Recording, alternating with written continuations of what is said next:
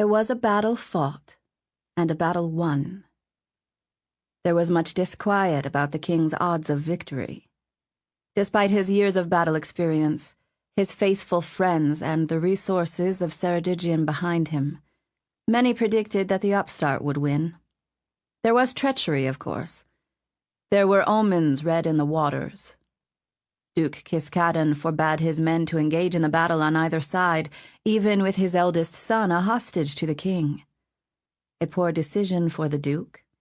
His son was sent over the waterfall after the king's victory. What other vengeance will be wrought upon that treacherous duke, I can only imagine. Though I chuckled to myself, I shall enjoy watching it immensely. Long live the crouch-backed king. Dominique Mancini, Espion of Our Lady of Kingfountain. Chapter 1. The Duke of Kiskaddon. Lady Eleanor sat at the window seat of her chambers, gently stroking her son's head in her lap. Owen was her youngest child, the one who had barely survived his birth. He was a frail lad of 8, though he looked younger than that. His hair was a mousy brown color, thick and untamable despite all their efforts, and she loved gliding her fingers through it. There was a little patch of white hair above his left ear. His siblings always asked her why he had been born with such a strange patch of white in his dark hair. It was a mark that set him apart from his siblings. She considered it a reminder of the miracle that happened after his birth. Owen stared up at her eyes with his deep brown ones, seeming to know she was fretting and in need of comfort.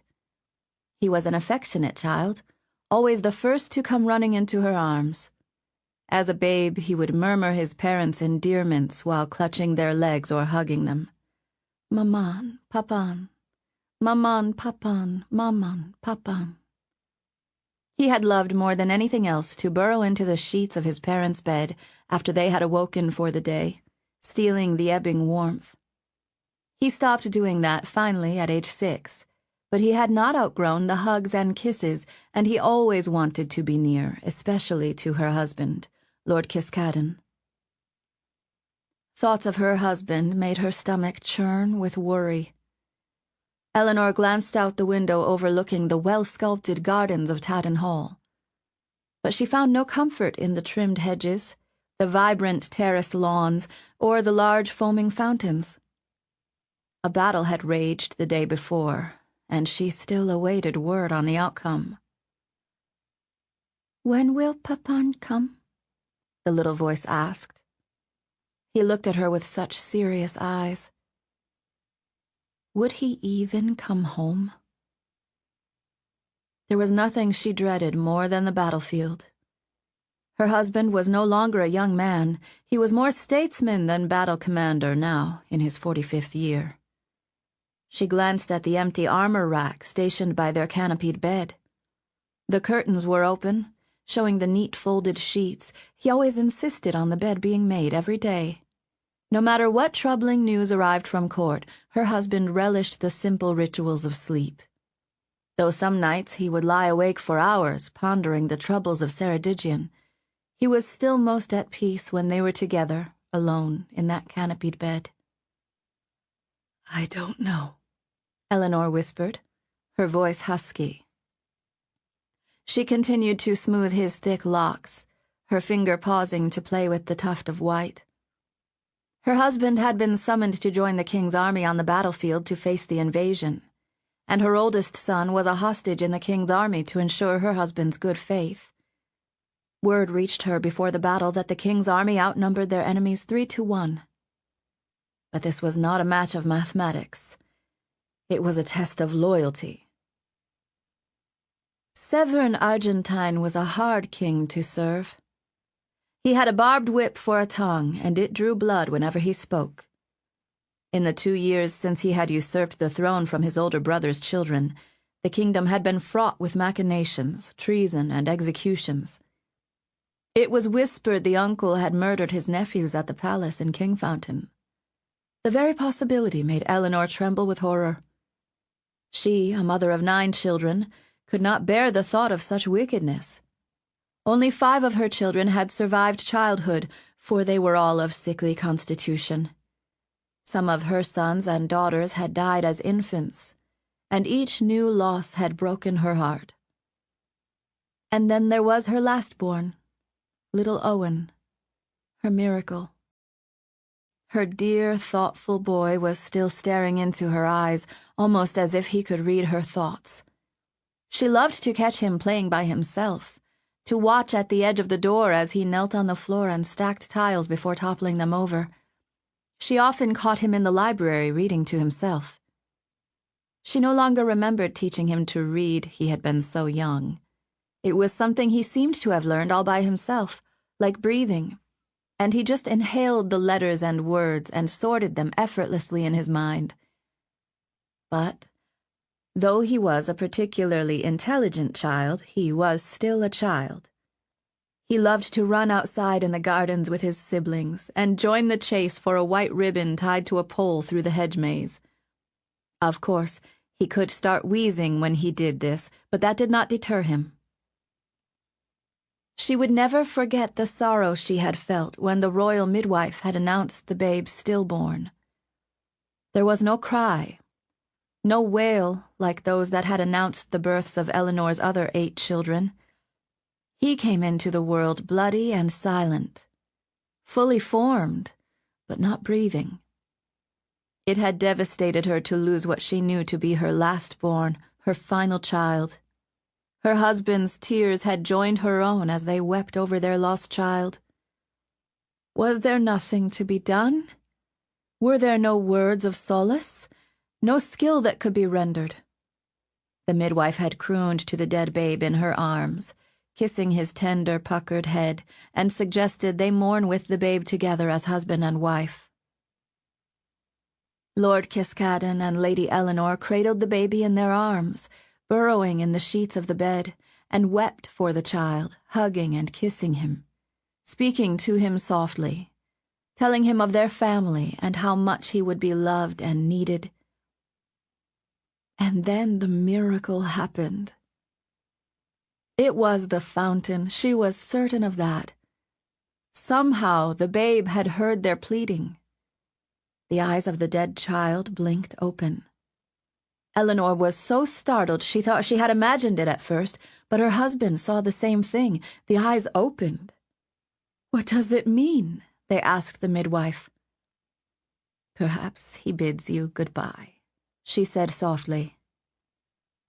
But moments became hours. Hours became days. Days became weeks. Eleanor glided her fingers through her boy's thick hair. He smiled up at her, as if he were remembering it too. He gave her a crooked little smile, pressing his cheek languidly against her lap. His eyelashes fluttered. "Maman! Maman!" It was Jessica, her 14-year-old, running in with her blonde curls bouncing. "It's Papan! He rides here with a host!" Eleanor's heart seized with surprise and swelled with hope. "You saw him?" "From the balcony," Jessica said, her eyes eager with excitement. "His head was shining, Maman. He is with Lord Horwath. I recognized him as well." That made no sense at all. Lord Horwath ruled the northern borders of the realm. Her husband ruled the west. They were peers of the realm, equals. Why would Steve Horwath escort him to Tatton Hall? A stab of worry smote her chest. "Owen, go with your sister to greet your father," Eleanor said. The boy closed his hand on the fabric of her dress, his eyes suddenly wary. He balked. "Go, Owen," she bade him earnestly, pushing herself up from the window seat.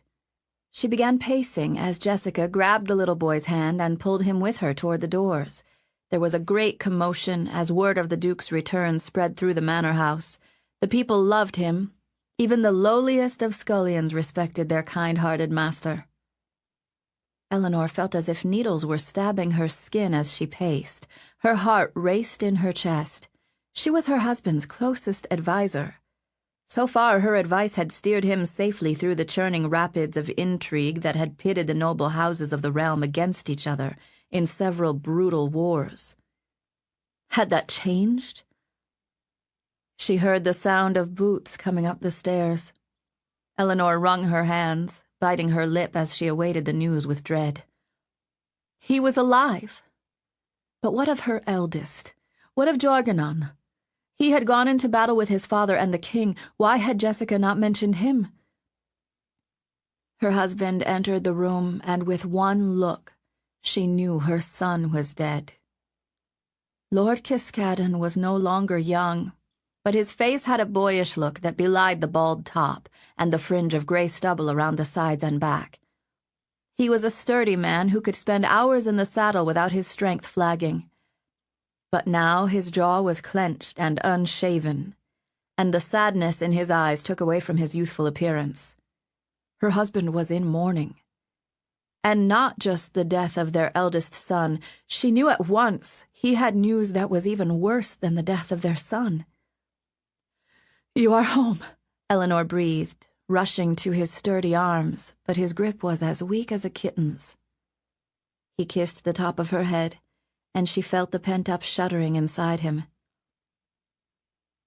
"Jorganon is dead," she said, hoping it was not true, but knowing that it was. "Yes," he said hoarsely, his mouth pressing against her hair. He pulled away from her and stared down at the ground. "What happened?" Eleanor pleaded, grabbing his hand. "Tell me the worst of it.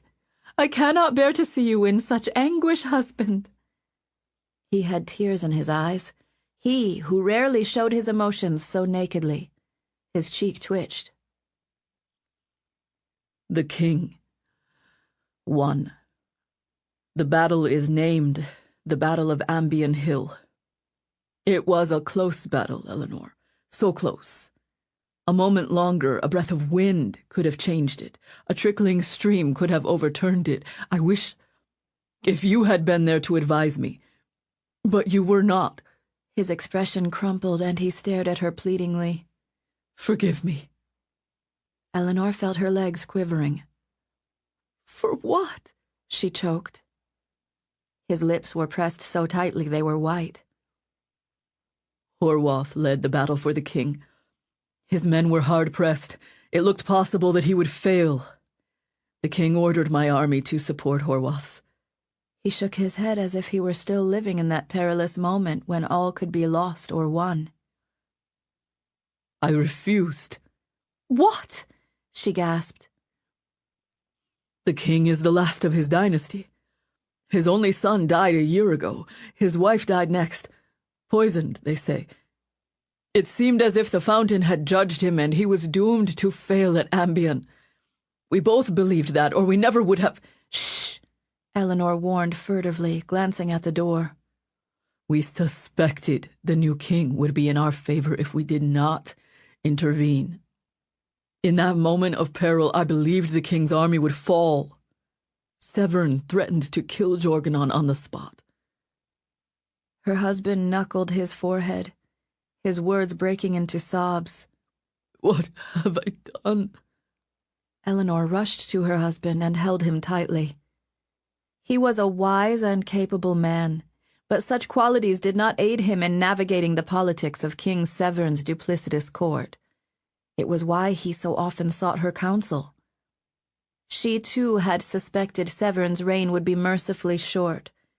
Yes, she had advised her husband to appear to support the king, but not to support him too well. To be slow, to appear confused by commands. She bit the edge of her finger. "But the king's army prevailed after all," Eleanor said weakly. "And now he thinks you a traitor." From where I sat, it looked like Horwath would be destroyed. The men were fighting slothfully. No one's heart was in it to defend Ceredigion from the invader. But then the king summoned his knights and rode into battle himself. The conflict was raging below them when they made their charge. I watched it, Eleanor. There were only 20, maybe 30 knights in all, but they came like a flood, as if the very fountain were driving them. They clashed with lances and swords. The king himself unhorsed his enemy and then jumped from his injured horse and killed the man with his own sword. The invaders swarmed him. but he fought as if he had the strength of 12 men. They fell away from him, and when they saw his triumph, Horwath's men became demons. His eyes were wide with shock and amazement. Severn defeated them by himself. Even with his twisted leg and his hunchback, he was unstoppable. I rode hard to join the fray and helped capture the fallen army. The king's crown had fallen from his head during the fighting, and I found it in a hawthorn bush. I told him that I was loyal. His face went white. Eleanor felt her knees losing strength. She clutched to her husband as if they were alone on an island, and the waves of the sea were crashing around them, trying to drag them into the surf. Her ears were ringing with the words. The king ordered Jorgunon's death. He mocked me, saying perhaps I still had sons to spare, and so he sent Horwath with me to bid you the tidings. Thus saith King Severn Argentine to the Lady Eleanor Kiskaddon. Choose you another son to be hostage, to live in the palace of Kingfountain under his majesty's wardship. Prove your good faith and obedience. Pick the son who will stand as surety for your house. Lady Eleanor would have fainted, but she somehow managed to keep her feet. She looked up at her husband. I must trust that man with another of my children? Her heart hammered violently in her chest, and she quailed under the weight of her grief. That butcher? Steve Horwath has come to bring the child to Kingfountain, her husband said, his look full of misery. If we do not choose, he will execute our entire family for treason now. Lady Eleanor sobbed against her husband's chest. It was a choice no mother should be forced to make. Should she sacrifice one child so that all the others might live? But King Severn was ruthless and cunning. Would the child she selected be the only of her children to survive? She wept bitterly, swallowed by grief and unable to think. Who could she part with? Why had the choice even been given to her, if not to make her suffering more acute? She hated the king. She hated him with all her passion, all her grief. How could she decide such a thing? How would she hand one of her boys over to a man who had murdered his own brother's sons? The king's hands were so wet with blood, a trail probably dribbled wherever he went. In her grief, she did not hear the door open, or the soft padding of feet. She did not notice until Owen's arms wrapped around their legs. He squeezed them both so hard, and though she could not hear any words, she could imagine his thoughts, his childlike attempt to comfort them. There, maman, papan, there. It will be all right, maman, papan. There. She stared down at her son, her innocent son.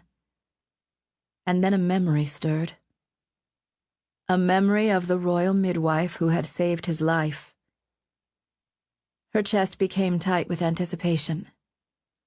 Perhaps she could get a secret message to the sanctuary of Our Lady, a plea to protect her son, the boy who had been saved once before.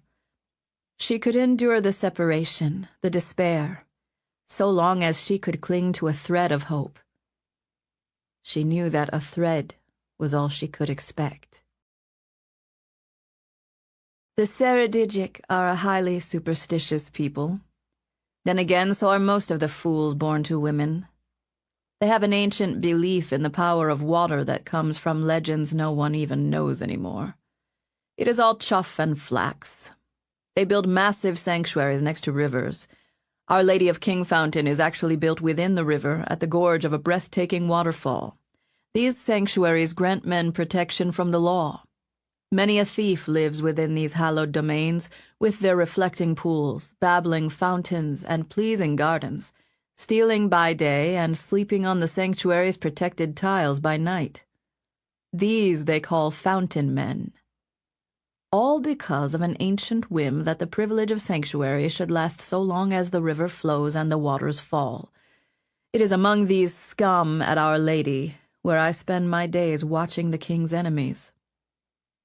I detest my work at times. I am so bored with this. Dominique Mancini, Espion of Our Lady of Kingfountain. Chapter 2. The Duke of North Cumbria. Owen loved to play by himself, and could entertain himself for hours at a time, whether by stacking tiles in a row before knocking them down, marshalling lead soldiers to war, or reading to himself. He was talkative with his family, and when it came to swinging wooden swords with his siblings, he was usually the one who made others cry, even his sisters. But put him in a room with a single stranger, and he would skulk behind a chair and observe the newcomer with wary eyes until he or she left. That was how he had watched Lord Horwath. Only when the Duke left Tatton Hall, Owen was riding behind his saddle, terrified and so stricken by surprise that he could not have spoken to anyone if he had tried. As they rode away from his family, his mother's tears glistening on her cheeks, he wondered if he would ever be able to speak again. Tatton Hall was his world, and he knew the innermost corners of it from basement to garret. There were some parts of the manor he was afraid of. The wine cellar was dark and had a funny smell. But there were secret places that only he knew, places where he could hide himself away and never be found. The gardens were vast, and he had spent countless days enjoying the simple pleasures of running in the grass, or resting on beds of leaves to watch the ants and ticklebugs crawl in the earth. He loved how the ticklebugs would coil themselves up into little pebbles that he could roll around on his palm, and then, when he held still, their little legs would start squirming again until they were upright, and he'd let them crawl around his hand in circles. Owen loved nature and the outdoors, but he loved the indoors even more. Books fascinated him, and the effect that letters had on his eyes was much like the thrill of the ticklebugs on his skin. When he read, it was as if he were transported to some dreamland where he could not hear whispers or shouting. He read anything and everything he could get his little hands on, and he remembered it all. His hunger for books was never satisfied, and his favorites were stories about the exploits of the Fountain Blessed. Tatton Hall disappeared with the sound of clopping hooves. His entire childhood was being banished. Horwath rode stiffly in his saddle, saying nothing to the child as they rode together, except for an occasional question about whether he was hungry or thirsty, or needed to use the privy when they stopped to rest the horses. The Duke was not a giant of a man, and he was older than Owen's father. Beneath his black velvet cap, his hair was thick and gray, cut short around the nape of his neck, and he had a thick goatee to match. His face carried a stern, sour expression that told Owen he did not enjoy escorting a boy of 8 summers across the kingdom, and wanted the task done as quickly and painlessly as possible. The Duke stayed almost as silent as Owen, while the knights of his household joked amongst themselves and were far more interesting companions to observe. All the nobles of the realm had badges and mottos. Owen was particularly proud of his own families, having seen it all his life. The badge of House Kiskaddon was called the Aurum, and it was a slash of bright blue decorated with 3 golden bucks' heads with sharp, thorn-like antlers. Horwath's livery was red with a golden lion, with an arrow through its open mouth. Owen did not like the look of it, for he could not stop thinking of the lion's pain. The Duke had the badge on his tunic, and his standard-bearer, who rode on a horse immediately behind them, carried a flag bearing the image, announcing to everyone who they were and to stay away. Since some of the knights had bows as well as swords, Owen kept his mouth shut for more than one reason. The boy lost track of time as they rode. Several days had passed.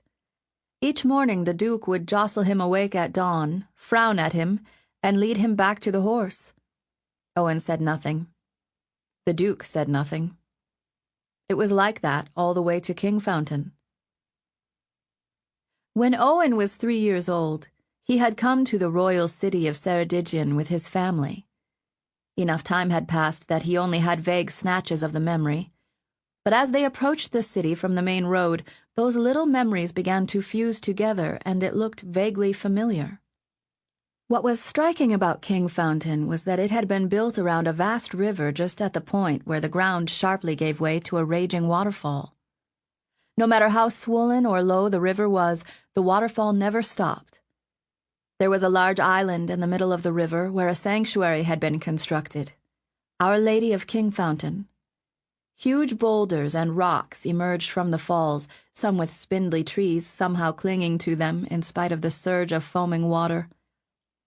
Owen knew the building bore that name because of legends from the past, but none of his reading had been able to explain it to him in as much detail as he wanted. The texts he had tried reading to learn more were full of knights, battles, and disparate kingdoms that no longer existed, but they were written in a style too long and boring to hold his interest. The sanctuary had 2 sturdy towers and a series of arches that loomed over the back shell of the building. The waterways under the arches always flowed, making the sanctuary a replica of the waterfall itself. On one bank of the river lay the city proper, with its wedge-shaped roofs and smoking chimneys. The noise of bleating goats, lowing oxen, and trundling carts and wagons was barely discernible through the constant roar of the waterfall. On the other bank of the river, on the high ground, stood the palace, and it made Tatton Hall seem like a toy in comparison. A stone bridge connected the palace to the island, and several wooden bridges connected the island to the main shore and the rest of the city. It was a breathtaking sight, and Owen kept leaning in the saddle to get a better view. The rushing of the waterfall could be heard from miles away, the steady churn of waves that sounded like a constant storm. The palace was built on a green hill full of lush woods and had many tiers and layers, with sharp-edged walls and easily a dozen turrets flying the royal banners.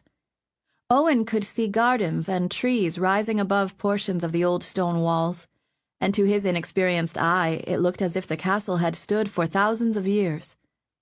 Still, the facade was free of ivy or vines and had been meticulously kept.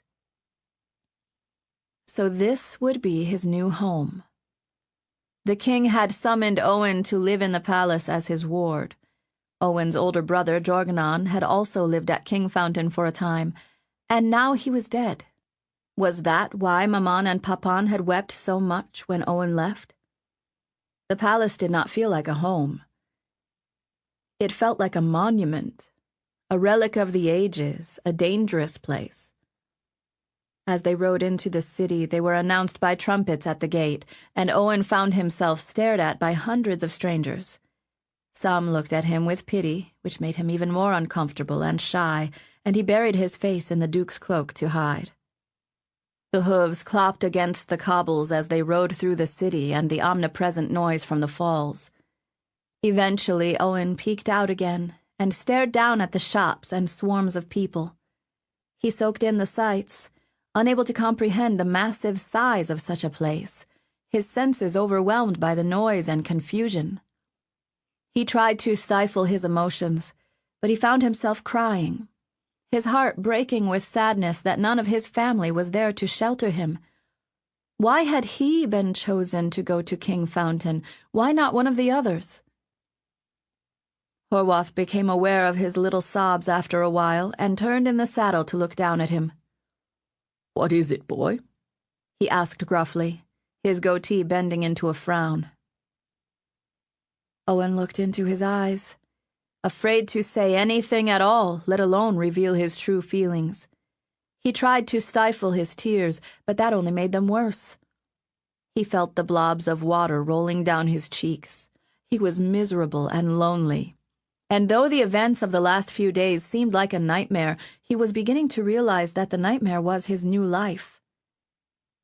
The Duke waved one of his knights over. "Fetch the lad a muffin. Over there." "Aye, my lord," said the knight, and rode off ahead. Owen did not want a muffin. He wanted to go back to Tatton Hall. But nothing would have convinced him to say that. He trembled violently, clutching the Duke's coat, feeling sick to his bones as he stared at the arrow-pierced lion on the badge. The horse continued its slow progress until the knight returned and offered Owen a pale brown muffin with tiny dark seeds. Though he did not want it, the boy accepted it without a word of thanks and clutched it tightly. It was soft and bigger than his hand, and the sweet smell wafting from it reminded him of the kitchen at home. Soon his gasping sobs quieted, and he rubbed his wet nose on the back of his sleeve. The muffin continued to tempt him, and he finally succumbed and took a bite. The bread of the muffin was like cake, and the seeds crunched a bit when he bit down on them. He had never had this kind before, but it was delicious, and he wolfed it down. They reached one of the bridges leading to the sanctuary, and Owen perked up, nervous about crossing a bridge over such a mighty river. What if the bridge washed out while they were on it, and they were all swept to their deaths over the waterfall? He smiled at the thought, imagining how fun that might be, until the end. The force of the river thrummed against the wooden bridge, causing a giddy feeling of nervousness to twine around the muffin in Owen's stomach. He clutched the Duke's cloak more tightly, feeling the tromp of the hooves. Though they reached the island of the sanctuary, there was no need to enter the holy grounds. Men milled around the fountain yard of the sanctuary, and a few of them rested their arms on the gates to watch the Duke's entourage pass. The men were an unkempt, beggarly bunch, and some stared at Owen with open curiosity. He peeked at them before hiding his face once more in the folds of the Duke's cloak. They crossed the small island quickly, heading directly for the stone bridge to the castle. The turrets were so high and sharply pointed, Owen thought they might pop the clouds like bubbles if they came too low. The rippling flags on the pennants featured both the royal lions of Ceredigion and the king's own standard, the badge he still wore after assuming the throne, the white boar. Owen had always considered pigs to be friendly creatures and loved them, but the image of the porcine body and thick tusks against a field of black was chilling. "Almost there, lad," the Duke said gruffly. The horse labored across the bridge and then up the gentle slope of the hill. The brown castle walls looked more friendly than ominous, but the effect was ruined by that white boar presiding over it. There was a tower in the far distance, a tower more slender than the others. It looked like a knife. Owen shuddered. They reached the drawbridge and portcullis and entered the palace. This was the king's court, but it was not in the heart of the realm, or so Owen had gleaned from studying the few maps and books his father owned. Rather, it was in the east, and the river dumped into the ocean several leagues away. Ships could trundle up the river to a point, and then cargo had to be packed by mules up windy roads to the town. The castle was defended by the river, defended by the hill, protected by the fountain itself, it was claimed. Grooms took their horses, and Owen found himself walking along a huge stone corridor. The flicker of torchlight helped dispel some of the gloom. There were not many windows, and the place was cool and dark, despite the warmth of the midsummer air outside. Owen looked at the banners, the tapestries, smelled the fumes of the burning oil and leather and steel. He walked next to the Duke, his stomach roiling with fear. He had walked this corridor as a toddler. Strange that he remembered it. He knew they were approaching the Great Hall. A tall man approached them from ahead, someone much younger than the Duke, with golden brown hair beneath a black cap. He was dressed in a black tunic with silver slashes on the sleeves, glittering with gems, and had the urgent walk of a man always in a hurry. He had a very close-trimmed goatee, and although he was a bigger man than the Duke, he was not as fit. "Ah, Steve, I knew you had arrived when I heard the trumpet. This way, the king is coming down now, we must hurry." "Ratcliffe," the Duke said with a slight nod. He did not change his pace, but the man's urgent demeanor made Owen want to walk faster. The man, Ratcliffe, rubbed his hands together in a fidgeting motion. "Thank the fountain we all survived the battle," he said under his breath. "I had my doubts we would, to be sure. This is Kiskaddon's whelp, eh?" He gave Owen a contemptuous look and chuckled almost musically. The youngest was chosen, as if that will help. The king is in a fury, as you can imagine. His leg still pains him from the battle injury. The doctors say it is healing, but you know he cannot hold still. I wish we could persuade him to stop pacing to and fro so he could rest proper. What news from Westmarch? Horwath's expression did not change as they walked. I will tell the king, he said curtly. Ratcliffe frowned, his nostrils flaring. As you wish. Guard your secrets. The king has granted me leave to recruit even more espions. If a baker's wife complains about the king at breakfast, I will know about it ere nightfall. Ah, here we are.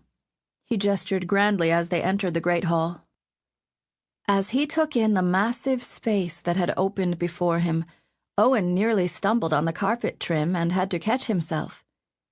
He stared at the huge banners hanging from poles in the wall, the vast ceiling held up by a lattice-work of timbers, and the gray windows set high in the wall.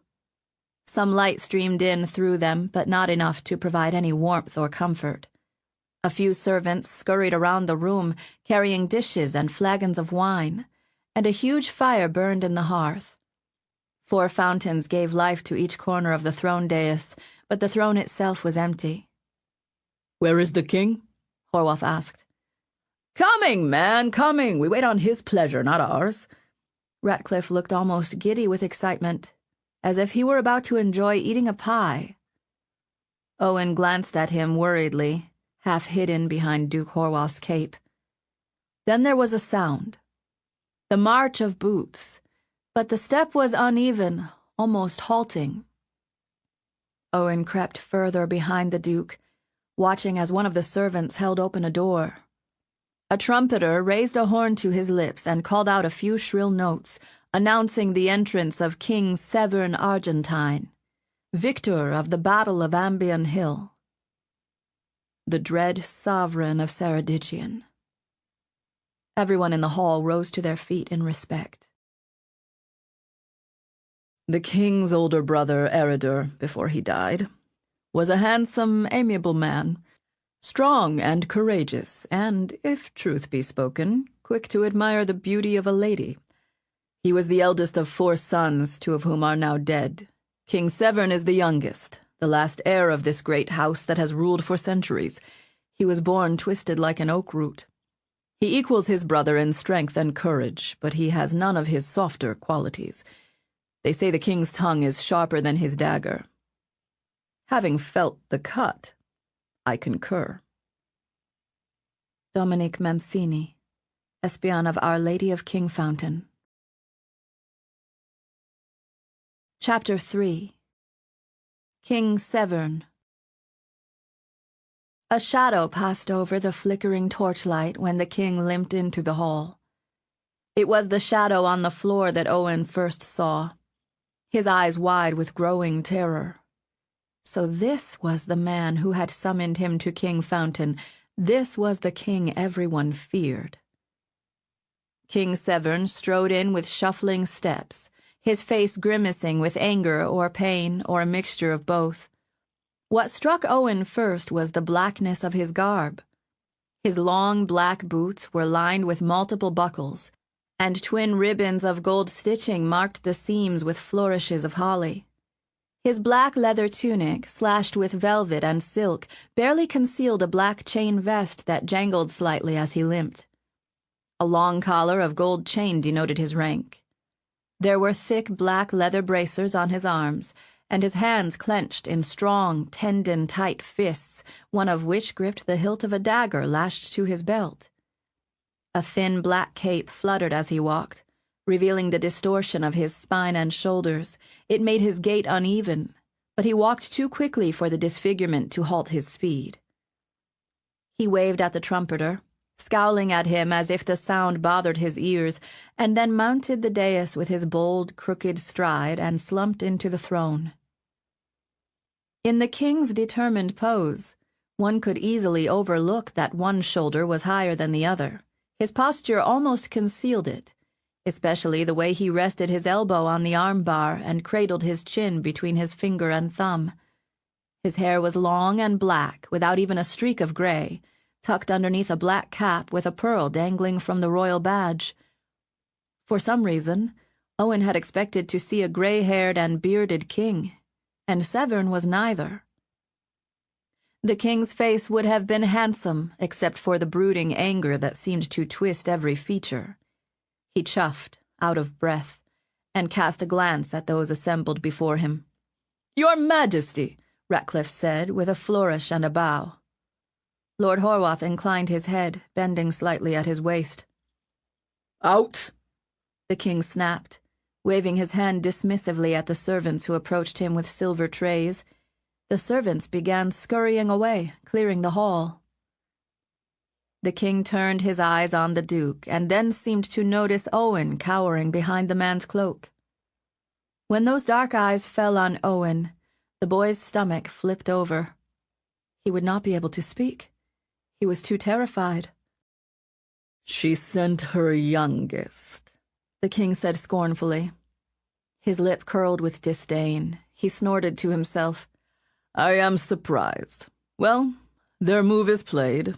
Now it is my turn." He shifted himself on the seat, wincing with pain at the motion.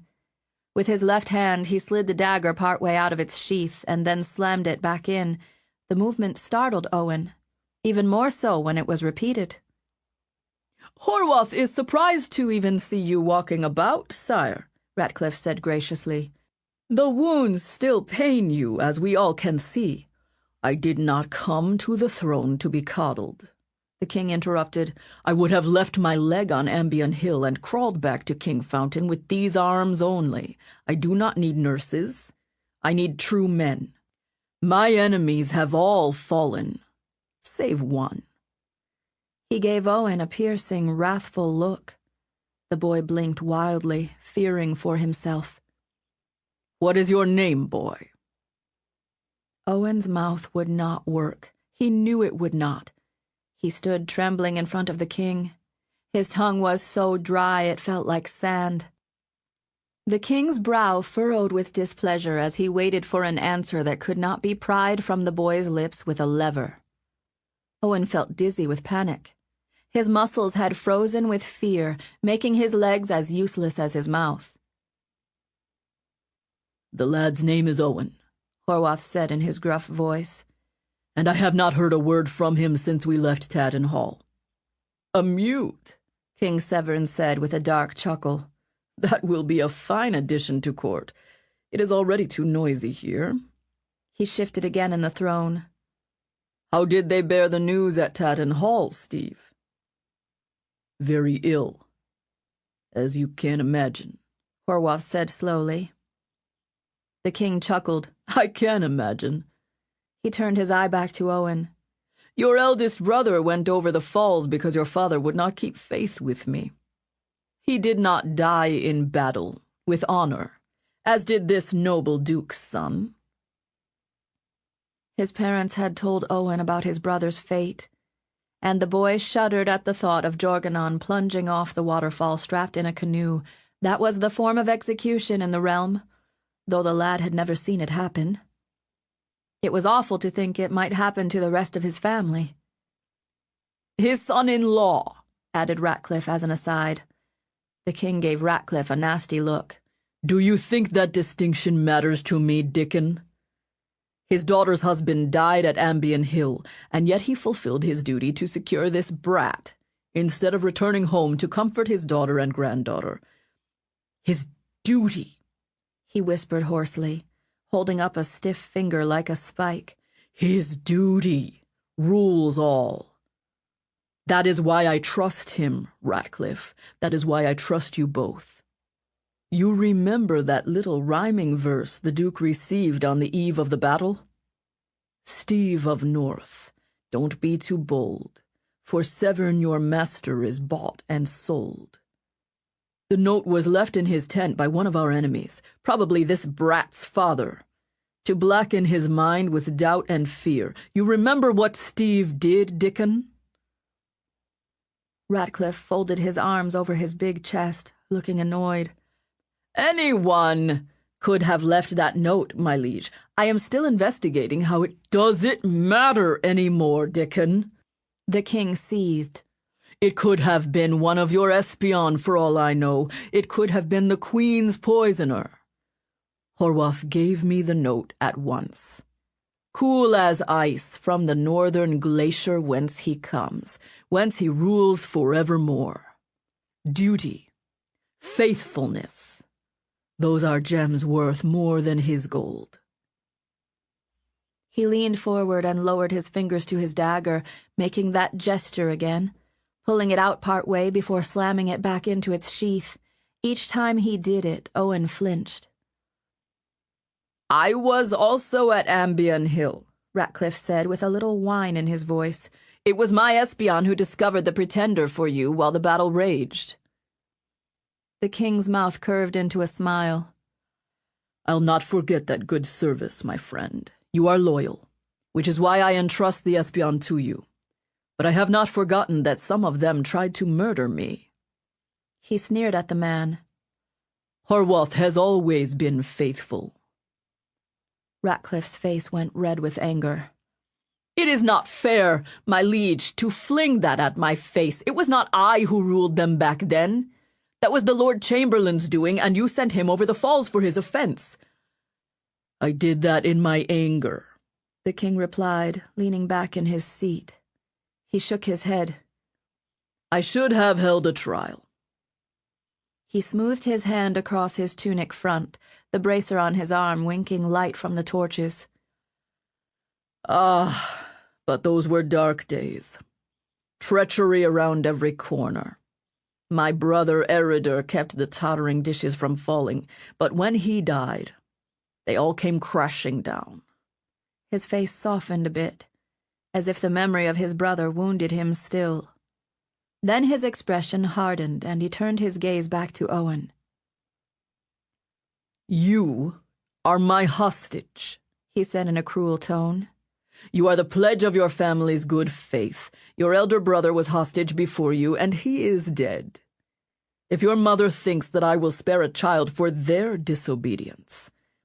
His voice trailed off, his throat nearly growling with anger. Then they truly do not understand the determination and rigor of their king. You are my ward, Owen Kiskaddon, to do with as I please. You will remain at the palace. He gestured with an open palm, motioning to the vast room. This is your home now. Drop coins to the fountain, boy, that your parents keep faith with me. His face twisted with barely suppressed anger. I nearly condemned your father at Ambion too, but I have been learning patience. He chuckled, his mouth twisting into a savage smile. Rest assured that I will test your father, lad. Hopefully he treasures your life more than he did your brother's. Ratcliffe, the boy is yours to guard. Find him a nursery and a governess. I want to see him each day at breakfast with the other children, without fail. Owen started in surprise. He had been too terrified to understand everything the king was saying, but one thing was clear. Things were more complicated than his parents had explained them. They had said the king had summoned him to the palace to be his ward. He now saw that he would be assigned to another man, a man who clearly didn't like children. They had told him not to be afraid because there were many kind people at the palace. That was another lie. He was confused, frightened, and homesick beyond enduring. He is my problem now, Ratcliffe said with obvious disappointment and bitterness. I thought you were giving him to Horwath. The king looked up at the ceiling as if he were searching for his patience in the rafters. He is Duke of the North, Dickon. His son-in-law is dead, and he must go comfort his daughter and children. The battle is won, man. But I will not rest easy until we have had peace for a season. I have had naught but troubles and calamity these last 2 years. His voice rose to a booming thunder. He started to rise from the throne, but he almost instantly slumped back down. Perhaps his leg pained him. You oversee the espion. Pick a man to watch the lad. That is all I am saying. By the veil, man, grow a spleen. Ratcliffe's expression was black with fury, but he said nothing. The king winced and sagged back in the throne, his mouth tight with anger and emotion. A big hand rested on Owen's shoulder.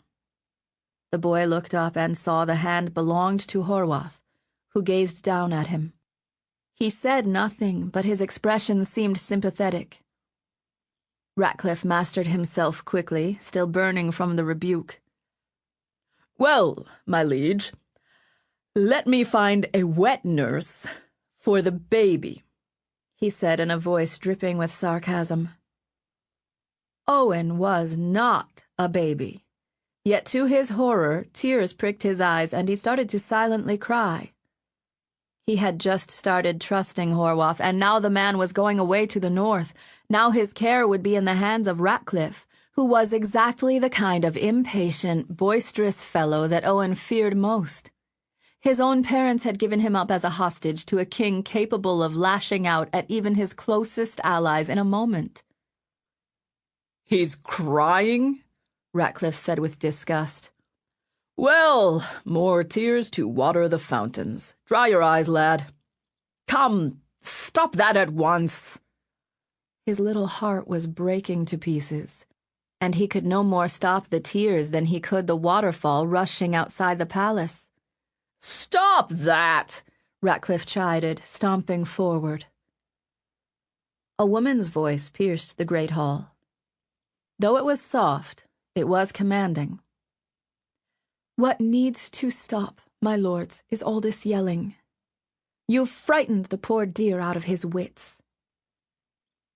Owen turned to look at her, but his eyes were too swollen with tears to see much beyond her long golden hair. She knelt in front of him and took out a lace kerchief which she used to dab Owen's eyes.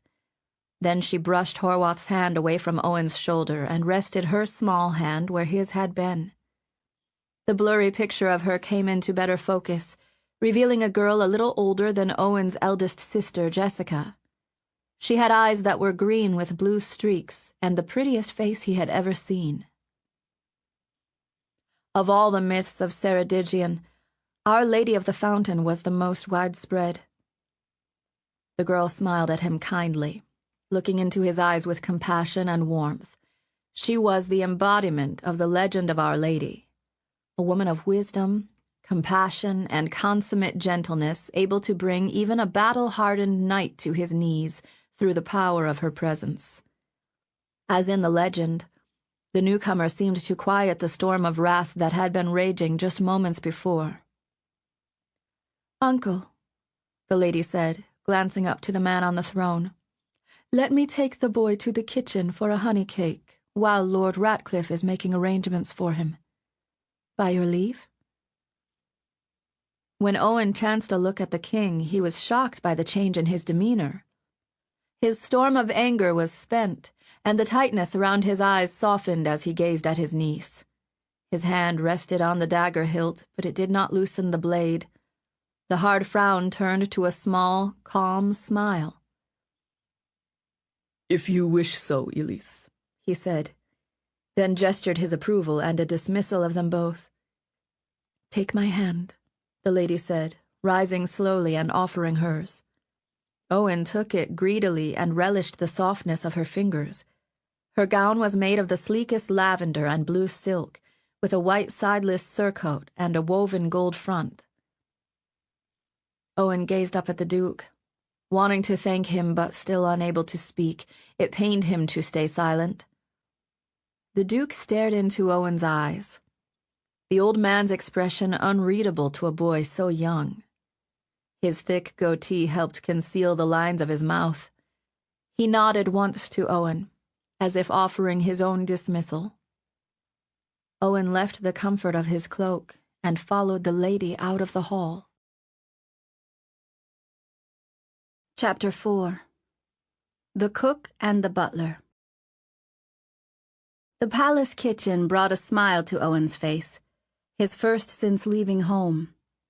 Just like the kitchen at Tatton Hall, it was bustling and crowded and interesting to look at. There were chandelier hooks with rings of sausages hanging from them. There were benches and tables full of fat fish and bowls of greens, and there was a covered area where all the spices hung in thick clumps. The ceilings were vaulted, and there were chairs, benches, and tables spread around.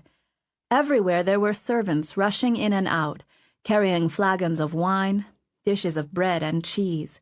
Even the floor was interesting with its diamond-shaped tiles. There was a crunch of pine boughs on the threshold, but the floor inside was swept and flat, and Owen thought it would be the perfect place to set up tiles to knock down. "You do smile," Elise said with a glow of delight in her voice, squeezing his hand tenderly. "You like the kitchen?" He nodded vigorously, staring at a woman as she pulled 3 loaves of bread out of the oven on a wooden paddle. The kitchen was on the ground floor of the palace, so there were thick columns here and there to hold up the mammoth castle, but there were also tall windows which were open to let in light and air. These gave the place a bright and cheery look, quite different from the great hall. Elise guided him through the crowd of servants and maids, leading him to the woman near the ovens, who had set both paddle and bread down on a brick table.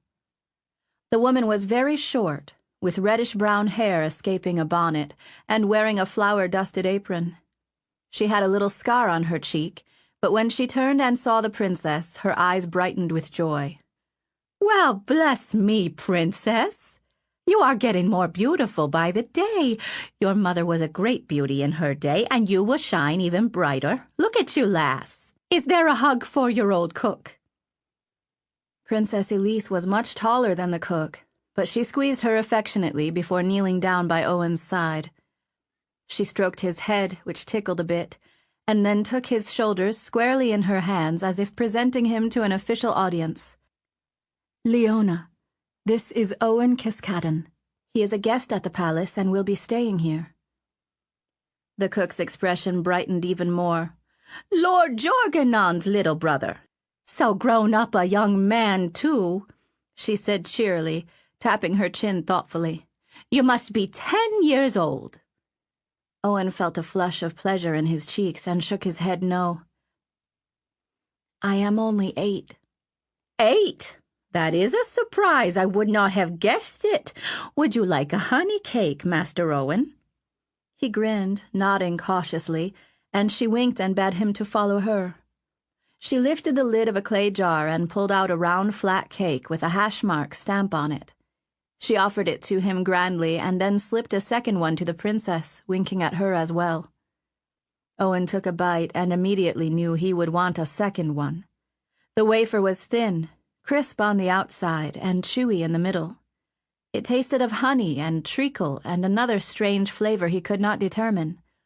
He ate it hungrily, watching the kitchen bustle around them with big vats of soup, hunks of raw meat, and servants whittling carrots, potatoes, squash, and onions into smaller chunks. "How be the queen, your mother?" Leona asked Elise softly, dropping her voice lower. "She is well, thank you," Elise said, smiling kindly at the older woman. "I saw her yesterday at the sanctuary." Leona's expression darkened. "I miss Her Highness," she confided. "What a grand palace this used to be. With parties and balls and so many birthdays to celebrate, the rest of the castle has been downright gloomy since the king came from the north. That is why I refuse to shutter the windows. We need more light. Even a flower withers without sunshine." Her words made Owen glance at the nearest window, high above them. Through it, he could see one of the thin spires of the castle rising up. It was the thin tower, the one that had put him in mind of a dagger. He wondered if that was where the king slept. A little chill ran down his back at the sight of the tower looming so high above them. Before he knew it, he had finished the honey cake. "And my, what an appetite you have," Leona said. She was not that much taller than him, and he liked it that she was so short. She tousled his hair. "Look at you, Owen. What is this stripe in your hair? Is it flour?" She touched the white spot of hair on the side of his head, and he leaned away from her. "I noticed it, too. the princess said. "Just a little tuft of hair, white as snow. I imagine when his hair gets long you can hardly see it." Owen himself did not think of it much, but people were always commenting about it. It was just his hair, so what if he had a strange patch in it? The princess touched the cook's arm. "Would it be all right if he stayed here a little while? When I came into the hall, everyone was shouting, and I could tell he was frightened." The cook shook her head. "Shouting in front of such a young man, the height of bad manners. Owen, you may come to my kitchen as often as you like. Your brother was always welcome here. If someone wants to scold you, well, I will scold him first, be it the king himself. Never upset a cook, or even the milk turns sour. You come this way whenever you are scared or lonely, all right, Owen? Will you keep me company now and then?" He smiled, gazing around at the arches and the hanging pots on pegs. "I like it here," he said shyly, feeling much calmer now that he was distanced from the king's fury. He did not want to meet him again, yet he knew he would have to share breakfast with him every day. The princess knelt down again next to Owen. Her eyes were serious, and she petted him fondly as if she had always known him. "Leona will help take care of you. I am going to find Master Ratcliffe to help him choose a governess for you." She stroked his arm. "I will watch out for you, Owen. So will Leona. There are many here still faithful." She hesitated before saying the word. Then she straightened. Her dress shimmered with colors in the light, and the beams made her golden hair radiant. She looked like a queen herself. "Thank you," Owen mumbled, gazing up at her. Leona's nostrils tightened. "The next round of loaves is nearly done. You can always smell them. I will look after the child, princess. Fear not. There are so many here he won't be underfoot." She gave Owen a look of intrigue. "My husband is the woodcutter of the castle," she said mysteriously. "He knows all the best haunts to wander and wouldn't mind a companion on his journeys around the hill. He decides which of the king's trees to keep and which he will cut and make into firewood.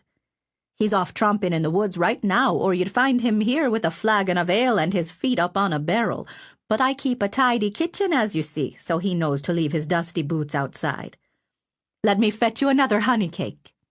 She winked again and quickly went over to the clay pot to do just that. Another girl had stepped in to remove the loaves from the oven. "Thank you, Leona," the princess said. "Anything for your highness's family," Leona answered, her look dark and serious. She hugged Elise again. "Now I must see to finding a suitable governess," the princess said, tousling Owen's hair one last time. The cook stared wistfully at the princess as she left the kitchen. But as soon as she was gone, her expression changed from wistful to annoyed. Owen's heart sank. Had it all been an act? "And here he comes," Leona said with a huff. "It's enough to sour a pudding. There is the king's butler, Master Berwick. He's from the north, Owen. Some men from there are not to be trusted. I pity your lord father, truly I do. I made my promise, and I will keep it. I'll look after you, lad. You will always have a place here in the kitchen." She smiled down at him, buoying his spirits. The sound of boots jarred Owen's attention, and then an old, wrinkled, leathery man strode in quickly, wheezing as he approached Leona. He was tall, with a barrel gut and leathery brown skin. He had a bald dome splotched with liver marks, but there was a wreath of thick, curly hair around his ears and neck. He wore the king's livery, black and gold with the boar insignia. "Look at ye," he said derisively to Leona. "Standing idle at such a time for supper." Owen had always struggled to understand people with thick northern accents. It was as if they were in too much of a hurry to finish all the syllables in their words. "When's the quail egg pie going to be finished for the master? Aren't you started it yet?" The look on Leona's face curdled. "Have you not enough to worry about, Berwick, that you must meddle in my kitchen? I wouldn't meddle if it were run sharp. The master tain't a patient man, nor does he brook laziness. Are you saying I am lazy? She asked, her voice hardening. Do you have any idea how long it takes to feed a palace this size? How many loaves of bread we make in a day? 506, he said with a sneer, and snapped his fingers at her. I tally the flour bags, I know the eggs and yolk, I am the king's butler, and managed his castle in the north, which was much smaller than this one, I might remind you, Berwick. Owen stared up at the tall butler. He smelled like something strange. Cabbage, perhaps. His stare attracted the attention of the older man. And whose whelp is this young'un? Another sorry case whose papa won't work. This is the Duke of Kiskaddon's son, Leona said, pulling Owen against her apron. He's not a whelp, you rude man, but of noble blood. The butler looked at Owen in surprise. Faugh! He spluttered. Kiskaddon's brat. I pity him then. His brother ended in a river. Leona looked cross. He's the king's ward. That's nothing to be pitied. The butler snorted. Ward? I think not. He's the king's hostage. Just had a little chat with Duke Horwath, a mighty fine lord, on his way back to the north. This lad's days are numbered. Leona's expression hardened, her face turning pale. You will stop such talk, she said angrily.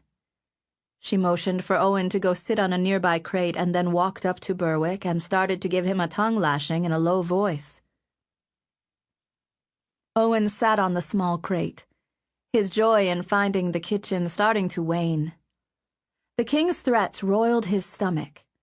Even though the kitchen was comfortable, warm, and had that wonderful yeasty smell, he could not keep his eye from that dagger-like spire out the window. It felt as if the king were watching him even here.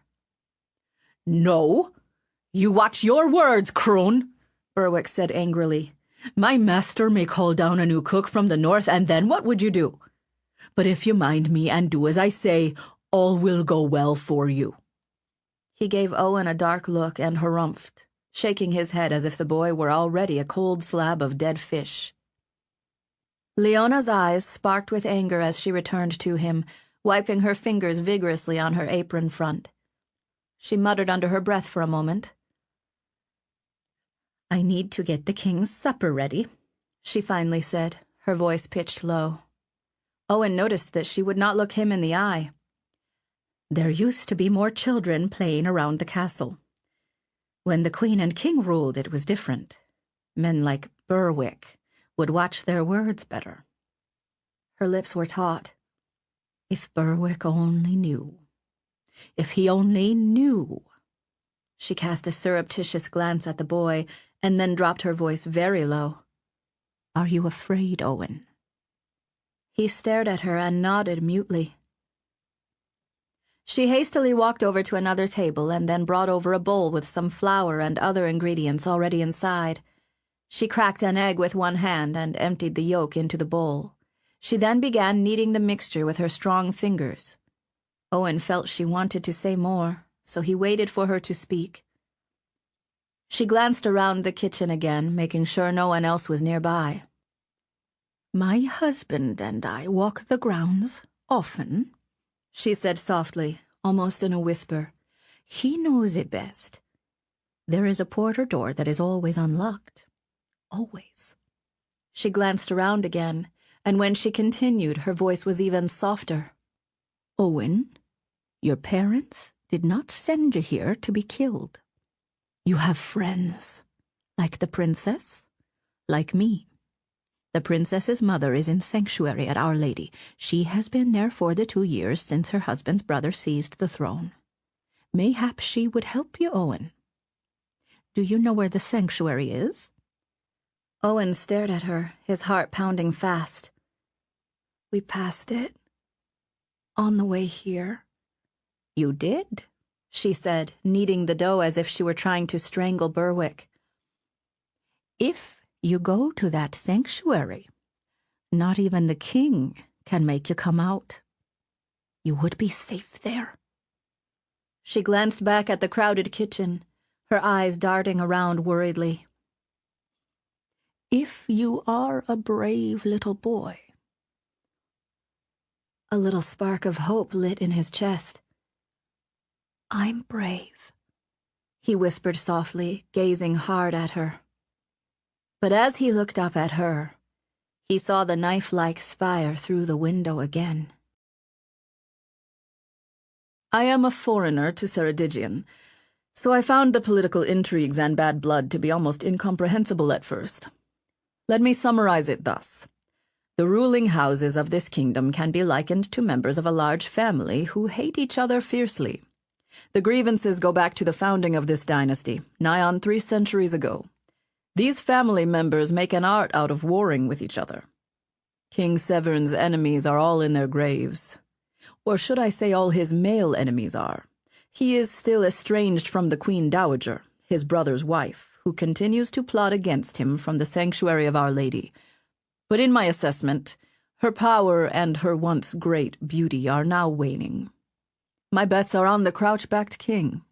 Rumor has it he fancies his niece, Princess Elise. It's a sordid rumor embellished by the Queen Dowager. Pay it no heed. Dominic Mancini, Espion of Our Lady of Kingfountain. Chapter 5. Ghosts. They had assigned Owen to his brother's vacant room, and he found he could not sleep at all. Everything about it, even the smell, was strange and unsettling. He had always been very sensitive to sounds, especially unfamiliar ones, and the palace was full of sounds. Creaking timbers, the tapping of boots on stone, the distant murmur of voices, the rattle of keys in locks. There was always some commotion outside his door. So Owen sat up on his small wooden pallet and pulled the curtains wide, letting the moon shine through the window. And as he sat and stared at the moon, he tried to calm the frantic beating of his heart and quell the dreadful homesickness that festered there. That night, he made several decisions, and he made a promise to the moon. He knew the world of adults was very different from his own.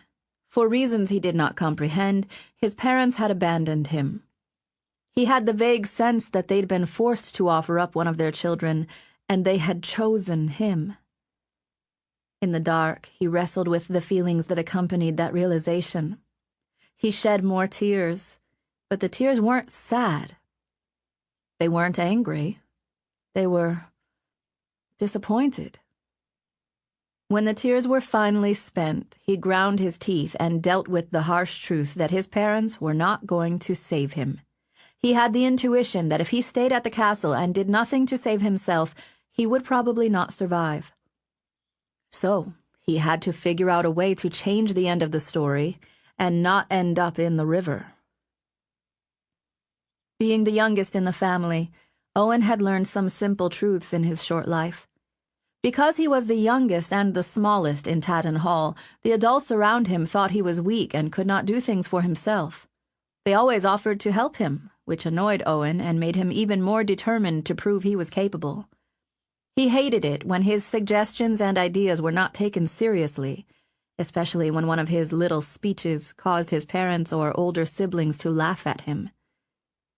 Owen had learned that there was a certain power in being the youngest. He was a strong-willed little boy who'd learned the power of tantrums and getting his way. He used this tactic judiciously, of course, for he was normally soft-spoken and gentle. It also did not escape Owen's notice that adults fawned over him, especially his sisters. He had learned that being adorable, affectionate, and quick to give hugs and smiles and little kisses earned him treats and stories and attention. By being quiet, especially at night, he could stay up longer because they would forget he was there. Power. There was power in being able to control how others reacted to you. That reminded Owen of his favorite pastime, the one that he could spend hours and hours doing, placing little tiles in a line and then knocking them down. He had seen one of his siblings do this once. Maybe Owen had been a baby and the falling tiles had made him giggle, It was one of his earliest memories. Soon he was the one stacking the tiles, and he learned there was an immense thrill in using one tile to topple many. As he grew older, his stacking became more and more elaborate. The lines became crooked. Sometimes he used other objects as barriers and changed the height of the structures he prepared. Sometimes he'd build towers out of his tiles and trigger them to collapse. Nothing made him more intensely furious than when someone knocked down his tiles accidentally, or purposefully. He even raged at himself when he did it. Stacking the tiles, placing them in exactly the formation he envisioned, helped him sort through his troubles. Owen made 2 decisions that night. The first he told to the silver moon. "I will escape from here," he vowed. No matter what his parents did or did not do, he would not give up until he had found a way to flee the king who filled him with such terror. He did not want to join the ghosts of this castle. His second decision was to make his stay at the castle bearable until he figured out a way to escape. For that, he needed a box of tiles. Out of all the places he had seen so far, the kitchen was the place he liked the most. It was bright and cheerful. Leona was just the sort of woman he knew would help him. He would ask her for some tiles and for permission to stack them in a corner of the kitchen. He was so excited to begin that he waited restlessly until the moon faded from the window pane and the sky began to brighten. Cooks were in the kitchen early. If Owen was to have breakfast with the king, he wanted to at least have something to look forward to after. Still wearing the rumpled clothes in which he'd arrived, Owen made it back to the kitchen on his own, stealing away soundlessly between shadows. He found the way quite easily, his nose drawing him there as much as his memory of the way. It was still early, and the only 2 people in the kitchen were Leona and a man he assumed was her husband. "Look at you here before the cock crows," Leona said cheerfully. "The fountain bless you, lad. Are you hungry already?" Owen looked at the man, suddenly overwhelmed by nervousness. Strangers always did that to him. He was furious at himself when his tongue refused to unknot enough for him to speak. The man had reddish hair and a beard with flecks of gray in it. He wore leathers stained in tree sap, and a gleaming woodsman's axe hung from a hoop in his belt.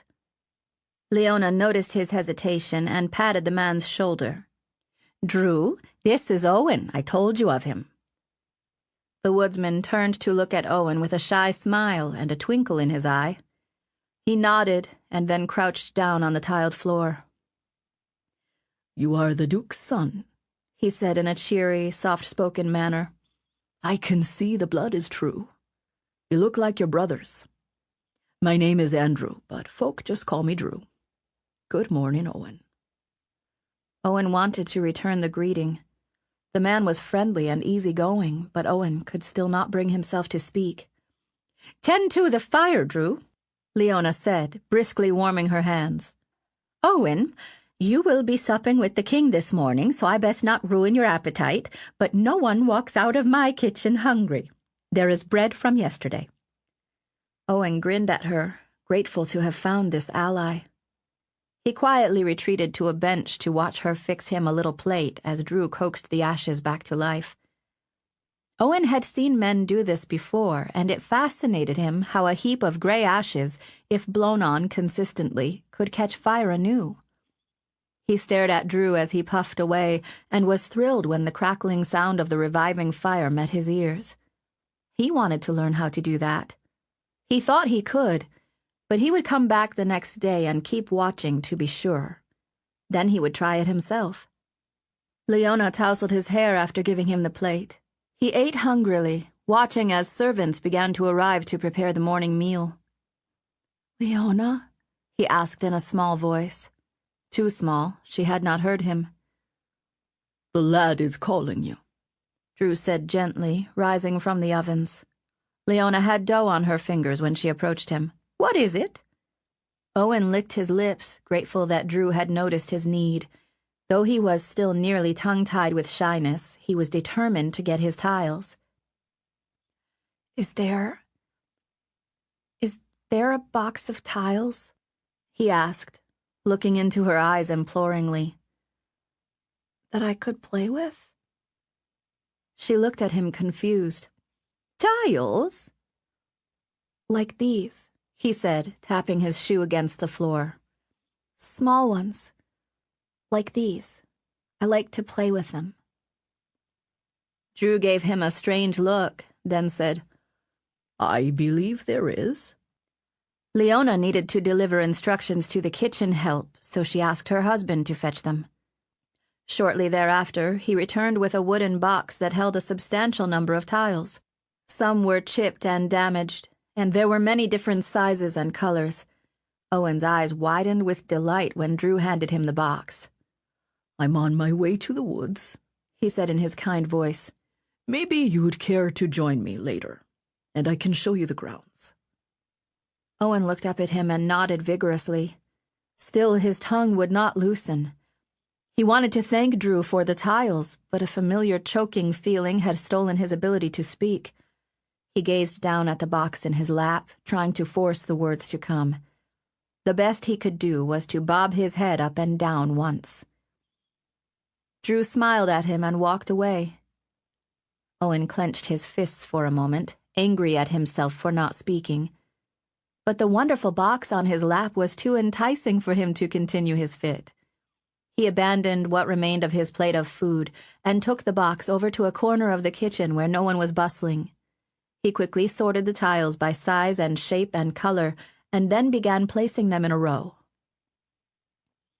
As soon as the first one went into position, his mind took off as if it were an arrow launched from a bow. The process of taking out the pieces and putting them down was so familiar it was automatic, and he was almost blind to the pattern he was making on the floor.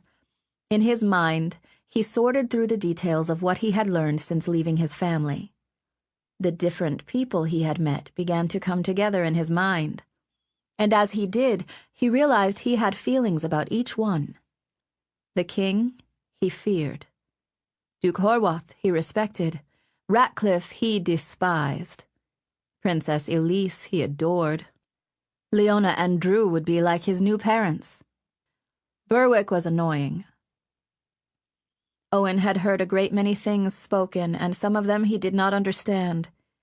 What he did understand was that the king would kill him if his parents did not prove they were loyal. Every day he stayed in Kingfountain would only increase the danger. If he made it to the sanctuary of Our Lady, the king's sister-in-law might be able to protect him. She was Princess Elise's mother and had been queen up until 2 years ago when King Severn had stolen the throne from his brother's heirs. The princes were dead. Owen risked sharing their fate. The solution seemed obvious. He needed to find a way to escape the palace and make it to Our Lady without being caught by the king's men. But how could he arrange that? What would he need to do? He needed to know the grounds.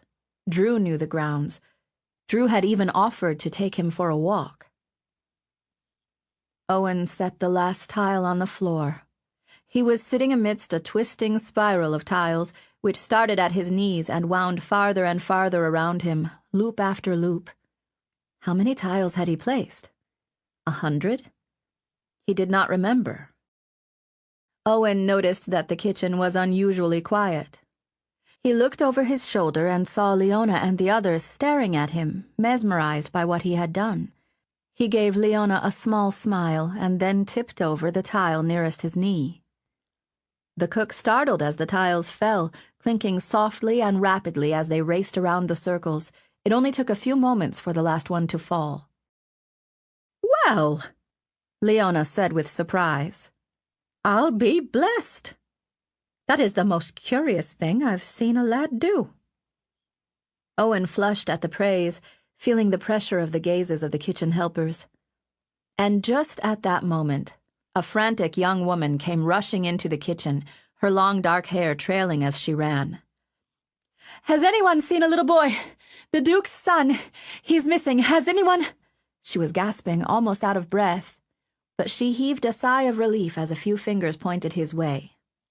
She was Mona Sterling, his young governess he had met the previous evening. "There you are! "Owen, the king's breakfast, hasten!" The words seemed to remind everyone of their duties. Leona started to call out orders, and the servants hurried pell-mell around the kitchen. Owen had quickly started to gather the tiles into the box, but Mona seized his hand and tugged him away before he could finish, leading him back to his room in the tower. "There is no time. You must be dressed and ready. Come with me. Lord Ratcliffe is furious."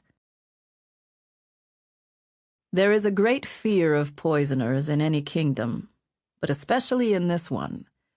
Think what it must do to the constitution of a man to live in constant fear that his next sip or mouthful of food may be his very last. The king's brother died suddenly, to the surprise of all. Granted, I was told his revels of feasting were quite out of control, and his consumption of food and drink gluttonous. I would have enjoyed serving him immensely, but the very suddenness of his death does incline one to suspect the use of poison. The question is, who would poison a king? Dominique Mancini, espion of Our Lady of Kingfountain. Chapter 6. Dickon Ratcliffe. Mona Sterling was not gentle as she helped Owen change into a new suit of clothes. She licked a napkin and roughly scrubbed a smear from his cheek, then stepped back to examine him. "There is no time for a bath, but you will get one later today. What were you doing in the kitchen?" He stared at her without speaking. His stomach was suddenly upset at the thought of meeting Ratcliffe again. And the king. He did not want to breakfast with the king. Mona mussed her fingers through his thatch of mouse-brown hair and frowned. "Your hair is absolutely wild. What is this pale spot?" She tried to examine the tuft of white hair, but he shrugged away from her. "None of that, you little brat," she scolded. Then, snatching his hand, she dragged him down the corridor from his room and back toward the great hall. The castle was teeming with servants now, men and women holding pitchers, vases filled with fresh-cut flowers, rolled rush matting carpets, urns, and silver dishes. The torches along the corridor hissed at Owen as they passed them, casting long and pointed shadows on the floor. When they reached the great hall, Ratcliffe was pacing, his face furrowed into a sharp frown of disapproval, but he looked relieved as soon as he caught sight of Owen. "There he is," Ratcliffe said with exasperated relief. "Thought you had snuck out of the castle, lad." He tugged at his fancy collar. "I rather prefer a swim at the baths or the beach, not down a waterfall." "But I do plan to sneak out of the castle," Owen thought firmly, gazing up at the tall man as he continued to pace. Owen looked over the trestle tables that had been set up in the hall. They were loaded with trays of food, loaves of golden, sweet-smelling bread, tray after tray of smoked salmon, and a variety of pungent cheeses. A tangled skein of grapes was nestled in a silver dish. Owen noticed that there were no chairs around, and also that he was not the only guest. Most were young folk, many were children, and all were part of the king's court. Were they hostages like he was? He didn't know any of them and wasn't sure what to expect. Servants were busying themselves all around him. "He was in the kitchen," Mona explained wearily. "I found him." "See you do not lose him again," Ratcliffe scolded. He rubbed his hands together, searching the faces of those assembled. He gave Owen a pointed look. "Be you on time," he said with an angry frown. "The king is a busy man and must not be kept waiting for fools. Are you a fool, little Lord Kiskaddon, Owen shook his head but did not speak. "See that you are not." "Ah, the king." Owen's stomach wrenched with fear, and he felt a little dizzy. In a moment, one of the side doors opened, and the king entered, arm in arm with Princess Elise, clearly in the midst of a conversation. "No, it would not be proper," the king said in a disapproving tone. "You are a princess of the realm. He is only the son of a duke. You are cousins in some degree, but I will not have you looking after my hostages." The king's gaze swept across the young people assembled in the room, not coming to a rest until it reached Owen. "The lost has been found, then?" he asked with a twist to his lip. Ratcliffe looked shaken. "My lord," he said with a shaky voice. He was... Where was he, Lady Stirling?" "Playing in the kitchen," Mona said anxiously, blushing fiercely and curtsying. The king patted Elisa's arm. "You see? The boy is hale. You worried in vain." Then he turned his gaze on Owen, his eyes smoldering with anger. "You gave my niece concern, lad. She fretted for you." "Uncle, it is no matter," the girl said, touching the bent arm hooked with hers like a shepherd's staff. "I was only offering to help look after him. It would not be a burden, truly." The king kept his gaze on Owen. Fear bloomed in the boy's stomach and traveled down through his legs, which felt weak. "You are no nursemaid, Elise," he said softly. "What am I, then?" she asked him meaningfully. "I am not a princess either. I am a bit of fluff blown about by the wind. Your guests are hungry, my lord." She gave him a subtle nudge. The king bowed graciously to her and then gestured that they had his permission to start eating. Owen slowly approached one of the trestle tables, his eyes never leaving the king and the princess.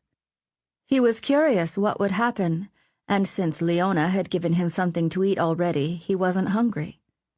As the young people began chatting amongst themselves, some taking slices of bread or a bit of cheese from the table, they ate nervously, anxiously.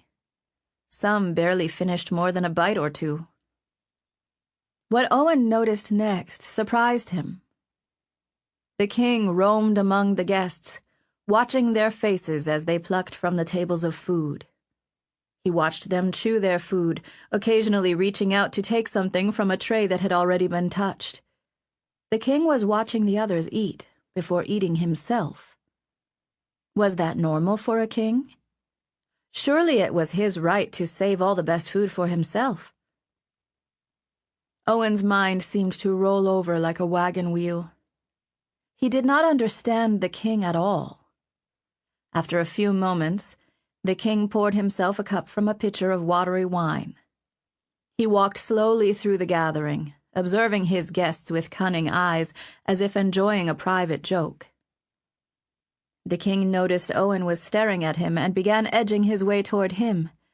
Instinctively, Owen began to retreat, trying to keep space between them. Their eyes locked.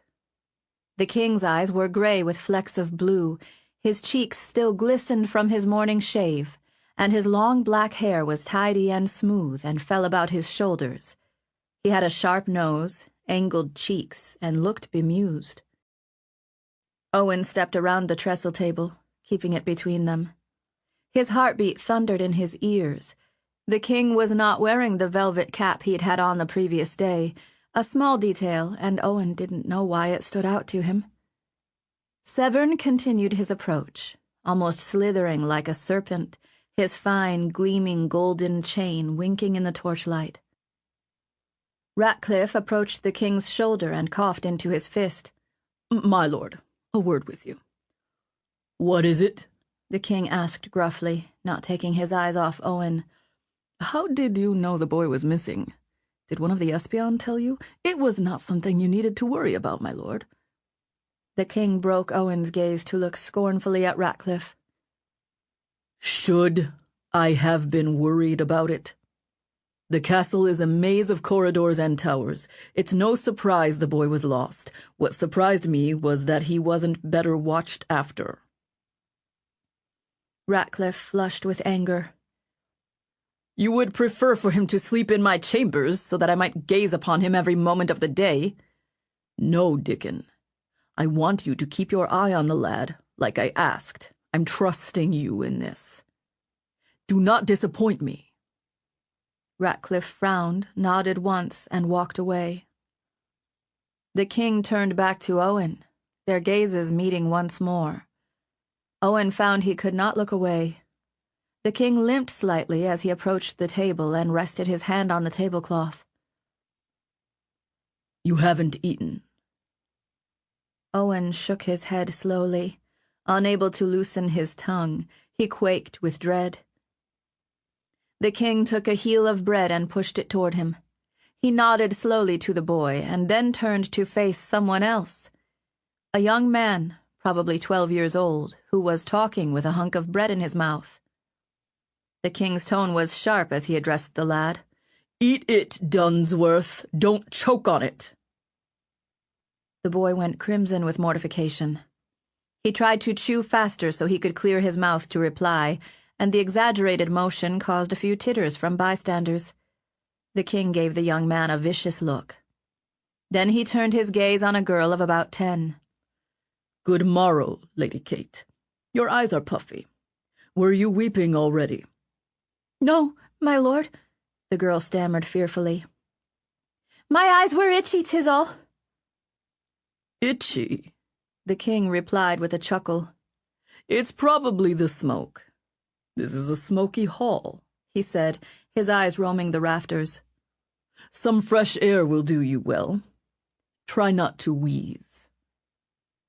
Owen watched as the king prowled around the hall, choosing victim after victim. Age did not spare anyone from his barbed wit. His words were feints and thrusts, always sharp and always ready to draw blood.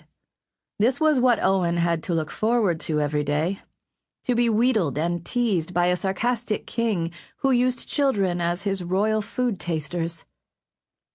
He felt a soft hand on his shoulder. Turning his head, he saw Princess Elise standing just beside him. As soon as he noticed her, she dropped her hand and chose a cube of cheese and plopped it into her mouth. So you went to the kitchen this morning, she whispered, giving him a private glance.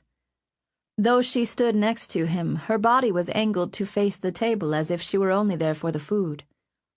Owen nodded, mesmerized by her presence. It was not just the beauty of her golden hair and hazel eyes. She had a peace about her, a gentleness that seemed totally devoid of any pretense. It was a look that invited Owen's trust. You will be safe there, she whispered. Leona is loyal to my mother. I asked the king if I could be your guardian, but he refused. He thinks it's beneath my dignity. She frowned slightly. I had 2 little brothers.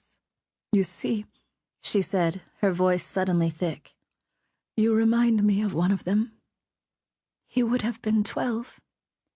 Her fingers gently mussed his hair. I will see you when I can, Owen, but it will not be often. Have courage. Then she stepped away from him to talk to a set of younger girls, admiring their dresses and their hair. Owen felt a knot of pain in his heart. He wanted to escape. He needed to find a way out. But first he would need to know the grounds. The palace of Kingfountain was built on a wooded hill alongside the mighty river and near the impressive waterfall.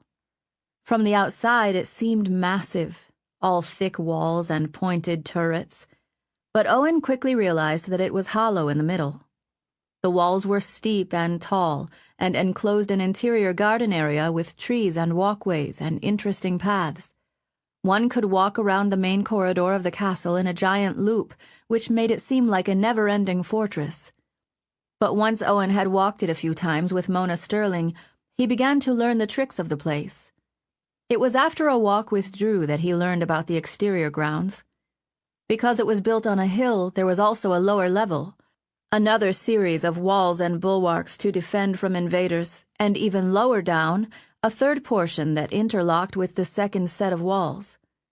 From one of the tower windows, he could see the different layers, all the way down to the horse masters breaking new stallions in the stables far below. There were yards with the royal coaches. There were towers everywhere, including the knife-like one that had caught his eye the first day. It would take weeks for Owen to visit every hall, explore every staircase, and gaze at every tapestry.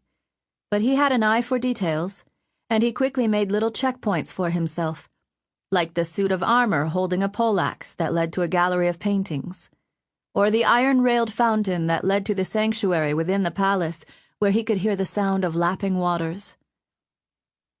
Mona was not used to the exercise of being dragged around the palace, and when he finally returned to the kitchen later to rest and find something sweet to eat, she plopped down on a stool and started complaining to the helpers about how Owen had dragged her tirelessly 6 times around the castle. He looked for his box of tiles, but could not find them anywhere. Divining his intent, Leona motioned to a worn leather satchel with a single strap and buckles. "The tiles are over there," she said kindly. "Drew brought it for you to keep the box of tiles safe. He thought you might want to carry it about. Is it too heavy for you?" Owen went over and hefted the strap. The satchel was heavy, but he was determined. He grinned at her and shook his head. "Everyone keeps talking about you and your little tiles and asking where they are. I keep saying, 'Over there in Owen's satchel.'" And that was how the boy from Tatton Hall earned his nickname, Owen Satchel. The next morning, when he came to the kitchen to play with his tiles, he found the box next to the open satchel. Leona had not yet arrived, and he was alone. Some of the tiles were littering the floor next to the box. Upon closer inspection, he realized they had been arranged to form little blocky letters. O-W-E-N. It was probably Drew. A little message from a friend. He smiled and then put it out of his mind as he began to build. King Eridur, of blessed memory, experienced all the vicissitudes of kingship. He won the crown, he lost the crown, he won it back. The story is worthy of the epics of any age. Few have studied his reign as closely as I have, and I know that Eridur would not have regained his crown if not for his brother. Not Severn, who was always loyal, but the treacherous Earl of Dunsworth, the brother who betrayed him and then repented. The truce following Eridur's victory was uneasy. After all, Dunsworth's claim to the crown was what had made him defect in the first place. There is much secrecy and suspicion about how the Earl met his fate. Some say he was poisoned, some say he was drowned in a keg of wine. No one knows the truth. What we do know is this: he was declared a traitor. His titles and lands were forfeit, but they have been promised to his son when he comes of age. I am certain Eridur had his brother put to death in some fashion or other, for I saw the corpse. And his only son, the new Lord Dunsworth, is very much turning into the man his father was. He is a spiteful little braggart, and I detest him. The lad is only 12, and the castle staff live in terror of him.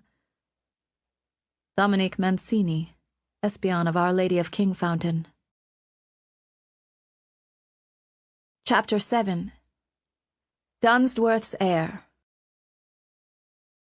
In the 2 weeks that Owen had lived in the palace, his days had come to follow a routine. He would rise early in the morning and rush to the kitchen with his satchel to begin laying down tiles in intricate new arrangements. Sometimes there would already be a design waiting for him, a few tiles arranged into a tower or a wall, but he never got there early enough to catch Drew doing it. Each morning a meal would be shared with the king and the other children of the realm, full of sarcastic barbs and jests as the king wandered amongst his guests, looking for provocation for a taunt. Then Owen would wander the castle and the grounds with Mona Sterling, who would complain incessantly until he found a tree or wall he wanted to climb, giving her the opportunity to rest. In the afternoon, he would sit in the royal library for hours, devouring the books Mona gave him to read so she could gossip with her friends.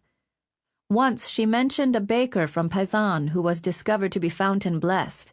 When he baked bread, the loaves seemed to magically multiply. The king of Paisan had learned about him and had the baker seized to serve in the palace kitchen. They spent a long time talking about the rare individuals whom the fountain had gifted with extraordinary magic. Owen perked up and listened, for he loved reading about the fountain blessed.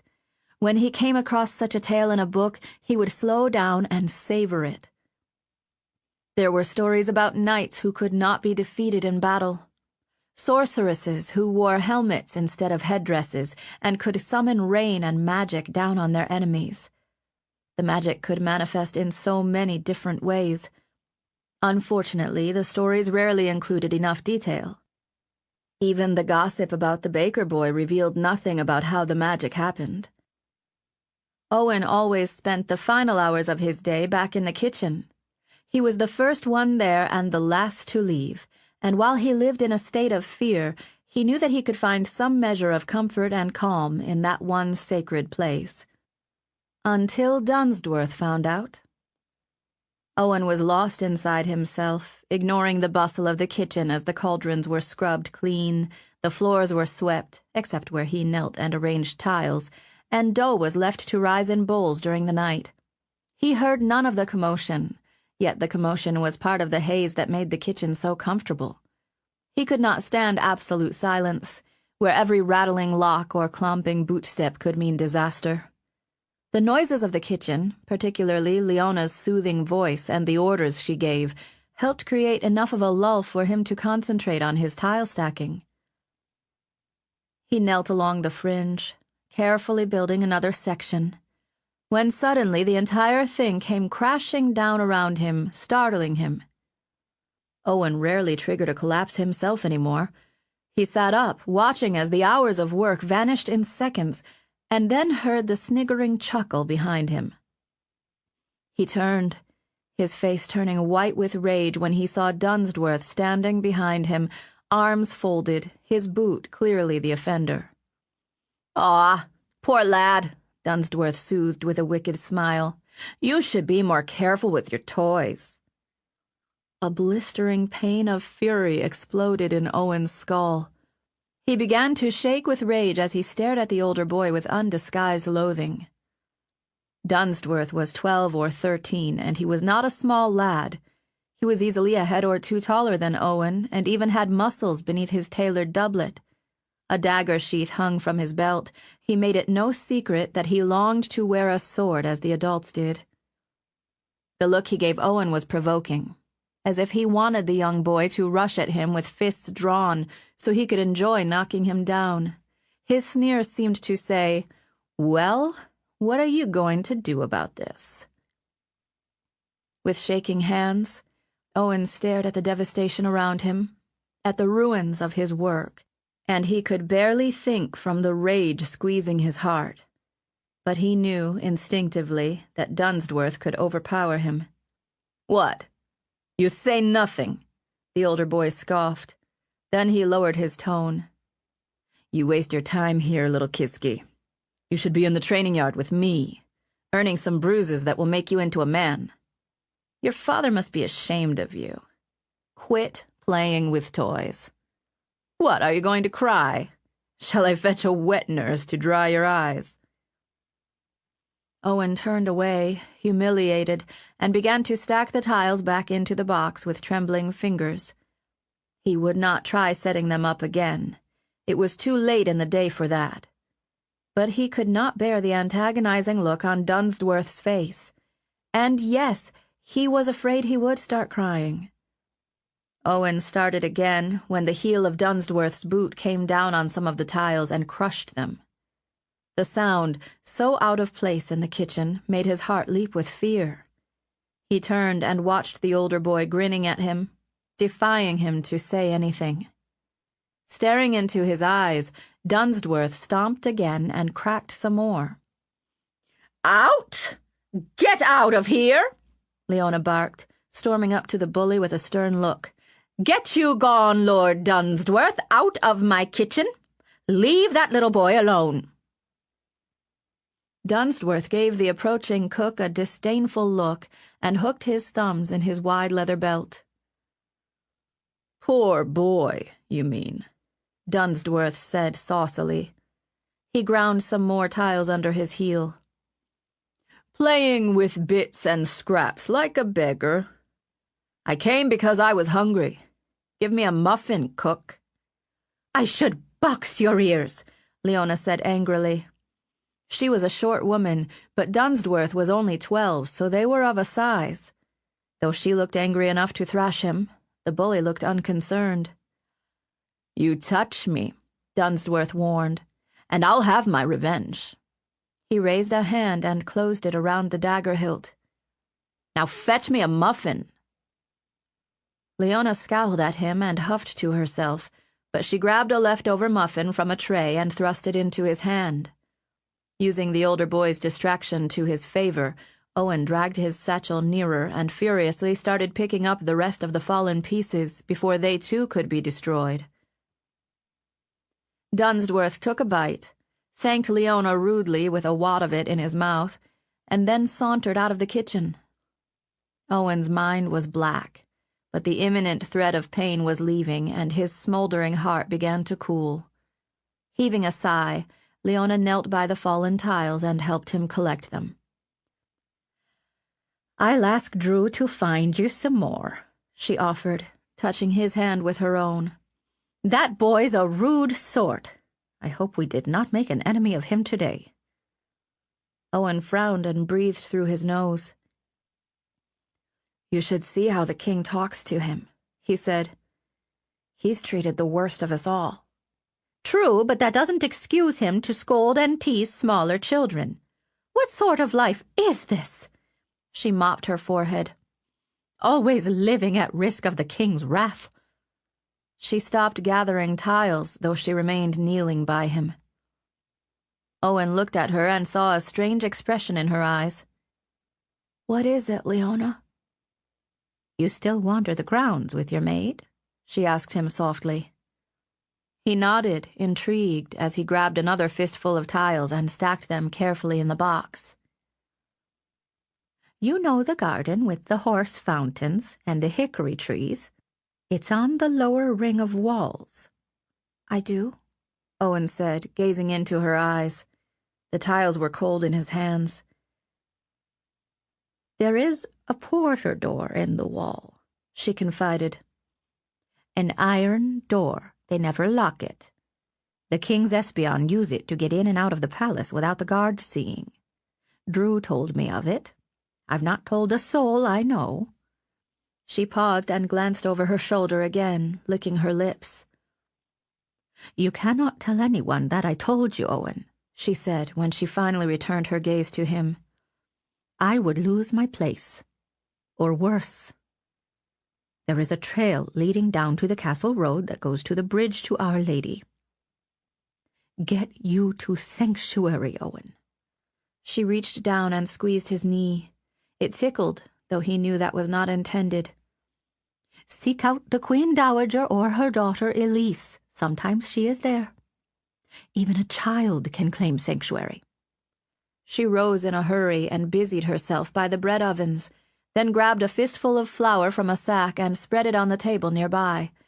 She looked pale and a little nervous and didn't so much as glance at Owen again. Owen was grateful for her help and excited by the possibility of escaping his life in the palace. He had arrived when the moon was half full, and now it was nearly full. If he managed to claim sanctuary, perhaps his parents could come and visit him? He was heartsick and missed them dreadfully. After he finished cleaning up, he slung the satchel around his shoulder and started off to find Mona. It was after dark, so he would have to escape the next day. He had just the idea to slip away from his governess.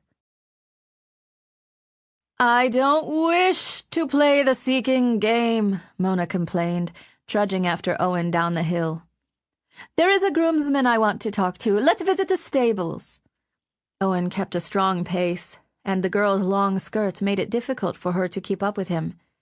He was so excited that he had not been hungry all day, but he had still eaten as much as he could and slipped some food in his pockets for later. Worried that his sly thoughts might show in his eyes, Owen had done his best to stay away from the king and Ratcliffe. "Slow down," Mona said, tromping through a thin hedge. Owen wove between the shagbark hickories, heading toward the wall. "Can we not go to the stables, Master Owen? I will get you a treat." "I want to play the seeking game," Owen said firmly. He could hear the murmuring of the fountain as they came nearer. Soon he could see it. the circular fountain with the huge rearing horse in its midst. Beyond, he spied the porter door, and his heart raced with excitement. He turned and grabbed Mona's hand as she finally caught up to him.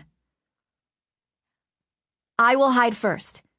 You wait by the fountain and count to 20. No, 50. Then find me." Mona was breathing hard and came to rest on the fountain's edge. Her dark hair was sticking to her forehead. "I don't want to chase you through the garden, Master Owen. I'm weary. Let me catch my breath." "You won't have to chase me," Owen said, straining with impatience. "Once you find me, we'll trade turns. You will hide, and I will find you." She winced and looked around the park, rubbing her arms. "The park is so big," she said. "I don't want to climb any trees." "Why do you not wish to visit the stables? You said you liked horses." "No, I didn't," Owen said petulantly. "Please, Mona. I used to play the Sea King game with my sister."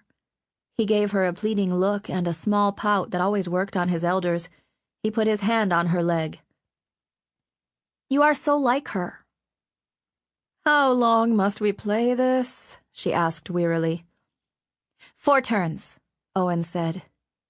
She frowned. 2 turns. 4 turns, Owen insisted. "They will be quick. I won't hide far, and you will be easy to find." She sighed with exasperation, then covered her eyes and started to count. Owen sprinted away like a squirrel and took cover behind a tree far from the porter door. He hid in the crook where the branches forked, and he watched Mona as she counted. Over the babble of the fountain, he could not hear her. His heart raced with eagerness. He was going to make it more difficult for her to find him each time, and then slip away on the 4th turn. When she reached 50, she rose and began walking in his direction. He deliberately let his head poke up from the forked branches so she could find him, though he pretended to be incensed to have been caught so soon. Then he quickly rushed back to the fountain, calling out loudly so that she could hear his counting over the noise of the water. He spied her resting beneath a tree, her dark hair blending in with the bark, and gave her a little tickle when he found her. She squealed and scolded him before rushing off to the fountain for her next turn. A little pang of guilt threatened him. What would her punishment be for losing him? A scolding from Ratcliffe, probably. Owen's freedom was worth that much. But the little feeling of guilt still squirmed in Owen's chest. Crushing it down as best he could, he hid in another spot, lying down by a hedge where she would have difficulty seeing him from a distance. His position gave him a view of the porter door, and he found himself wondering if he would be strong enough to pull it open. What if the hinges were rusty? He banished the thought and waited to be found. It took Mona longer this time, and she complained again about the game. Owen decided he needed to try the door to see if it was too heavy. On his 3rd turn, he quickly slipped away and approached the wall with the pitted metal door. There was a locking mechanism next to the iron handle. If the door was locked, he would be stuck. He glanced over his shoulder and saw Mona sitting at the fountain's edge, her head back, her face angled toward the sun. She seemed to be enjoying herself, not counting at all. The door was made of wrought iron and had wide slats, some going up and down, others going across. Inside the gaps were decorative iron flowers, so there was no way to see through it. Owen grabbed the cold metal handle and pulled. The door swung open without a sound. He quickly peered through the gap, beneath which the forest descended at a steep decline. There was a well-worn dirt trail marred by horseshoe prints. The opening in the wall was big enough to admit an animal, though not with a rider in the saddle. It was undeniably the secret exit Leona had described. There were no guards posted down below, and the thicket beyond the door was dense enough to hide his passage. There was no reason to wait. In his mind, he heard Leona's voice. "If you are a brave little boy." He glanced back one more time at Mona, sunbathing, her head tilted to one side. Fear painted shadows in his heart, but the thrill in his stomach chased those shadows away. Yes, Owen was brave. He was alone in the world now, so he needed to be. If he could find protection at the sanctuary, then it was well worth the risk. They would look for him in the kitchen. They would look for him all over the grounds, but they would not find him quickly enough to stop him. Owen steeled his courage, feeling his legs wobble with the pent-up excitement. Then he slipped through the crack in the door, gently shut it behind him, and raced toward freedom. The populace of Ceredigion is inherently superstitious, especially in regards to quaint traditions involving the fountain. When there is a wish or an ambition that a husband, wife, or child wants fulfilled, they hold a coin in their hand, think hard on the wish, and then flick the coin into one of the multitude of fountains within the sanctuary of Our Lady. Coins glisten and shimmer beneath the waters. They return the next day and find the coin still there, mayhap 2 days. But invariably the coins vanish, and that poor soul believes the fountain has accepted their offering and will consider their wish. I know for a fact that the sexton of Our Lady dons wading boots, grabs a rake, and harvests the coins for the king's coffers every few days. He always leaves some behind, for a partially full fountain invites more donations to the king's treasury. It is considered the height of blasphemy to steal a coin from a fountain. It amazes me how this superstition prevents even a hungry urchin from stealing a coin that would buy his bread.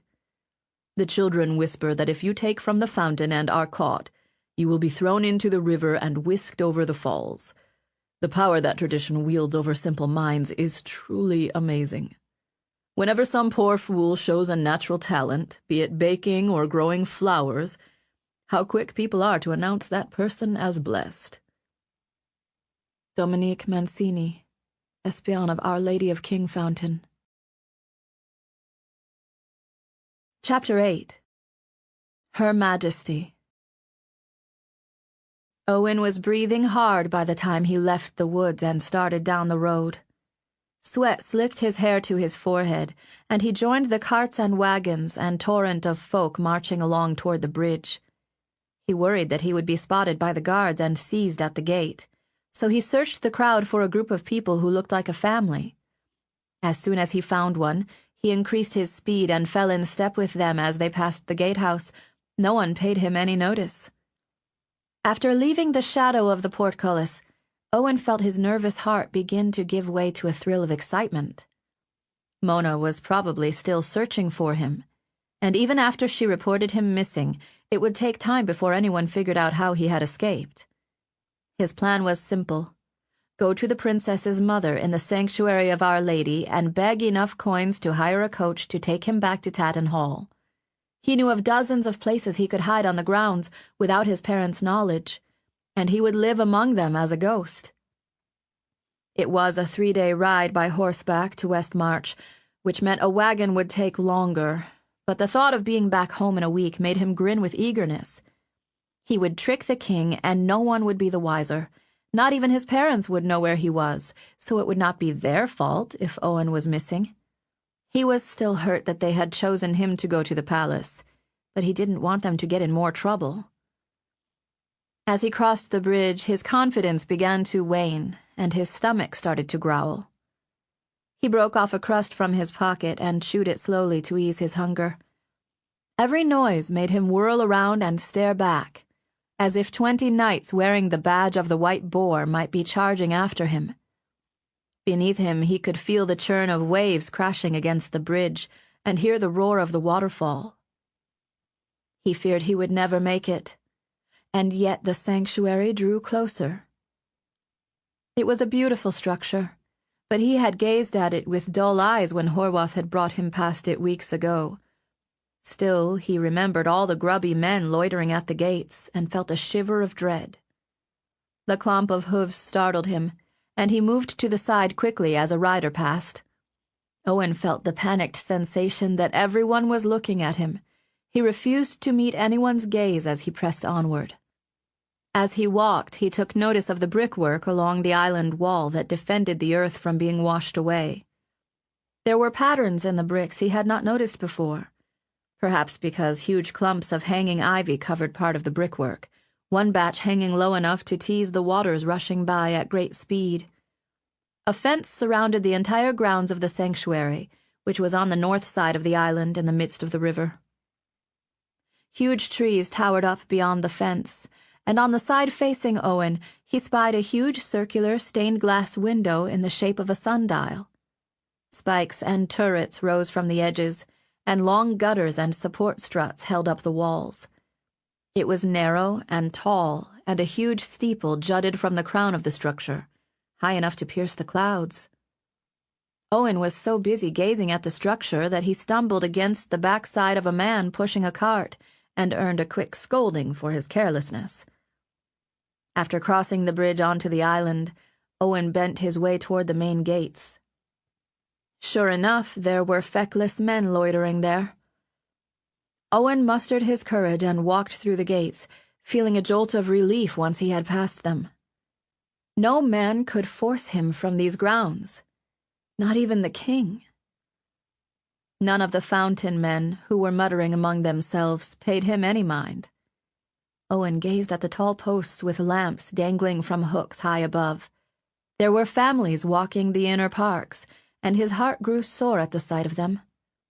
He hungered to see his family again, even from afar, and to calm himself, he reflected on where he would hide first when he returned to his estate. There was a large reflection pool before the steps leading up to the sanctuary doors, which were open, revealing a sunlit entryway.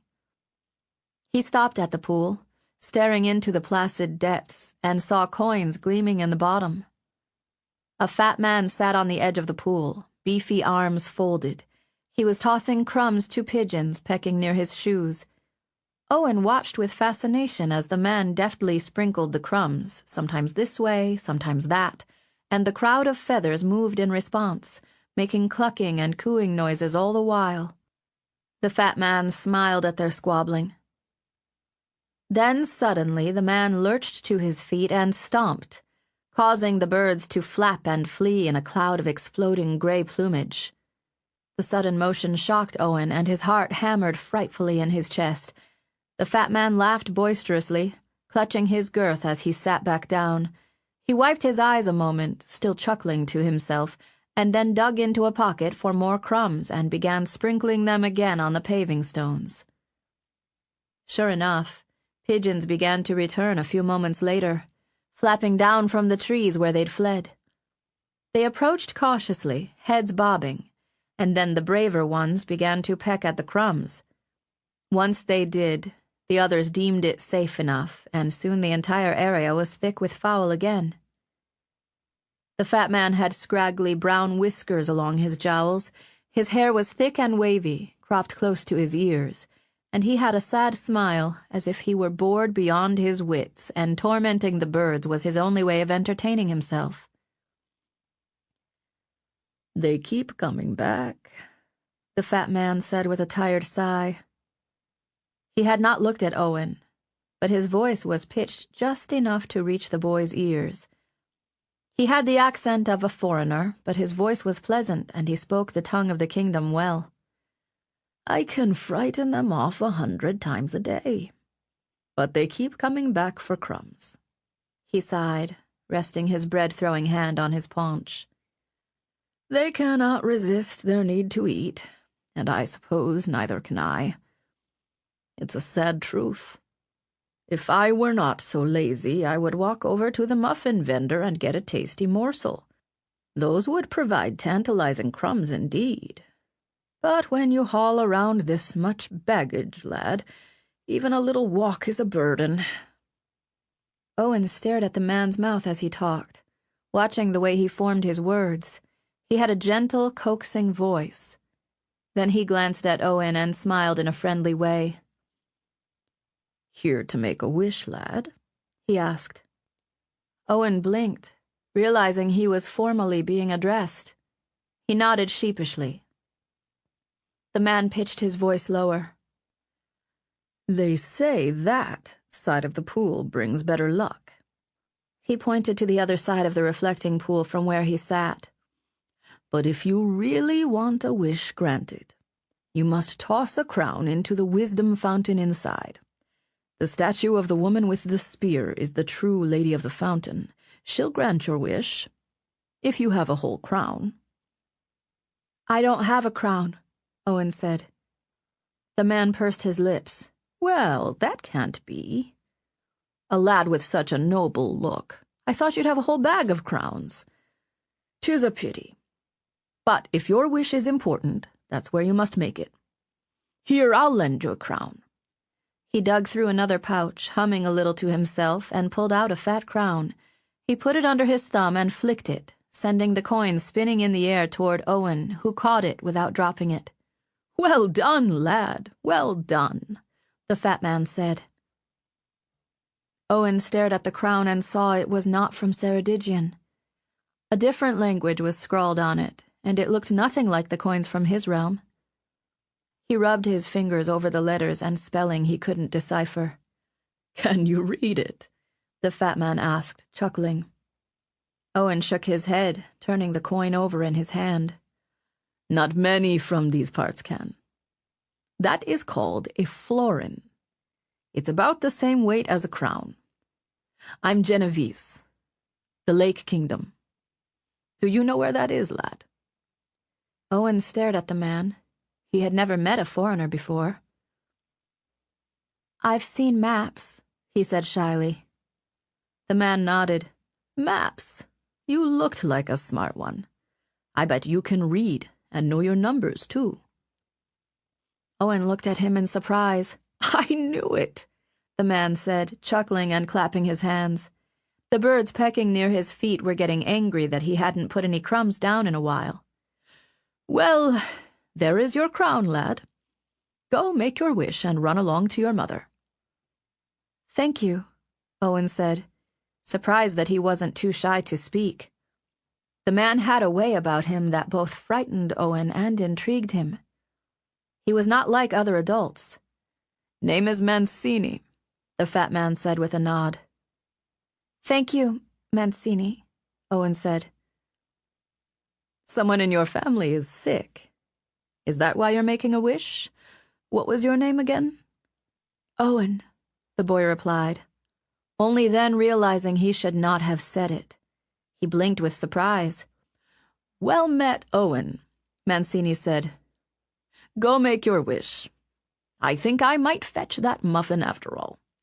He groaned and tried to rise, but it seemed to require more effort than he had to give. "Sometimes," Mancini said, breathing hard, "I have to lean back before I can push myself up again. Once I leaned back too far and, splash, went into the fountain." He gave Owen a wink and a grin, and the boy giggled. "Took 4 men to pull me out. What a mess. Almost drowned." Owen smiled, enjoying the warmth that came with the laughter. The image of the fat man flailing and spluttering in the water made it even funnier. Mancini leaned back and then swung himself forward. This time he made it back up to his feet, tottering a bit, and Owen watched him as he waddled away. Once the fat man was gone, Owen walked around to the other side of the pool. He made a wish that the queen would be able to help him, and then pitched the florin into the water, where it plopped and promptly sank to the bottom. He started to walk around the grounds a bit more, admiring the fountains and searching for the princess's mother. He thought the best place to look would be within the sanctuary itself, so he mounted the wide stone steps. The floor of the sanctuary was made of black and white marble squares, reminding him of an enormous wiser board, but without the pieces. He loved playing wiser, and even though he was only 8, he was good enough to beat some of his siblings. His father still bested him every time. Owen stood on a white square which was just wide enough for him to fit in without his feet touching the edges. The hall was enormous, and a huge fountain splashed and played in the middle of the chamber. There were higher-ranking visitors inside the sanctuary, as demonstrated by their stylish clothes and felt hats. Owen felt a little more comfortable now, and the effect of the fountain was soothing. There were tall columns and pedestals topped with white marble statues, which looked to Owen like life-size wiser-pieces. Of course, they would be very difficult to move. Not surprisingly, he saw some older men sitting around normal-size wiser-boards and playing matches. He walked among them, looking for a woman who resembled the princess. It took quite some wandering before he managed to find her, but the time seemed to pass quickly. The princess's mother was talking to the sanctuary sexton, a man with white robes, a black cloak, and a mushroom-shaped hat. The sexton was in charge of the grounds. The Diconius was in charge of performing the water rite for newborn babies. Owen had been around such people his entire life, so he recognized them by their robes. But Owen easily recognized the princess's mother. This was the Queen Dowager, the wife of the king who had died 2 years before. She was trailed by a younger woman, probably no more than 12, who looked to be her other daughter. Owen waited patiently until the Queen Dowager's conversation with the sexton was finished, although it took quite a while. Once they were done, the Queen Dowager took the girl's hand, and the two of them slowly walked back toward the fountain in the center of the huge chamber. Recognizing his opportunity, Owen quickly walked up to her, trying to quell his growing nervousness. As he walked, the girl holding her mother's hand looked at him curiously and tugged on her mother's arm. It felt as if a cloud of butterflies had filled Owen's stomach. The Queen Mother stopped, responding to the tugging, and turned to face Owen.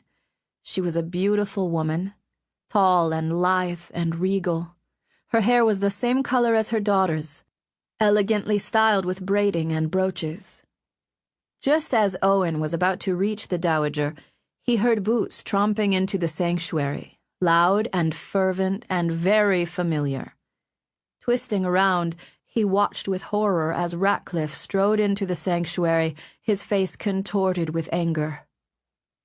He marched straight toward Owen and looked as if he would jerk the boy's arm out of its socket and drag him out. "Come here, boy," the Queen Mother said to Owen, her voice soft but urgent. Owen's legs were shaking violently, but he managed to close the gap separating him from the Queen Mother as the burly man continued his approach. The cap was off Ratcliffe's head, crushed in his fist, and his balding dome looked moist with sweat. He was livid but also flushed with relief to have found Owen. "There you are, young man," he barked angrily in a clipped tone. He closed the distance with several long strides, attracting the gaze of everyone in the room, which made Owen cower against the Queen Mother's gown. She put her hand on his shoulder, and he saw the glittering jewel of the coronation ring on her hand. "This is supposed to be a quiet sanctuary, Ratcliffe," the Queen Mother chastised. "Please, you will offend the fountain. Lower your voice." His teeth gnashed in fury. "I should have known he would seek refuge here." "What are you raving about?" she answered patiently. "This boy? I have never seen him before in my life. Who is he?" "Owen Kiskaddon," Ratcliffe snarled. "The king's hostage." The Queen laughed lightly. "Ah, your anger makes sense now. I was beginning to think you had lost your wits. You think I summoned him here?" "He is standing before you, isn't he?" Ratcliffe said, raising his voice. "How did you manage it, Lizzie? I truly wish to know." Owen could tell that the name he used was meant as an insult by the way she bridled her reaction. "Obviously the fountain led the boy here, Ratcliffe. I heard he was in the palace, of course, but I did not bring him here. We had not even met until just a moment ago. But I will remind you, sir, that he has the protection of sanctuary and you cannot force him to leave. Severn wouldn't dare violate it. Not after all he has done. The people would revolt. Somehow the boy managed to find his way here, and here he will stay, under my protection." Ratcliffe looked as if he would have a seizure of anger. "The king will not tolerate this," he growled. "Can the fountain shield you from his wrath? Your daughter enjoys the privilege of coming back and forth. Shall she become his hostage instead?" Owen's heart quailed at the words, fearing what would happen to the princess. He gave the queen a worried look. She laughed scornfully. "You and I both know he wouldn't do that. Now be gone, Ratcliffe, before I call for the sexton. Out." Ratcliffe's fists trembled with fury. He looked at Owen then, his eyes full of daggers. "Come with me, boy.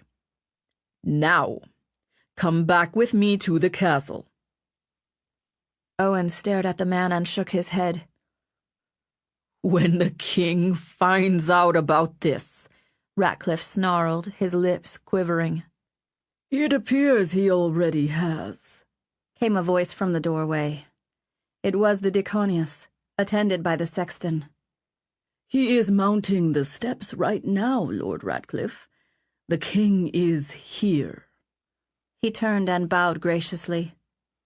"Welcome to Our Lady, Sovereign Lord." Owen's eyes widened with terror, and he felt the queen's hand tighten on his shoulder. "No matter what he says, do not let him touch you," the queen whispered in warning. Chapter 9. The King's Voice. The king was annoyed.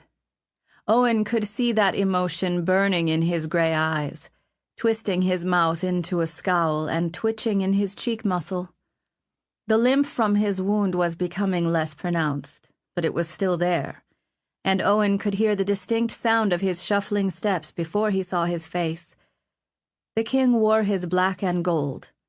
The usual dagger was in his belt, accompanied by a large scabbarded sword that had seen many years of war.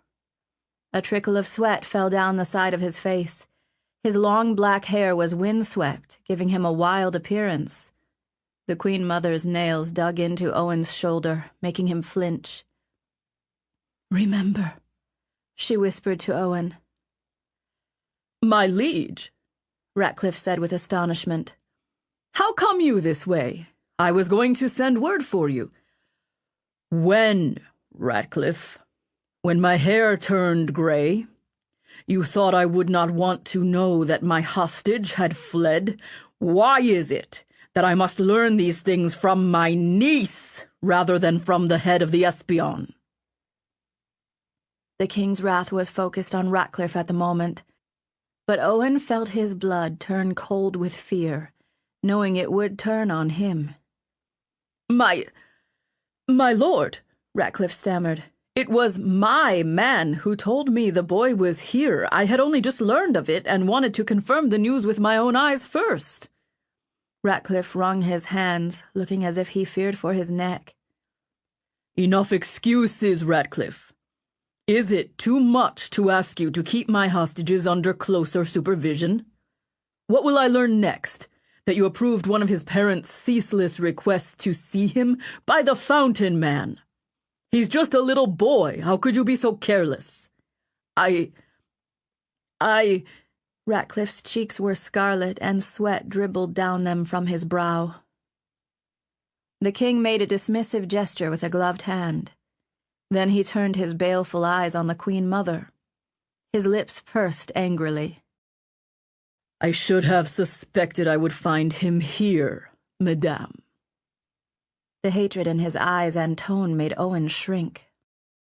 "You are quite mistaken, Severn, as you typically are when you're upset," the Queen Mother replied in an icy voice.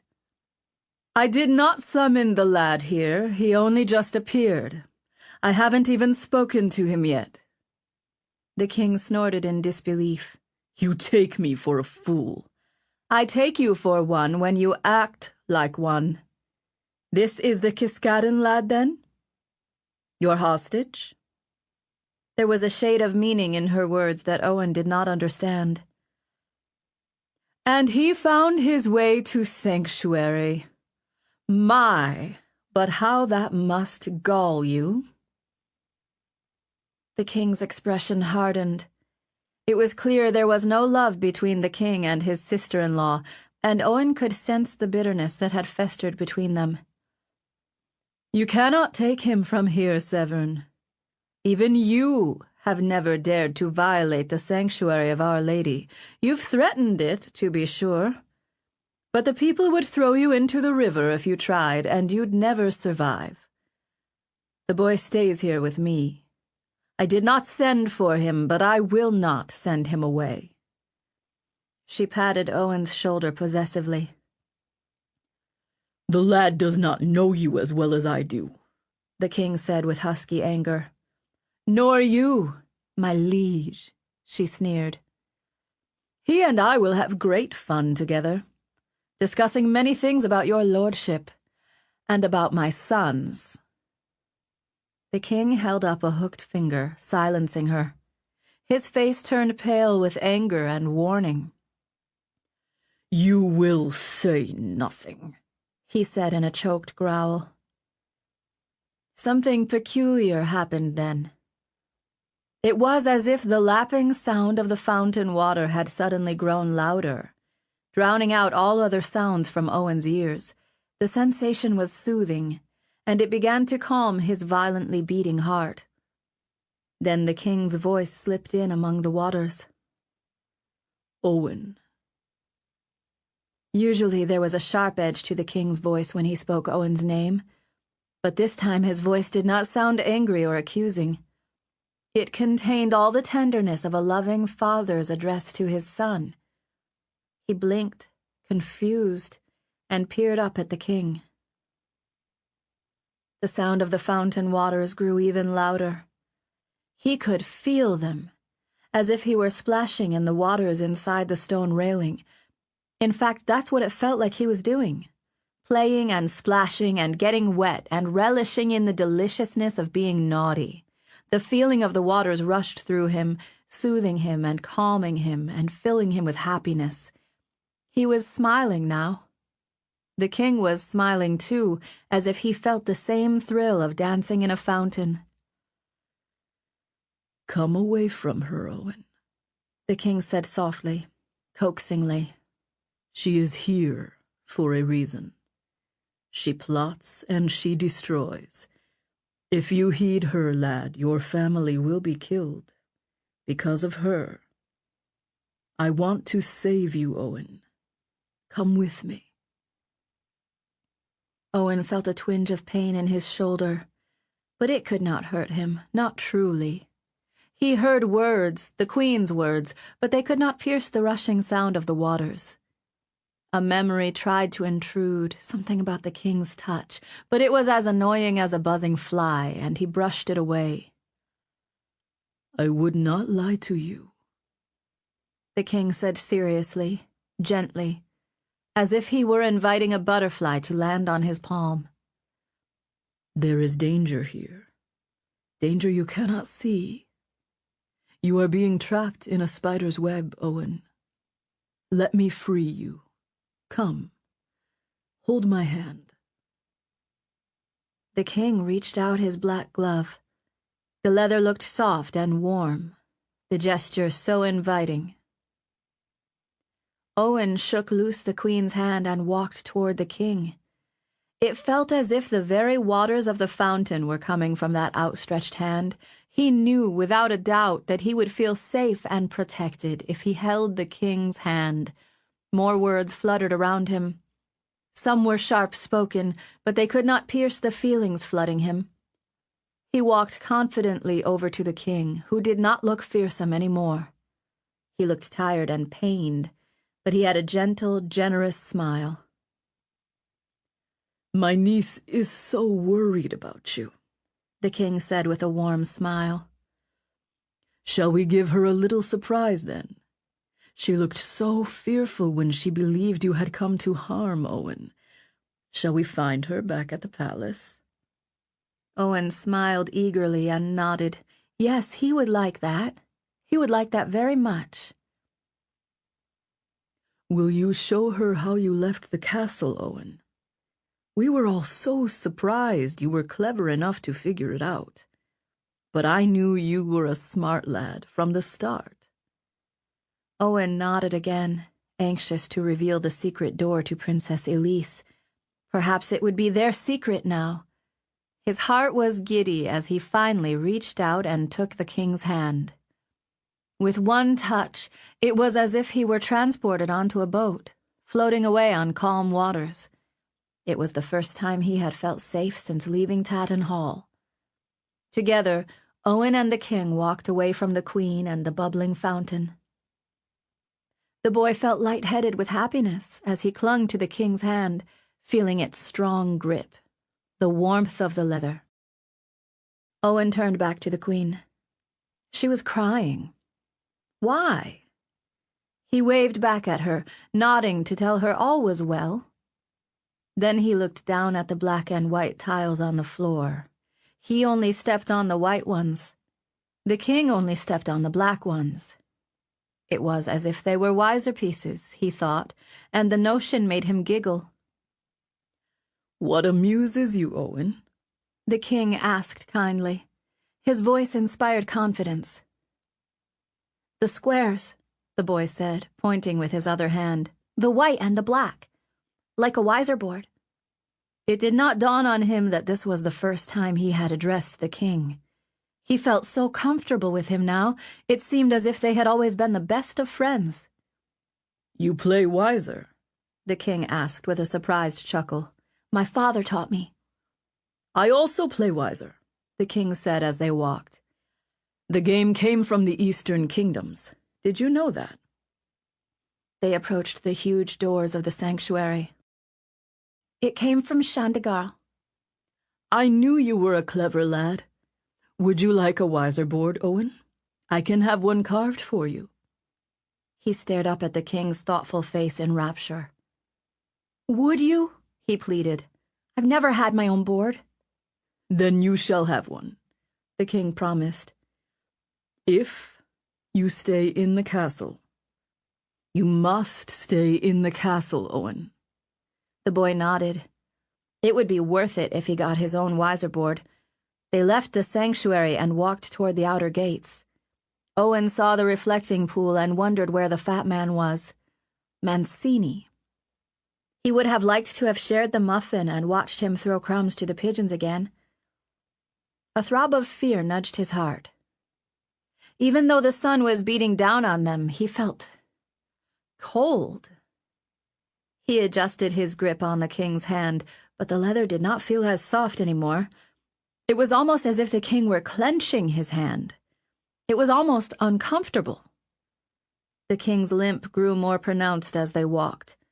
Owen overheard a stifled gasp of pain and looked up to see the king glaring at the gates, his teeth clenched as if he were concentrating very hard. The murmuring sound of the fountains began to recede. It felt as if he had been caught playing in the fountains and was about to get in trouble for doing so. A guilty feeling welled up inside his stomach.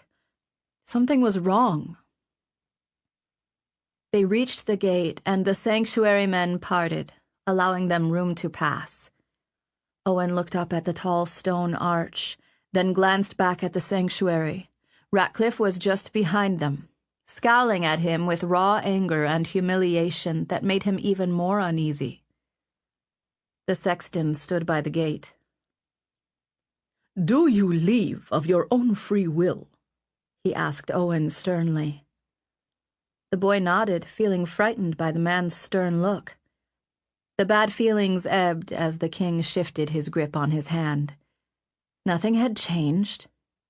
The king made him feel safe, and he wanted his own carved wiser board and to see Princess Elise. What else truly mattered? He sidled up closer to the king. "You heard the boy," the king said with a suppressed groan. Owen's heart was beating faster now. They walked out the gate together, still hand in hand. Something made Owen glance back once more, and this time he saw the fat man standing by Ratcliffe, taking coins from his hand.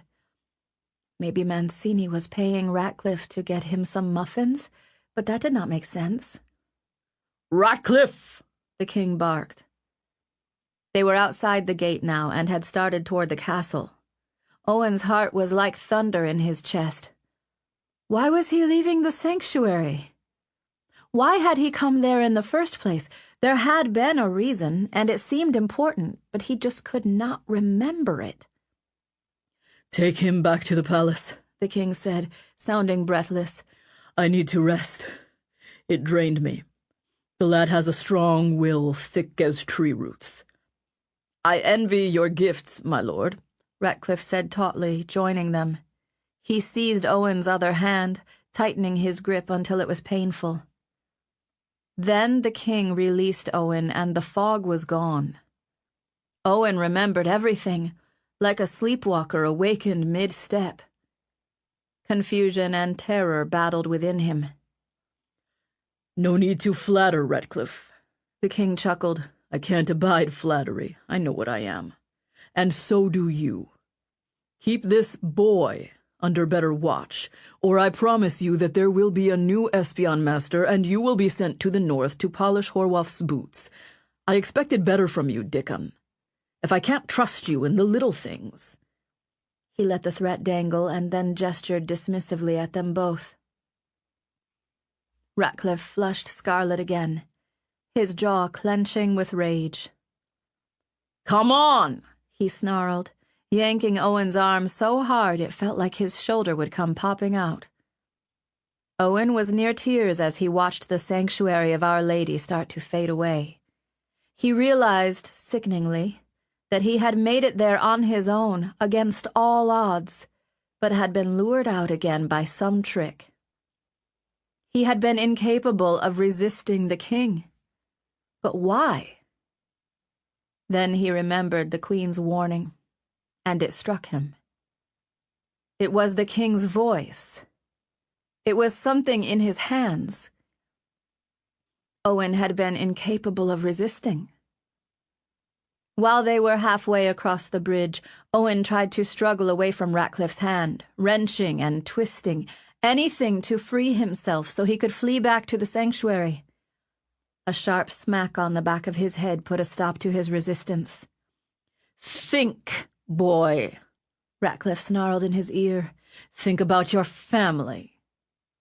He tugged Owen around until he was facing him, and then lowered himself down to his height. The head of the espion spoke softly, but his voice was full of venom. "You cross me again, and they will suffer for it. You escape one more time, and I will have your mother and your sisters thrown into the dungeons to starve, and your father and brothers into the river to drown. I will not chase you or hunt you ever again, boy. You will obey me, or the blood of your family will be on your scrawny little head. It will turn that white patch red. Make a fool of me again, and you will regret it. Am I understood?" Owen trembled with shock and fright. "Say it!" Ratcliffe barked. Owen's mouth would not work. "Say it!" Ratcliffe warned, squeezing his hand until he cried out. "Yes!" Owen wailed, crumpling to the ground in agony. There is an adage as old as time, but it is universally true. No good deed goes unpunished. In finding Kiskaddon's brat, I have been relocated to the palace to keep an eye on the little devil. I spent several years in the palace before, and I hated it. This assignment will, in all likelihood, be very short. The boy is either going to get himself killed, or his parents will do something reckless to seal his fate. I'm not sentimental about this, and I only hope it happens quickly so I can move on to a more interesting assignment. The only patch of blue in the sky, as they say, is the lad likes to play in the kitchen. I hear Leona can spice and cook a goose like no other. Dominic Mancini, Espion of the Palace Kitchen. Chapter 10. Anchoret. In the days that followed Owen's escape, it seemed as if the sun had stopped shining. The little boy had been petted and coddled before. Now he was shunned and scolded. Mona Sterling was replaced with a stern old woman by the name of Jewel, who did not suffer him to explore the grounds, was too gouty to climb tower steps or walk the corridors with him more than once a day, and kept him on a short leash, predominantly in the kitchen, where a new addition had soured the haven. Owen was surprised to find Mancini had taken up residence in the palace. Leona had explained in hushed tones that the man was a spy for the king, part of the Espion, and that he had been stationed at the palace to keep an eye on Owen. And so Leona and Drew had withdrawn their tenderness, fearful that the king would discover their role in Owen's escape. Mancini said very little to Owen, but he gave him knowing little smirks and winks that seemed almost threatening, as if he were daring the boy to misbehave so he'd have an excuse to report him to Ratcliffe. Occasionally he'd stomp his boot suddenly, like he'd done with the pigeons, just to see Owen start. He would chuckle to himself while Owen stacked his tiles and snort derisively when they all came tumbling down, and he helped himself liberally to the kitchen food throughout the day. Owen could tell Leona resented having to feed such a big man so often, but there was naught she could do. Owen tried to find Princess Elise and failed, and she made no attempt to contact him either. It was as if everything good and kind had been banished from the palace after Owen's escape attempt. His wretched heart became a constant torment, and the palace itself felt like a dungeon. After several days of scolding from Jewel, he shrunk inside himself, his appetite waned, and he started at every shadow. Owen's misery during the king's breakfast grew exquisite. No longer was he spared the king's enmity. On the third day after the botched escape, the king looked almost gleeful as he entered the great hall and advanced on Owen. "What? Still here, Master Owen?" he said mockingly. He gripped his dagger hilt with his fist and loosed it from its scabbard before slamming it back down, the gesture Owen had always found horrifying. "It has been days since my entire household has been frantically searching for you. You cannot imagine what a bother that is in such a spacious fortress as this one. And since then, my kitchen expenses have begun to soar. You have my thanks." Owen shrank from the attention, too frightened to say anything. Dunsworth coughed a laugh into his fist, which he should not have done, because the king turned upon him with delight. "Shut it, Dunsworth," the king snapped. "If I wanted your commentary, I would beat it out of you."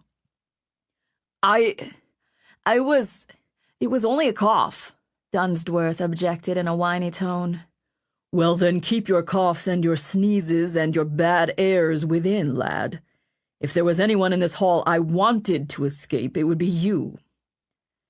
The young man went scarlet with anger and mortification, and Owen could not hide a smile of revenge. Unfortunately, Dunsworth turned to look at him at that exact moment. The look on his face promised such revenge that the smile cleared away in a blink. The king hastily ate his breakfast, picking from the trays that others had already sampled.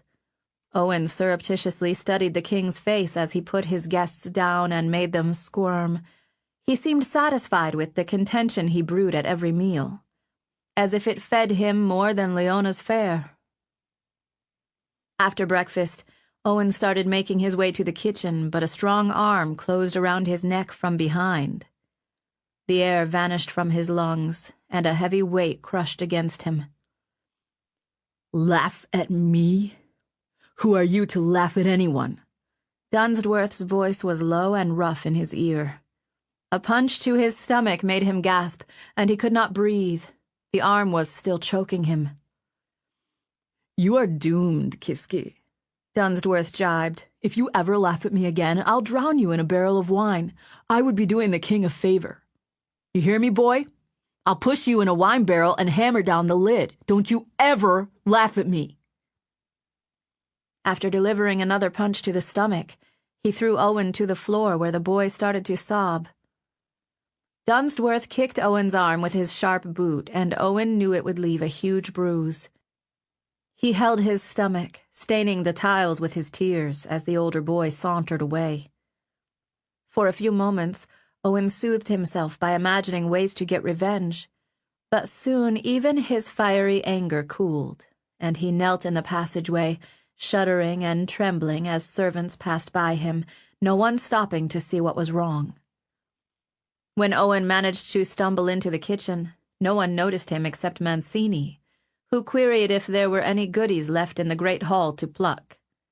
Owen nodded, and he was gone. The boy retreated to his corner and sat there in the shadows, his back to the rest of the kitchen, his shoulders slumped, too sad even to stack tiles from his satchel. It took him a moment to notice the scattered tiles waiting for him there. Tears hung thick on his lashes as he edged nearer. Instead of spelling his name, the tiles spelled W-A-I-T. It was a curious message from Drew, but it did not interest him. He suddenly missed his parents dreadfully. No one had ever thrashed him before. His arm throbbed from the kick, and he rubbed it, but the pain did not lessen. Maybe his arm was broken. No one would care if it were.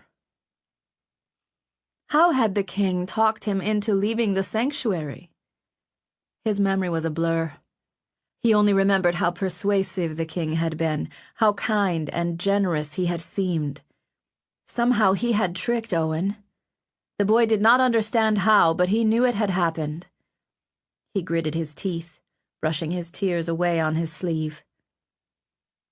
The day seemed to pass away in a blur, and he obeyed the message that had been left with the tiles. He sat and waited, and did not eat any food. He did not think he would ever be hungry again. Even when Leona tried to coax him to eat a muffin, he only shook his head. "By all means, give it to me then, Leona," Mancini said with a laugh. "The boy's not hungry. The man is." The butler Berwick snorted. "You've eaten as much as 16 men," he complained darkly in his northern accent. "Your appetite is going to bankrupt the king. Your complaining is going to bankrupt my patience," Mancini shot back.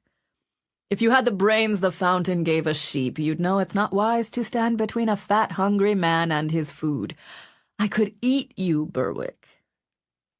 The butler snorted angrily at the reproof, but Mancini was always joking, and no one seemed to pay him any mind.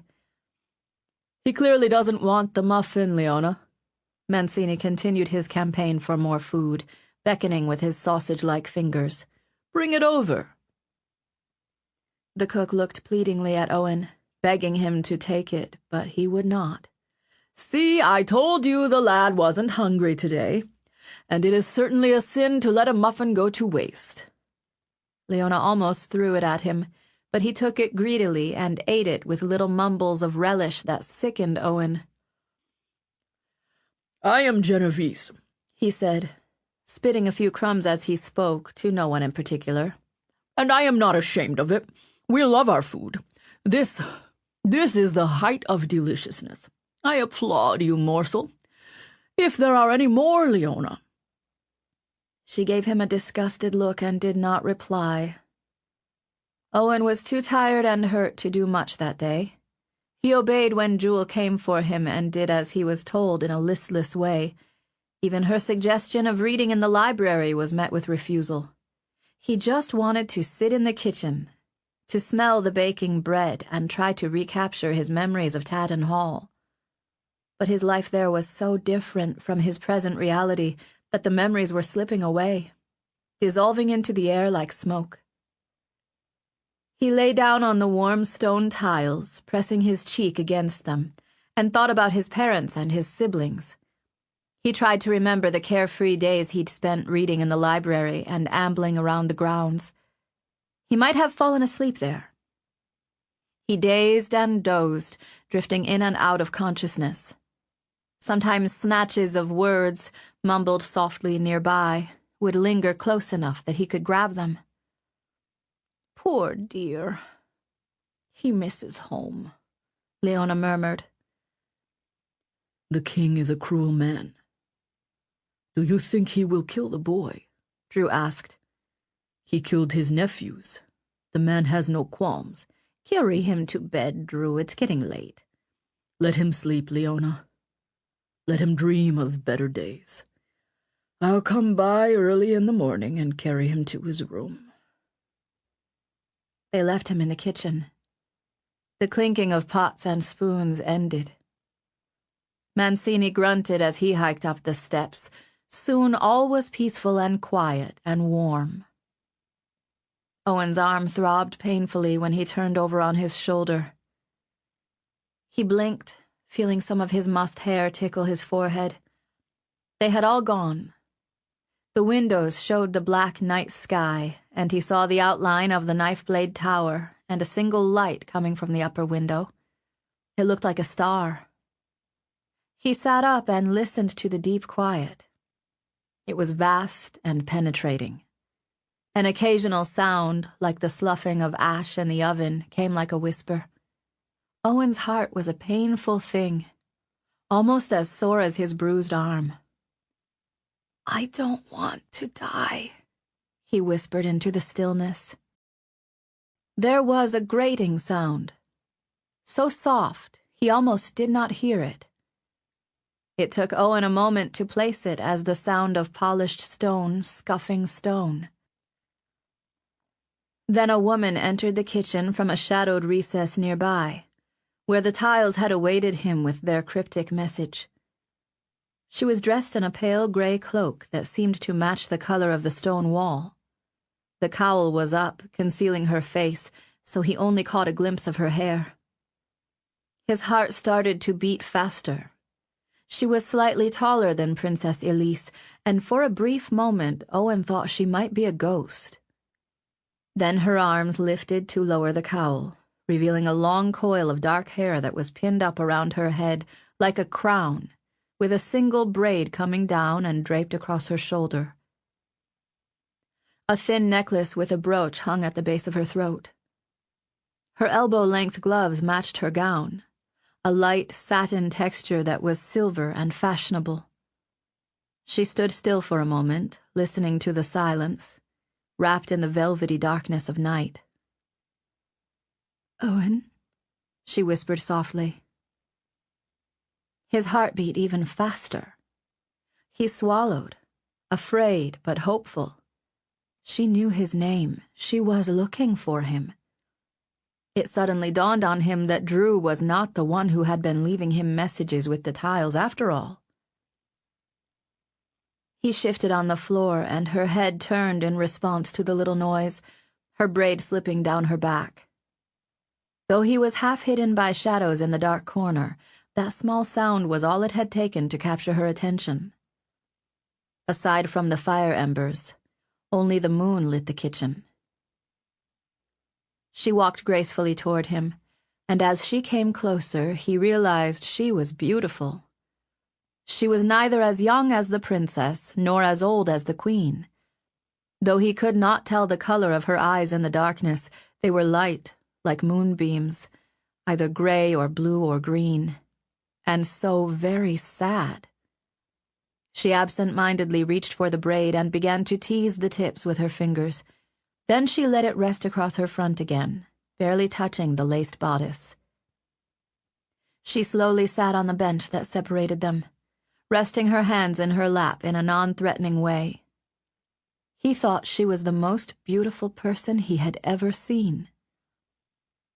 As she studied him, the little frown on her mouth smoothed into a small smile, a welcoming one.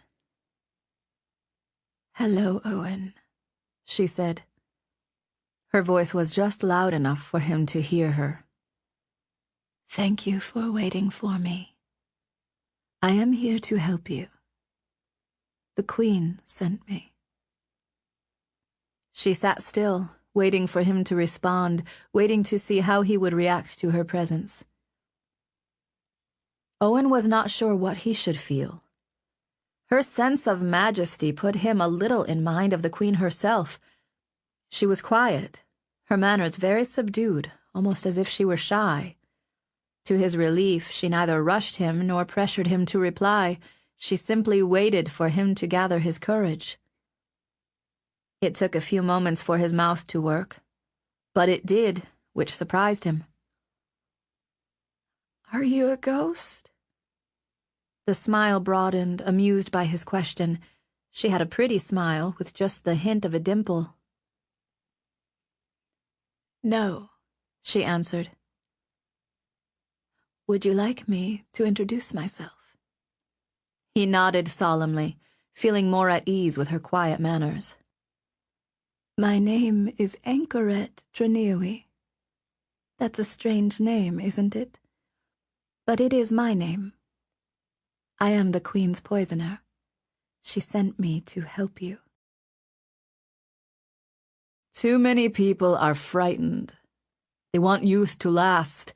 They complain bitterly if sickness comes, but the world is always in tumult, and fortunes rise and fall and fail. It is the ambitious who accomplish things. It takes courage to be ambitious, for never was anything great achieved without risk. I wish to become the head of the Espion. There, I've written it down. A goal not written down is merely a wish. Dominique Mancini, Espion of the Palace Kitchen. Chapter 11. The Fountain. Anchoret was so quiet, so subdued, that Owen was not as frightened of her as he was of most strangers. But he was not quite sure if being a poisoner wasn't worse than being a ghost. "Do you have any questions?" she asked him softly. "What is a poisoner?" She seemed to have anticipated the question, and it did not trouble her. "Every prince in every realm has enemies, Owen. These enemies try to take away his crown. Being a prince is very dangerous business, you know." She paused. "A poisoner's job is to protect the ruler from his enemies. Sometimes there are dangerous men who need to be stopped. I know how to mix potions that can make someone very sick. Sometimes that is enough to stop the danger. Sometimes I must make a potion that kills." She glanced down at her hands in her lap. "I don't like doing that, but sometimes it must be done." Her voice was so soft and sad. "You said you were the Queen's poisoner," Owen said. "You mean the Queen at Our Lady?" "Yes." "Do you live in the sanctuary, then?" "No, I live here in the palace." She pointed through the upper window to the spark in the knife-blade tower. "Up there, in that tower." Owen's eyes widened. "I thought that's where the king lived." She smiled again. "No, his back is crooked. It would be too difficult for him to climb the steps every day." She sat quietly, patiently, looking at him and waiting for more questions. "Why don't you serve the new king?" he asked. "I'm glad the Queen sent you to help me, but she isn't the Queen anymore." "That's a very good question, Owen. I will try to explain so you can understand. When King Eredur died, I was not here. He had sent me on a secret mission to another kingdom. Some terrible things happened while I was gone, and the king's brother claimed the throne. He knew about me, but he did not know who I was. I was very loyal to his brother, not to him, you see. He sent men to try and kill me, but I killed them instead." She paused, looking down at her hands. "He does not like me very much." Owen looked at her gloved hands and then at the brooch at her throat. "Does he think you are going to poison him?" he asked. He remembered that the king ate only from dishes that had already been sampled by others. She gave him that little smile again. "You are very smart for one so young. Yes, he is afraid I'm going to poison him, but I would never hurt children to stop him. You never need fear that, Owen. I only hurt dangerous men. You went to the Queen for help, and so she asked me to help you." "But you can't help me," he said, shaking his head. "If I leave Kingfountain, my parents will be killed. I must stay here." She nodded encouragingly. You're right, you must stay here for now. But I have been giving this some thought. I'm very good at thinking, Owen. A poisoner must be, for a single mistake can be deadly. I'm going to be honest with you, and I hope you will be honest with me in return. Your parents may die. If I can stop that from happening, I will. But the king does not trust them, and he will test their loyalty. But know this, Owen. They did not abandon you. It was a difficult choice for them, but they did their best to protect their whole family, including you. They thought you would be the safest at the palace if I were still here to care for you, and I will do everything within my power to help you. You see, her words halted, her voice becoming thick. She reached out and smoothed his hair just as his mother used to do. I miss Maman. Owen sighed softly. Her shoulder looked soft. And I am certain she misses you terribly, Owen, she whispered. She reached up her gloved hand and dabbed it against the tip of his nose.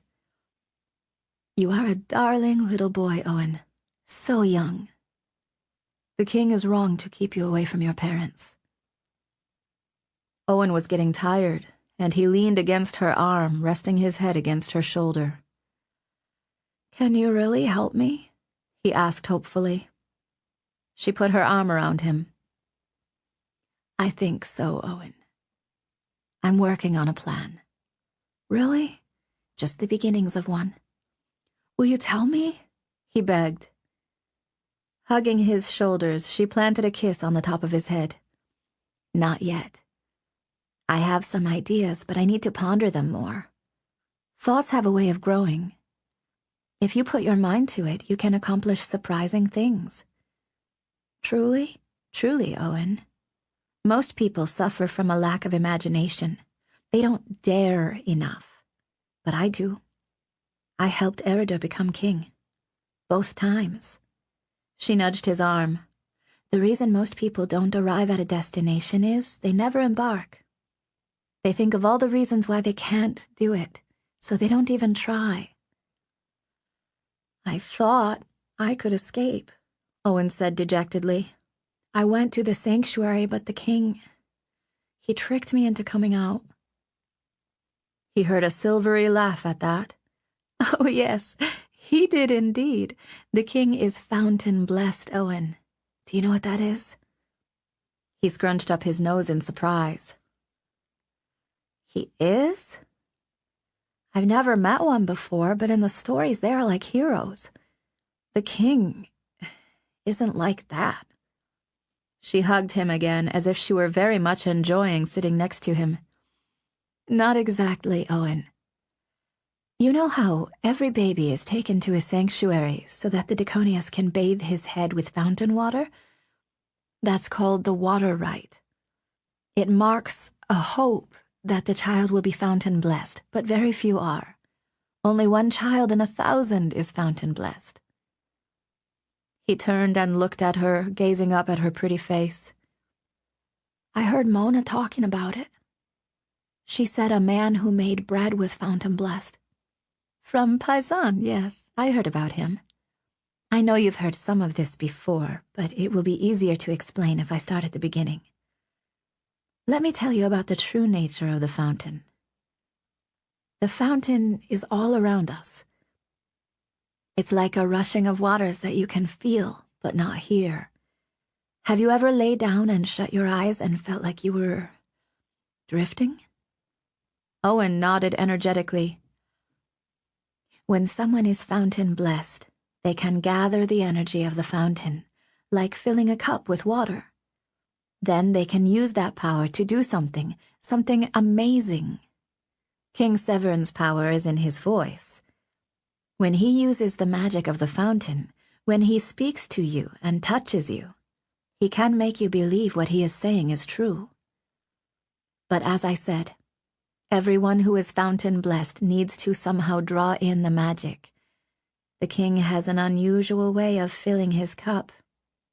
Have you noticed it? Owen stared at her in surprise and tilted his head. Is it his dagger? He's always slamming it. Anchoret smiled fondly. No, that's just a nervous habit. He's restless. Think about his words. He has power with his words. Owen frowned, deep in thought. He's always angry, except with the princess. I told you that you were clever. She brought her hands together under her chin. There is power in words, Owen. So much power. When you tell your mother you love her, it makes her feel warm and happy. If you tell her that you hate her, her voice became darker, crueler, as one of her hands reached away from her mouth and tapped his chest. That carries hurt. Her voice softened again, and she settled her hands in her lap. The king gains his power through insulting others. You cannot be in a room with him without experiencing it. That is how he draws in the fountain's magic. Every insult, every cutting word adds a drop to his cup. When it is full, he can use the magic of the fountain against someone, an individual. And they will believe whatever he says, no matter how outlandish. He did not always realize he was fountain-blessed. I think he discovered it almost by accident. Once he knew it, he began to use it to make himself king. I warned his brother about it, but he would not listen to me. He thought his brother was loyal. Owen looked at her curiously. He doesn't insult Princess Elise. Anchoret nodded. You are right, and observant. I need some time to work out my plan, but if you would like, I will come visit you tomorrow and we can talk again. She paused before continuing. I've been watching over you since you arrived, Owen. I like playing with your tiles too. Now, you should be abed by this hour. She mussed up his hair again. Then her fingers slowed and gently played with some of the feathery tufts. How do you know so much about it, about what it feels like? Are you fountain-blessed, Anchoret? He asked. She kept her eyes on his hair and then nodded once. That is another reason the king wants to kill me, she said. Why don't you head to bed? You are going back to the tower? He asked. She nodded with a sad smile. I must stay hidden during the day, she said. I do much of my work at night when everyone is asleep. Can I see your tower?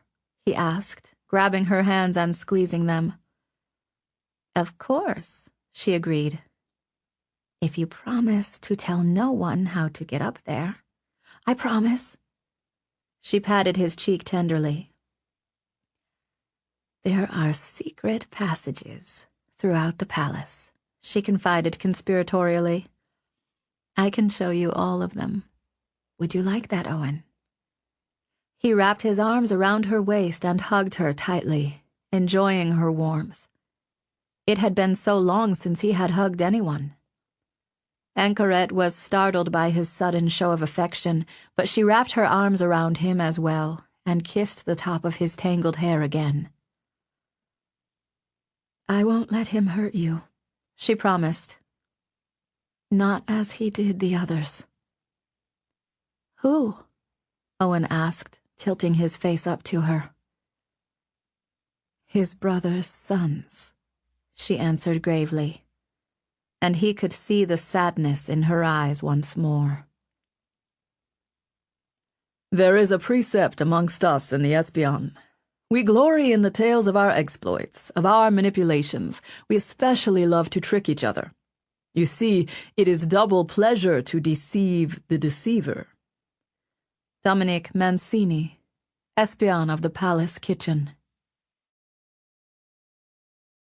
Chapter 12. Poisoner. Anchoret Trenewy lived in the highest tower of the palace of Kingfountain. As Owen climbed the steps with her, hand in hand, she told him how she was able to keep her presence secret. No servants went to her tower. The butler's servants believed the castle almoner maintained it. The almoner was told that the butler's staff serviced it. The master carpenter thought it was scheduled to be remodeled as soon as the funds became available. It was protected by a web of lies and deceptions so subtle that everyone had a belief about the tower that was just not true. One of the few people who did know the truth, Ankaret explained, was the cook, Leona, who always set aside a tray of food each night. Not even Eridir's queen knew where the poisoner dwelled. The stairs were a difficult climb for Owen, and he was breathing hard as they huffed up the narrow tower well the following night, his guide holding a single candle to light the way. His forehead was plastered with sweat by the time they reached the top. "It's so small," Owen said, panting, after she welcomed him to her private domain. Most of the space was occupied by a small canopied bed, swathed with thick velvet curtains to help her sleep in the daylight. The blankets were furs, and Owen went to them and rubbed his hands against their softness. There was a small table topped with a globe, a set of scales, and several vials and tubes containing various potions and concoctions. His eyes widened when he saw them, but he kept his distance. Throughout the room there were pestles and mortars of various sizes, some on the floor, some on the windowsills. These made him nervous, so he looked away. His gaze fell on a fancy embroidered curtain, and he walked up to it for a better look. "This is pretty," he said as he touched it reverently. "Thank you. I made it," Ankaret said. She went to the table with the potions and began mixing up a cup of tea. "How?" he asked in amazement, but she did not answer as she worked on the drink. Then his eyes narrowed in on the curtains on the bed, done in darker threads, and shot down to the similarly designed carpet. Everything in the room, from the table to the bookshelves, had little ornamented embroideries.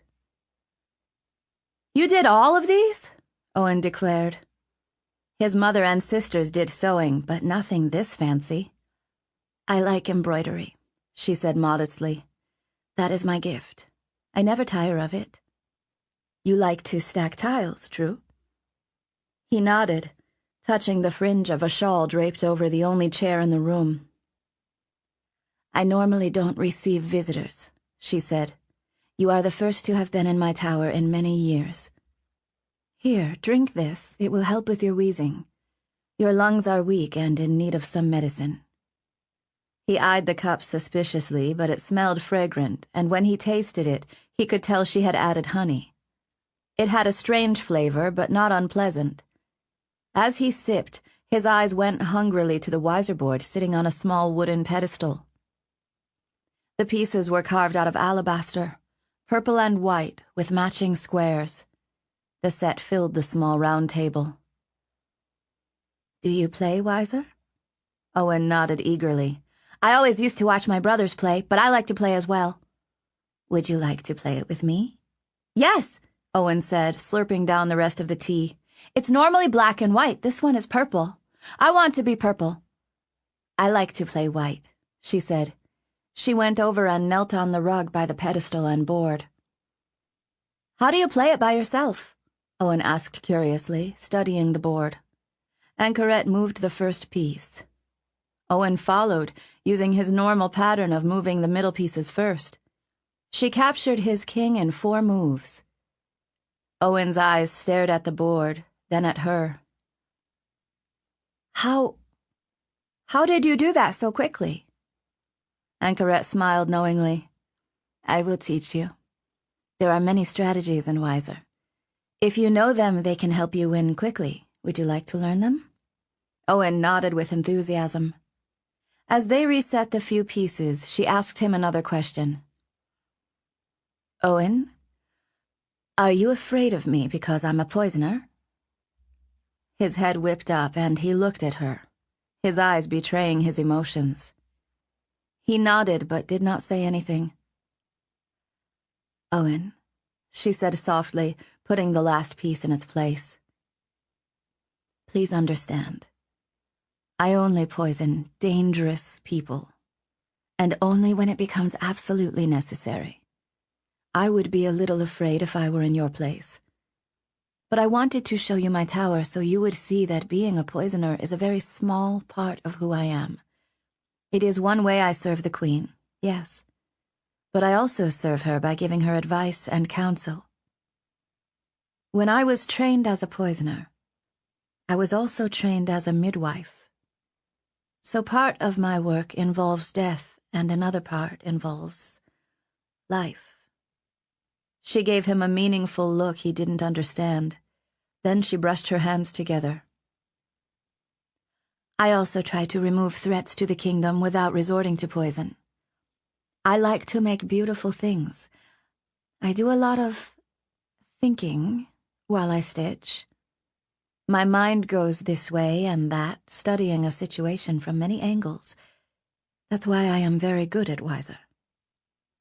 She put her hands down in her lap. I want to help you, Owen. But if I am to help you, I need to trust you, and you need to trust me. I brought you to my tower. If you told anyone that I lived up here, the king would send soldiers to kill me. Owen gasped, feeling a prickle of unease go down his back. He wouldn't do that. She nodded seriously. So you see, I am trusting you. But that is what friends do, Owen. I want to be your friend, not just because the queen told me to help you, but also because I like you. I will do my best to come up with a plan to keep you safe. I will teach you Wiser. I will teach you all about poisons, so you will know by smell if something is harmful. I will give you potions that will help you breathe better and make you stronger. But Owen, I will never ask you to poison the king or anyone else. That would be wrong of me, wouldn't it? Owen nodded vigorously, his eyes wide. The queen has not asked me to harm the king, even though he is a dangerous man. He is the last heir of the Argentine family. If he dies, there will be terrible calamity, and Dunsworth can't inherit because his father was guilty of treason. What did he do? Owen asked with eagerness. She shook her head. There is too much to explain for me to tell you everything in one night. We have time, Owen, you and I. Tomorrow we shall talk again. We will need others to help us if we are to succeed. Leona and Drew will help. I'll speak to them tomorrow, but we will need others to join us as well. You know Dominique Mancini, who stays in the kitchen? He could be a good helper. Owen gave her a little frown. But he works for the king. She smiled. He pretends to. He really works for someone else and is spying for them also. I think I can persuade him to be an ally. I can be very convincing. But your role is the most important, Owen. You will need to learn courage. You will need to do things you think are impossible. I believe you can. She reached out and smoothed his hair, giving him a warm smile. Owen swallowed as he looked into her eyes. Suddenly she winced like the king did when he moved his leg a certain way, but she did not drop the smile. Are you sick? Owen asked. Tired, she said. Go back down to the kitchen. I will meet you there again tomorrow night. Will you do that for me, Owen? I cannot make it back down the steps right now. He nodded, staring at the little room in wonder again. He was eager to return. This is our secret place, Anchoret whispered. Owen went to the small doorway. I won't tell anyone. I promise. Can I take the candle? She nodded. Leave it on the table by the tray of food Leona left for me. Blow it out, Owen, when you get downstairs. It was nice seeing you. She halted, her words falling into silence. Owen stared at her a moment longer, waiting for her to say more. He had the distinct impression that she was going to say that they had met before, but he would never have forgotten someone like Anchoret. It was mid-bite of a bowl of blueberry fool that I learned she's still alive. I almost choked. I was handed a note with instructions to wait in the kitchen until after dark. It bore Ratcliffe's seal, so I obeyed and helped myself to the sweet dessert as I waited. But the note was not from the odious Ratcliffe. It was from Anchoret Trenewy. I jest not. By all accounts, this woman died 8 years ago. I remember hearing of it and wondering at the audacity of the king's brother, Earl of Dunsworth, who would judicially murder his brother's poisoner, one of the Fountain blessed no less. You can imagine her demise caused no small shock among the Espion, both foreign and domestic. Some say Eredor had his brother killed because of Anchoret's death. I cannot tell you how delicious this is. The news, not the berry fool. She has promised to tell me her story. She has promised me information that cannot be bought, traded, or stolen. She is the penultimate trickster, the cunning hand, the queen of deception. And she is now my teacher. I think I'll take another helping. Dominique Mancini, Espion of the Palace Kitchen. Chapter 13. Broken Vows. Owen's world changed the night he met Anchoret Trenewy. He was part of a secret now, a secret so vast and interesting that he could hardly sleep. Over the nights that followed, she taught him about the secret tunnels and passageways that lined each of the palace's rooms, how to find the hidden latches that would open a door concealed by a painting, how to slip away a panel of wood so he could see and hear what happened in the adjacent room. She taught him how to walk quietly, how to hold perfectly still. She taught him the secrets of torchlight and shadows, and how the human eye adjusts to both. Owen, being an eager learner, soaked it all up. When Anchoret wanted to visit him during the day, she would slip something into Jules' tea that would send the woman off into a loud snoring fit. They would always return from their outings well before she snorted herself awake, none the wiser. The secret gave Owen a sense of power and purpose. When the king jabbed his dagger in his hilt or mocked Owen during the meal, he would look back and think, "If only you knew what I know. If only you saw what I did in your palace." The palace was an intricate maze of corridors and towers. But beyond the well-kept halls where everyone walked and ate and slept, there was an underworld teeming with dark, hidden places. Places that smelled like musty barrels of wine. Places where the guardsmen diced and drank with the servants and stayed out of Berwick's sight. Owen watched Dick and Ratcliffe's Espion as they boasted and bragged about their exploits when they came in from assignments, as they mocked Ratcliffe behind his back and scorned him for always heaping the credit for their work on himself. Anchoret did not say much. She would take Owen to new places and let him wander around and explore while she looked on with a smile of affection and warmth and answered his questions. Sometimes she would ask him a question, something to make him think and think hard. Only after he had exhausted his brain would she provide the clues he needed to teach himself the answer. "Anchoret," he asked her one day, as they were playing a round of Weiser at the table in her tower room.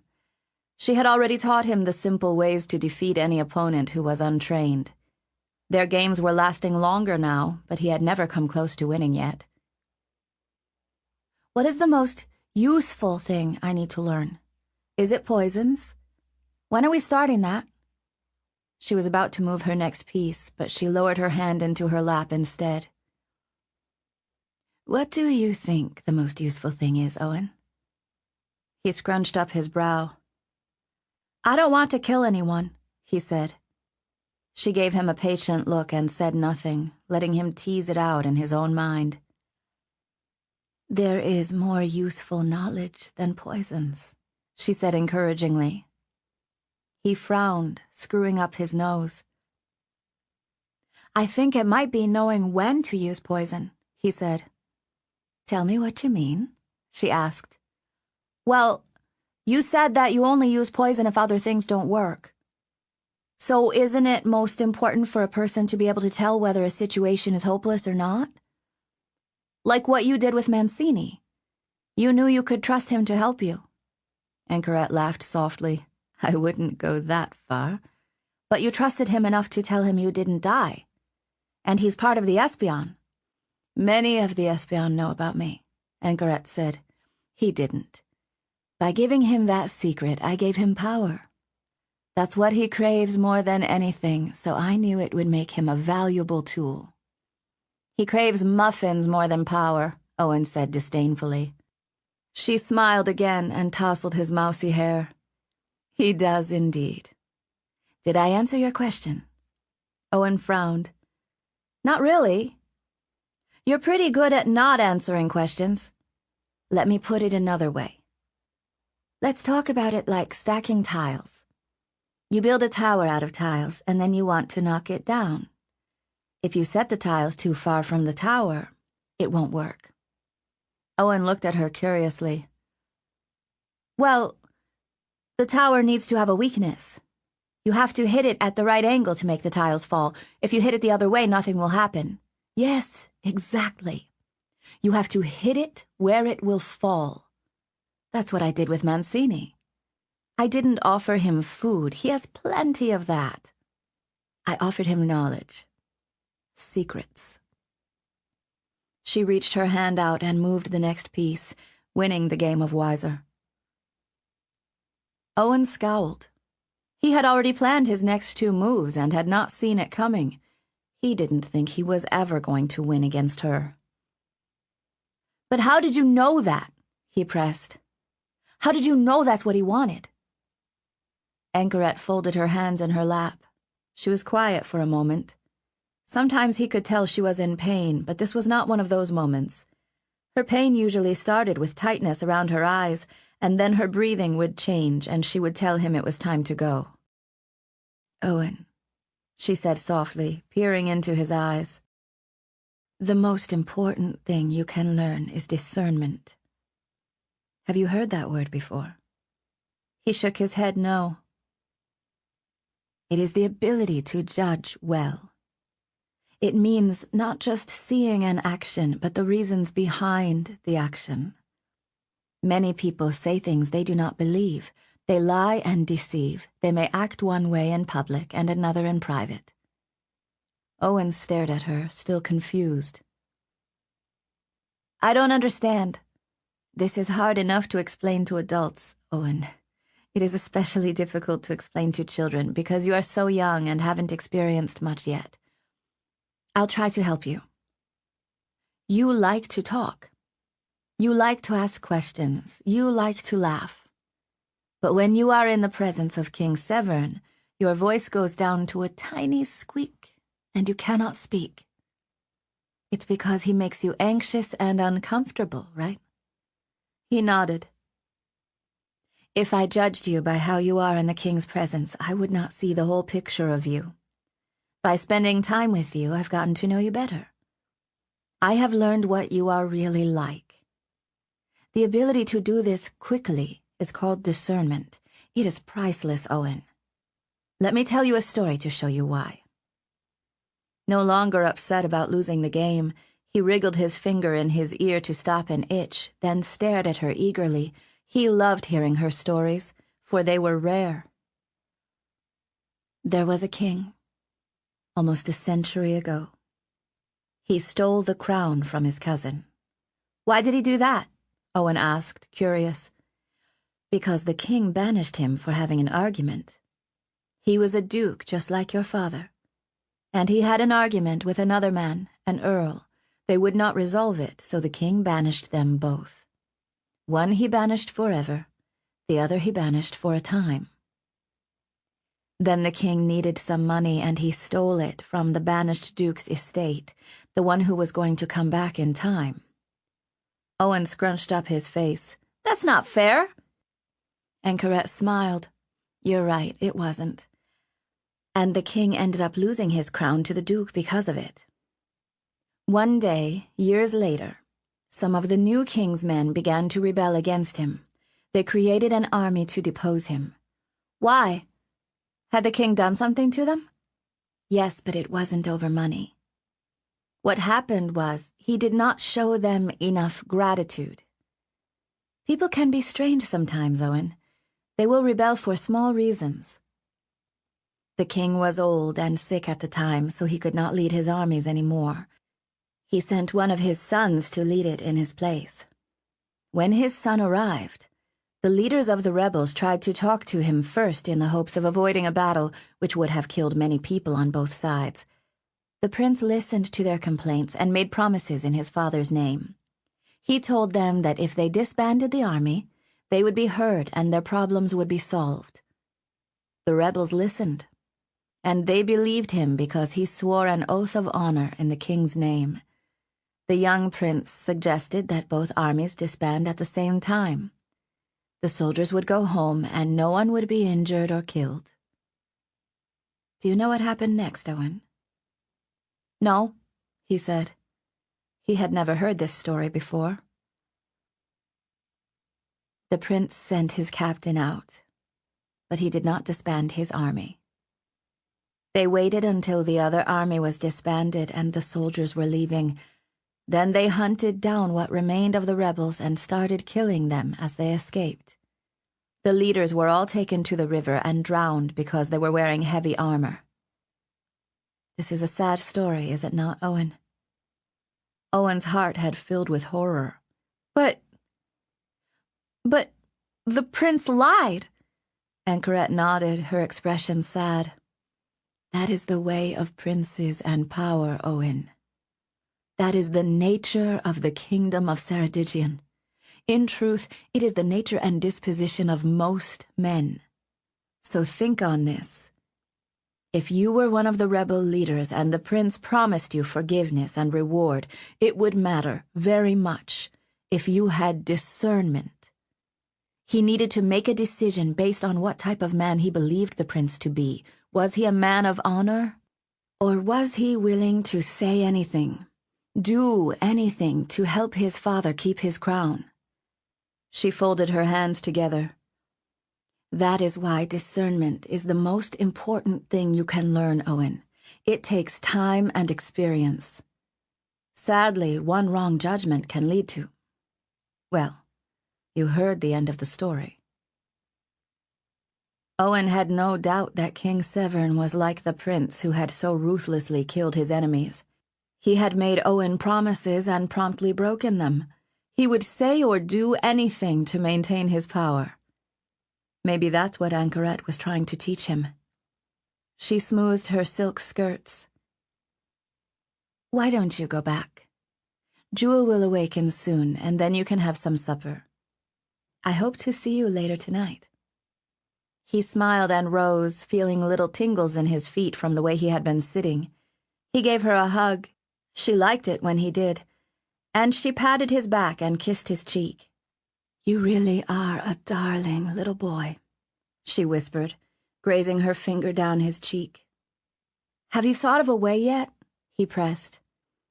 No, but I have some ideas. I'll keep thinking as I work. She reached for her needles and embroidery. Owen went back down the narrow stairwell and slipped down the secret corridors. He found Jewel in the room, still snoring softly. He waited a moment, listening to her breathing, and then grabbed a book and read it until she awakened with a fitful snort. I'm hungry, Owen said, slamming the book shut and putting it away. I'll meet you at the kitchen. Without waiting for her reply, he dashed out of the room, hearing her scold and chide him as he went. Wait for my old bones, lad. Wait a moment. Owen, Satchel, you get back here. Owen! As he rushed around the corner, he collided with Dunsworth, who was coming the other way. The older boy grunted. Watch where... Oh, it's you. Kiski. He seized Owen's arm, clearly intent on giving him bruises. Owen, almost without thinking, grabbed Dunsworth's little finger and yanked backward. It was something Anchoret had taught him about the body and its weak points. The little finger wasn't easy to grab, especially if someone was expecting it. But Dunsworth wasn't. He yelped in pain and surprise and released his grip. Free, the wiry little boy started running toward the kitchen. You little urchin! Dunsworth bellowed, starting after him at a run. Owen's stomach twisted with fear as he ran down the corridor, cursing himself for not having waited for Jewel. It was a long way to the kitchen, and Dunsworth's legs were much longer. Owen ducked around a side corridor. If he could reach the end without being seen, he could vanish through a secret door. The sound of his pursuer's boots grew louder. "Come back here, little snot!" Owen's feet were going so fast he almost wasn't touching the tiles. He could feel the vibrations of the pounding behind him. He wondered if he had enough time to trip the latch, but what if Dunsworth saw him? How would he explain his secret knowledge? Worry and fear mixed in his bowels. Panicked with indecision, he veered around the corner and nearly slammed into someone. He caught himself just in time, but a firm and sturdy hand grabbed his shoulder. He twisted around in fear just as Dunsworth came barreling around the corner, his face twisted with rage. "Hold there!" Duke Horwath scolded. "Look at you two, racing about." Dunsworth's face was red and he was panting. "Lord Horwath," he stammered as he stumbled to a stop. "I was just trying to catch him. He stole something from me." Horwath's eyes narrowed suspiciously. It was obvious he didn't believe it for a moment. "Get you gone," he snarled at Dunsworth. The lad's ruddy cheeks paled, and he turned on his heel and fled. Owen had not seen the Duke for weeks, and had not expected him to return to Kingfountain so soon. He tried to stammer out his thanks, but his tongue swelled in his mouth, and he could say nothing. Frustrated with himself, he wiped sweat from his forehead. "I just came from the kitchen," the Duke said gravely. "I was surprised you weren't there. Everyone says that's your favorite haunt." Owen bobbed his head, but he still couldn't speak. His jaw was locked, and he had no key to open it. "I brought someone to be a playmate for you. I brought my granddaughter from the north with me." Horwath's mouth bent into an affectionate smile. "Oh, no," Owen thought darkly. "I have learned a great deal from Anchoret so far. In return, she asks me for information that is circulating among the Espion. Trivial things, really. She does not want any information that would jeopardize my position. It seems she has been away from court events for several years. I'm curious as to why she's making an appearance now. Perhaps she intends to poison the king. That would not be a loss, and the people would thank her for it. He may be beloved in the north, but the people of Kingfountain believe he's a monster. Anchoret wants gossip about the noble families, like the Duke of Kiskaddon, for example. I told her the king is using the Espion to trick Kiskaddon into betraying himself by revealing his involvement with the enemy at Ambion Hill. Little things like that. Oh, and we have a newcomer to the kitchen now. Horwath's granddaughter. She's a water sprite, if ever there was one. Very obnoxious, never stops talking. It's going to be a pleasure tormenting her. Dominique Mancini, Espion of the Palace Kitchen. Chapter 14. Elizabeth Victoria Mortimer. Owen knew he was in trouble when the Duke's granddaughter squealed upon seeing him for the first time. Loud noises always rattled the young boy, and she was a force of nature in her own right. The delighted squeal was followed by a hurricane of words, touches, and hugs that nearly made Owen flee the kitchen for his life. "Oh, it's you! It's Owen! I've heard so much about you that I already feel I know you. Aren't you just the most adorable thing ever? I love your hair. Grandpapa, you didn't tell me about how cute he is. He's absolutely adorable. Owen, we are going to be the best of friends. Look, we are even the same height. I had imagined you would be shorter than me for some reason, but look, our noses almost touch." Owen stood straight as an arrow, feeling overwhelmed by the intensity of the girl. She was holding his hand one second, then mussing his hair the next, then tugging him to stand in front of her, comparing heights. How to describe the whirlwind? It was true. The Duke's granddaughter was his own height. Her hair, gathered behind a jeweled headband that glinted, was a darker brown than Owen's and went just past her shoulders. She wore a velvet dress the color of red wine that had sable fur at the wrists and the neck. She could hardly hold still. and he noticed that she wore a sturdy pair of leather boots beneath her hem that swished and swayed as she moved. She noticed him looking at her feet and grinned, hiking up her skirts. Do you like my boots? I love these boots. Look at all the buckles and straps. You could try and pull these off, but it wouldn't work. These are my exploring boots. Do you like to climb trees and rocks? I love to climb. There isn't any snow down here at Kingfountain, but up in the north there is so much snow. These boots keep me warm, but they are also good for tromping in the snow. You don't talk very much, Owen, do you? Grandpapa said you were shy, didn't you, Grandpapa? That's okay, but I've just been so anxious to meet you. She wrung his hand and nearly yanked it loose with her shakes. "Give the poor dear a chance to breathe, child," Leona said with a soft chuckle. "Master Owen, this is Lady Mortimer." The young girl looked affronted. No one calls me that, she chided sweetly. My name is Elizabeth Victoria Mortimer, thank you. Owen was still reeling from the introduction. He could not decide what color the girl's eyes were. First of all, she did not hold still long enough for him to tell, but they were either blue or gray, or maybe green. But she had an expressive smile that crinkled around her eyes. We'll have so much fun together, Owen, she said, twisting her hands together in delight. I'm going to live here too for a while. That's what my grandpapa says. You and I will play together and wander the castle together. She gazed up at the rafters, looking all around. There are so many places to hide. "I'll leave you two alone to get acquainted," the Duke said before vanishing from the kitchen. "My dear young lady," interrupted a sour voice from nearby. It was Mancini, looking more peevish than usual. "You are taking all the air out of the room. Kindly save some for the rest of us." Her eyes narrowed when she looked at the huge man on the chair. She did not wilt at all in the face of his rebuke. In fact, it made her a little stern. You are a fat man, she said decidedly. Mancini chortled with surprise. "You noticed that all on your own, did you?" I spoke the truth, the girl said. You are the biggest man I have ever seen. In the north there are animals that are so fat they can only move underwater. They have huge tusks. I've seen the pelts, but I've never seen a real one. Mancini stared at her in amazement. "What does that have to do with anything?" Nothing. You just reminded me is all. "You're as chatty as a little magpie," Mancini growled. "Do you do this all day or just in the mornings and evenings when people are trying to sleep?" I like to talk, she replied eagerly. I talk in my sleep, too. That's what my governess tells me. I can't stop. Then she turned away from Mancini, not giving him another look, and returned her focus to Owen, who was trying to sneak into the corner to find his box of tiles. He was amazed by her fearlessness, but he found himself wondering how she would fare at breakfast with the king. Owen imagined her prattling would quickly earn the king's scorn.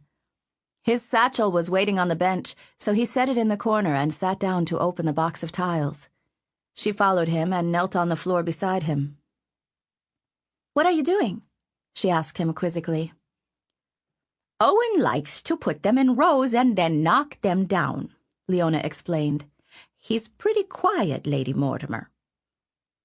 The girl looked at Leona. Call me Elizabeth Victoria Mortimer, please. Bless me, child, but that's a mouthful. But it's my name, the girl repeated in a kind way. I love my name. I love Owen's name, too. Owen Kiskaddon. Owen Kiskaddon. She sighed. It's like kiss. I love saying it. Owen shuddered. Believing Elizabeth Victoria Mortimer was perhaps the strangest and most annoying individual he had ever met. She tried to peer at the box of tiles over his shoulder, so he turned to block her view. He needed to think. If she had come to the palace to be his companion, when would he be able to see Anchoret Trenewy and learn his lessons? He loved having a secret, and he was absolutely determined to keep it from this girl. He began to lay the tiles, feeling his ears burn hot from the power of the girl's gaze. She craned her neck to look around him, and he kept turning more to block her view, feeling possessive of the tiles and a bit annoyed at her. After he set up his first row, which looked a bit haphazard because of his discomfort and anxiety, she changed her position and came around in front of him to get an unobstructed view. He ground his teeth and glared at her. This is interesting, she whispered, putting her chin on her hands, her elbows on her knees. She grew quiet as she watched him place another row. "Let me help you, it'll go faster," she said, reaching toward the box. Their hands collided over a tile. Instead of grabbing it, she seized his hand and gave him a sly smile. "We're going to be such friends," she gushed in a half-whisper. "I don't need help," Owen said thickly, not daring to look her full in the face. Her eyes widened with surprise, then her startled expression changed into a smile. "All right, I'll just watch then." She planted her chin again and watched, mesmerized, as he continued stacking the tiles. She was quiet now. That was good. At first he had worried she would chatter so much he wouldn't be able to concentrate. He glanced up once or twice and noticed a light dusting of freckles across the bridge of her nose. The bustle of the kitchen continued around them, and soon Owen could not hear anything. All the background sounds combined into a gentle lull as he lost himself in the tiles once again. Elizabeth Victoria Mortimer was silent and watchful, staring at the intricate arrangements with utter fascination. He completed the design and sat back on his heels, gazing at it. "It's amazing, Owen," the girl said with wide eyes. "What happens next? What happens when you're through?" He had not solved his problem yet. He wanted to talk to Anchorette and get her advice. She was quiet and subdued, more of a listener than a talker, the total opposite of this wild young thing kneeling in front of him. He wondered what the Queen's poisoner would say about Elizabeth Victoria Mortimer, and what the girl would say if she knew who lived in the knife-like tower. "Push that one," Owen said, pointing to the tile that would start toppling the others. Her eyes gleamed with eagerness. "Me? That's so sweet of you. You push it over just like this?" She gave the tile a light little tap, and it fell over and made a clickety-clack that continued as all the pieces spilled down. The girl gave a tinkling, silvery laugh of pure delight that was almost pleasant to Owen's ears. Crushing her hands together against her chest, she stared at the collapsed tiles and then shifted her gaze to him. "I love it! That was so beautiful! How did you—" "I love it, Owen, I love it! You are so interesting! I knew you would be! I want to see it again. You must build it again. Let me help clear the space." Putting away the tiles was Owen's least favorite part, and Elizabeth Victoria Mortimer was only too eager to assist. In moments, the tiles were back in the box, and he had started on another design. "Part of your hair is white," she said suddenly, her fingers tickling his mussy hair. "Why is that? Is it paint?" He looked at her in annoyance and shook his head. "You came that way?" she pressed, staring at the little tufts of hair. "That's wonderful. It's like that part of your head is an old man already. You must be really smart then. I love the kitchen. It smells so good in here. Fresh bread out of the oven is divine." She leaned back a bit, sighing contentedly. "My papa is dead," she said after a while. She reached out and took a tile and examined it with her fingers. "I'm not really sure what it means, but he's not coming back. Mama can't stop crying. I loved Papa. He was so kind to me. He gave me ponies and dresses and these boots. It's not your fault he died, Owen. I'm not angry at your Papa." Owen looked at her, feeling nervous. "My brother died?" he said softly. She nodded matter-of-factly. "He was killed for treason, but that's not your fault either. My grandpapa felt sorry for you. He said you were taken from your family. You were all alone and too shy to talk." She reached out and touched his knee. "We're going to be friends. I like you very much. You are adorable." Owen wasn't sure how he felt yet, but his ears were burning again. Chapter 15. Anchorette's Stratagem. Elizabeth Victoria Mortimer's first breakfast with the king went surprisingly well, much to Owen's chagrin. He had wondered how she would take his taunts and temper. She was absolutely fearless. That was the only word to properly describe her. She loved the idea of picking from all the dishes and gobbled up a hearty breakfast while still managing to talk between mouthfuls. She was eager to meet the king and suggested, rather boldly, that he needed to put a large fountain in the great hall, one with glass walls, and fill it with giant fish so that they could watch them swim while they ate. Owen was not certain how the king would react to her demands. King Severn looked at her with half annoyance, half amusement, and offered her a view of the royal fish pond to placate her.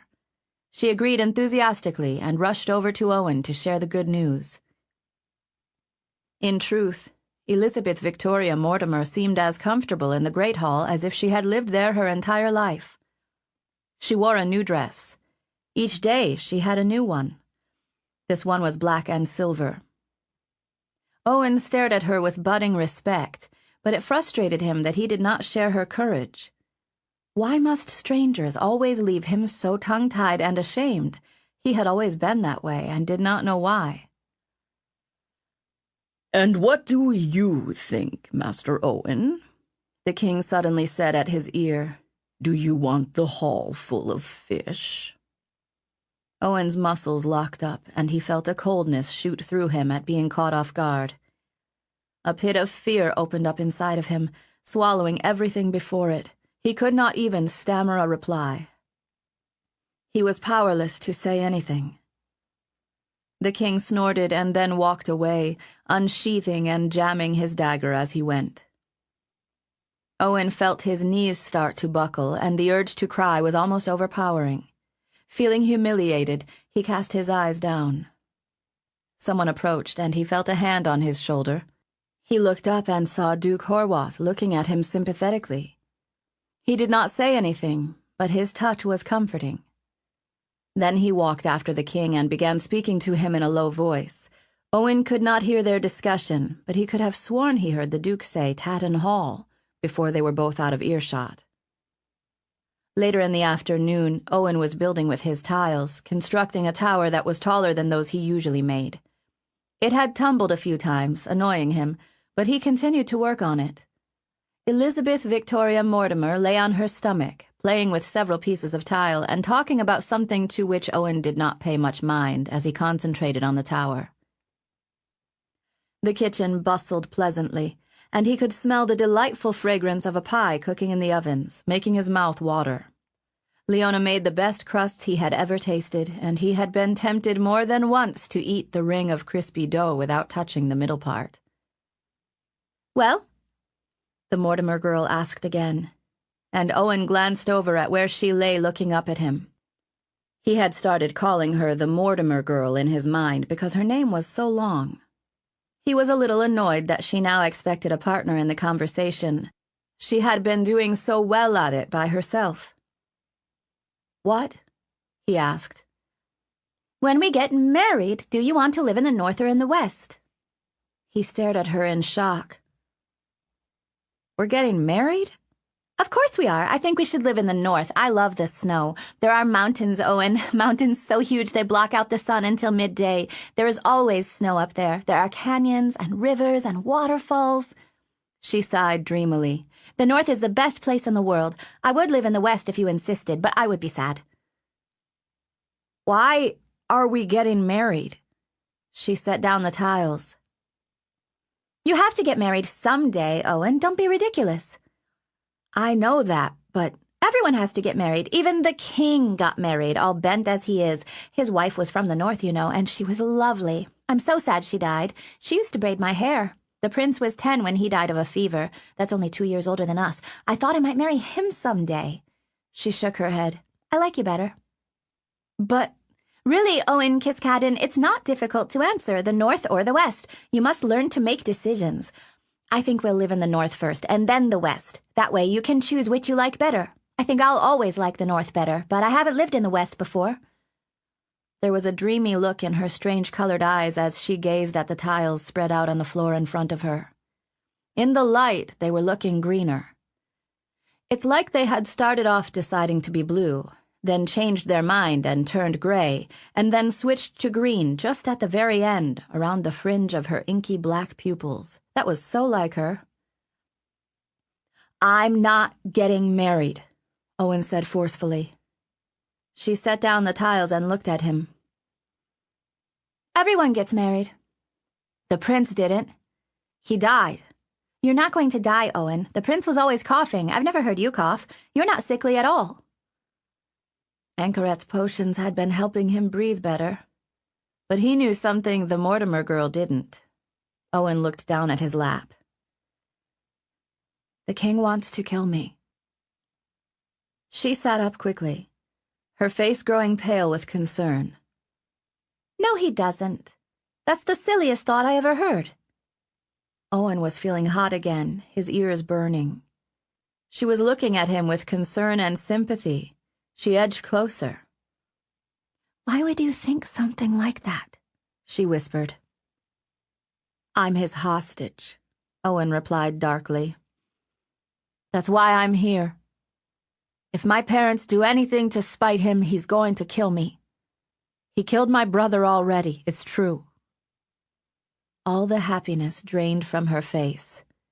In its place came an implacable anger. Well, I won't let him do it. I think that's silly. No one kills a little child. Owen was feeling a little annoyed. He already has, he mumbled. What did you say? She demanded. He has. Everyone knows about it. His brother had 2 sons. They were hostages too. He killed them. It's not true, she said angrily. Not everything that's whispered is true, Owen. She reached out and seized his hand, her fingers digging into his flesh. Don't believe the lies. Owen gave her a challenging look. Your grandpapa knows. He glanced around the kitchen, a dark, brooding feeling enveloping him. None of us are safe here. Elizabeth Victoria Mortimer stood and marched out of the kitchen, tossing her dark hair back over her shoulder. Owen was glad she was gone. Mostly. In the middle of the night, Owen was playing wiser with Anchorette in the Poisoner's Tower and telling her everything he could about the castle's newest guest, the Duke's outspoken granddaughter. Anchorette liked to talk as they played the game, which forced him to speak and think at the same time. I don't want to marry the Mortimer girl, Owen said, blocking one of Anchorette's attacks. She has decided opinions about many things, Anchorette said, with a hint of amusement in her voice. It's a trait of those from the north. They tend to be outspoken. Her grandfather isn't, Owen said glumly. He never talks at all. He grimaced when he realized her next move threatened him in 2 places at once. Since he would lose a piece regardless, he decided to sacrifice the lesser one. But he stopped himself before he made the move. Instead of responding to the threat, he positioned one of his pieces to threaten another one of hers.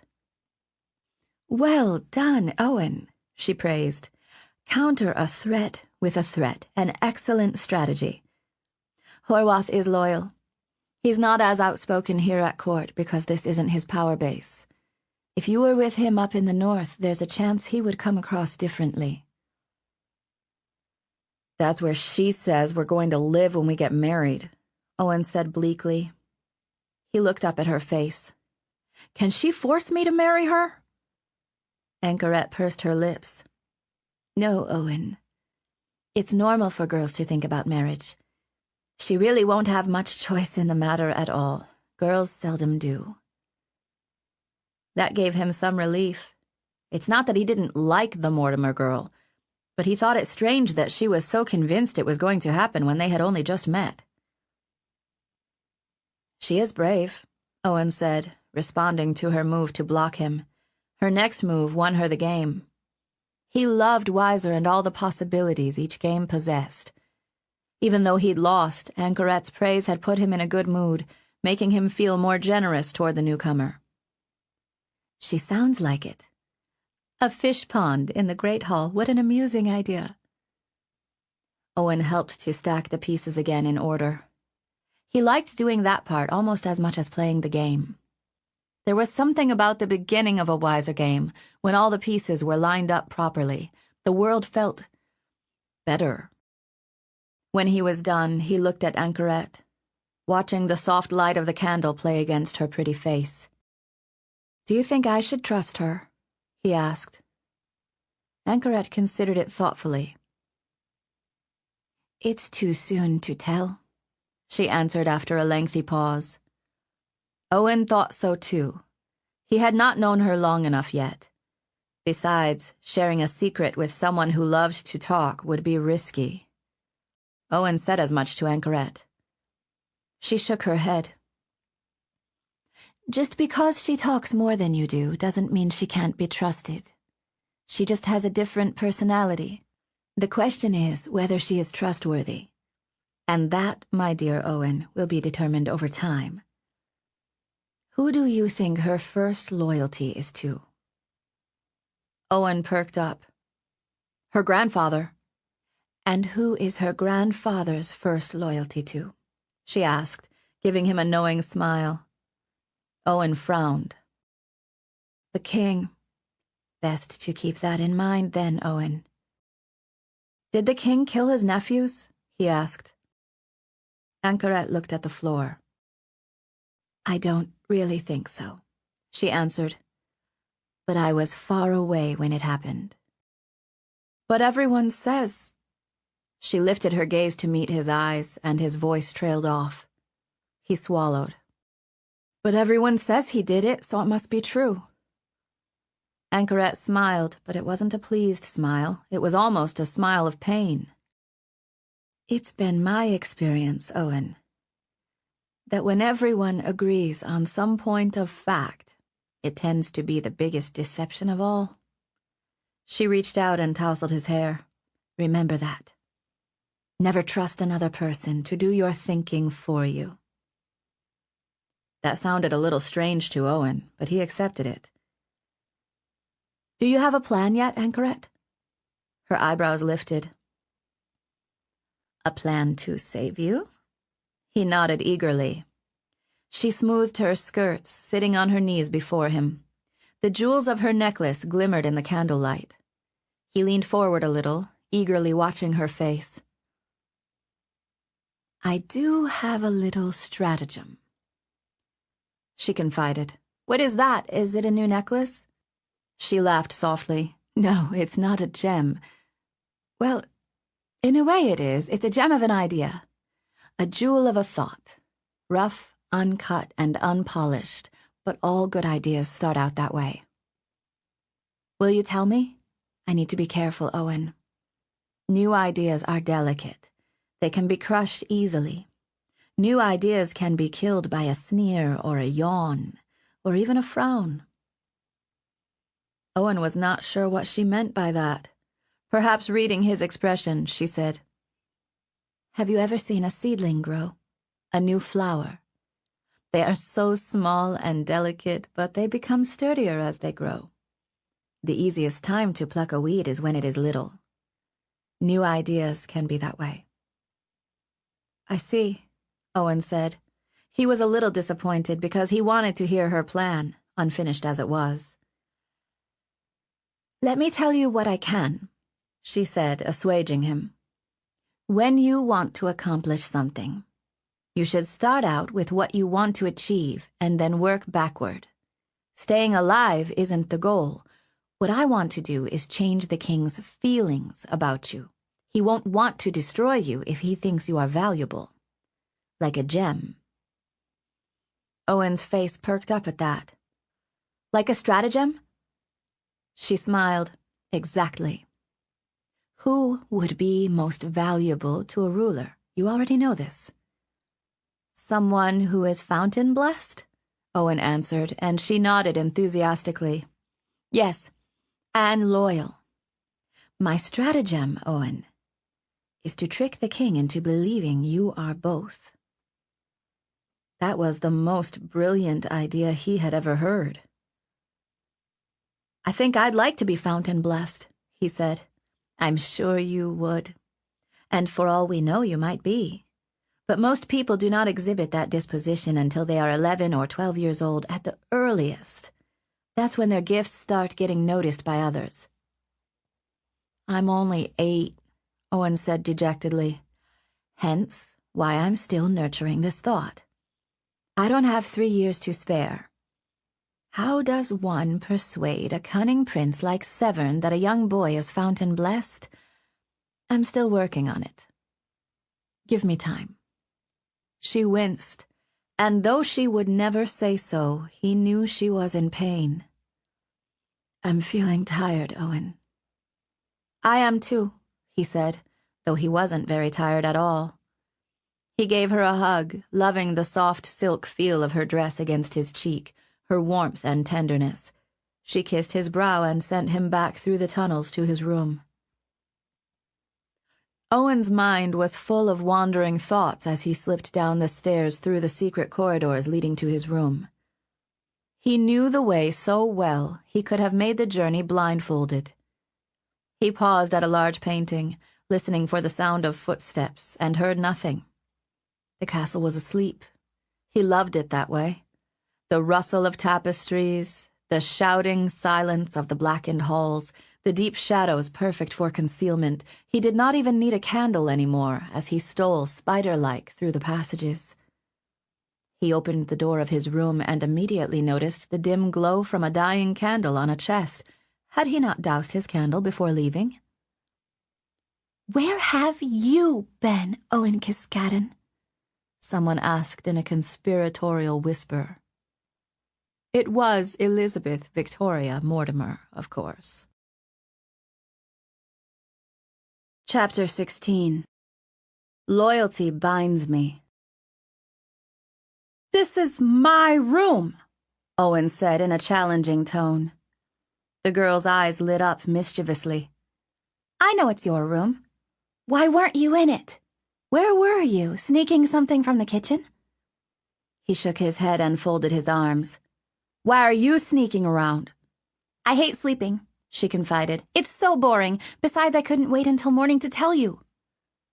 "What?" he pressed, curious. She leaned forward on her knees, her eyes almost silver in the darkness. "I spoke to Grandpapa. The king didn't kill his nephews, that's a lie, but he is responsible for their deaths, only it's not totally confirmed that they're dead. I'm a little confused on that part." Owen scrunched up his nose. "That doesn't make any sense." "You told me the king was going to kill you. You said he killed his nephews, but I know he didn't. Grandpapa would not have lied to me." "He doesn't tell you everything," Owen said flatly. "He's a grown-up." "He tells me everything," she said with a twinkle in her eye. "He's never lied to me, ever. You know about the coins and the fountains? They don't grant wishes, Owen. That's silly. The sexton shovels them out. Grandpapa told me, and he even let me watch. I never throw coins in fountains to make a wish anymore. It's a silly tradition." Owen frowned. "Just because he said that doesn't mean—" "Yes, it does," she interrupted. "He doesn't lie to me. Here's what he said. I knew you'd want to know. There was confusion when the old king, Cousin Erider, died. We were only 6, Owen, just babies. Now we're 8 and we're more grown up. My grandpapa said that one of the princes lived in the west, the other lived in Kingfountain. Uncle Severn was named as their protector. You know his badge, right?" "The boar," Owen said, nodding. Just thinking about it made him want to shiver. "The white boar," she corrected. "You know his motto, loyalty binds me.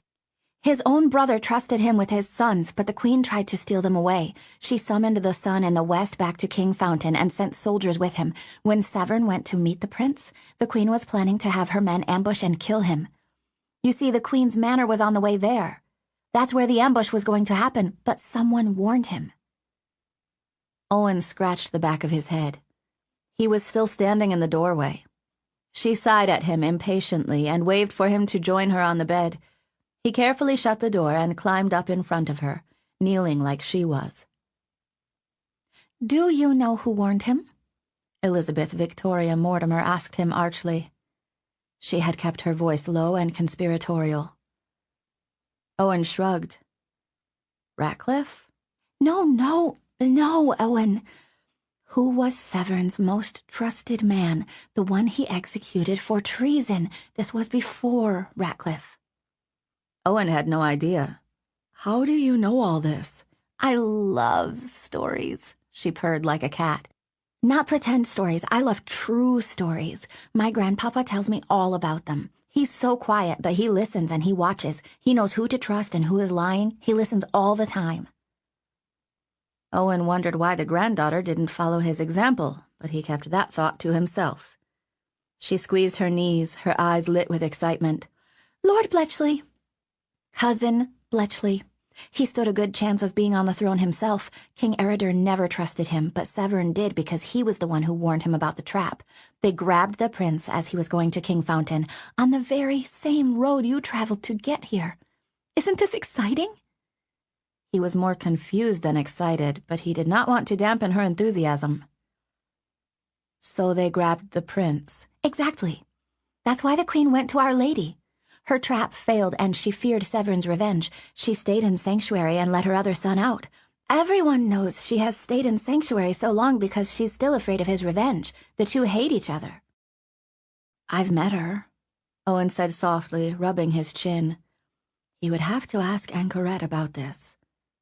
Really? She asked, almost shrilly, grabbing both of his hands and squeezing them hard. He yanked them away. I snuck away from the palace, he said. I went to Our Lady to escape. Her mouth formed a big O of surprise, and she sat up straight, as if all the fragments of a broken jug were coming together in her mind. The look she gave him transformed from eagerness to newfound admiration. You didn't, she whispered in awe. Owen nodded. I snuck out of the porter door in the wall and walked there. Ratcliffe caught me because Mancini told him I was there. I don't like Mancini much. He's a spy, but he's not very good, she replied in agreement. So you met her? They say she uses witchery to stay young, but I don't believe any of that stuff. Was she pretty? Owen felt a little uncomfortable. I think so. I don't know. She waved aside his response. That's amazing, Owen. You are so brave. I thought you would be too scared to try something like that. So you like to sneak around too? Her choice of words implied that she did as well. He nodded shyly. She started shaking her hands around excitedly. We're going to have so much fun together. There's a secret part of the grounds, the cistern. Have you found it yet? He stared at her in surprise. What's a cistern? She grinned. It's like a well, except it catches rainwater from the clouds, not from underground streams. Grandpapa showed me the wall blocking it. He said it's the only place I can't go, which makes me want to go there even more. Won't we get in trouble? Owen asked. She waved a hand dismissively. I sneak around all the time, so I have to tell you the story of Bletchley. Don't you just hate his name? Bletchley. It's like you're throwing up. If your family name was Bletchley, I wouldn't marry you.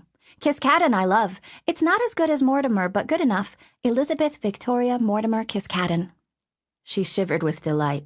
Oh, yes, Bletchley. He was nothing but a lying gutter snipe. He tricked Uncle Severin into giving him control of the Espion, which meant he got control of the princes. Then he made them disappear. And who gets the blame? Severin gets the blame. It was a nasty bit of work, I tell you. A cruel trick. Bletchley killed the princes, and that's why Severin executed him for treason. Everyone thinks the king did it, but he didn't. She looked into his eyes and then, much more gently, reached for his hand. You were worried that the king was going to put you to death, but my grandpapa thinks you'll be all right, and I believe him. Do you see why now? The king is upset that his nephews died. He didn't want it to happen. Remember, his motto is, loyalty binds me. He took that motto to heart. Owen was not sure what to think. One thing he knew, the Mortimer girl knew much more than he did. His parents had told him next to nothing about the families of the realm and the troubles between them. He knew his father had gone off to war again because the king had summoned him. He had been surprised to learn that his father was considered a traitor to the king. How was he supposed to discover what was true and what was tale? Everyone believed the coins vanished from the fountains and granted wishes, but just because they believed it didn't make it true. Good night, Owen Kiskaddon, Elizabeth Victoria Mortimer whispered suddenly, stooping to kiss him on the cheek. And with that, she scampered off the bed and vanished out the door. The following day, the Mortimer girl took Owen on a grand exploration of the grounds. Jewel was not pleased with her and kept demanding they stop and rest, but the girl paid her no mind whatsoever. Grabbing Owen's hand, she led him on a merry romp toward the secret part of the grounds, leaving their elderly guardian lagging behind. Owen had passed the nondescript wall before and thought nothing of it, but as she brought him closer, she pointed out how different it was from the adjoining structure. There were not any vines, and little moss on it either, which spoke to the fact that it was a new construction. "My grandpapa said the cistern is just past it," she said eagerly. "I haven't figured out a way to get over it yet, but I think if we had a view from that tower," she said, pointing up at Anchorette's tower, "we'd be able to find a way in there." She pressed her palms against the stone wall as if she hoped to topple it over. "I think there's another way inside, a door maybe. I've been trying to find a way into that tower, you know, but no one can help me." Owen swallowed guiltily, for he knew the way to the tower, and he had no doubt that Anchorette knew the secret of the forbidden wall. He was itching to ask her. When Jewel finally caught up to them, sputtering for breath, the Mortimer girl grabbed Owen's hand and dragged him away at a run to escape her. It was like playing the seeking game, only better. After sundown, he waited a long time before sneaking to the tower. He wanted to make sure that his adventure would go unnoticed by his new companion, so he stole into the secret passages and made his way to the Mortimer girl's chamber. He watched from a secret panel on the wall as Elizabeth Victoria Mortimer built a little fort out of chairs and blankets, with only a stubby candle for light. Suspecting she'd be occupied for a while, Owen stole up to the tower. When he entered the room, Anchorette was lying on the bed, clutching her middle. She looked tired and uncomfortable, and he could see she was in no mood to play wiser. "Hello, Owen," she greeted, her voice weak. "I left the tea for you on the table." He nestled by the edge of the bed, his stomach growling at the sight of the nearby tray of uneaten food. He was always hungry. "I'm not feeling well tonight," she said, reaching out tenderly and tousling his hair. "Tomorrow night, perhaps." "Are you sick?" he asked her. She nodded. "Mostly tired. I'll feel better tomorrow, I think. Would you take the tray down to the kitchen for me? I don't think I can make it tonight." "Of course," he answered, and then took it. "Can I ask you something?" "You always can," she said with a little gasp of pain. "I heard about Lord Bletchley today." "Who told you about him?" she asked, her voice showing her interest. "The Mortimer girl," he replied. "Elizabeth Victoria Mortimer?" Anchorette asked playfully. "What did she tell you?" Owen knew this was an important moment. He wanted to see if he could trust Anchorette fully, so he decided to test her. He altered some of the story. He said that Severn ordered Bletchley to murder his nephews. He wanted to know if that were true. Anchorette was quiet for a moment, her eyes lost in thought. "No, I'm certain that's not true," she said. "I don't believe the king ordered his nephew's deaths. It was Bletchley's handiwork." She frowned, her face troubled. "Many do believe Severn ordered it, so I'm not surprised at the story, only that Duke Horwath did not correct his granddaughter." She shrugged, and Owen felt a surge of relief. "How do you know he didn't?" Owen stammered. "I was just thinking, you told me the king was fountain blessed. Couldn't he persuade someone that he didn't do something that he did?" Anchorette gazed at him with a look that reminded him of the one the Mortimer girl had given him. A look of respect and admiration. It made him flush with warmth. "Are you sure you are only 8?" she asked with a little laugh. "That was very astute, Owen. You will become a great lord some day." "How do I know?" "Because I was there in secret when Severn told the king what had become of her sons. Their bodies have never been found, you see, but we all presume they are dead. The king came to Our Lady to tell his sister-in-law. He is not a humble man, you may be sure of that. And while he laid the blame for their death on Bletchley, he told her that he was responsible. He had trusted Bletchley and given him command of the Espion. It was his fault the boys were dead. She fell quiet.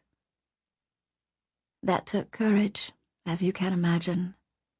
No one made him tell her, and since I was there, I could tell he was not using his fountain magic.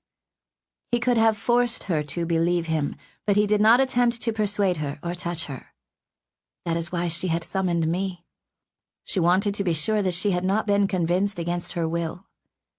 One fountain blessed can discern the gift in another. I would have known it if he had used it against her.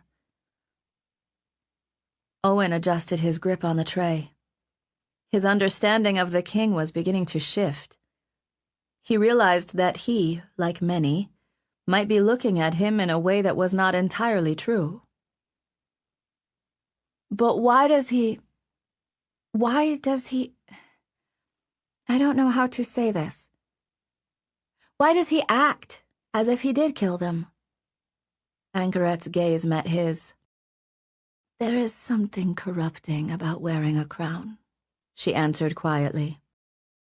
It changes you. I saw it happen to Eridur too. When enough people believe something of you, it can distort your view of yourself. We mimic the judgments of others. It would take a very strong person indeed to resist the effects of so much ill will, so much aversion. I don't think King Severn is all that strong. His older brother was stronger, and yet he still succumbed to it. Severn is becoming what everyone already believes him to be. When he was younger, he never limped or stooped, despite being born with a crooked back. He limps now because of his battle wounds. His brother trusted him, and he walked straight and proud. Now he's transforming into the monster that his people believe him to be. I did not work for Lord Bletchley when he was the master of the Espion. He coveted the hollow crown for himself and thought he could intrigue his way to the throne. The faster someone rises to power, the faster they will inevitably fall. King Severn may prove an exception to this rule, I believe. Dominique Mancini, Espion of the Palace Kitchen. Chapter 17. Discovered. Owen was a curious boy. He had many questions, and when he wanted answers, he could be persistent. The Mortimer girl had pointed out the new wall, and while Owen was not pleased she had discovered it before him, he could not banish it from his mind. Her suggestion about looking from the poisoner's tower, though she had not called it by that name, had inspired him to seek the secret entrance. It would have been easy to ask Anchorette for the information, but he wanted to see if he could find it on his own. He stole away from the Mortimer girl on the pretext of using the garderobe, and then slipped into the secret tunnels that honeycombed the palace at Kingfountain. He couldn't wait until nightfall because then he wouldn't be able to see very well. The tunnels were musty, but the arrow slits in the walls provided some light, and he had grown accustomed to slinking about in the shadows.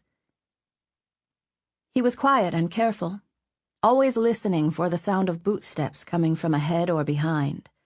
He had a knack for hearing things out of place and for treading softly. The thought of becoming an espion had its charms. From an arrow hole in the wall of Anchorette's tower, he had a good view of the walled-off area, though it was overgrown with trees. He could see a giant hole in the center of the enclosure. It was the strangest-looking well he had seen. It had 8 sides, each with various rows that narrowed like a funnel the deeper it went. At first he thought it was a series of benches like the small amphitheater in the garden at Tatton Hall, but this wasn't a semicircle. It was a full circle. The center of the well hole was a big 8-pointed star. There were crushed stones and pebbles around it, and small sluices that led to the 8 points around the perimeter. It looked like a very interesting place to explore. How to find the way in? Owen spent some time exploring various tunnels around where he thought the entrance must be, but realizing it would require more diligent searching, he decided to wait until after nightfall. After supper, he spent time in the kitchen arranging tiles in the shape he had seen, earning some curious comments from the Mortimer girl, which he chose not to answer because he wanted to surprise her. He was eager for nightfall to arrive so he could begin his search. He would need a candle if he were going to explore new sections of the tunnels, so he made sure to blow out his night candle early to conserve the wax. As he walked the dark tunnels between the palace's walls later that evening, he remembered his first nights in the palace and how frightened he had been of all the new sounds. He had grown more accustomed to them and could now differentiate the familiar from the strange. The interior ways were narrow, only wide enough for a single person to pass, but they interconnected the major portions of the palace. Most of the tunnels were as tall as the corridors they lined, and in some places rungs were hammered into the stone to provide access to higher floors. In other places, the tunnels were so narrow a man would have to go sideways through them. Those would have been a problem for Mancini, Owen thought with a smirk, but they were sized perfectly for an 8-year-old boy. At various points, they would connect to the tower stairwells, but some towers had secret ways. Owen rubbed his hands on the stone walls, feeling the grooves between blocks of stone. He counted the floor blocks, too, using that as a measure to help him orient himself. At every junction, there was a symbol carved into a flat stone at the corner, which also provided a way to find something in the dark. He normally kept to the main aisles, running the perimeter of the castle. Tonight he intended to explore some new ones. His fat candle was impaled on a nail protruding from the stubby bronze candlestick he gripped and held before him as he explored. The normal day-to-day sounds of the castle began to abate as he explored, delving deeper into new tunnels that hopefully hid the secret of the garden well. Part of him was growing anxious. He did not know how long he had been wandering, but he knew Anchoret would be waiting for him in the tower. He wanted to be able to boast his discovery to her, to prove that he had learned his lessons and could find things on his own. But he could not find any path that led there, and he was getting the feeling that he should turn back and continue his quest another night.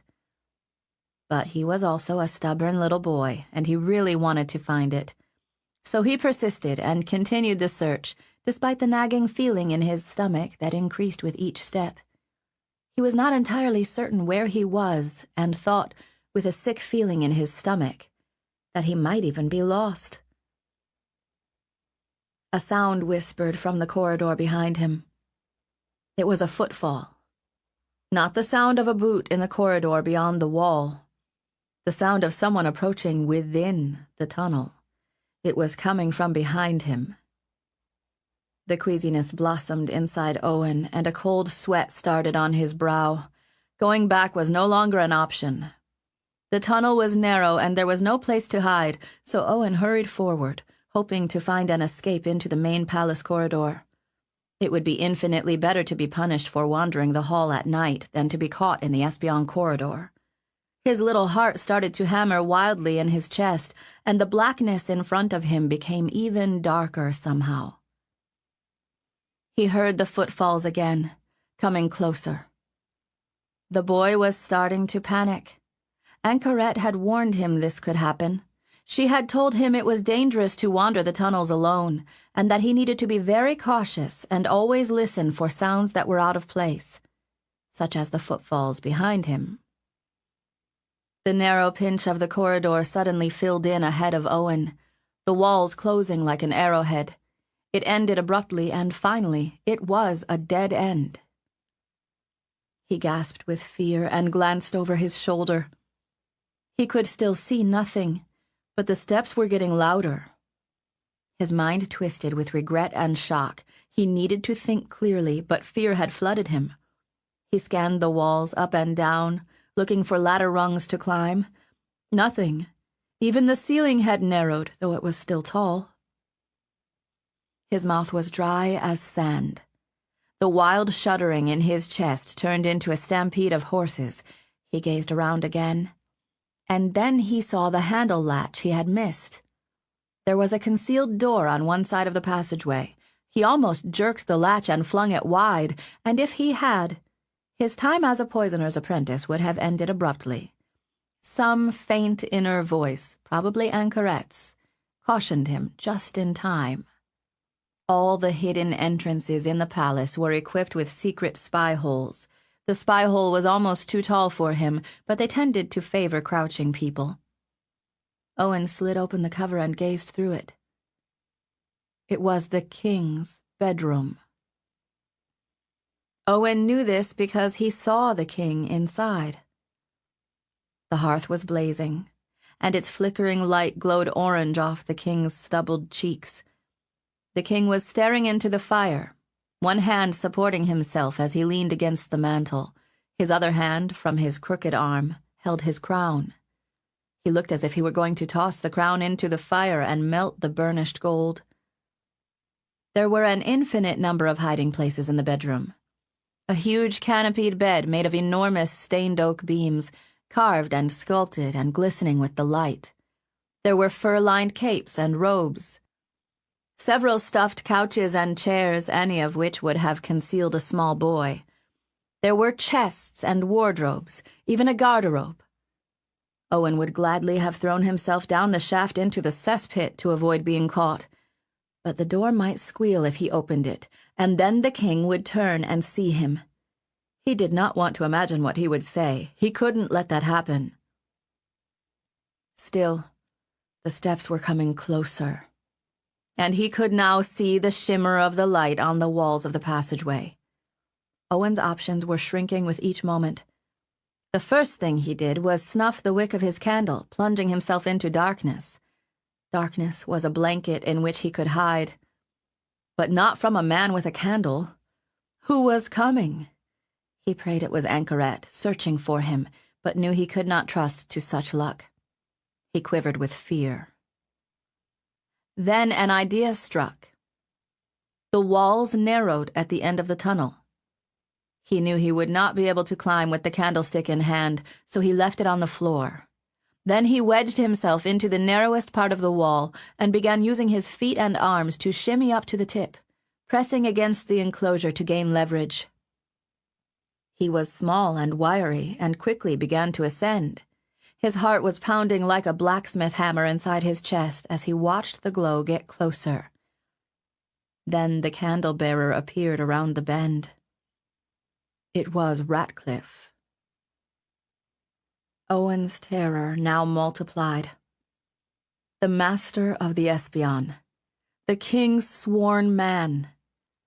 He walked deliberately toward Owen, and the boy feared for a moment that he was already seen. He was doomed. He was probably level with Ratcliffe's head when he felt the ceiling of the tunnel push against his head. Owen dipped his chin and continued to climb until he felt the tunnel ceiling on his neck. "What's this?" Ratcliffe chuffed, gazing down at the smoldering candlestick on the ground. He approached faster and stooped to pick it up.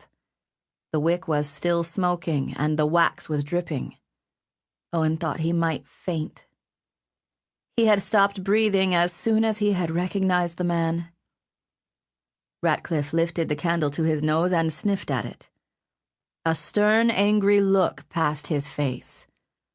He looked at the concealed door, the slit still clearly open, and then hastily jiggled the handle with the hand holding Owen's candlestick. "Who's there?" Severn growled as the secret door opened. "It's me," answered the spymaster. "My lord, were you visiting with someone just now? I found this on the ground by the door." "I've been alone," came the brusque reply. "Alone with my ghosts." "My lord, someone's been spying on you," Ratcliffe said with growing alarm. "The wick is spent, the candle dripping. Are you testing me, my lord? Did you leave this here to see if I would tell you?" "Of course not, Dickon," the king said with rising anger. "You've proven yourself loyal over and over. Probably one of your espion," he added with derision, "seeking to catch me fondling the princess or some such rubbish. I don't like those espion, Dickon. I need them, but I don't like them." Ratcliffe's tone bridled. "If it weren't for them, you would have failed at Ambion Hill, sire." "If it weren't for them, my nephews would still be alive," he countered bitterly. "I don't need to be reminded." So we have another traitor among our ranks. I didn't set that candlestick there. You didn't. Who do you think it belongs to? It might be her, Ratcliffe said in a low, dangerous voice. I think she's moving freely in the castle again. There are rumors that she's been seen. The king gave a weary sigh. With all the power that comes from this golden band, why cannot I find a single woman who haunts my steps and overthrows my designs? Even my brother would not tell me who she was. He grunted with anger. Owen's arms and legs were beginning to cramp. The door leading to the king's chamber was still open, just below him. If he fell, they would no doubt hear it and then see him. She may still be here in the room, Ratcliffe said. Let me summon the guards to search. The candle was still warm. Do it, Severin said. If you catch this poisoner, I want her executed immediately. Do you hear that, my dear? You thought to catch me unawares whilst I slept? Call my guards, Ratcliffe. Make sure all the Espion know that helping her is treason in my eyes. Are you hiding over here, my dear? The sound of heavy footfalls flooded the tunnel as the two men began to tromp through the chamber. Owen's fear made him tremble, and his knees and arms were shrieking in pain. Ratcliffe summoned the king's guard into the room, who promptly and thoroughly began examining every nook within the chamber. If Owen had tried to hide in there, he would have been caught for certain. After several minutes of clamoring, the hunt was called off. Owen's muscles throbbed and shook, but he would not give up. He held himself perfectly still, wedged up in the corner above the door in the narrowest part of the tunnel.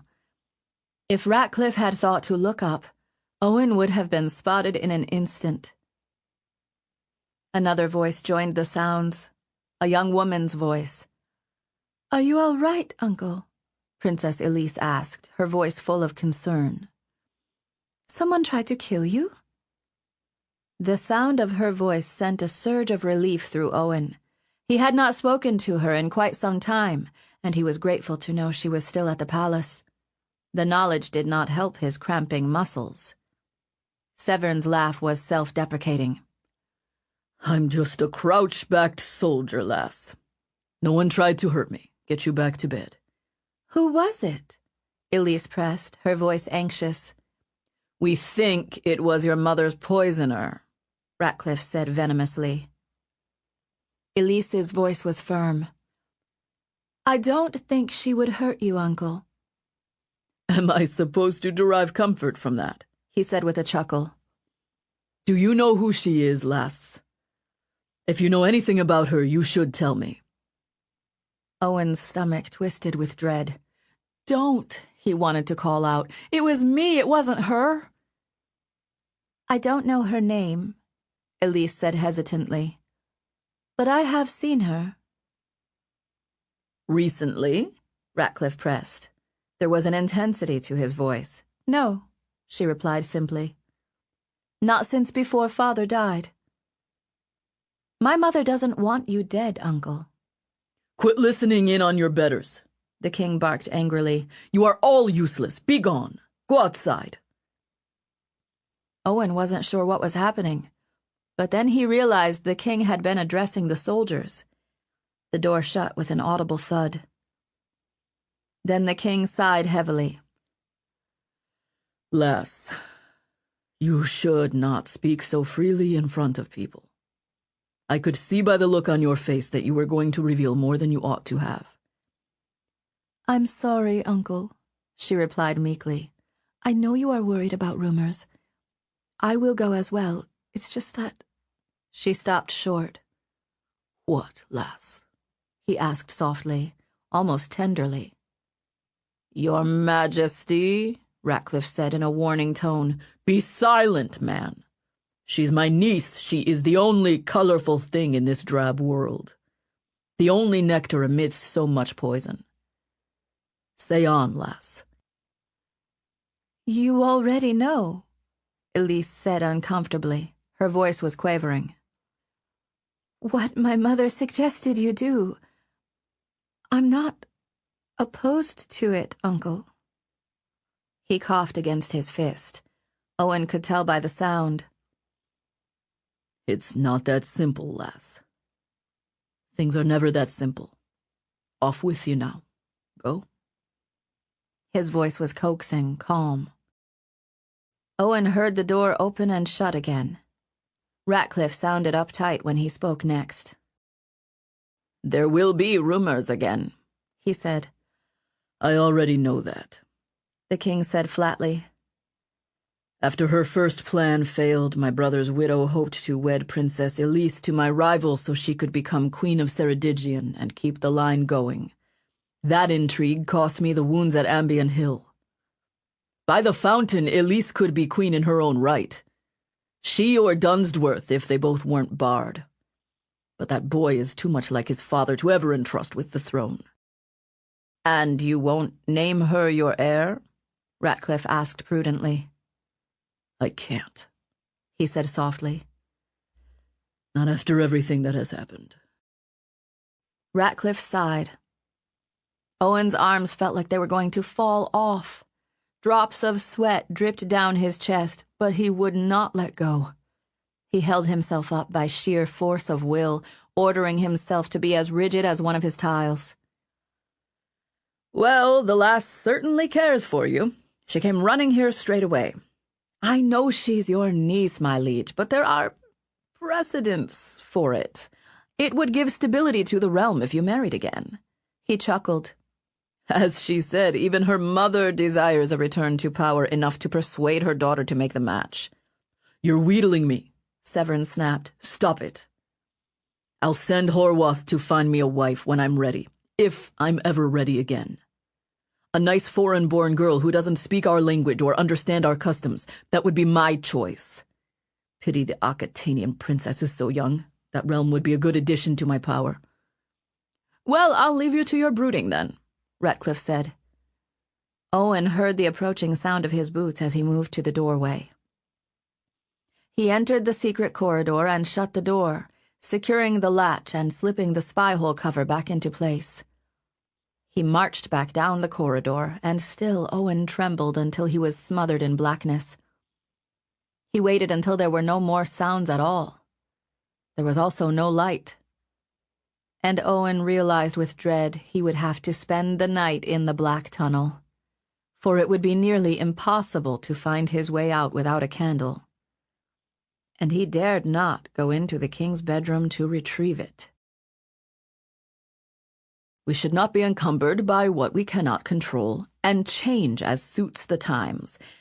A promise given in the past was a necessity of the past. A broken vow is a necessity of the present. There is no such thing as honor, or I give him my word. Words, as you know, are meaningless, and only fools trust in them." Dominique Mancini, Espion of the Palace Kitchen. Chapter 18. Fear. If Owen had experienced fear before coming to Kingfountain, it was nothing compared to wandering the secret tunnels of the palace without a candle. He tried his best to judge the right way, groping with blindness and even crawling on the ground, but his efforts were totally wasted. He was lost, hopelessly so, and the night seemed as if it would go on forever. There were sounds that he understood, the scuttling of rats, the creaking of timbers, and the occasional gusts of wind. But there were also sounds that put him in mind of a person moaning. His imagination supplied the rest. They were the ghosts of the dead princes, the ones whose bodies had never been found. His courage was utterly spent, his misery complete. Ahead, he thought he saw a translucent shape, a phantom shaped like a man but made entirely of dust motes. The phantom stalked toward him in silence. Owen closed his eyes and buried his face in his hands. He listened for the sound of footfalls. Nothing, not even a whisper of breath. He peeked up again, and it was waiting for him, the shape of a man, all gnats and swirling dust. Owen groaned with fear and then began to sob. He waited for the being to grab him and carry him away into the void. Terror made him huddle in a ball on the floor and sob in choking heaves that grew louder and louder. He could not help himself. Anything was better than staying lost in the tunnels until morning. He wept bitterly, wishing his parents had never given birth to him. He did not know how long he lay crumpled on the floor, crying. He waited with anguish and suspense for the worst to happen. And then his eyelids detected light. Ratcliffe! He almost welcomed capture at this point. He lifted his head, still trying to breathe through his tears, gulping. And then he saw Anchoret coming toward him with a candle. Owen wasn't sure if it was his imagination, but he got to his feet and ran to her with relief. As soon as he reached her, he wrapped his arms around her middle and pressed his cheek against her stomach. He was so grateful to see her, so relieved to have been found. She set the candlestick down and folded her arms around his head.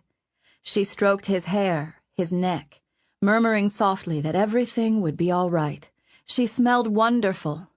Even in the safety of her arms, he shivered and shuddered, unable to quell the terror. Anchoret knelt down, bringing herself level with his face, and cupped his cheek in her hand. Not saying anything, she peered into his eyes, her gaze full of sadness and serenity.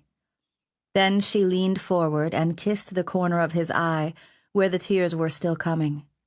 She murmured a word in a language he didn't know, and suddenly he felt peace. His heartbeat began to slow down. The tears stopped. Instead of terror, he felt relief. Warmth and kindness suffused him, putting a stop to his spasms. Still kneeling, Anchoret took up the candlestick. She then rose to her feet and offered Owen her hand. He clung to it, so grateful to be led away from the darkness. She took him back to his bedroom and set the candlestick on the table near the bed before helping him under the covers. He could only stare at her with reverence. He would have done anything in the world she asked him to do. Once he was settled, she knelt by his bedside and planted her elbow on the mattress so she could rest her chin on her knuckles. "There's my little Owen," she whispered with affection, reaching out and smoothing some of his hair from his forehead. "You had quite a scare tonight." He nodded, feeling a twinge of horror try to well up inside him. It could not rise above the well-being in his heart. Was that magic?" he asked her simply. She wrinkled her brow a bit. "Was what?" "You kissed my eye and whispered something. Was that magic?" She smiled languidly and then nodded once. "Can you teach it to me?" he begged. "You are too young," she answered, tapping his nose with her slender finger. "Will you teach me when I'm older?" She pursed her lips as if his question caused her pain. "If I can," she answered after the hesitation. "I don't want to be an espion anymore," Owen said, shaking his head firmly. His eyelids were drooping, and he felt so tired all of a sudden. "I was so afraid." "You got lost in the tunnels?" He nodded sleepily. "I found the king's room, and then Ratcliffe came up behind me. I thought I would be caught. I never want to do that again." "But you weren't caught, were you?" He shook his head. "But I was scared. I kept seeing things in the dark." She laid her hand on his forehead, stroking the tips of his hair. "Courage isn't the absence of fear, Owen. Courage is moving forward even when you're afraid. I've known many brave men who have felt fear the night before a battle. Fear comes and stalks them like a wolf does a lamb." She paused, sliding her finger down his nose. "But when the dawn comes, they do their duty, and the fear goes away. It only preys on the powerless. Owen, you have power." He stared at her, his eyelids so heavy. "No, I don't." She nodded sagely. You do. Your power summoned me tonight. I felt your need. The fountain whispers to those of us who listen. I had a bad feeling about you tonight when you didn't come. Most people ignore those little feelings, but I've learned to trust them. I didn't know where you were, but I kept looking, kept searching. And then I heard you weeping. She caressed his cheek with her knuckle. Anchoret, will you tell me about the fountain again? He asked. He blinked and forced his eyes open. He wanted to listen to her, but he was so tired. He licked his fingertips and then rubbed the wetness over his eyelids. That made it easier to keep them open. She gently stroked his hair. The fountain is everywhere, Owen. It's here in the room with us. It was in your tears. It's likened to water because without water, even a little bit, we would die in days. I can hear its murmur right now, here with us. It carried your fear and despair to me, knowing I could help you. It led me to you. The fountain is power, like a river current. Even the strongest things must budge to its force given enough time. The fountain is magic. We were all born of it. And it was the fountain that gave me the idea of how to save you. By tricking the king, Owen said with a weary smile. Has the fountain told you how yet? Anchoret nodded emphatically. It's all so very simple. I don't know why I didn't see it before. Tell me? Owen pressed. He loved staring into her sad eyes, looking at her lovely smile. Anchoret had come to feel like a mother in this place so far from home. As you know, I've made an acquaintance of Mancini, she said in a near whisper. He seeks to do away with Radcliffe so that he himself might become master of the Espion. I have been helping him with his goal. In return, he will help me with mine. One way to prove that you are fountain-blessed, Owen, is if you can bring information to the king before Radcliffe does. It won't be easy. Mancini is helping me track down the first tidbits to help build your reputation. Something that will help you without compromising him. Something that Radcliffe intends to tell the king later, only you will tell him first. You will become a fortune-teller in a way. Only a fountain-blessed could have that power of sight. I'm not sure I am brave enough, Owen said in a small voice. Anchoret leaned down and kissed his cheek. Then you must learn courage, Owen. You must learn it however you can. The thought of Elizabeth Victoria Mortimer came to his mind. She was the most fearless person he knew. How had she become that way? He fell asleep while thinking about her. The next day, the two youths were in the interior yard of the palace grounds, arms held out for balance as they walked in the great circle around the rim of the enormous fountain in the yard. Jewel scolded them for risking a fall, but they ignored her. The Mortimer girl was trying to catch up to Owen. He had to keep one eye on the tiles at his feet and the other on her to make sure she wasn't gaining on him, which she was.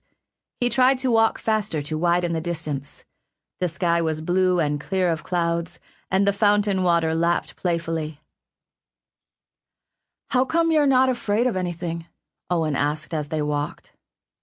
Because of my father, the Mortimer girl replied breezily. He could hear the silver laugh in her voice. She was trying really hard to catch up with him. It was obvious she found this kind of play much more interesting than watching him build rows of tiles to knock over. "How did he teach you?" Owen pressed. He taught me to climb waterfalls, she responded matter-of-factly. What? He stumbled a bit and almost fell off the fountain wall. Ha! You were about to fall in, she teased with her silvery laugh. I'm going to catch you, Owen Kiskaddon. Not if I catch you first. In the north, we have the most beautiful mountains. They're covered in snow all winter, but the water melts in the spring and feeds huge waterfalls. Like the one by Our Lady? He asked, keeping his focus, his arms helping him balance. Not like that one, she said, disagreeing.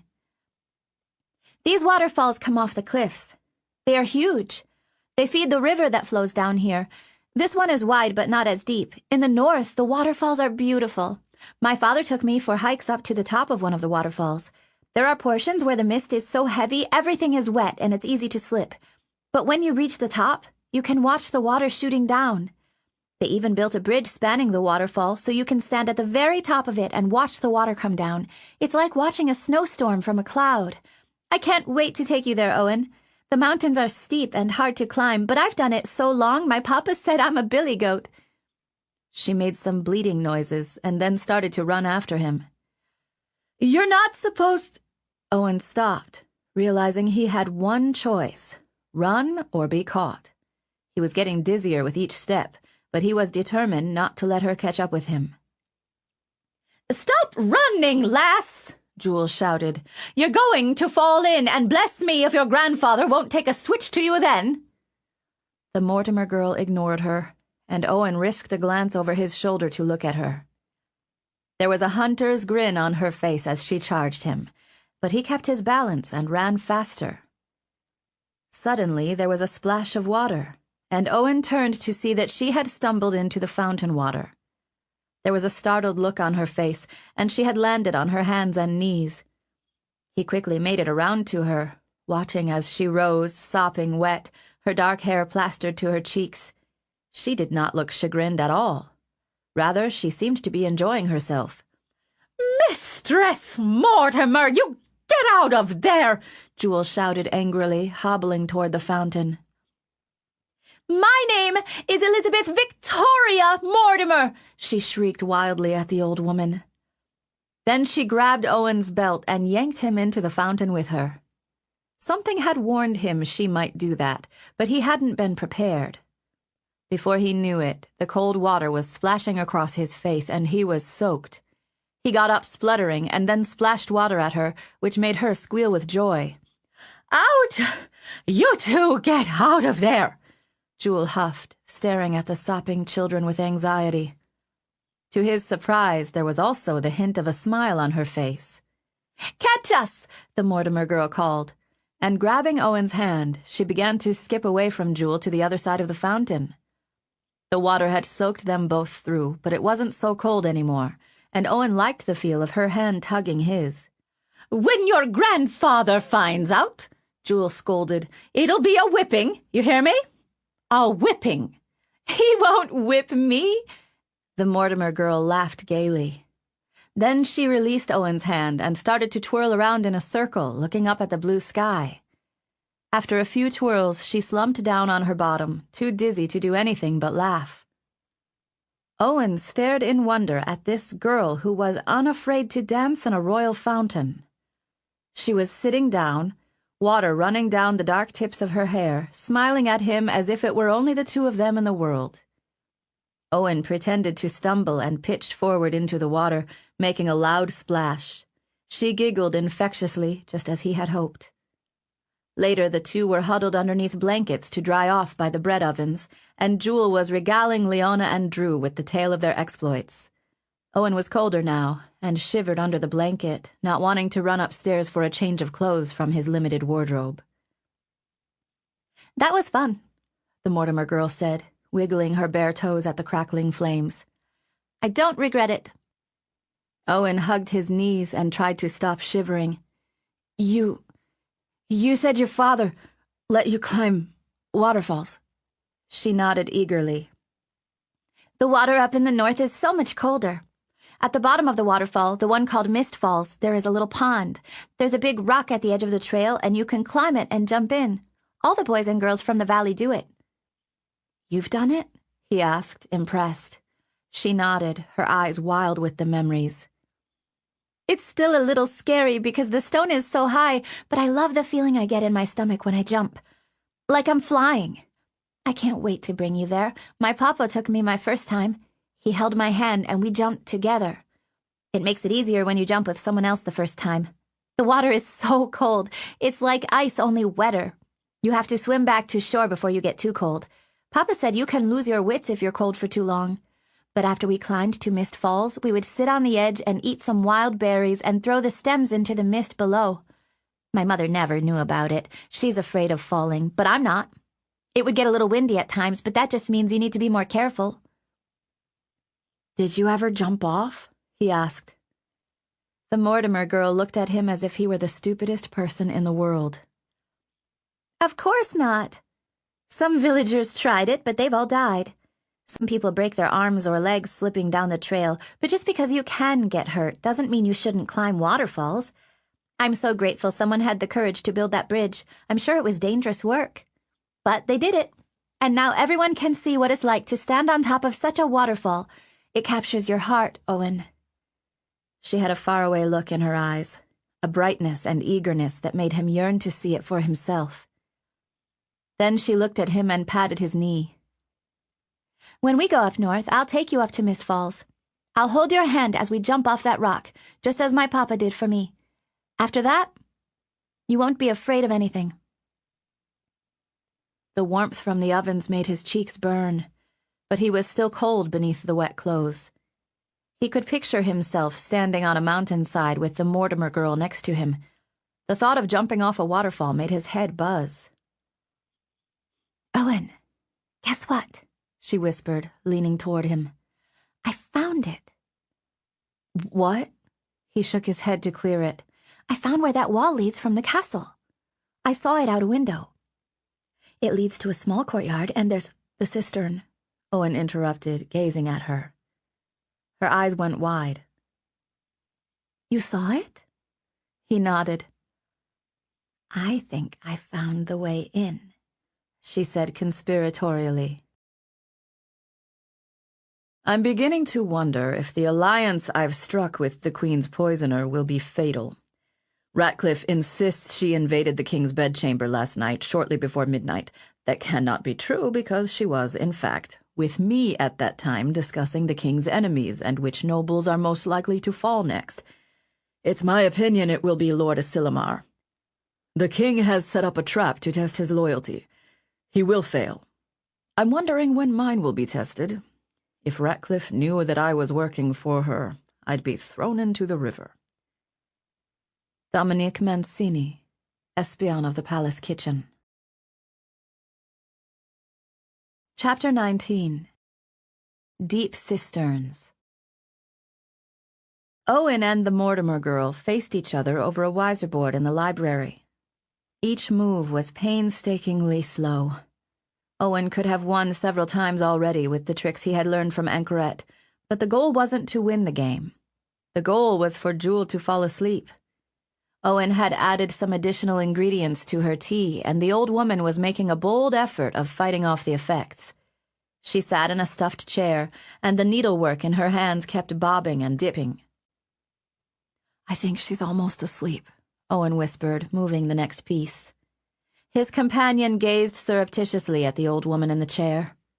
Jewel's mouth had sagged open, and her breath had begun to pull in and out in curt little gasps. The Mortimer girl almost giggled as she looked back at Owen with her bewitching eyes that were part green, part blue, part gray.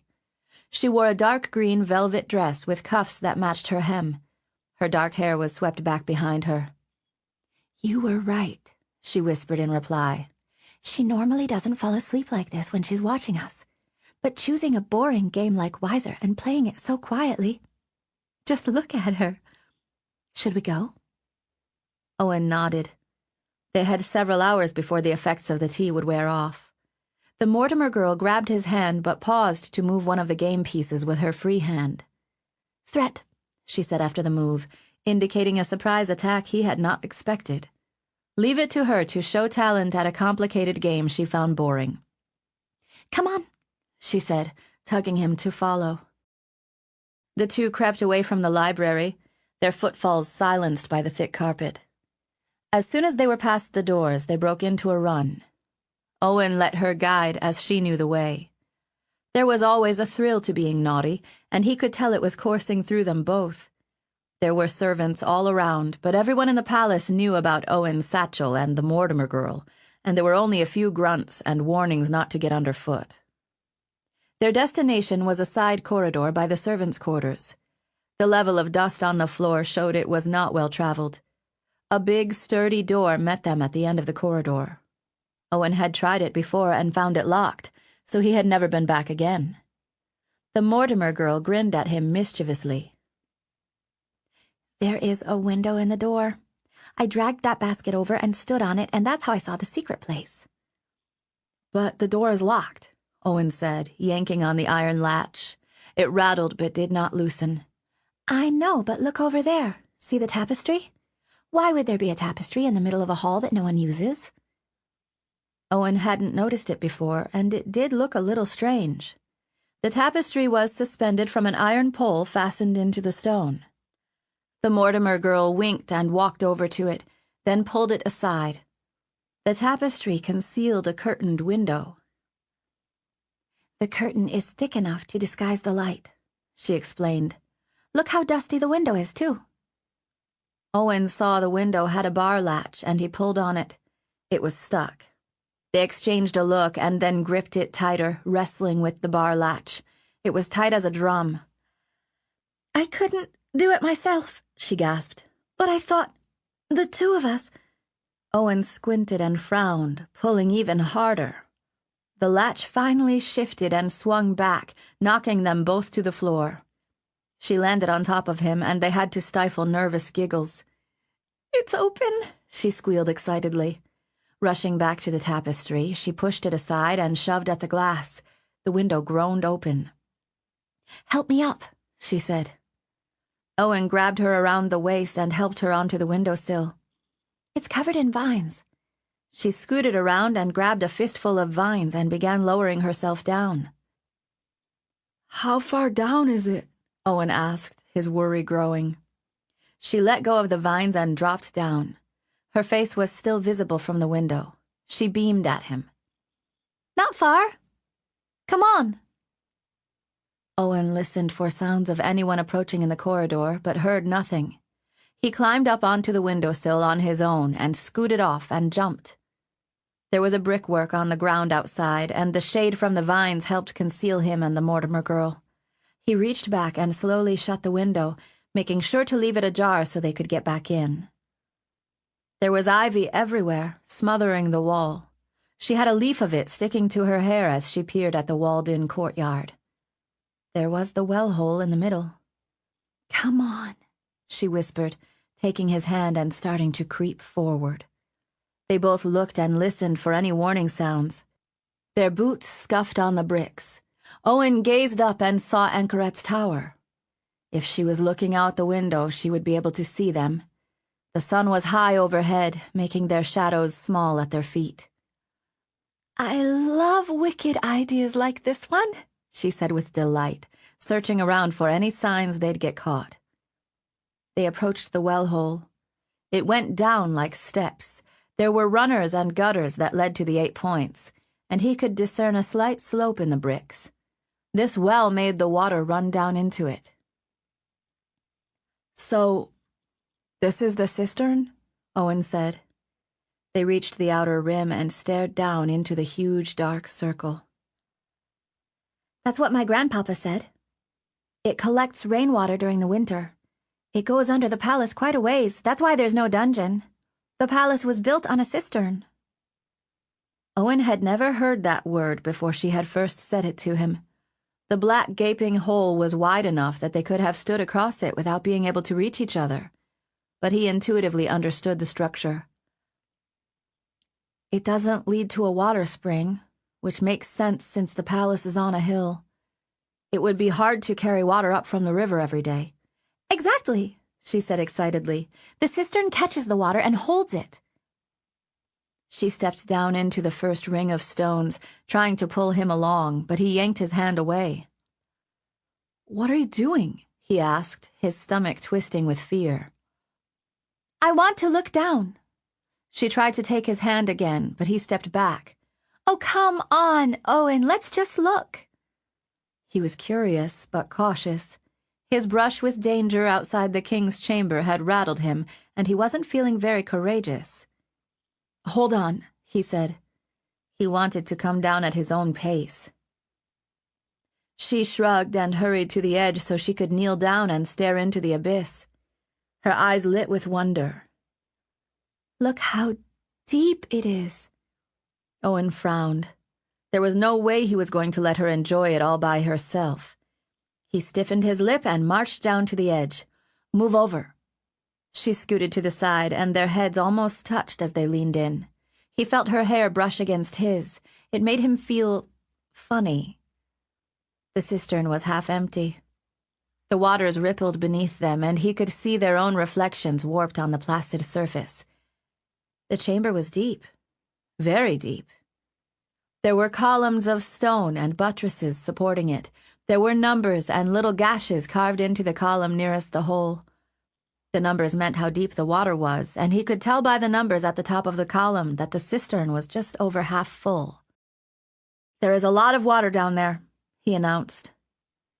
The Mortimer girl brushed hair over her ear and gripped the edge of the cistern opening before lowering her head deep inside.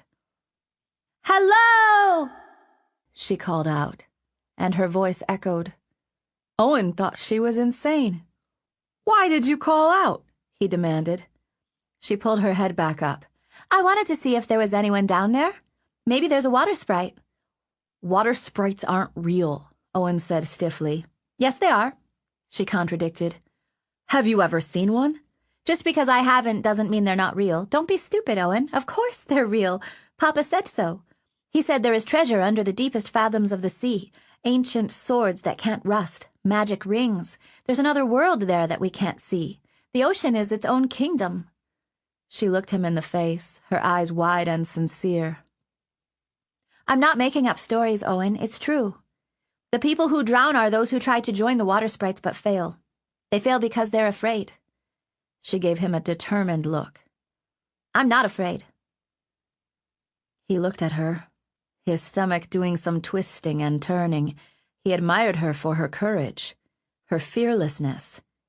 And somehow he knew what she was going to suggest before she announced it. "Let's jump in." Owen hastily rose and backed away. "That's foolish." "No, it's not," she laughed. "I've jumped from higher rocks into colder ponds than this. It's fun." He could not believe his ears. "But how will you get out?" She shrugged. "I don't know. The same way they get the water out. This is where the water comes in. I don't see any chains or ropes, so there's got to be another place where the water is drawn." "But you could drown." "I'm a very good swimmer. Can't you swim, Owen?" "I can swim," he said, offended. "Then jump with me," she said, eyes blazing. She reached out her hand again. His heart hammered violently in his chest, and his mouth went so dry with fear he felt he couldn't talk. The fear crippled him, making his ears buzz and his knees weak. He could taste bile in his mouth. His eyes started to water. The Mortimer girl watched him closely. Her excitement was still evident, but she seemed to sense what was happening to him. She walked around the drain hole and stood in front of him, nose to nose. Then she took his trembling hand in hers. "You're afraid, I know. But you have to trust me, Owen Kiskaddon. The water is deep enough. We won't get hurt. I don't know everything that will happen, but we'll find our way out. Let's do it together. Jump with me. That's how I did it the first time, with Papa holding my hand. It's scary, it really is, but we're going to have so much fun. Trust me, Owen. Trust me." He stared into her eyes, still unable to tell what color they were. He couldn't speak. His tongue was too thick in his mouth. He was terrified out of his wits, but he didn't want to disappoint her. For once, he wasn't thinking of the risks or the odds of injury. There was just this moment, her warm hand in his, and his trust in her. "We can do it," she coaxed. She led him back to the lip of the cistern. He stared down, and the water looked even farther down this time. It looked as if they were standing on Anchoret's tower. He felt his stomach lurch. He was going to be sick. She stood next to him, her hand linked with his. "Are you ready?" she whispered.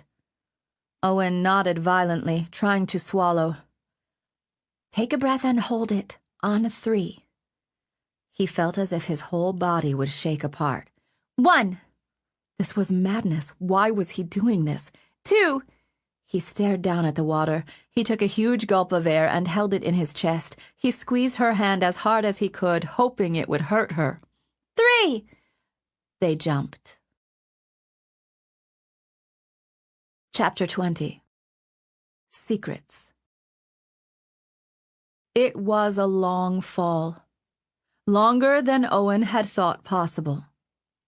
He watched the water rush up, but it still felt like they were falling. The buzzing, giddy thrill in his stomach went all the way to his ears before the water splashed and they went under. It was like jumping into a giant blanket. The cold water closed over him, smothering him, until his swelling lungs buoyed him to the surface and he came up spluttering. As he thrashed around, terrified and thrilled, the water began to drain from his ears and he could hear the Mortimer girl giggling. He wasn't holding her hand anymore, but she was paddling right in front of him, her smile mischievous and full of pride that he had jumped too. "Wasn't that amazing?" she gasped, kicking the water to keep herself afloat. Owen's tunic and pants were waterlogged, but he had no trouble treading water. Looking up, he stared at the huge hole overhead and the sunlight beaming down on them. Owen nodded eagerly, feeling the lingering thrill in his blood. He would do that again. He would do that 100 times. "I told you it was fun," she chided, splashing him lightly. "You'll love jumping off the boulders by the waterfalls. This water isn't even very cold." She reached up and brushed away wet clumps of hair from her cheek. "You did it." Owen smiled shyly at her, knowing he never would have done it without her, then stared back up at the gaping octagonal hole above them. "We need to figure out how to get back up." "Look! A little boat." She was pointing to a series of stone steps leading up to a square. A small boat was sitting on the square, the oars poking over the ridge. The stairs continued up past the square, leading to a wooden door. "It's a way out," Owen said, his heart gushing with relief. He observed that the door was about as high as the hole in the ceiling. They swam the short distance and discovered the staircase extended into the water. They were sopping wet and dripping, but that was no concern to them at all as they tromped up the stairs. Before continuing, they stopped to examine the boat. It was a small canoe-shaped thing, big enough for maybe 2 adults. There was a pair of oars leaning upright in the interior. The wood was polished and well worn. Owen was wondering why a canoe was there. But then he saw that the cistern extended down quite a distance, probably underneath the entire length of the palace, which formed the roof of the cistern. The Mortimer girl knelt by the canoe, rocking it slightly to see how sturdy it was before she followed Owen's gaze across the shadowed waters. "They keep this boat here so they can get to the other side without getting wet," she said. "Come on, let's check the door. I hope it isn't locked." She grabbed his arm and pulled him up the stone steps. The water still rippled and lapped against the lower steps, disturbed by their plummet from above. The noises echoed eerily in the dark cistern, making Owen look back and stare into the blackness. The door was narrow and wedged into a brace of stone. There was a handle and an intricate locking mechanism that was not operated by a key. The Mortimer girl tugged on the handle, but the door held firm. Owen recognized the lock as an espion design, one that needed to be released from the outside. He pushed her hands away from the handle and quickly examined the mechanism. In moments, he figured out the triggering part and released the latch. "How did you—" she stammered in amazement, staring at him with open admiration. He shrugged and said nothing, not wanting to reveal anything Encaret had taught him about the ways of the espion. The door took some pulling to open, and they saw a weave of ivy blocking the way, which explained why they hadn't seen the door while they were in the courtyard beyond. The mouth of the cistern was not far away. I'm jumping again, she declared, and rushed out the door.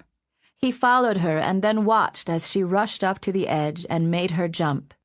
He could hear the squeal before the splash sounded below him. Owen's heart hammered with nervousness. He had done it once. He could do it on his own. "Come on down," she called to him. "I'm out of the way." He stared at the hole, pursed his lips, and then marched up to it. He stared down, his stomach wrenching violently as he stared down at the drop. There she was, paddling just outside the fringe of light in the shadowy waters, gazing up at him, her face beaming. Owen counted in his heart. 1, 2... He stopped before thinking 3 and just jumped. It was even more fun the second time, and he cut through the water like a knife, plunging through the depths. He went down all the way to the bottom until he felt the stone of the floor. Bubbles streamed up around him, and he opened his eyes. And he saw casks of glittering jewels and coins. Strange jeweled scabbards and ropes of pearls covered the floor of the cistern. There was a battered shield with a huge gouge on its polished surface. None of the metal was rusted. He saw glass vials with stoppers. He kicked off the floor and rose to the surface, spluttering with shock. "You did it!" The Mortimer girl beamed. "I knew you weren't too scared. I want to jump again." She started swimming toward the steps. "Wait," he said, half choking and spitting out some water. There's treasure." She turned mid-stroke and looked at him, confused. "What did you say?" "Down at the bottom," he said excitedly, paddling hard. "I saw it." She looked confused. "I can see the bottom, Owen. It's just stone. Stop teasing." Owen stared down and could only see his reflection in the water. He plunged his head below the surface, blinking rapidly despite the pain in his eyes and the watery view. This time he saw nothing but stone and shadows. He pulled his face up, dripping. "I saw something. I'm not teasing. When I jumped, I held my arms stiff and went all the way to the bottom. I opened my eyes and saw piles of treasure. There were swords." "Swords?" she asked in wonder. "Let me try it." She swam to the steps and slogged up them, hiking up her skirts and pattering water like she was a rain cloud. She marched back up to the door, which they had left ajar, and Owen moved away from the circle of light on the water. He wiped his face and waited for her shadow to appear above him. He kept making circles in the water, paddling slowly to keep afloat despite the heavy feel of his soaked clothes. Then the Mortimer girl was plummeting again, spraying him with water when she struck the surface. She stayed down a long time. He could see her vague shape beneath the rippling waters. Then she was kicking toward the surface again. When she broke the surface, she splashed water in his face. "You were teasing," she said indignantly. "No, I wasn't," Owen said angrily. He swam back to the steps himself, marched back up them, and returned to the hole. Water streamed from his hair into his face, and he left huge puddles that drained into the small channels leading to the opening of the cistern. The stone was painted with water droplets and wet shapes the size of feet. He stood at the edge of the cistern, full of confidence this time. When he jumped back in, he held his body rigid again and allowed himself to sink down. He tried to keep his eyes open during the fall, but as soon as he struck water, he shut them instinctively. Then his feet touched the floor. As soon as he opened his eyes, he saw the treasures nestled on the floor below. He tried swimming toward one of the chests, seeing a golden ring encrusted with gemstones. If he could grab it and bring it back to her, then she would believe him. But as he struggled, he felt himself floating up away from it, as if something were pulling at his foot. His lungs were burning for air. He came up spluttering again. Just like before, the treasure seemed to have disappeared when he looked down below. The Mortimer girl was staring at him, looking concerned. You aren't teasing, are you?" He shook his head, wanting to swim back down so he could prove it to her. She grabbed his arm. Let's go, Owen.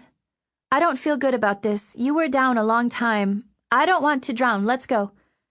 He felt a strong compulsion to swim to the bottom of the cistern again. Maybe if he let the air out of his lungs, he would be able to stay down longer? Or if he let out his breath before jumping, he could... Owen, she said firmly, sharply. Come on. We'll get in trouble if we're gone too long. She reached out and gripped his shirt and pulled him toward the canoe. He had the urge to shove her away. There was treasure in the cistern.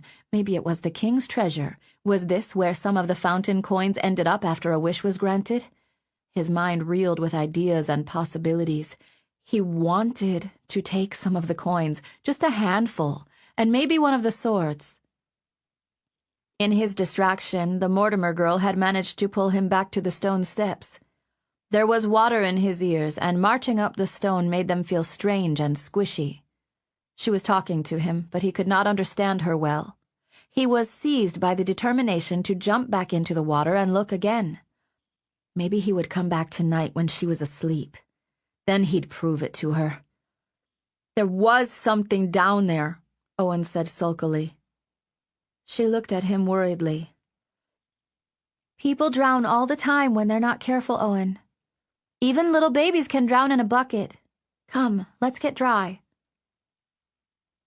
When the door shut behind them, Owen heard the click of the latch closing. This time he saw what he had previously missed. A small wire folded by a stone in the wall. It was the latch trigger. They could use the door from either side.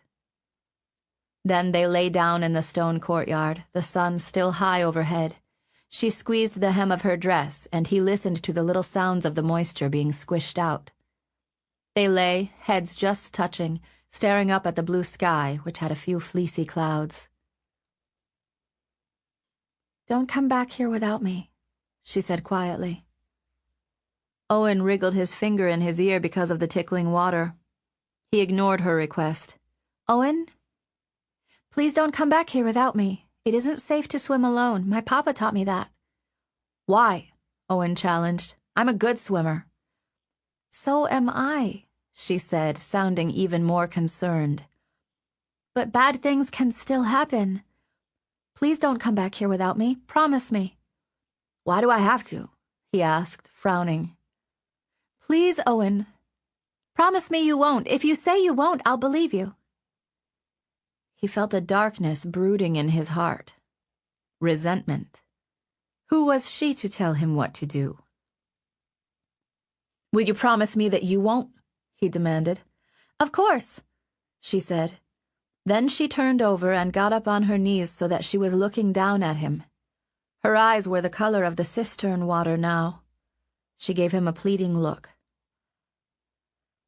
I promise you, Owen Kiskaddon, that I will not come here alone. This is our secret place. I won't even tell my grandpapa that we found it. I promise you. Owen felt guilty now. He had made her promise, and now he would have to do the same. He didn't want to make the promise. She was always so open about what she thought and felt. Owen had not felt free since leaving Tatton Hall, and his entire life seemed shadowed with secrets. Please, she begged, reaching out and taking his hand.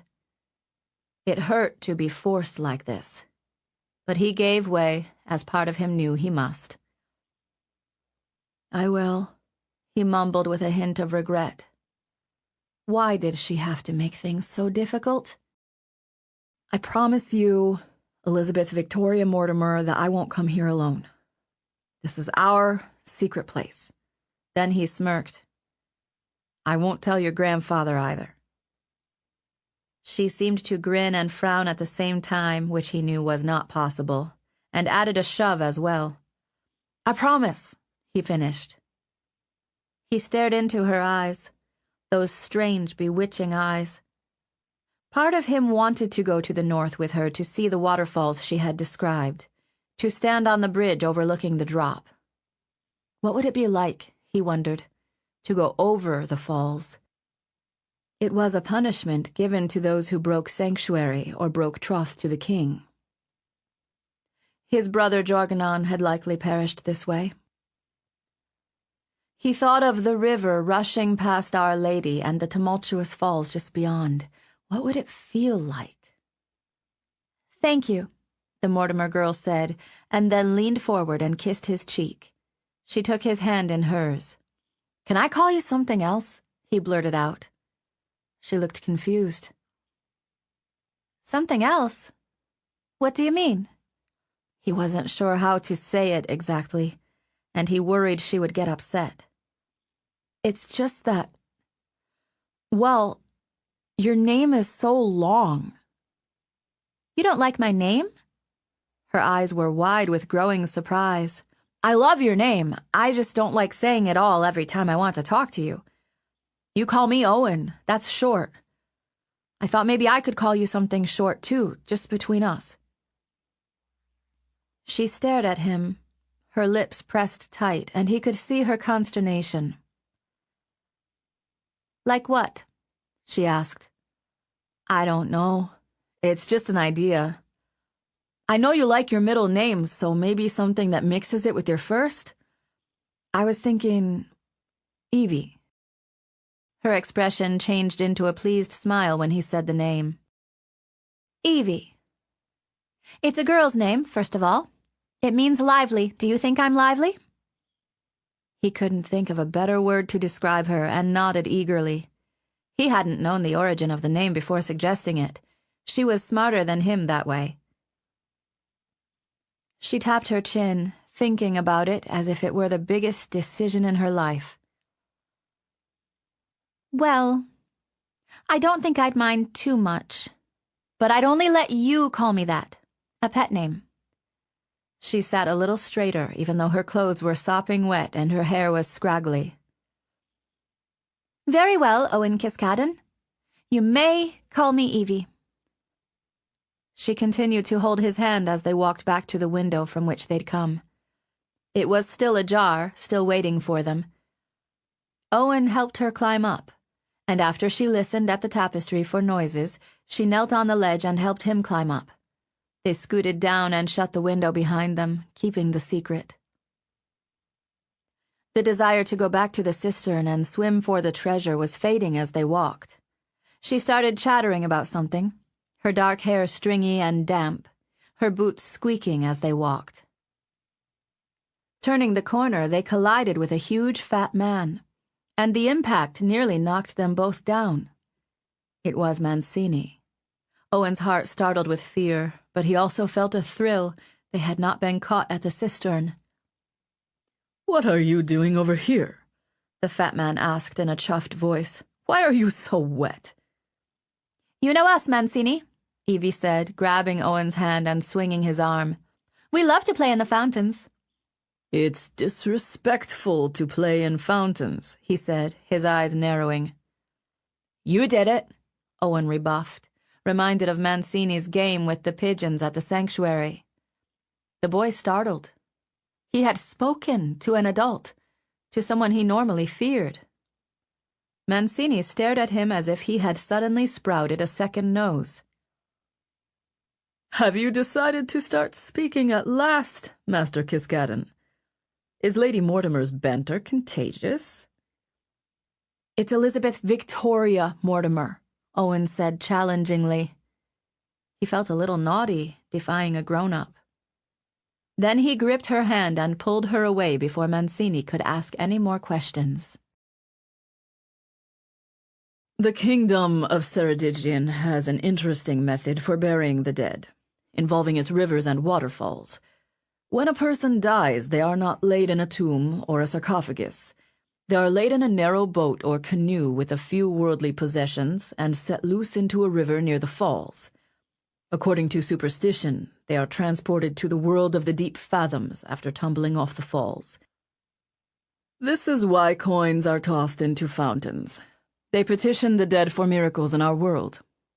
Not only are the dead handled this way, it is also a form of justice for capital crimes.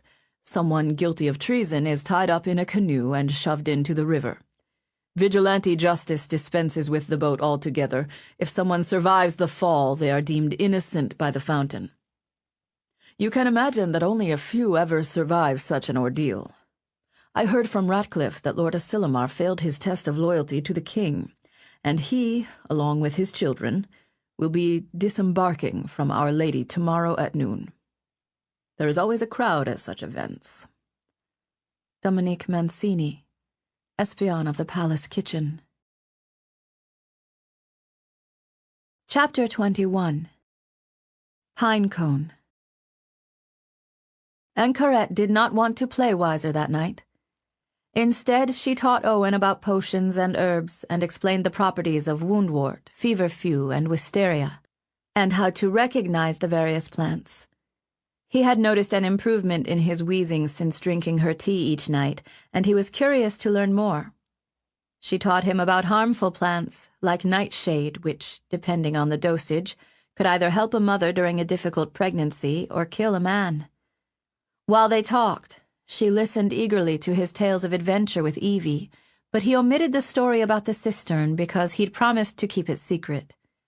He even told her about being rude to Mancini. He longed to ask her about the treasure he had seen, but he could not do that without betraying the secret. The Queen's poisoner listened carefully, watching his face most intently. There was something about her keen interest that intrigued him. From the look in her eyes, it was as if he were sharing the most interesting story imaginable. She waited patiently until he was done, and then she grew serious. Owen, time is running short, she said. The king will start destroying those who were disloyal to him before Ambion Hill. I wanted to have more time to prepare, to practice with you, but we just don't have it. His heart lurched, and he felt a sick, dark feeling bloom in his chest.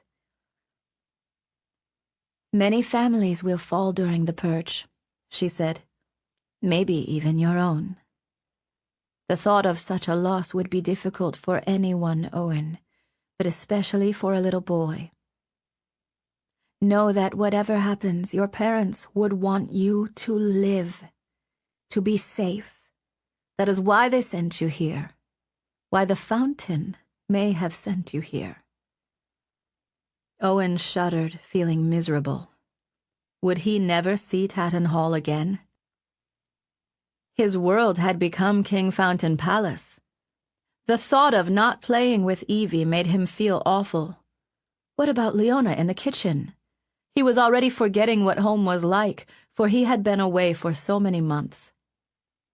This new world, this dangerous world, had become familiar. He squeezed Anchoret's hands worriedly. Now is the time to act, Owen. She reached out and smoothed some of his hair, then gently stroked the side of his head as if she were petting him. Time to trick the king. You must do this. The idea was mine, but you must be the one to act. Are you ready to hear more about the plan? He nodded nervously, trying to quell the budding panic in his stomach. The king is clever. She nodded appreciatively. But not as clever as I am. Listen to my idea. In the game Wiser, which is the most powerful piece? Is it the one marking the king? No, it's the Wiser piece. It can move in any direction as far as it wants. She nodded in agreement. There will come a day when people forget what the Wiser piece represents. Perhaps they will even remove it from the board. The Wiser piece exists because it reminds us of the very first king of Ceredigion, King Andrew, the one who bound all the disparate chiefs and kings together under one crown. You see, that king had an advisor, someone who was fountain blessed. He was a great man, could move leagues away with his magic. That is why the piece can move the farthest. He was unique among his kind. He was called the King's Wiser. In other lands, the title is Vizier. His name was Myrddin. He has an interesting story, but I won't tell it to you now. Some fountain blessed are gifted with archery, some with music, some even with running. There's the story of an ancient man who ran for 3 days without stopping and then died after delivering his message. Myrddin's power, his magic from the fountain, was his ability to see the future. They say it nearly drove him mad. It is the most rare gift that a fountain blessed can have, Owen. I don't understand, Owen said, blinking with confusion. This is the gift that you must trick the king into believing you have, she said with a wry smile. Now lay your head on my lap and close your eyes. They were both sitting on the edge of her bed. It was late, but Owen was not sleepy yet. Although he was still unsettled and confused, he did as she asked. Once his head was settled in her lap, she began stroking the hair away from his forehead. Keep your eyes closed and listen to my voice. Her hand lightly stroked his forehead, smoothing away his hair. Her voice was soft, coaxing, melodious. I had a dream last night. It was a strange dream. I was in a high tower. It was as tall as a mountain. I could see everything, even the birds. As I looked from the window, I saw Our Lady. At Our Lady, I saw a branch with a swollen pine cone amidst the needles. The pine cone was fat and heavy. It fell off the branch into the river and went over the falls. That was my dream. I like that, Owen said, smiling. I like pine trees, except for the sap. The sap is sticky, isn't it? Anchorette said, a smile in her voice. She kept stroking his hair. Let me tell you the story again. You must remember it. Then, with an even softer voice, she repeated the story, not deviating from a single word. She had memorized it. As she spoke, and as he listened, he felt the distant shushing noise of the river. It was the sound of the waterfall at Our Lady. Anchorette was a great storyteller. He could imagine the waters rushing and falling like an avalanche of snow. He could hear the far-off roar of the falls, even from the poisoner's tower. And he could imagine a big, fat pine cone plopping into the water and being carried over the falls. Can you remember it? She asked him. Can you remember the story? I think so, Owen said. Let me tell you again, she said. He felt her body move and shift, and she stopped stroking his hair. Then she started again on the story, using the same words as before, the same lulling tone of voice. The churn of the water grew louder. Anchorette pressed something into his hand. It was hard and jagged and pointy. A pine cone. He did not want to squeeze it too hard, but he held it in a firm grip. Then he heard the sound of little things snapping. Anchorette put something in front of his nose, and he smelled the scent of pine needles. When she finished the story, he opened his eyes, still gripping the pine cone and smelling the scent. This is your dream, Owen, she said, helping him sit up. She put a hand on his shoulder. You must tell the king about it in the morning during breakfast. Owen stared at her in surprise. Me? He asked. She squeezed his shoulder. It's better that you don't understand what the dream means. He will. You must tell him this morning, Owen. The next day will be too late. Have courage. He stared at her solemnly. This will trick the king? He asked. She nodded, eyes deep and serious. What will he do when I tell him? Owen asked, excited and nervous at the same time. I don't know, she answered. I can only guess. But it will be his move next. And I'm very good at wiser. Owen fidgeted nervously in the breakfast hall. He had stayed up quite late talking with Anchorette, but he was not sleepy at all. She normally sent him to bed when she felt pain, but for some reason she had felt better, and they had stayed up talking. Evie was chattering away next to Owen, but he was having a difficult time concentrating on her words. I hope Jewel falls asleep again today, but it might be too much to ask, she said conspiratorially. I would love to jump back into the cistern again, especially in the afternoon when it's so hot. But 2 days in a row would be suspicious. The servants may discover us. Let's not go back today. I really don't think it would be wise. Where else would you like to explore? We haven't been to the stables in a while. How about there? She waited a moment and then tugged on his arm. How about the stables? What? He asked, turning to face her. There was a mischievous look on her face. You weren't even listening. How rude, Owen Kiskaddon. I don't think I'll marry you after all, if that's how you're going to behave. You're probably daydreaming about the treasure. He saw Dunsworth approaching and quickly warned her to be silent. What treasure? Dunsworth asked, coming closer. What were you saying, Elizabeth? It's Elizabeth Victoria. I know your name, he sneered. You've reminded me enough times, haven't you? No one wants to use so many words when they talk to a person. At least she has a pretty name, Owen said, only then realizing his thoughts had spilled out of his mouth before he could think through the wisdom of sharing them. Evie went into a hysterical fit of shocked giggles, but the blood rushed into Dunsworth's face and his mouth twisted into an angry frown. What? The bigger boy said coldly. Owen was saved by Ratcliffe's sudden entrance into the breakfast hall. He glanced around Dunsworth, almost sighing with relief. Seeing his look, the older boy whirled around as the Espion master strode into the room. He turned back to give Owen a look that promised future vengeance, and stalked away. Ratcliffe clapped his hands. The king is coming, the king is coming, he said with his hasty breath. Much is happening today, so no dawdling. You were brilliant, Evie whispered in Owen's ear. She gave him a light kiss on the cheek. It was Owen's turn to flush. He's a bully, he said brusquely, his insides starting to squirm.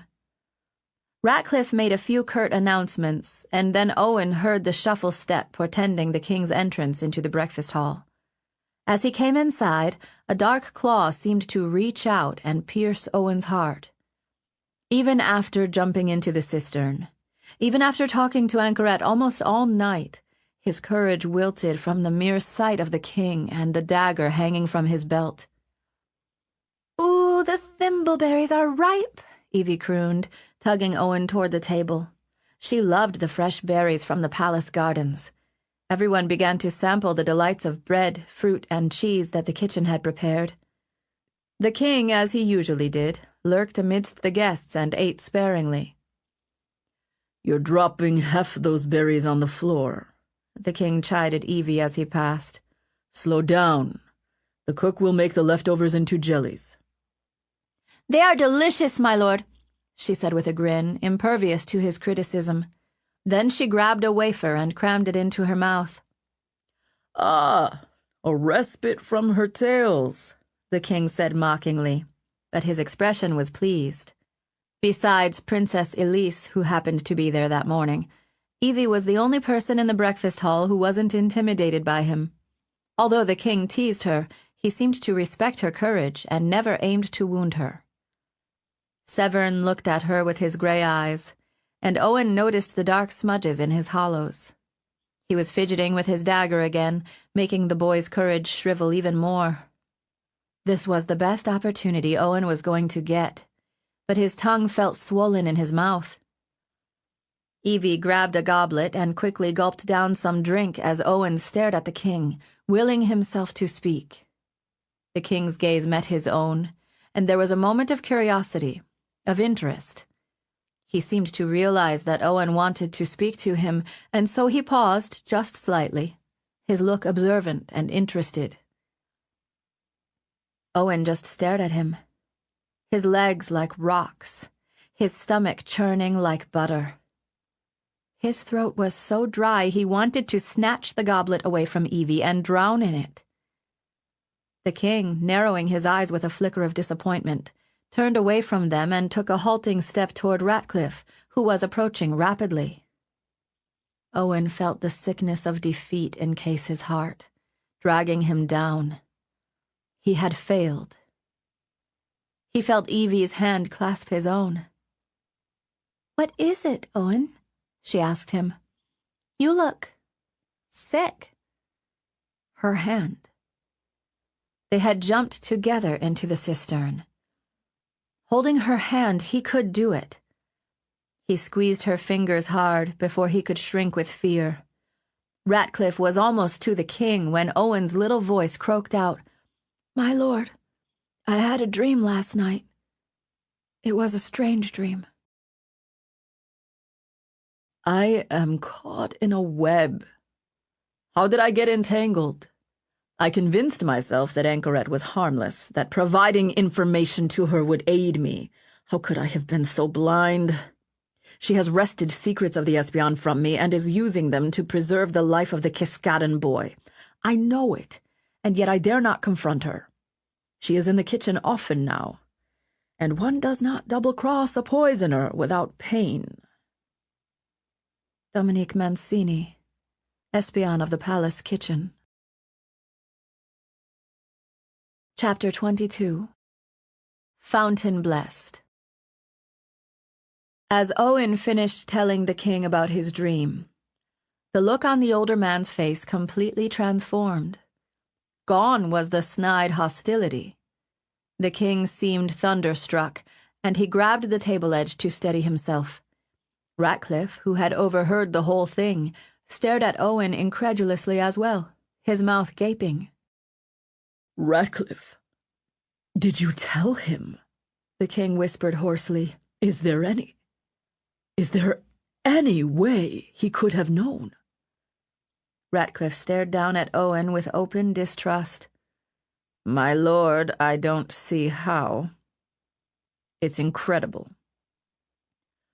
Your espion in the kitchen, was he talking? Was he babbling secrets? I don't think so, Ratcliffe said. It doesn't make any sense. It makes perfect sense, the king said, his voice distant, his eyes intense. He stared down at Owen, his expression changing to one of pleasure. So this was a dream you had, was it? Last night? Yes, my lord, Owen answered meekly, still clinging to Evie's hand to keep from drifting away in the current of fear that wanted to extinguish his voice. A pine cone, Severn repeated thoughtfully. He gave Ratcliffe a knowing look. Anchoret was right. There was no confusion at all, though Owen was still baffled. Well, lad, the king said, resting his other hand on Owen's shoulder and giving it a playful nudge. You will be sure to tell me, should you have any other such dreams. If it pleases you, my lord, Owen said with a small bow. It does indeed, Owen. It pleases me much. How old are you again? He's 8, Ratcliffe said, fidgeting with great energy. Shall we continue with our plans, then? The fountain has blessed it, Severn said with a mocking laugh. See it done, Ratcliffe. Immediately. Then he turned his attention back to Owen. Well, lad, enjoy your breakfast. As the king limped away, Owen realized the eyes of everyone in the room were fixed on him. There were servants and children, nobles who had come to petition the king. He had announced his dream in front of a hall full of witnesses. Many of them were beginning to whisper behind their hands, openly curious about the boy who had spoken. You didn't tell me you had a dream, Evie said, pulling Owen aside. Have you had these before? He shook his head. It was the first time. It was like a vision. He felt guilty lying to her, but he could not reveal the truth. Certainly not without Anchoret's permission. The meaning of Anchoret's story became tremendously clear later that morning when Lord Asilomar, from the east coast of Ceredigion, and his wife were trussed up on canoes and launched into the river from the island of Our Lady to plummet to their deaths over the falls. This was the first public execution Owen had attended in his life. They watched from the lower walls of the palace, and even from such a distance they could see the thousands of people who had gathered to watch the canoes gain speed before charging off the falls. There was a collective gasp as the two vessels reached the terminus and pitched off. Owen stared, wondering again what it would be like. When Duke Horwath returned from Our Lady, he clutched something in his hand, a banner. Owen had not seen the Duke for several days. He had left the palace on an assignment for the king, which was almost certainly related to today's proceedings. And then Owen understood. The banner held the badge of House Asilomar. The badge of House Asilomar was a large pine cone stuck on a branch with pine needles. The pine cone had fallen into the river and run over the falls, just like in Owen's dream. "Look at it, Owen," Evie said, when her grandfather showed her the crumpled banner. She stared at it in wonder before turning to look at him. "You saw it. You saw it in your dream." Horwath's eyes were narrowed at him, his face a mask devoid of emotions. "Everyone is talking," he said in his quiet way. "They are saying young Kiskaddon may be fountain-blessed." "Of course he is, Grandpapa," Evie answered with a glint in her eye. "I've always known that." She grabbed and clung to Owen's arm possessively. There was a peculiar feeling in Owen's stomach. A shy smile crossed his face, but he said nothing. Later, as he knelt in the kitchen arranging tiles, he found it difficult to concentrate because of all the visitors coming in and out, wanting to see him. There were whispers and comments, and even though he was trying not to listen, he could pick out some of the words. Leona took the time to explain what he was doing to the visitors. "Yes, he's in the kitchen every day playing with those tiles. My husband Drew found them for him. He stacks them up and then knocks them down. No, he makes different patterns, sometimes straight rows, sometimes circles. It's the oddest thing you've ever seen, I'll warrant. Bless me if he doesn't come here every day. He's a clever lad. He's always been shy and clever." "Ignore them." Evie was lying on her stomach with her chin propped on her wrist. "I've always believed you were fountain-blessed, Owen. Do you know how rare that is? There was a fountain-blessed boy in North Cumbria once who could talk to wolves." He felt a prickle of apprehension that made him knock over one of the tiles and collapse the tower he was building. He frowned with anger and started building it again. All the attention made him feel good, but at the same time he was lying to his best friend. He knew he wasn't fountain-blessed. This was Anchoret's trick. He didn't mind tricking the king, or Ratcliffe, especially not Dunsworth. But he did not like the thought of tricking her. "I wonder how many of our children will be that way," Evie sighed dreamily. Grabbing a tile, she examined it closely before setting it back down. "It's not impossible, but sometimes more than one child can have it, but usually just one in a family, one who is special. Your mother had many children, so odds were good that one of you would be. I think it's that tuft of white hair that marks you. It was a sign from the fountain." The feeling of discomfort wriggling in his stomach was growing worse. He wanted to tell her very badly. It was eating away inside of him. "It's almost as rare as surviving a waterfall," she continued. She was always prattling, even when he didn't feel like speaking. "About 1 in 100 survive. There are always soldiers down at the bottom of the falls to see if anyone makes it. Lord Asilomar and his wife didn't. They drowned." "That's awful," Owen said softly, working on the tower again. "It's the punishment for being a traitor, Owen. The king didn't kill their boy. They had one son who is 4. The king sent him to be ward to Lord Lovell in Southport. I wouldn't want to marry someone younger than me. That would be disagreeable. I'm glad we're the same age." Owen was amazed at how many people continued to come through the kitchen that day. The old gray-haired butler, Berwick, entered several times and complained loudly about the ruckus and how meals were not going to be served on time because of all the talk and nonsense. "You'd think the lad sprouted wings and took a turn in the sky," he said brusquely. A heap of bother. A lucky guess. Everyone knew a Sillimar was a traitor. He's from East Stow. None of us here knew it, Leona said challengingly. Being from the East doesn't make someone a traitor, Berwick. Hold your tongue. Hold my tongue?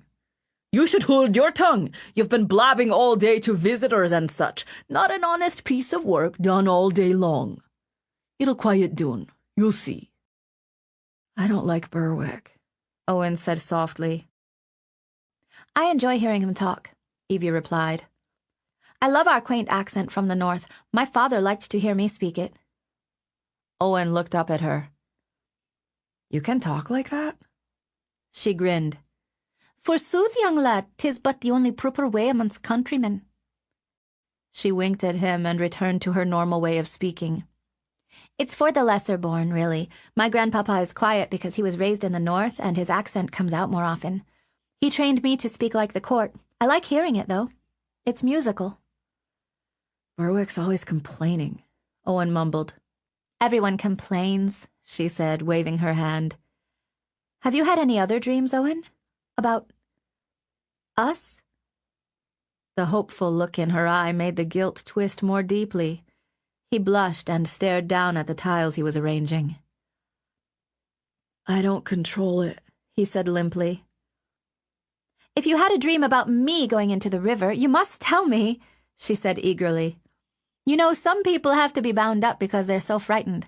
I wouldn't want that. If I were condemned to die over the falls, I would want a paddle. Think of how it would feel. We'd go down together, you and I. Maybe we could hold hands from across our canoes. Papa said the people who survive point their toes down and keep as straight as a stick. Most of them die, though. I thought it would be fun to go over the falls with a big rope and have someone pull me up again from the bridge, but Papa said the falls would be too hard to pull against, and I'd be dashed to pieces. She had a dreamy look in her eye as she contemplated her death over the falls. He dropped his voice lower. Don't you think it's awful, though? That the king tries to trick people into being loyal to him? She gave him a curious look. That's just gossip, Owen. The king wouldn't do that. I think he does, Owen said, growing more uncomfortable. He wanted so much to tell her about Anchoret. She shook her head. I'll ask Grandpapa. Owen frowned. What if it's true? She shrugged, unconcerned. Then I'll tell the king he must stop it. And Owen did not doubt for a moment that she would. When the castle was finally dark and fast asleep, Owen slipped out of his room to visit Anchoret. He was eager to see her again, and he hoped to get her permission to share at least part of his secret with Evie. He walked on cat's feet down the dark corridor and tripped the latch to enter one of the secret doors of the palace. He started down the corridor without a candle, for he knew the way even in the dark. When he reached the tower steps, he halted in his tracks and his heart started to hammer with fear. There were men's voices coming from Anchoret's room. Slowly, he crept up the stairwell, his body tense and low to the ground. He was ready to flee at a moment's warning. Had Ratcliffe discovered her hiding place at last? No, it wasn't his voice. As he drew closer, he heard Anchoret. It is as simple as that, Dominic. I want the boy to survive, and I need your help. Give me another bit of news, something not even Ratcliffe knows. Nothing pivotal, nothing that will harm you. But something that will lend credibility to the rumor that Owen is fountain blessed. You are asking me, Mancini growled, to risk my life trusting your word. What she is asking, came a third voice, and Owen recognized it immediately as the butler Berwick. Is that you stop eating in the kitchen and actually do what Ratcliffe pays you to do. Look at your flesh, man. You are literally eating yourself to death. Anchoret's voice interrupted. Patience, Berwick. You cannot coax a man beyond his willingness to suffer. If our friend wants to meet his end through his stomach, I have sympathy for that. We should not condemn him. He's increased the household costs of the palace fourfold, Berwick complained. It's a trifle, Anchoret soothed. When he becomes the head of the Espion, it will no longer matter. That is still your plan? Mancini demanded in a wary voice. I may be fat, I may be lazy, but I am not often called a fool. When the boy spouted off about pine cones, you can trust every espion in the palace began pointing fingers at each other. I was actually startled enough that my defense seemed plausible. I didn't tell the boy anything. Nor will you, Anchoret said placatingly. You will tell me, and I will tell him, and in such a way that it cannot possibly come back and hurt you. In such a way that it will ultimately benefit you. Owen heard the scratching sound of fingernails against whiskers. I cannot believe I've been duped this easily. My pride is wounded. Your liver is wounded, Berwick taunted. This woman is the Queen's poisoner. She's the wiliest person in the kingdom. Fountain blessed herself. I owe quite a bit to her, and I have kept folk from wandering up these steps for years. When she gives her word, she means it. No one means it, Mancini grumbled. Trust is an eggshell. Bah, I'm going to get myself killed. If I could run away, I would. My legs would protest, unfortunately. Still he complains, Berwick muttered darkly. Finish him now, lass. A little drink of that black vial would rid you of him. That's supposed to inspire my confidence? Mancini wailed. You must pardon Berwick, Anchoret said. He is loyal. I've kept his secret for years, and he's been rewarded for turning a blind eye to my movements. I've helped him, just as I've offered to help you. Now, repeat again what we need from you. My unflinching courage, Mancini snapped. Gah! He's tiresome, Berwick complained. Let him speak, Anchoret soothed. I need to provide you with some news that is going to reach the king through Ratcliffe, but the king must hear it from the boy first, so the tiding must hearken to something slightly less interesting than treason, but more important than the rising cost of butter and treacle in the palace kitchen, something short and easy to remember, something that will make the boy look more mystical. He sighed wearily. I'm going to regret this. I'm already regretting this. Why did you make me come up all these steps? Maybe you thought to kill me by exercise. No, Dominic, Anchoret said. It's to show that I trust you. This is a delicate dance. You trust no one. But I promise you, when this is done, the king will value you so much that he will name you head of the Espion, and you'll be worthy of the post. I haven't forgotten my promise to teach you my history, how I came to live in this tower. But that will be another night. Go find us your news, Dominic. Give it to Berwick, who can reach me faster. There was a deep, troubled sigh. Very well, my lady. Is it true that you were hung from a gibbet? That is the legend, anyway. That you survived? It wasn't a gibbet, she answered softly. It was a waterfall. It is a dangerous thing to try and grasp a snake by the tail. If you are not fast enough, it will bite you.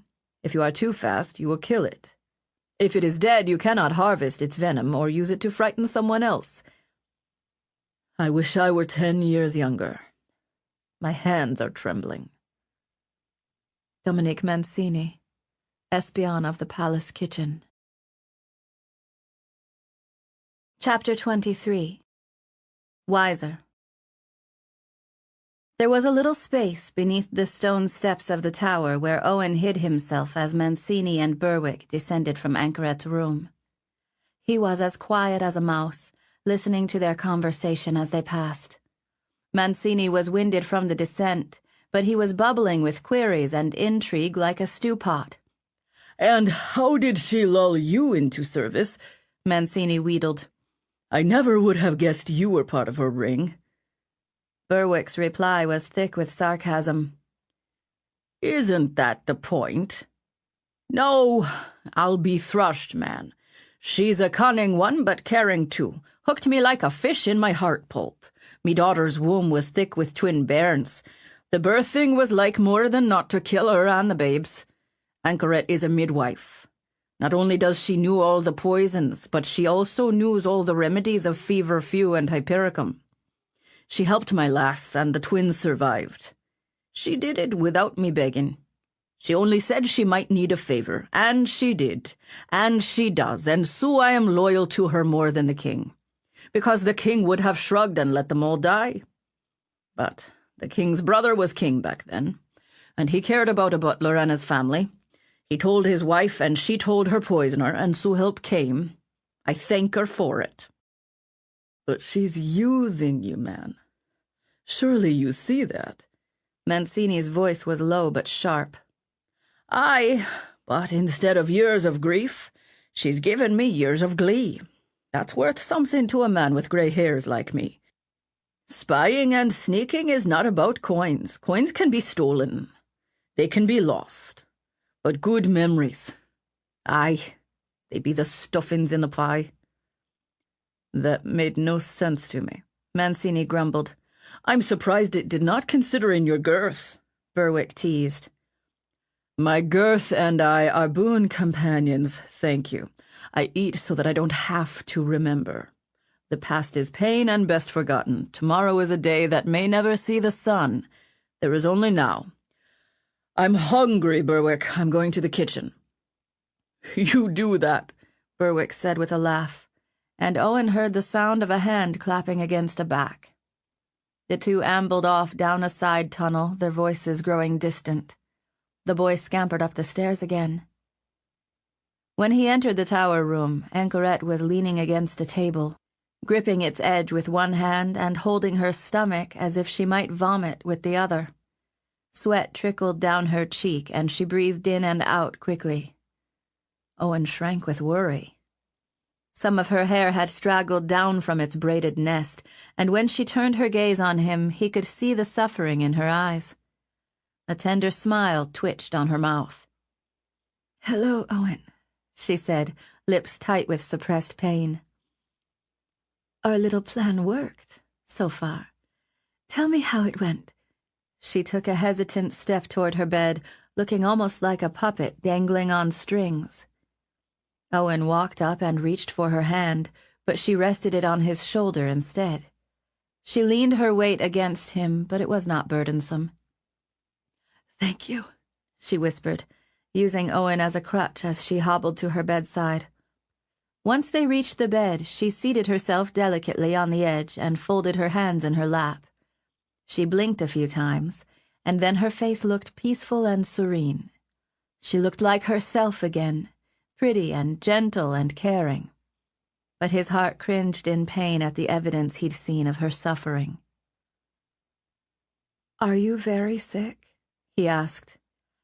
"I am a little tired tonight," she said dismissively. "That is all. Tell me about what happened. The palace was buzzing like a beehive today." Owen quickly related what he had done and how he had summoned the courage to tell the king about his dream. She listened attentively, waiting for him to finish the story before asking questions. "How did Ratcliffe look?" she pressed. "He looked frightened, like he was scared of me." "He's not scared of you, Owen," she said. "He's scared for himself. His first fear is that someone in the Espion has betrayed him, which is what has happened.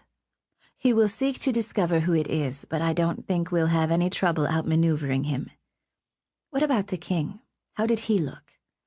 "Almost pleased," Owen answered. "He seemed to like me for the first time." Anchoret nodded with satisfaction. "It is rare for a young boy to demonstrate aptitude with the fountain. It bodes well for the king if he is able to find people who are fountain-blessed to serve him. This is what I suspect will happen next. Ratcliffe will keep you on a shorter leash. He'll start leaking information to different spies to see if your next dream reveals it. Then he'll know which espion betrayed him. That's what most people without vision would do. What you will reveal in your next dream is something Ratcliffe doesn't even know yet." She grinned playfully. "It may take several attempts for us to win the king's trust completely. Do you understand now what the dream meant?"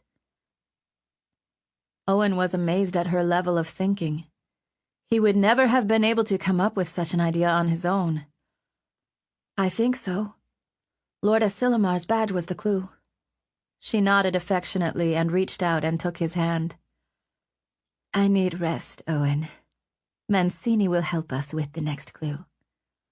"I know," Owen said shyly. "I heard him from the hall." "I'm glad you did," she answered with a wink. "You were clever to stay hidden.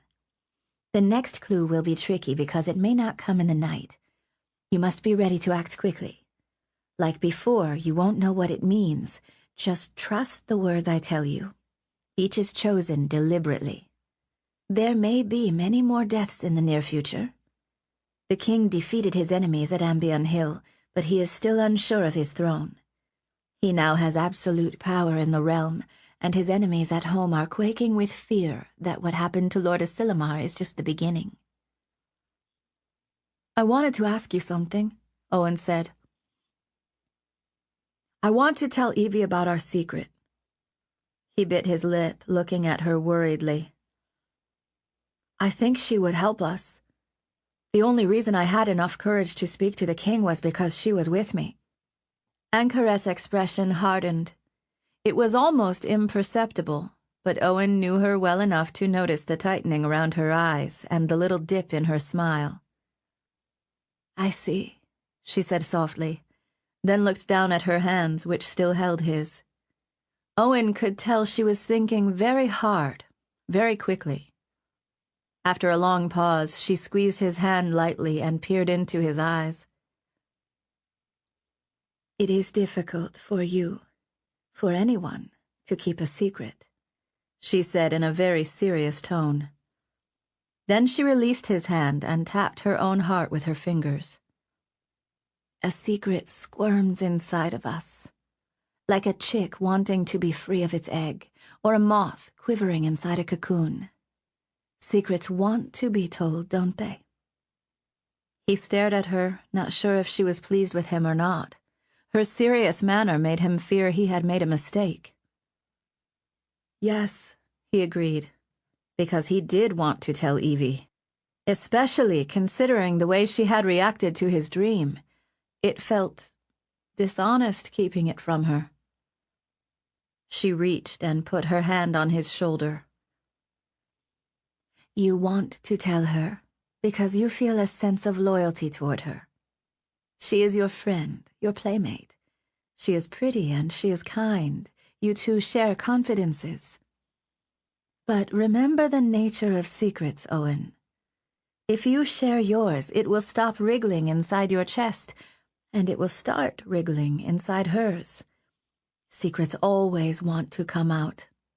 She feels loyalty to you, that is clear. But is her loyalty to you greater than her loyalty to her grandfather?" She raised her eyebrows. "Who has she known longer? Who has shown her more love and devotion?" She sighed deeply and dropped her hand back into her lap. Then she looked at him with her luminous eyes, her gaze imploring. "When you share a secret, Owen, you take a great risk. I am who I am. I became who I am, because I don't share secrets very easily. I make sure I can trust someone fully before I do. I have trusted Mancini with only a portion of my plan. The same with Berwick. I need to tell them things in order to accomplish my goal, but either one of them could betray us. Before you share the truth with Lady Mortimer, I need to know if I can trust her. That means I must meet her and look her in the eyes. I must discern her. That is a risk, of course, but I am willing to take it if it will help you have courage." Owen nodded firmly, understanding what she meant. I trust you, Anchoret Trenewe, he said. I also trust her. I think she's like us. Then watch for me in the kitchen, Anchoret said, stroking the white patch of hair above Owen's ear. The next morning in the Great Hall, Owen found that his world had changed overnight. When he and Evie walked into the room, he noticed that attendance in the hall had increased dramatically. There were noble families there who had never attended the king's breakfasts before. Fathers and mothers with children clustering around their legs. Hushing noises heralded his entrance, and people eyed him with open curiosity and interest. Additional food had been gathered to the trestle tables. Huge trays of fried bacon, muffins, breads and cheeses, vines of grapes, and green pears. The commotion subsided for only a moment, and then people began talking again, wondering aloud if the lad had had any more dreams. Owen had predicted the fall of House Asilomar. People wanted to know if another family would be named. They are like carrion birds, Evie whispered disdainfully in his ear. They want to peck at the lands and farms that will be left behind if other traitors are named. Where were they all before? The rumble of voices quieted when the king entered, with Lord Horwath at his side holding a wooden crate in his arms.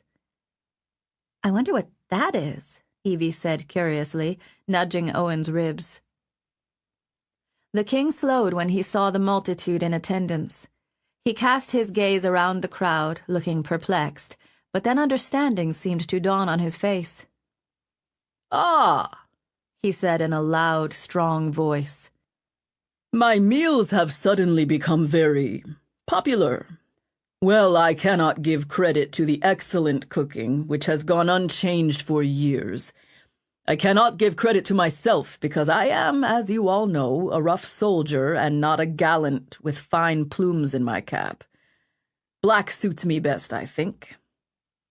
No, you are not here for the tasty treats. You are here because of a little boy." He sneered at them, his expression full of disdain. "Thank you all, my lords and ladies, for gracing us with your presence this morning. I will not send you all away, although I am tempted. The palace has ever been a place to assemble and gather. Eat. Do not let this mountain of a meal go to waste. Eat, and may your guts sicken of it before mine does." He waved his hand in a sweeping gesture, granting those in attendance permission to begin the meal. The children sprang from their parents' legs and quickly mobbed the table, which seemed funny to Owen, especially since he knew the king was not the only one who feared the morning feast might be poisoned. The king quickly picked out his meal, joining the melee of children. He chuckled to himself as one of the tables was almost overturned by the crowd. "Hold there, Bowen. There is enough for all. If the table breaks, my hounds will snarl and snap at the food too. You are all a bunch of greedy hounds. Why, Lady Marple, do you hesitate to join the feast? You let your son gorge himself quickly enough. Lord Tanner, a pleasure, truly. Why, I do not think you have darkened this hall since my coronation. Why so solemn, sir? What has changed?" The king seemed to take a perverse delight in tormenting everyone. As he flung his barbs and jests around the hall, Owen could hear the faint trickling sound of water, as if a cup were being filled. The king's elation only grew with the increased number in attendance. His eyes were almost feverish with delight as he made his way through the crowd. His tongue was like the knife at his belt, always sharp and always sudden, ready to strike at any opportunity. Owen grabbed some food himself, feeling uncomfortable with the knowledge that Anchoret's scheme, and his part in it, had prompted the change. "Well, my little Lord Kiskaddon," the king suddenly said, calling attention to Owen in front of all the gathered feasters. "Look what you have done. I am sure many came here to see if you had another dream last night. But that could not have happened, or else you would have fetched me right away. But please, put these miserable creatures out of their discomfort." Owen shook his head, and he could see the looks of disappointment, the crestfallen glances. Parents began summoning their children to them, scolding them for indulging in the feast. Many began to retreat from the room. The king ridiculed them. "How quick you are to leave, Lord Bascom! Lady Tress, please don't snap a garter in your haste to flee. There are crumbs left on the plate still. Look at them," he said in an undertone, mockingly. "Look how they run." Then he glanced back at Owen and snapped his fingers, so suddenly and so loud that Owen flinched. The commotion in the hall quelled in an instant. "Lord Horwath, if you would," the king said dramatically. Some of those who were fleeing halted, seemingly intrigued by his announcement. The king folded his arms imperiously, his look contented and smug. Although his shoulders were crooked, the way his arms were folded made him look regal, impressive. Lord Horwath approached Owen with the wooden box. He dropped to one knee in front of his granddaughter and Owen, and set the box down on his angled leg. Then, with a weather-beaten hand, he lifted the top of the wooden box. Oh, Evie cooed with delight. It was a Weiser set, the most beautiful one Owen had ever seen. The tiles were violet and white, like anchorets made of stone. The gleaming pieces were carved and polished out of matching colors, resting in little felt nooks along the edges of the box. Owen stared at it breathlessly. "I promised you a Weiser set," the king said with a twist in his voice. "I ordered this to be made, and it recently arrived from Brugia. I was only looking for the opportunity to gift it to you, boy." Owen pried his gaze away from the dazzling pieces and stared at the king in confusion. This was no ordinary Weiser set. It was one meant for a king. Severn's eyes were full of meaning. "It is my gift to you, Owen. When I make a promise, I honor it. And I expect the same in return." The children in the room shuffled forward to look at the expensive, custom-made pieces. Even Dunsworth stared at it hungrily.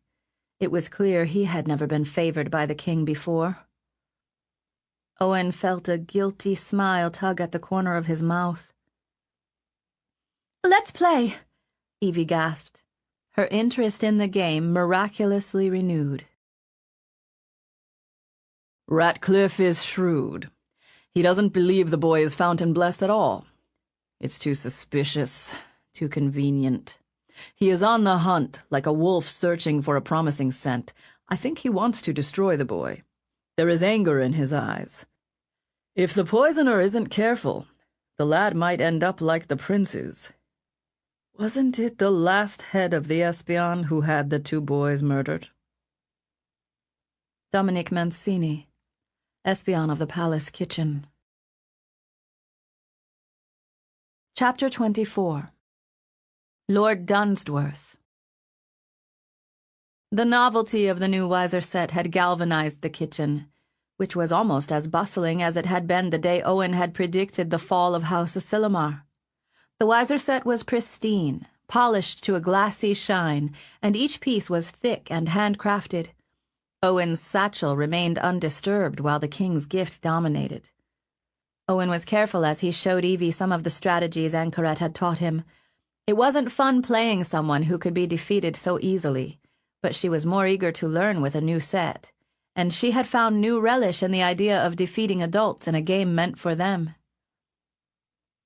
How did you learn all of these moves?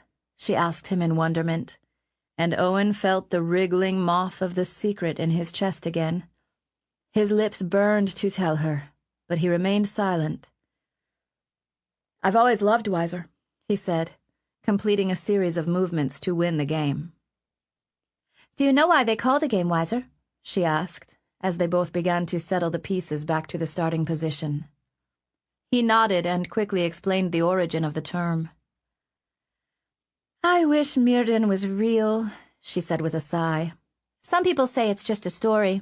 There aren't any true Wisers anymore, but I like to imagine that Wisers are real, that the fountain truly can bless people with magic. There are so many stories, some of them must be true. Like with you," she said slyly. They stared at the board and started another game. "Your Highness, so lovely to see you," Leona said. Her voice was one of many in the background, but Owen had especially cunning hearing. He jerked his head up and saw Princess Elise speaking softly to Leona. He had not spoken to her in a while, and his heart sighed wistfully, remembering how gently she had welcomed him to the palace. He felt tenderness toward her and hoped she would stop to greet him. "Why are you staring at her?" Evie asked with a taunting voice. "She's so beautiful. I wish my hair was gold like hers, not dark as wood. She's very lovely, Owen. You should admire her. She's 10 years older than us, and she still doesn't have a husband. I pity her, truly. Her last betrothed was killed at Ambion Hill by the king. Did you know that? My grandpapa told me about it. He led the vanguard."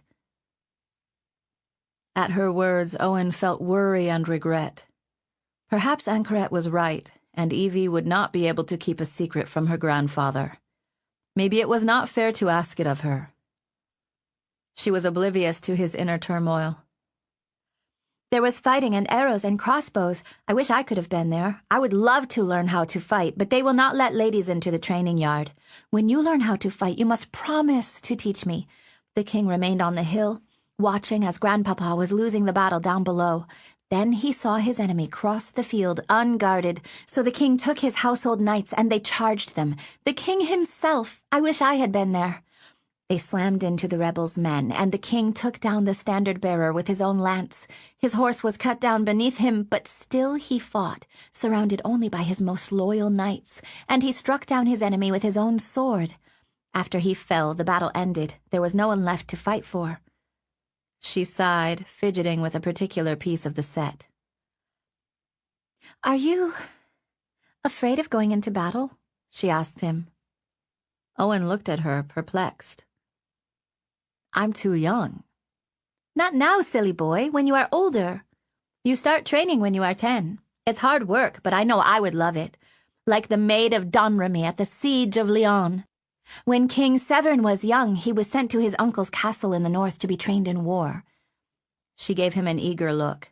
"Maybe the king will send you to the north. Wouldn't that be wonderful, Owen Kiskaddon? Then we could have all the adventures we've talked about. Maybe Grandpapa would let me train too, or you and I could do it in secret. It would be just like a dream." She sighed contentedly. Owen heard the sound of someone sitting on the bench next to them and felt the shadow spread over him. He smelled her. Anchoret. The scent like a rose pressed into the pages of a book. He glanced surreptitiously at her, feeling his stomach wriggling again. There were so many people around. Elizabeth Victoria Mortimer lifted her head at the newcomer. She was completely unafraid of meeting new people, and it didn't bother her in the least that an adult had come so close to their game. "Hello," she said with a bright smile. "I'm Elizabeth Victoria Mortimer." "What a lovely name," Anchoret said, returning the smile. "Please, don't let me disturb your game." "We weren't playing exactly," Evie replied confidentially. "Owen is teaching me how to win. He's very clever. Do you know who this is? He's Owen Kiskaddon, the king's ward. He's my friend." Her eyes crinkled as she reached out and squeezed Owen's hand. "I can tell you are very close," Anchoret said, her smile warm and inviting. "What is your name?" Evie asked. Owen swallowed, wondering what the reply would be. His stomach was churning with the newness of the situation. Anchoret had never come down into the kitchen before when others were around. It made him worry for her safety.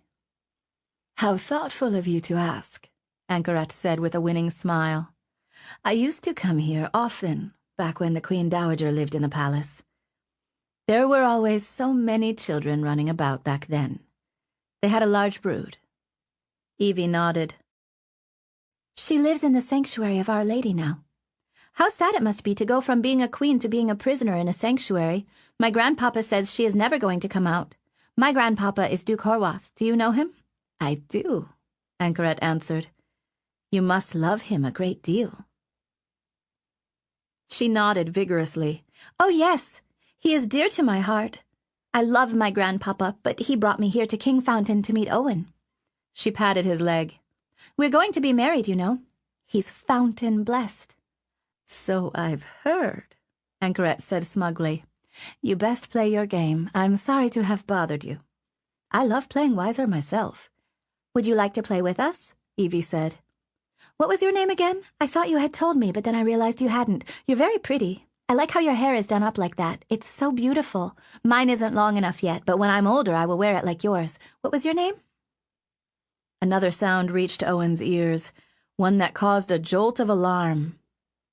It was Dunsworth's voice, and from the tone he had come looking for trouble. Owen glanced at the door as the older boy came swaggering into the kitchen, disdainful of the crowds, and began elbowing his way over to the very corner where they sat. Ankeret's face went white. I must go, she whispered softly. Rising from the bench, she started away from them and headed toward the bread ovens.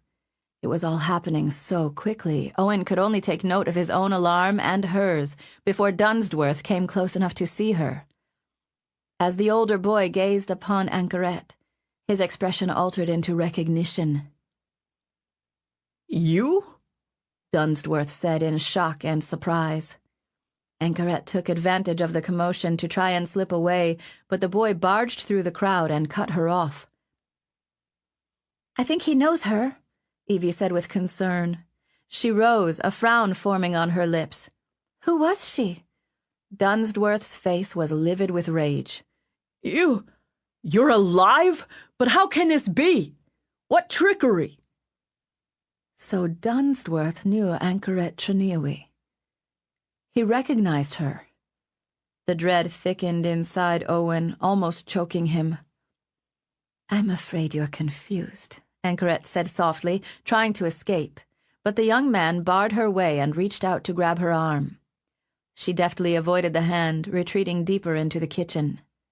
Owen knew she could easily best Dunsworth, but this was not a contest of skill. Too much attention had already been directed at them. If Ankeret were caught, Owen had no doubt she would be killed.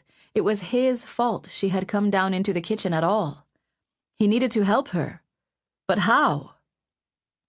His mind worked furiously to solve the problem.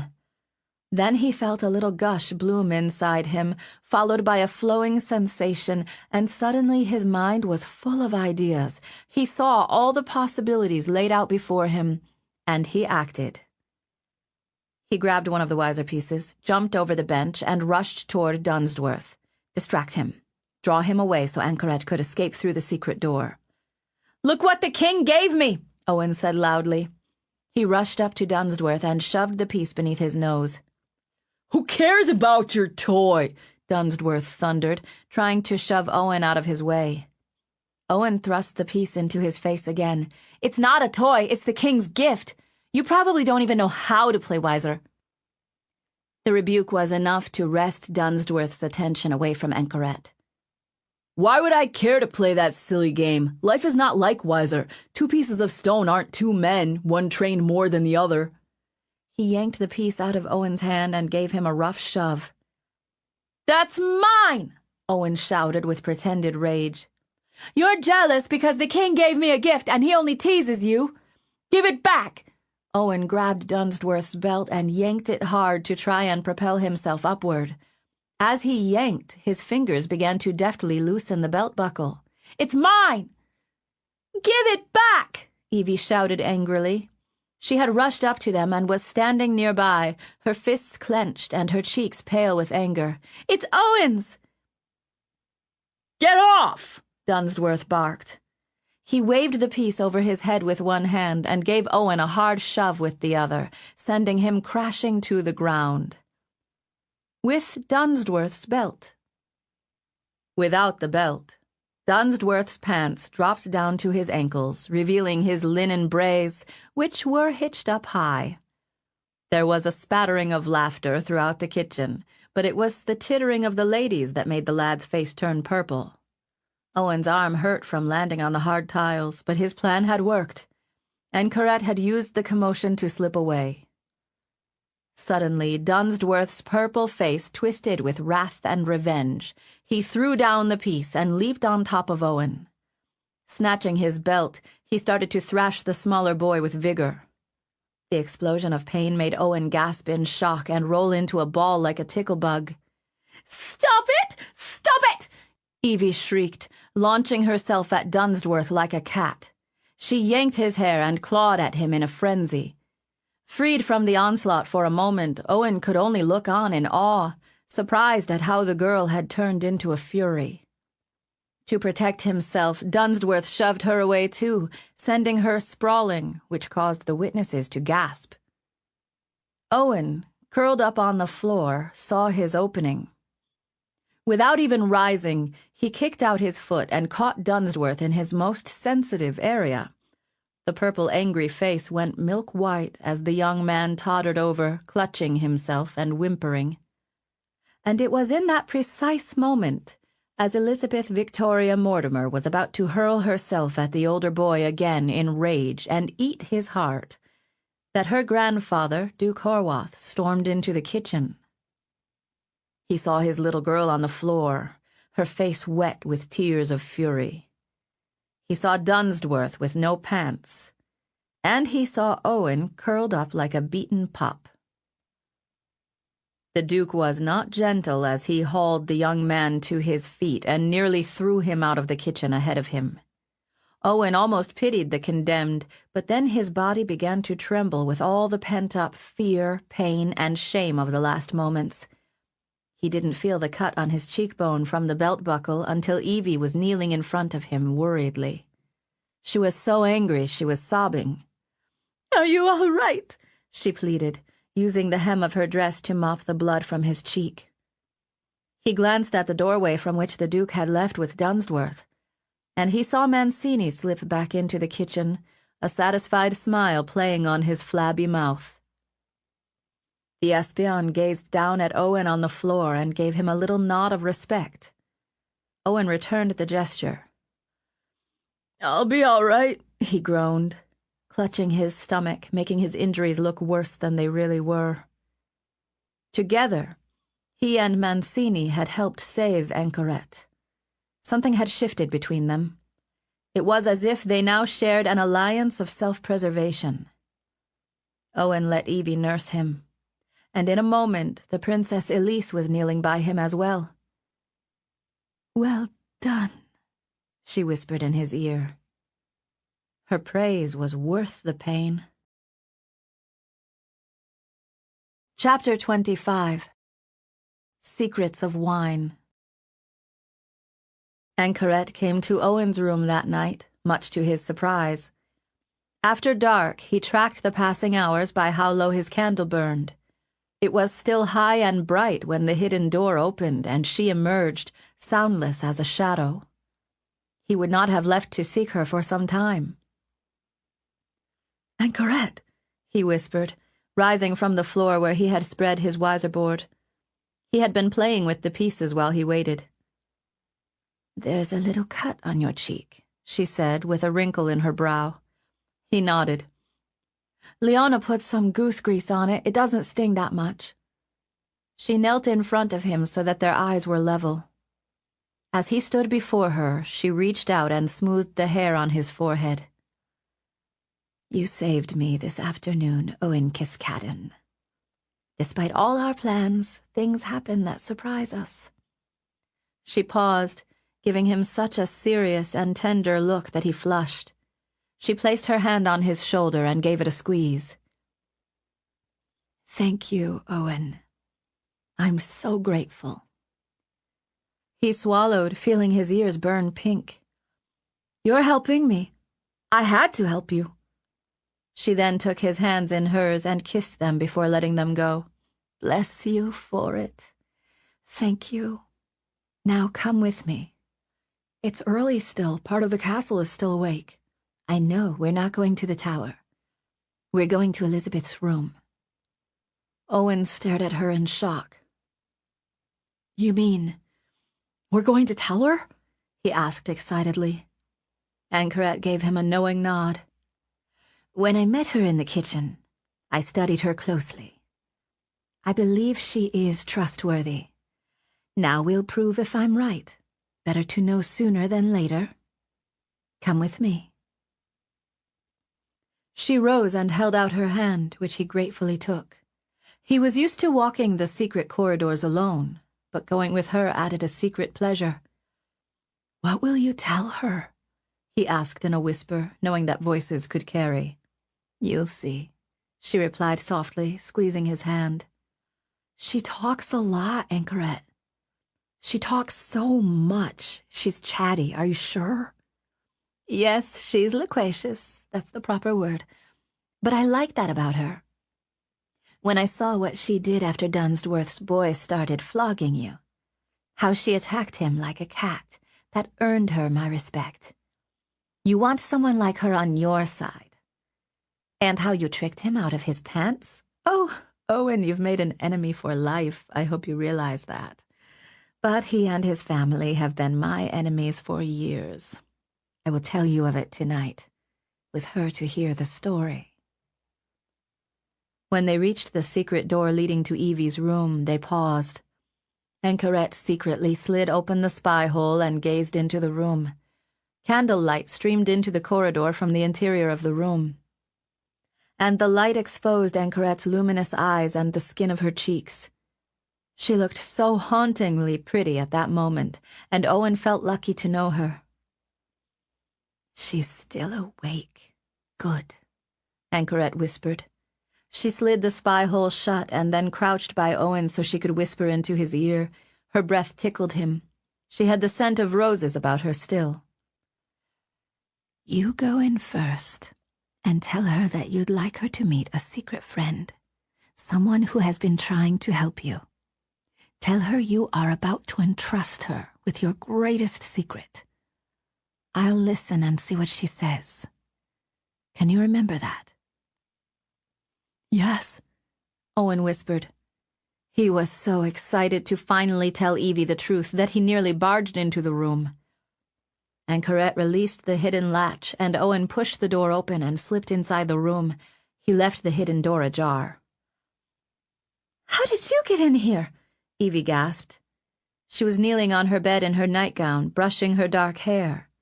She scooted off the bed, her eyes gleaming with surprise. Is that a secret door? Have you come in here before? Why didn't you tell me?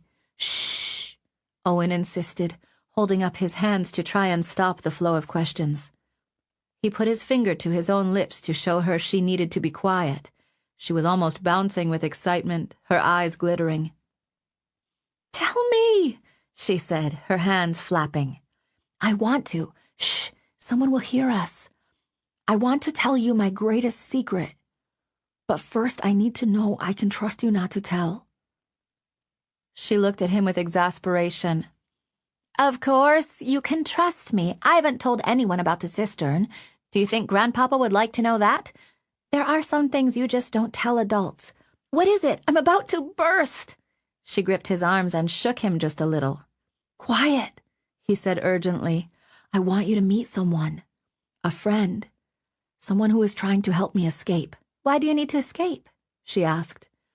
Because I don't want to get pushed off a waterfall like my older brother, Owen said, getting frustrated. Look, will you keep this a secret? If I can't tell you. Of course I will, she said indignantly. I would never betray you, Owen Kiskaddon. Never. She put her finger on her brow, thinking hard. You can cut off all my hair if I do. The thought of her bald made him giggle, but then her eyes widened with surprise as she looked over his shoulder. Anchoret had come into the room. The lady from the kitchen, she whispered in awe. Anchoret came and sat on the edge of Evie's bed. The soft candlelight highlighted her silk gown and perfectly coiffed hair. She looked like such a fairy creature that Elizabeth's mouth formed a lovely O as she stared at her. For the first time, Owen noticed there were some similarities between them. The color of their hair and their eyes almost matched. If Elizabeth Victoria Mortimer grew up looking like Anchoret Treneawy, he would have no problem marrying her. "I'm pleased to meet you again, my lady," Anchoret said, bowing her head respectfully. "Owen tells me you are Elizabeth Victoria Mortimer, daughter of Lord Mortimer and granddaughter of Lord Horwath. You have esteemed parentage." A small smile came to Evie's face. "Who are you?" she asked, looking intrigued but also a little wary. "My name is Anchoret Treneawy. I am the Queen's poisoner." If possible, the girl's eyes seemed to light up even more. "Truly? That is so interesting. You make poisons? But you said you're the Queen's poisoner. The Queen died. Did you poison her?" Anchoret suppressed a smile. "I served a different queen than King Severn's wife. And no, I did not poison her. She died from a sickness. I have been teaching Owen Kiskaddon many things, but most importantly, how to become fountain-blessed. I am fountain-blessed." "You are?" she asked eagerly, even more involved if that were possible. Owen was so grateful that he did not have to carry the burden of the secret alone. "I am. Owen is very special to me. I know he is to you as well. I don't want the king to hurt him or his family if I can help it. I came here tonight to tell you both a story. Owen wanted so much to tell you about me. He's been pleading with me to trust you. So I came by the kitchen today to see if I dared. When you defended your friend against a much bigger boy, I knew that I could give you my confidence." Evie smiled with self-satisfaction. "Grandpapa said I should leave flogging to him, but I couldn't stand by while Dunsworth beat Owen with a belt. Did you see what it did to his cheek? It wasn't Owen's fault his pants fell down." Anchoret suppressed a smile as she gave Owen a pointed look.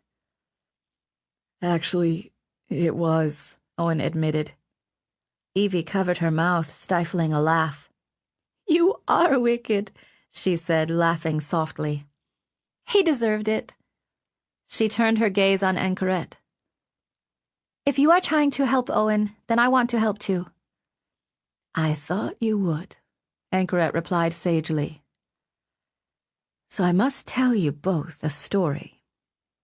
It is a secret that very few know about, but even though it's a secret, it is still true. Why don't you both sit on the floor and listen? It is the story of how I died."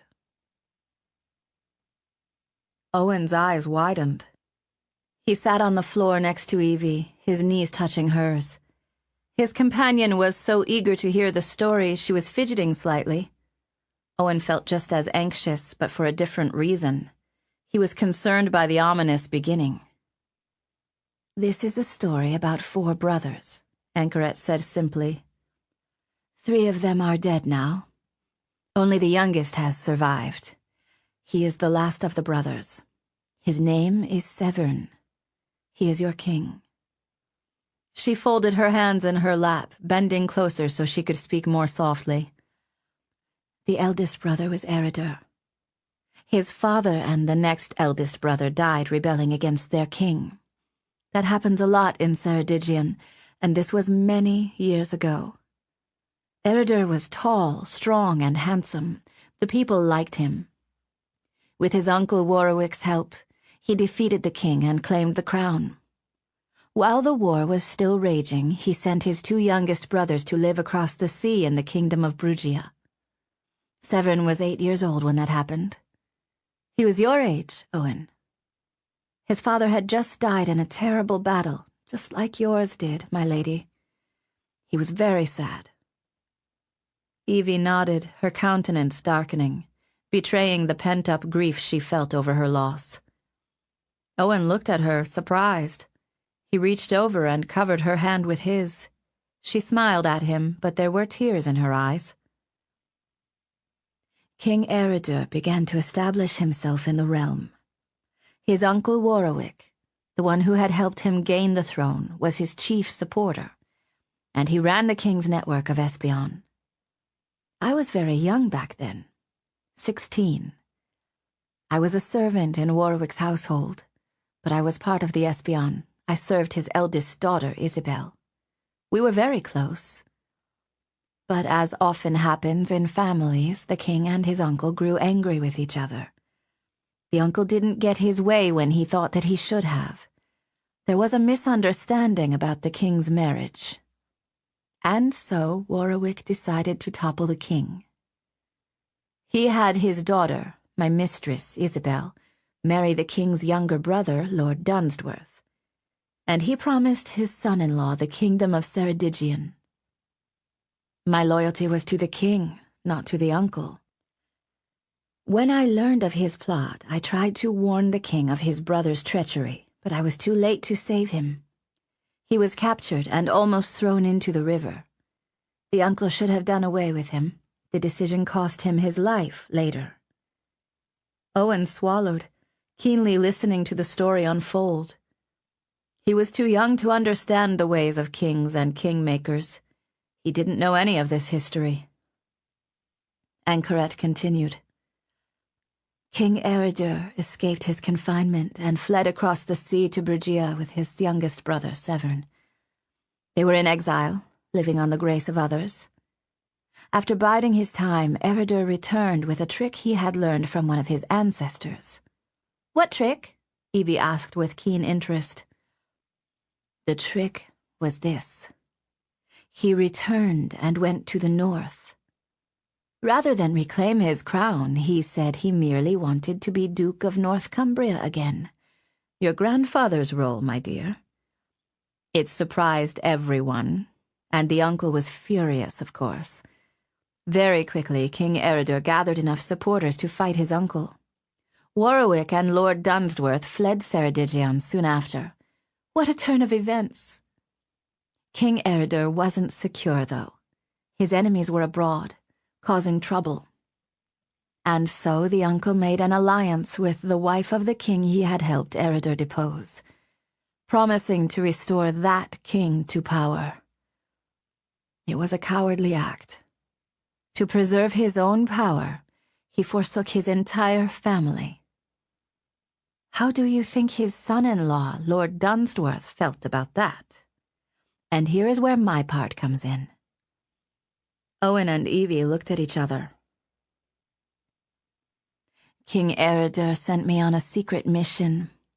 I was very young, not even 18 years old. He sent me across the sea to find Lord Dunsworth.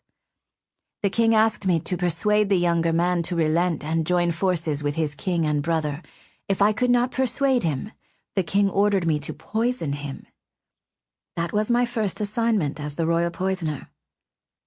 It was a difficult thing to do. She bowed her head, breathing softly. Then she looked up at both of the children. But I succeeded. I had the badge of Warwick's house still, so I was able to infiltrate my way to Lord Dunsworth. I persuaded him to rejoin his family loyalty. When the uncle returned to Ceredigion with a huge army, he was shocked to learn that his son-in-law had betrayed him and joined his forces with King Eredur's. The uncle fought in a battle and was killed. The brothers were reconciled. For a time. I still worked for Lord Dunsworth's wife after that, Anchoret said, to keep an eye on the brother and make sure he remained loyal. During that time, the brother grew more and more upset that he was not going to become the king his ambition demanded he be. He did some things in his own household that were terrible. He was not a gentle man. He beat his wife and his son. But then he learned something. He learned from rumors, from men who fed his itching ears, that King Eredur had married someone before wedding his queen. If that were true, then all the king's children were bastards, and he, Lord Dunsworth, would be in line to be the next king. You can imagine how the bad blood between the brothers grew after this. I do not know whether the rumors were true or not. Dunsworth believed they were. He began plotting his own rebellion. She stopped, rubbing a hand along her arm, and shook her head. This part is difficult to talk about. Only the Queen in the sanctuary of Our Lady knows the whole story. She sighed. The king, fearing another rebellion, ordered me to poison his brother. Owen stared at her. It was so quiet in the room they could hear her every breath. It was not the only time the king had asked me to act against his enemies. I knew by then that attempting to reason with Lord Dunsworth would be a waste of breath. He was so ambitious, so determined to take the throne for himself. When I began to prepare myself to finish this hard task, I poisoned his cup of wine, knowing that he loved to drink it. Unfortunately, he did not get the cup. His pregnant wife did. Anchorette's shoulders slumped. The poison she swallowed, trying to master her emotions, was subtle. Even I didn't realize what had happened until it was too late. It brought on her contractions early. I was trained as a midwife, but I could not save the child, or the mother. My mistress died in my arms. Her eyes were haunted, her mouth grim. Owen had always wondered why Anchorette was so sad. Perhaps this was the reason. Lord Dunsworth was devastated. I returned to my family to grieve. I could not bear to tell the king how I had failed him, but I told the Queen. She promised to protect me. It was to protect her children and their rights that I had been commanded to act as I did. She sighed deeply, smoothing her skirts. Lord Dunsworth went mad with grief. He sent his officers to arrest me, accusing me of poisoning his wife. Before the king could find out, I was tried and found guilty of murder. I assumed the royal guard would come for me in time, which is why I allowed myself to be arrested. She shook her head sadly. I was tied up in a boat and thrown into a river at the head of a waterfall. She looked from Owen to Evie and back again. Only 1 in 100 can survive such a plunge. It was not the fountain's will for me to die. It broke my neck and much of my body, but I survived. My fate was kept a secret. The Queen cared for me herself and helped me to heal, not just my body, but my heart as well. The king charged Lord Dunsworth with treason for executing me on his own authority. He was locked away in a tower here at the palace. They tried to drown him with wine, giving him so much that it would kill him. But he lingered and lingered. She paused again, shuddering. When he did not die, the king ordered me to poison him again. And so I did. Mine was the last face he looked upon in this life. Owen felt so strange and conflicted he didn't know what to say. He only stared at her, trembling slightly. Her voice ghosted from her bowed head. His son, the boy you know as Dunsworth, saw me in the kitchen today. He recognized me because I used to serve his family. He has believed for many years that I was dead, and that his father was put to death because of me. Now you two know a truth that no one else in the realm understands. King Severn doesn't know who I am, nor does Ratcliffe. Not even your grandfather knows the truth, my lady. I still serve my queen in her own prison, but I am not here to poison anyone. I never want to do that to anyone again if there is no need. She raised her sad face to look at the children. Owen's heart ached for her, and as he had done for his mother so many times, he went to her and embraced her, resting his head on her shoulder and patting her in comfort. Does that mean, Elizabeth Victoria Mortimer said, her voice trembling, that if the king dies, Dunsworth could rule us? Anchoret looked at the girl for a long moment before giving a firm nod. What have we done? The girl moaned. Owen felt sick to his stomach as well. But his ears picked out a sound he hadn't been expecting. The sound of many boots coming down the hall. Toward them. He felt the thrum on the stone floor. Anchoret saw his look and unsheathed a dagger. Ratcliffe is determined to discover the leak. He's been snooping around even more lately, always asking questions, prying for secrets.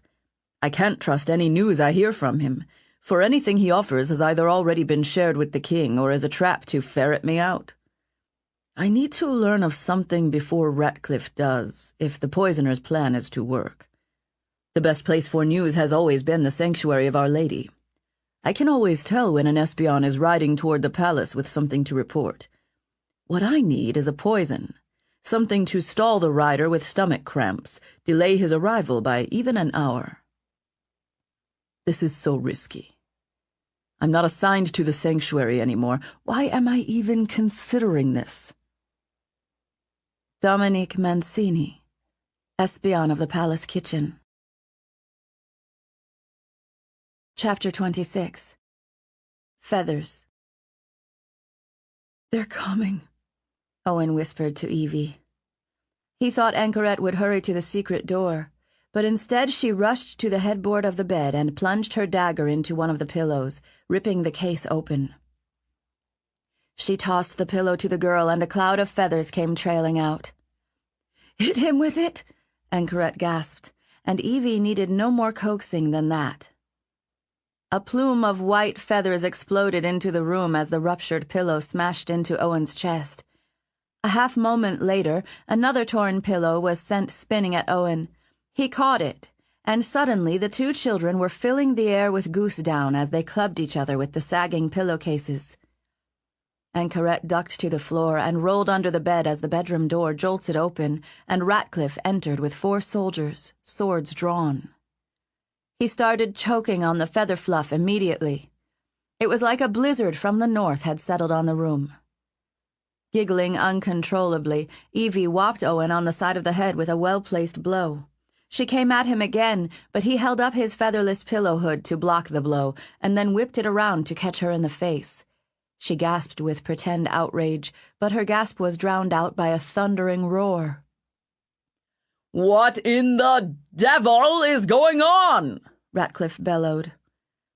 Feathers were everywhere, sticking like leaves to Evie's hair, her nightclothes, Owen's tunic.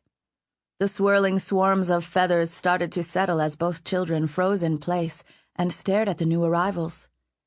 A bit of fluff landed on Elizabeth's lip, and her mouth squirmed as she attempted to blow it off. The face she made was so funny that Owen grunted, trying to suppress a laugh. Ratcliffe stomped on the feathers, his balding head wet with sweat, and the feathers clung to it, making him look completely ridiculous. Evie stared up at him, her jaw quivering with subdued laughter. It only made Ratcliffe angrier. You think this is amusing, Lady Mortimer? Amusing?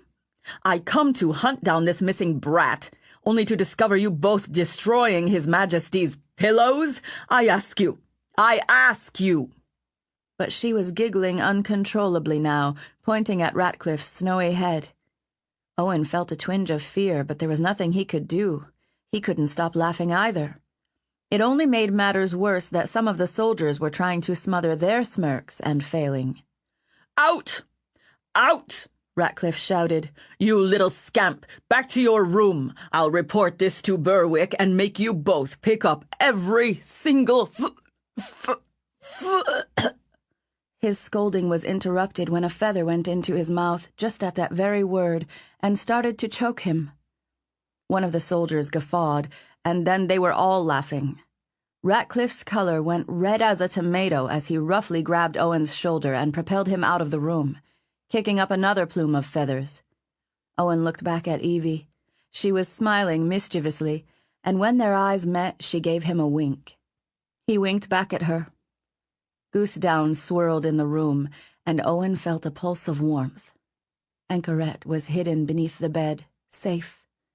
Twice in one day. She truly was a clever woman.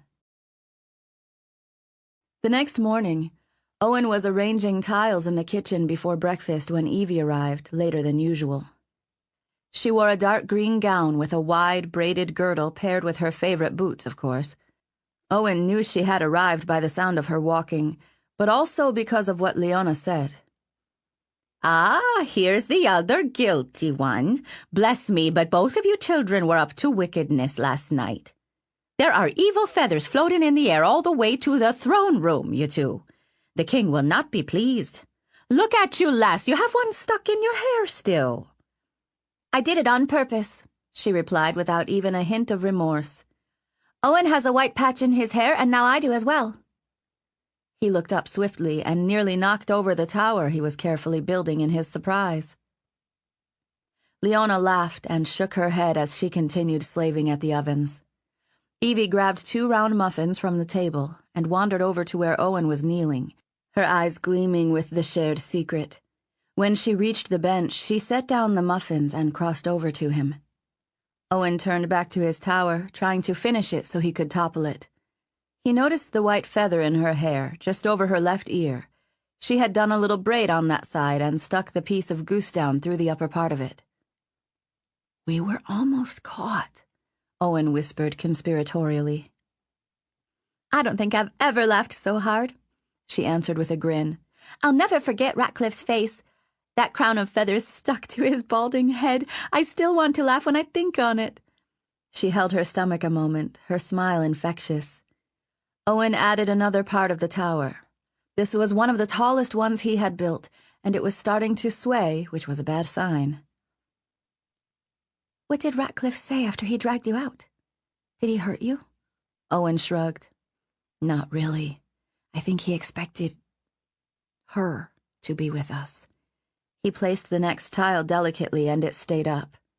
"When she pulled that dagger," Evie whispered, "I was afraid for just a moment, but what a brilliant idea. I don't mind cleaning up all the feathers. It was worth it."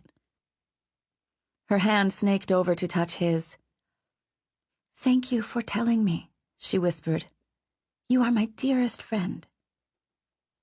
He gave her a sideways smile and then prepared to place the final pieces, moving very slowly and with painstaking gentleness as he put them on.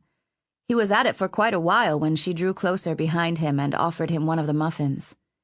Then she picked up the other one and nibbled on the edge. "Pumpkin, my favorite. I love pumpkin muffins and pumpkin soup and pumpkin tarts. Have you had oyster stew before? Oysters are rare, but we have them in the north. Mussels, too. We usually harvest them in the fall. Our cook would make pumpkin muffins, and we'd eat oyster soup in trencher bowls to go with them." She smiled dreamily as she took another bite from her muffin. "Are you ready to knock it down?" "You can," Owen said, backing away from the tower.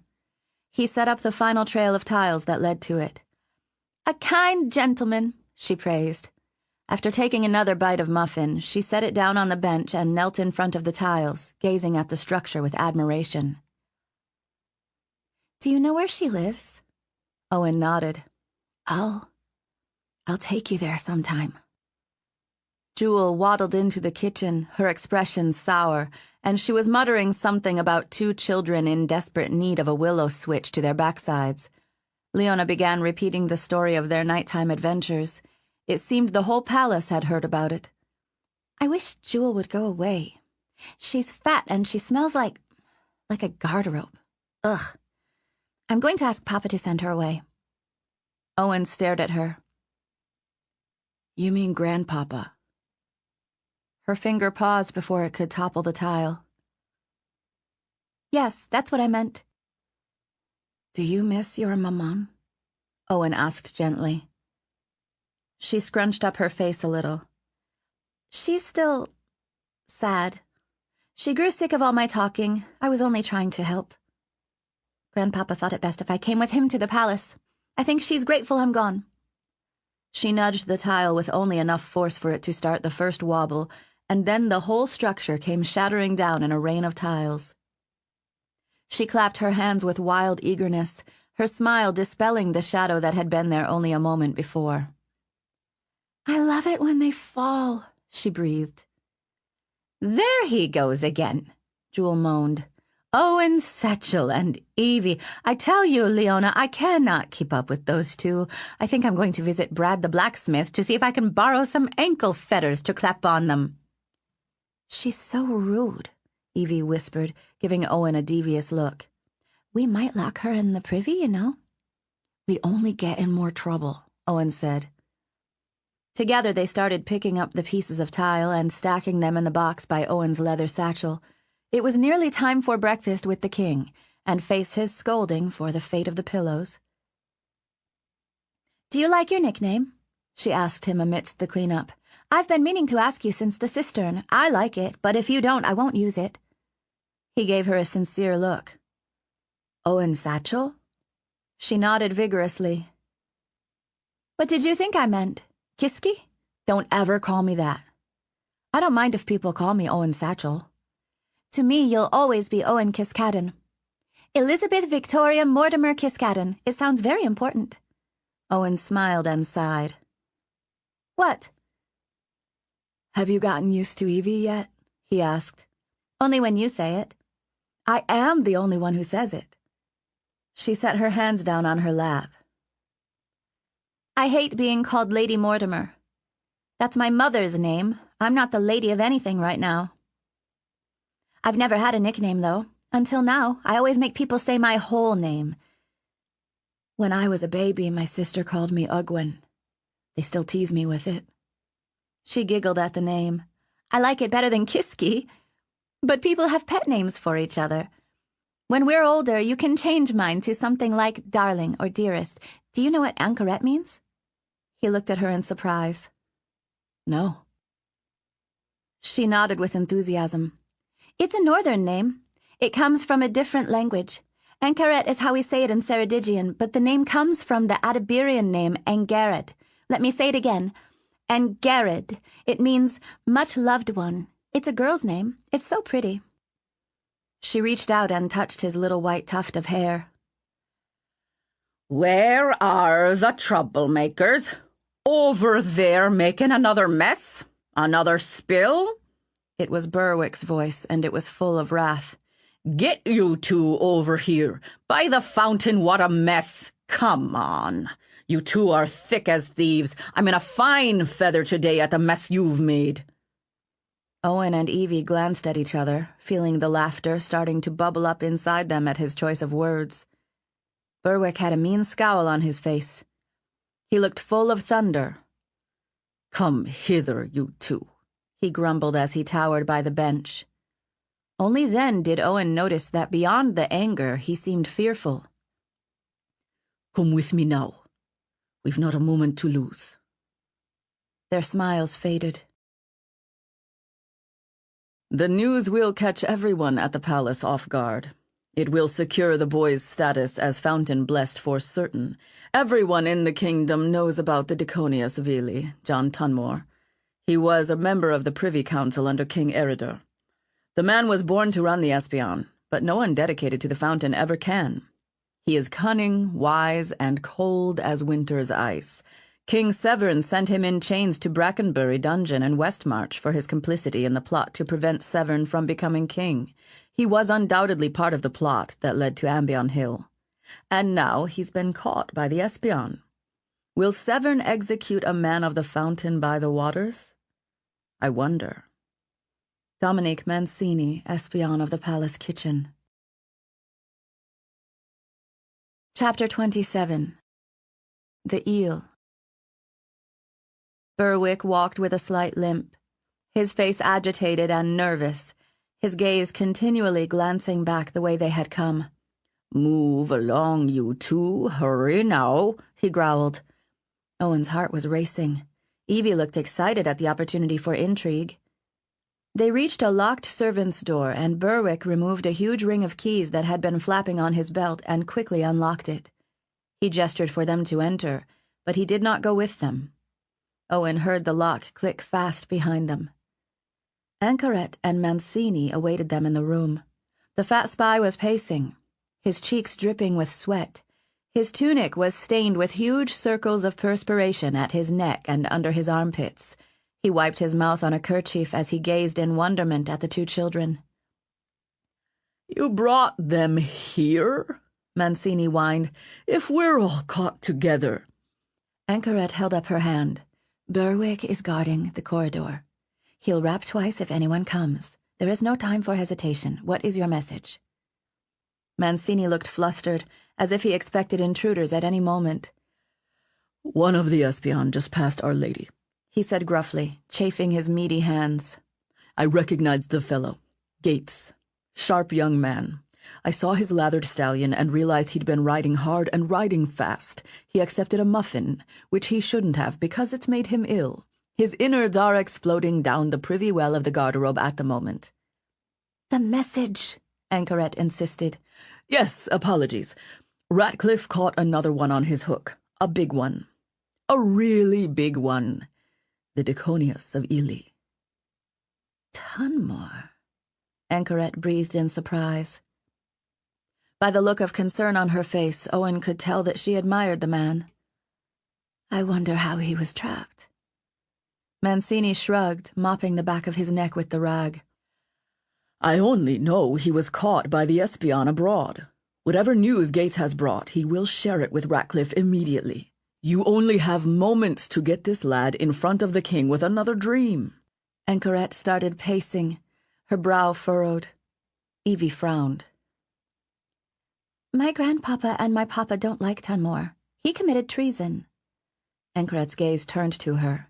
"You are right," she said softly, gently. "He was guilty of treason. Other men paid for theirs with blood, but the Diconius of Ely did not. I'm surprised he allowed himself to be trapped. He was one of the wisest men I ever met. A mentor of mine." She shook her head. "What is done is done. Without knowing the full news, we must not guess at it. Just the news of his capture will be enough." "What am I to say, then?" Owen asked nervously. There were so many names. He did not understand them, and he wasn't sure he could say them all. Anchoret turned to Mancini. "Do you have any suggestions?" Mancini looked at her, startled. "I did my part," he complained angrily. "This is just the sort of gossip you wanted from me. I had to run from Our Lady. I won't catch my breath for another week." He groaned and jiggled his joints. "I even tossed a coin into the fountain for good luck, which shows my utter desperation that Gates won't think to connect his violent diarrhea with the muffin I gave him. If he does, I'm a dead man." "You've done well, Dominique," Anchoret soothed. She stopped pacing and turned quickly. "Owen, do you know what an eel is?" He blinked at her. "They're like snakefishes," Evie chimed in. Owen nodded but grimaced. "I don't like them," he said, shaking his head. "They taste funny." Anchoret beamed. "The blessing of talking to the children of nobles. Yes, an eel is like a water snake. This is what you must say, Owen. You were in the kitchen this morning. You heard Leona say she was planning to make eel for the king's dinner. That made you think of eels, and then you felt like you were an eel that was caught by a fishhook. You struggled against the hook, but you were dragged out of the water. There was a rat with a fishing rod on the shore. You were the eel. Can you remember this, Owen?" Evie frowned. "What does it mean?" "Oh, Ely, that's the eel." Anchoret winked at her. "Clever girl." There was a firm double knock at the door. "This way, Dominique," Anchoret said, motioning for him to follow her. Anchoret waved at Owen to go to the door and then slipped through another doorway with Mancini and shut it behind her. Moments later, Berwick had unlocked the door and was standing in the frame, his face dripping sweat. "Look at you two, always getting into mischief. The king's at breakfast, no, don't you know? Come along, come along.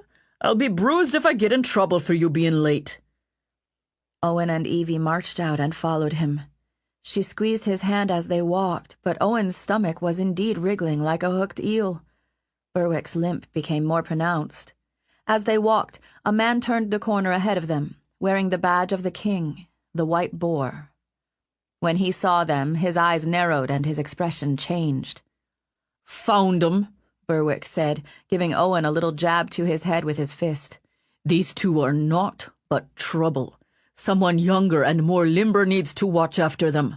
Gah!" The man did not respond, but after they passed him, he continued down the hall the way they had come. He went straight to the servants' door and rattled the handle, but Berwick had locked it.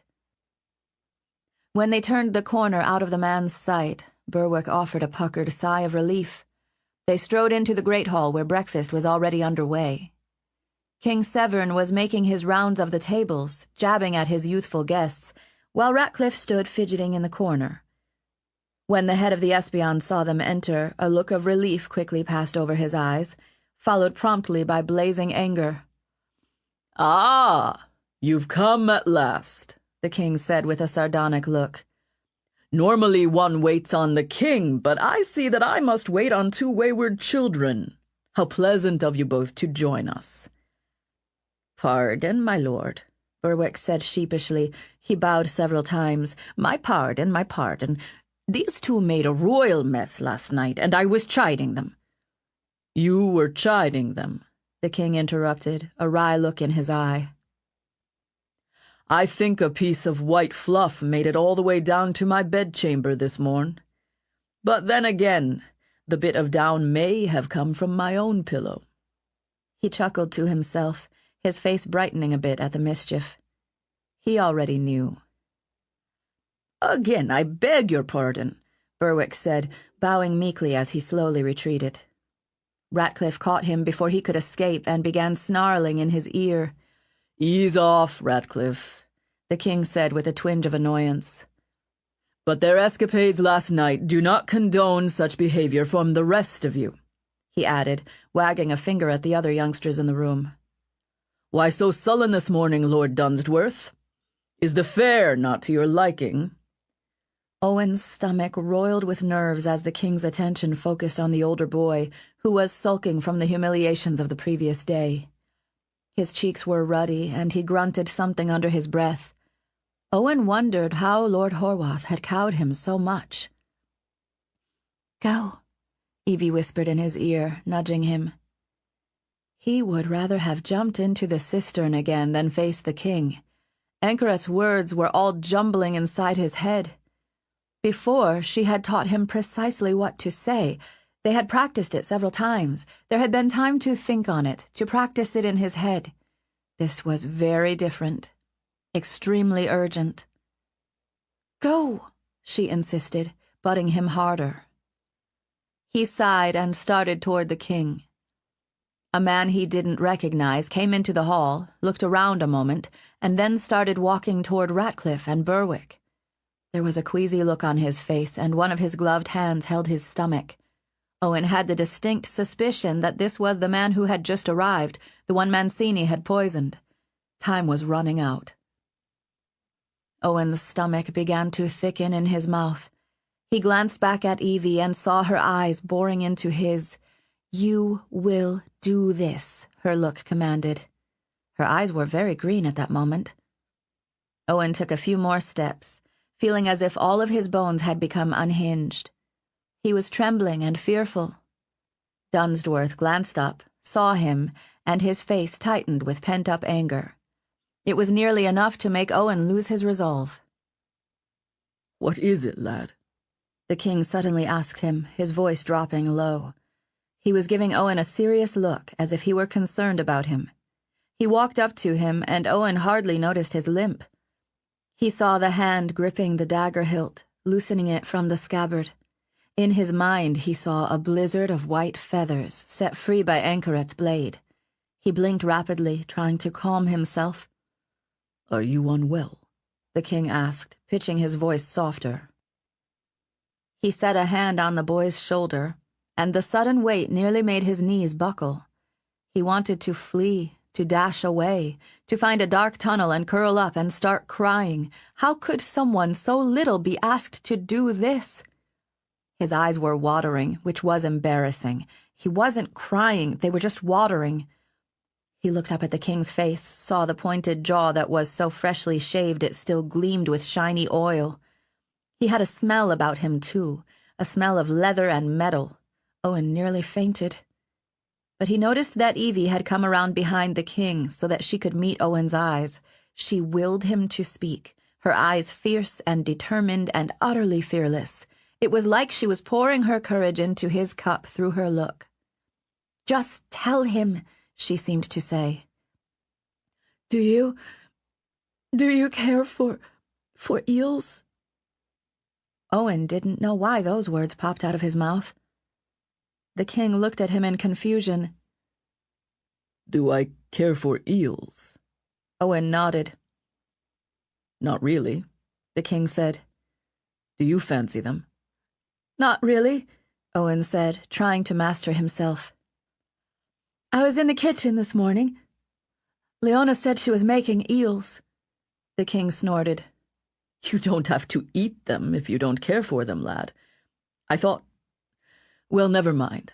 He lifted his hand away and frowned with disappointment. Owen was losing his nerve and his chance. "When she said that about the eels," he forced himself to continue, "I started to feel strange." He blinked rapidly. He had the king's attention again. "You did? Like another vision?" He seemed eager, almost hungry, when Owen nodded. "Ratcliffe!" the king barked, gesturing for him to hurry over. Ratcliffe frowned with annoyance and made his way to them. Evie beamed with pride at Owen. "Go on," the king implored, his voice low and coaxing, his eyes shining with interest. "It was like a dream, except I was awake," Owen said. "I was an eel, and there was a hook in my mouth like a fisherman's hook, tugging me out of the water. I was wiggling and trying to get free, but the hook kept pulling. It hurt. And when I came out of the water, it wasn't a fisherman at all. A rat was holding the pole. A grinning rat." Owen swallowed, feeling relief that he had gotten it out. The king stared at him in confusion. "That is a strange thing, Owen. Peculiar." He glanced at Ratcliffe for clarification. Ratcliffe shrugged, totally perplexed. "I make no sense of it. The boy doesn't like eels, not many do. Did you know the second king of Ceredigion died from eating too many eels?" The king's expression hardened. "That was lampreys, you fool." He turned back to Owen and patted his shoulder. "You don't have to eat them. Have Leona make you a roast capon or another fish that you prefer." Owen nodded, very hungry now, and grabbed a muffin from the table. It had little seeds in it and reminded him of the one he had eaten while riding into the city for the first time.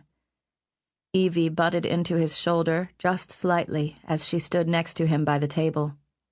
She gazed across the assortment of food, carefully decided, and then chose a pear. "You did it," she whispered, not looking at him. He wanted to collapse under the table in relief. The king's sharp voice echoed in the hall. "What?" All eyes turned to him. The queasy-looking man Owen had noticed earlier was standing by the king and Ratcliffe.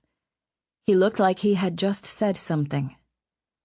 Then, in unison, the king and Ratcliffe turned and looked at Owen. "I've learned this above all else. You must bind men to you by benefits, or else make sure of them in some other way. Never reduce them to the alternative of having either to destroy you or perish themselves. I fear that Ratcliffe, in his efforts to secure his master's throne, may be risking it all the more. There is never anything more tenuous than peace." Dominic Mancini, Espion of the Palace Kitchen. Chapter 28. Loyalty. Anchoret had predicted, correctly as it turned out, that the king would immediately assemble his counselors after such a miraculous demonstration of Owen's gift. So when the men started to gather in the king's council chambers, Owen and Anchoret were already poised by the spy hole in the secret door, ready to watch and to listen. She held a finger to her lips, warning him to be absolutely still. But her eyes gleamed with the thrill of bearing silent witness to such a meeting. Owen shifted so his legs wouldn't get too tired as he watched and listened.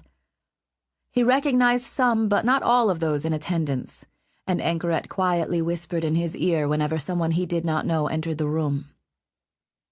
The king had called in Ratcliffe, Horwath, and his chancellor Catesby, along with 2 religious officials representing the sanctuaries. In the months following his victory at Ambion Hill, he had not yet replenished all of the council seats, Anchoret explained quietly. Owen's father, for example, had not been restored to his previous role and was awaiting his fate in his own lands. The council was small and getting smaller. Some of the council members had seated themselves, but the king was pacing, keen displeasure and more unnameable emotions playing in his eyes. "Everyone is here, Your Grace," Ratcliffe announced after shutting the door. There was a wary look on his face. "You are wondering why I've summoned you," Severn said in a low voice. He cast his gaze over the men. "You all look like men who are about to be shoved into the waters. Are you feeling guilty? Did any of you know of this news before it arrived?" There was a moment of awkward silence. "Know of what news, my lord?" said the man Anchoret had identified as Catesby. "Tell them," the king said gruffly, waving a hand at Ratcliffe. That directive delivered, he turned away from the council and started to slip his dagger in and out of its sheath. Ratcliffe assumed an authoritative posture and advanced to the head of the table. He planted his palms on the gleaming, waxed surface. "News from Southport. We have John Tunmore in custody." There were startled gasps around the room. Only Horwath, who was always unflappable, did not react with open shock. "How could he? The knave!" "Be silent," the king reprimanded. "Hear the news first before you begin babbling. Go on, Dickon." Ratcliffe cleared his throat. "He was caught, you may be sure, in the port of Brugia. He was never very far from Ceredigion. A boat was waiting for him in case he needed to escape quickly. A boat paid for by the King of Aquitania, if my suspicions hold true. The Espion used it to smuggle him back here." "Facts, Dickon," the king scolded. "Let's keep to the facts first. Tell them what you found with Tunmore." "Yes, my lord." "Of course." Ratcliffe's anger was stirring, but he kept his tone civil. "He had a book on his person. A private history, to be precise. I have it here." He withdrew a black leather-bound book, small enough to fit in his hand. "Entries, dates, scribblings, musings, lots of nonsense about the fountain, really. But it is clear he was plotting something. He's been in hiding for nearly 2 years and played a complicit role in the attempted usurpation. We believe, the information in here will implicate many." He waggled the book. "Only 2 years ago?" Severn said, his voice cold. "I'd forgotten. It feels so much longer than that." He pushed away from the wall and strode to the table, limping slightly, an angry frown on his mouth. "Yes, 2 years ago he plotted to murder me, my wife and my son. My wife is dead. My son is dead. No doubt he wishes to finish what he started when he seduced Bletchley into treason. For all we may suspect, he was likely behind that pretender's claim to my throne as well. Tunmore is an eel. The lad was right about that." Anchoret, listening keenly, flashed Owen a secret smile. "What lad?" asked one of the prelates. "The Kiskaddon boy. Was there another prophecy?" The king's countenance softened remarkably, and his eyes took on the same shining look Evie's got whenever she talked about the cistern. "Indeed." Ratcliffe held up his hands. "Let's not be hasty, Your Majesty, in ascribing the boy's powers to anything beyond coincidence or cunning." "Twice he's done it," Severin said. Twice. The first you could ascribe to coincidence, if a fantastic one. But the second? He knew something before you did. There were grumbles of concern and interest amongst the counselors, one of them begging to know what had happened. The king silenced them with a wave of his hand. The boy had another vision, Severin said, pacing slowly along the table's edge with his hobbled gait. This was not a dream at night, like before. It was a day vision.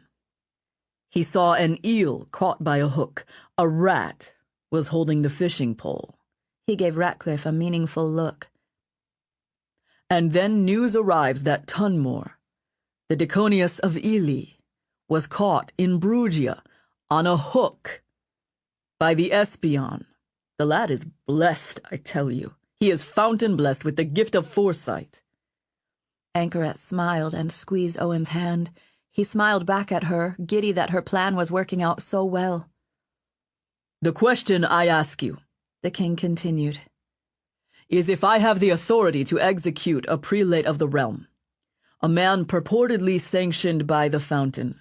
This man has been a raw blister on my heel for these many years. Lest we forget, he was the one who helped write up the truce terms with Occitania 10 years ago.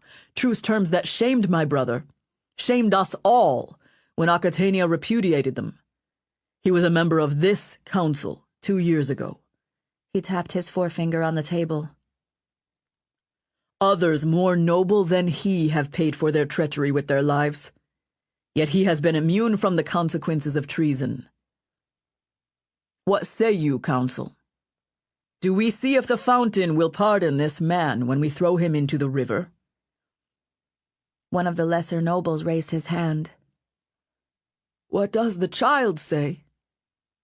The king looked at him, confused. The child's last prediction. You recall it? He said the pine cone fell into the river. In this vision, the hook saved the eel from the river, did it not? A good point, Rufus, said one of the prelates, seated on his left. It did indeed. It saved the eel from the river. The king turned to look at Ratcliffe, who had rushed up to him. My lord, said the spymaster, hardly able to contain his agitation. My lord, you cannot look to a boy as your source of knowing the fountain's will. You would risk far too much. It would be a miracle. The king interrupted softly. The room settled down, but Owen's stomach churned in anticipation. You don't believe the boy's fountain blessed, Dickon, do you? I do not. Ratcliffe responded angrily without a pause. His voice was low and urgent. I think he's a tool being used to dupe you. My liege, if you hearken to him, she will have you. She will have tricked and deceived you. The woman is alive. I tell you, she is. I didn't know her name until I heard Dunsworth speak it, but he swears he saw her in the kitchen. The kitchen! Where else does the boy play his silly games but there? My lord, my friend, you must trust me on this. That woman is the most dangerous person in your realm, even more dangerous than Tunmore. Ask Horwath, even he fears her. A spasm of worry shot through Owen as he realized they were talking about Anchoret. The euphoria turned into nausea in his stomach. And what do you say, Steve? The king asked, turning his attention to the grizzled duke who was lounging in a stuffed chair within view of the spy hole. There was a long moment of silence. He stared at the tabletop and slowly drummed his fingers. According to the official records, Anchoret Treniwi plunged to her death in a boat. If she lived, your brother never told me, your majesty. Ratcliffe's face twisted with impatience, but the king's attention was wholly focused on the old duke. But, Severin prompted. But, continued the duke, I have harbored some suspicions of my own. In the north we throw the condemned off the mountain falls. In all our histories, only the fountain-blessed have survived this test. If the queen's poisoner is fountain-blessed, as we suspect, perhaps she did not perish in the falls. He fell silent again, plucking at the gray hairs at the end of his goatee. The king's voice was serious, Do you believe the boy is fountain blessed? Horwath lifted his eyes and nodded once. Ratcliffe scowled. It was his word against the entire council, even Owen could see that, and yet the king still heeded him. The king walked back to the mantle and rested his arm on it. What do you advise, Dickon? He asked. You know that I trust you. Ratcliffe was at the king's elbow in a moment. One thing, my lord. One thing that solves all your problems at once. Anchoret frowned, her expression serious and concerned, and Owen felt his chest tighten. Sometimes their plan felt like a game of Wiser, but at moments like this he was reminded that it was not.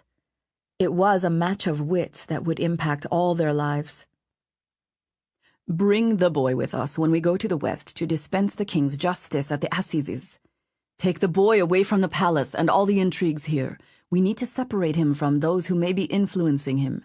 If he's fountain blessed, his powers should work beyond the palace grounds. That would be proof sufficient to satisfy even me. The king smirked.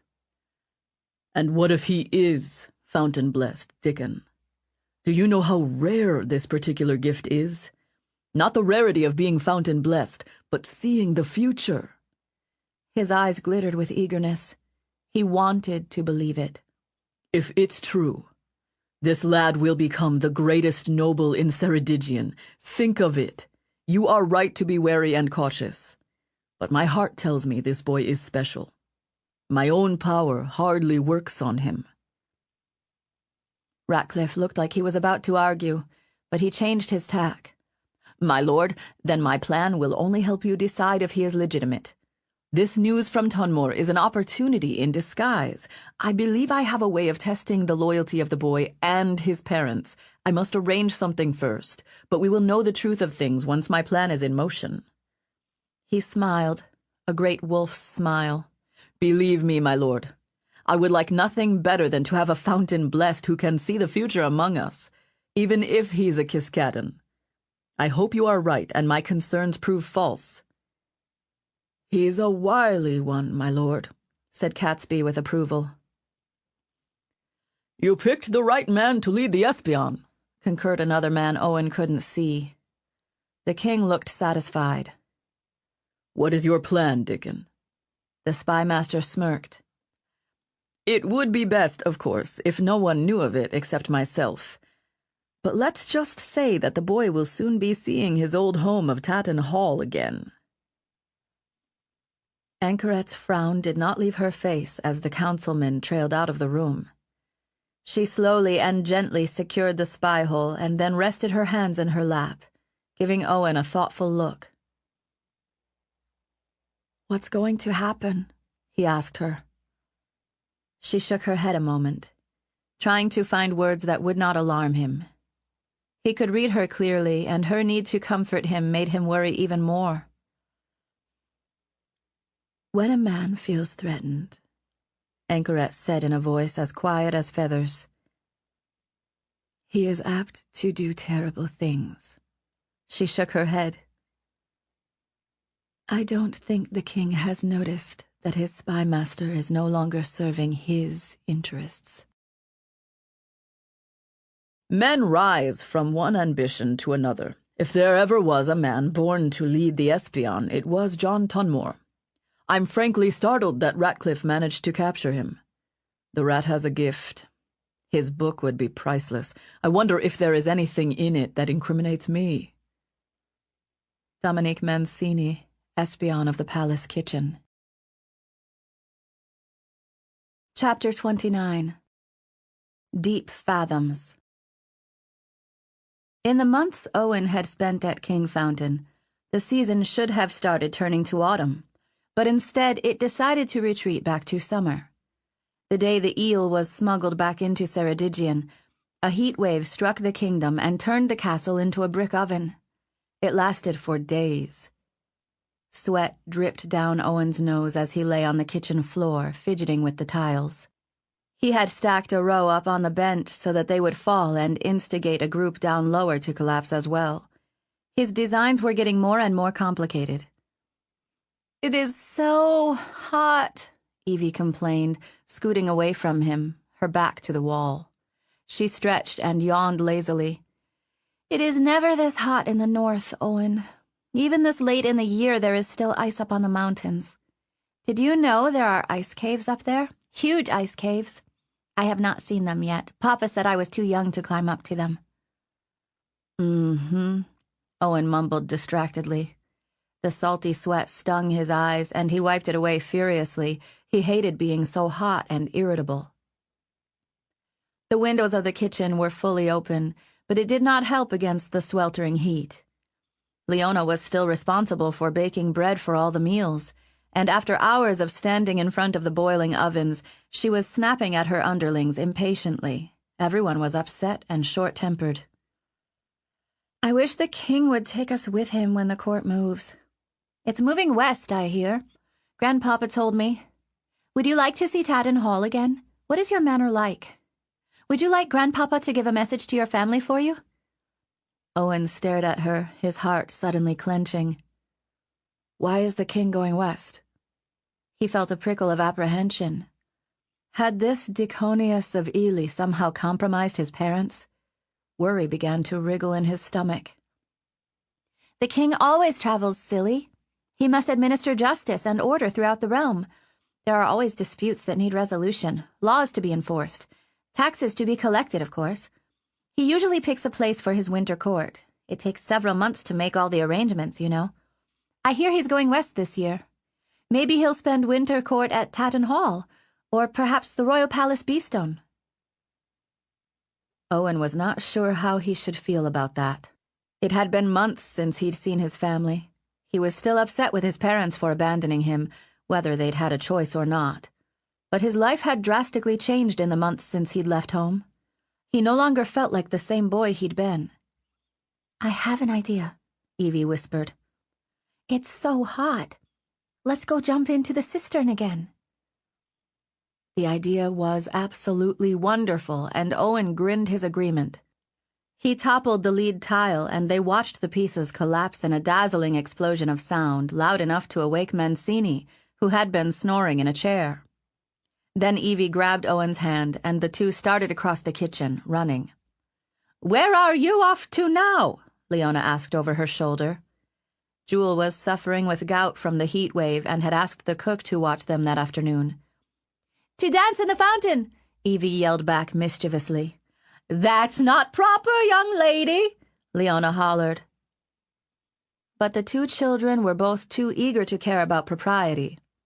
Owen felt a little twinge of nervousness about jumping into the cistern again, but not only did the cool water sound inviting on such a humid day, he also remembered seeing the treasure, and he wanted to see if he had been imagining it. The chair squeaked as Mancini got up and started after them. "Hold on, you two," he said curtly. "Run!" Evie whispered, tugging hard on Owen's hand, and the two escaped out the kitchen door and started down the hall, the fat espion shouting after them. Owen felt laughter bubble up inside him and spill out his mouth. They ran through the halls, nearly colliding with sweaty servants who glowered at them in annoyance. The race only added to their excitement as they went one way and then another, their feet pounding on the polished tiles of the immaculate palace. Their pace slowed when they reached the rarely used corridors where the window leading to the cistern yard was concealed. They were listening for sounds of pursuit, and, hearing none, they approached the familiar tapestry. Evie glanced back one more time, and then pushed aside the fabric of the tapestry and shoved at the window, raising it. After helping her scramble up, Owen followed her through the opening. The sun was beating down on the yard, the heat shimmering on the hot stones. Owen and Evie quickly traipsed to the huge gullet of the cistern and peered down inside. Given the brightness of the light, they couldn't see very well down the shaft.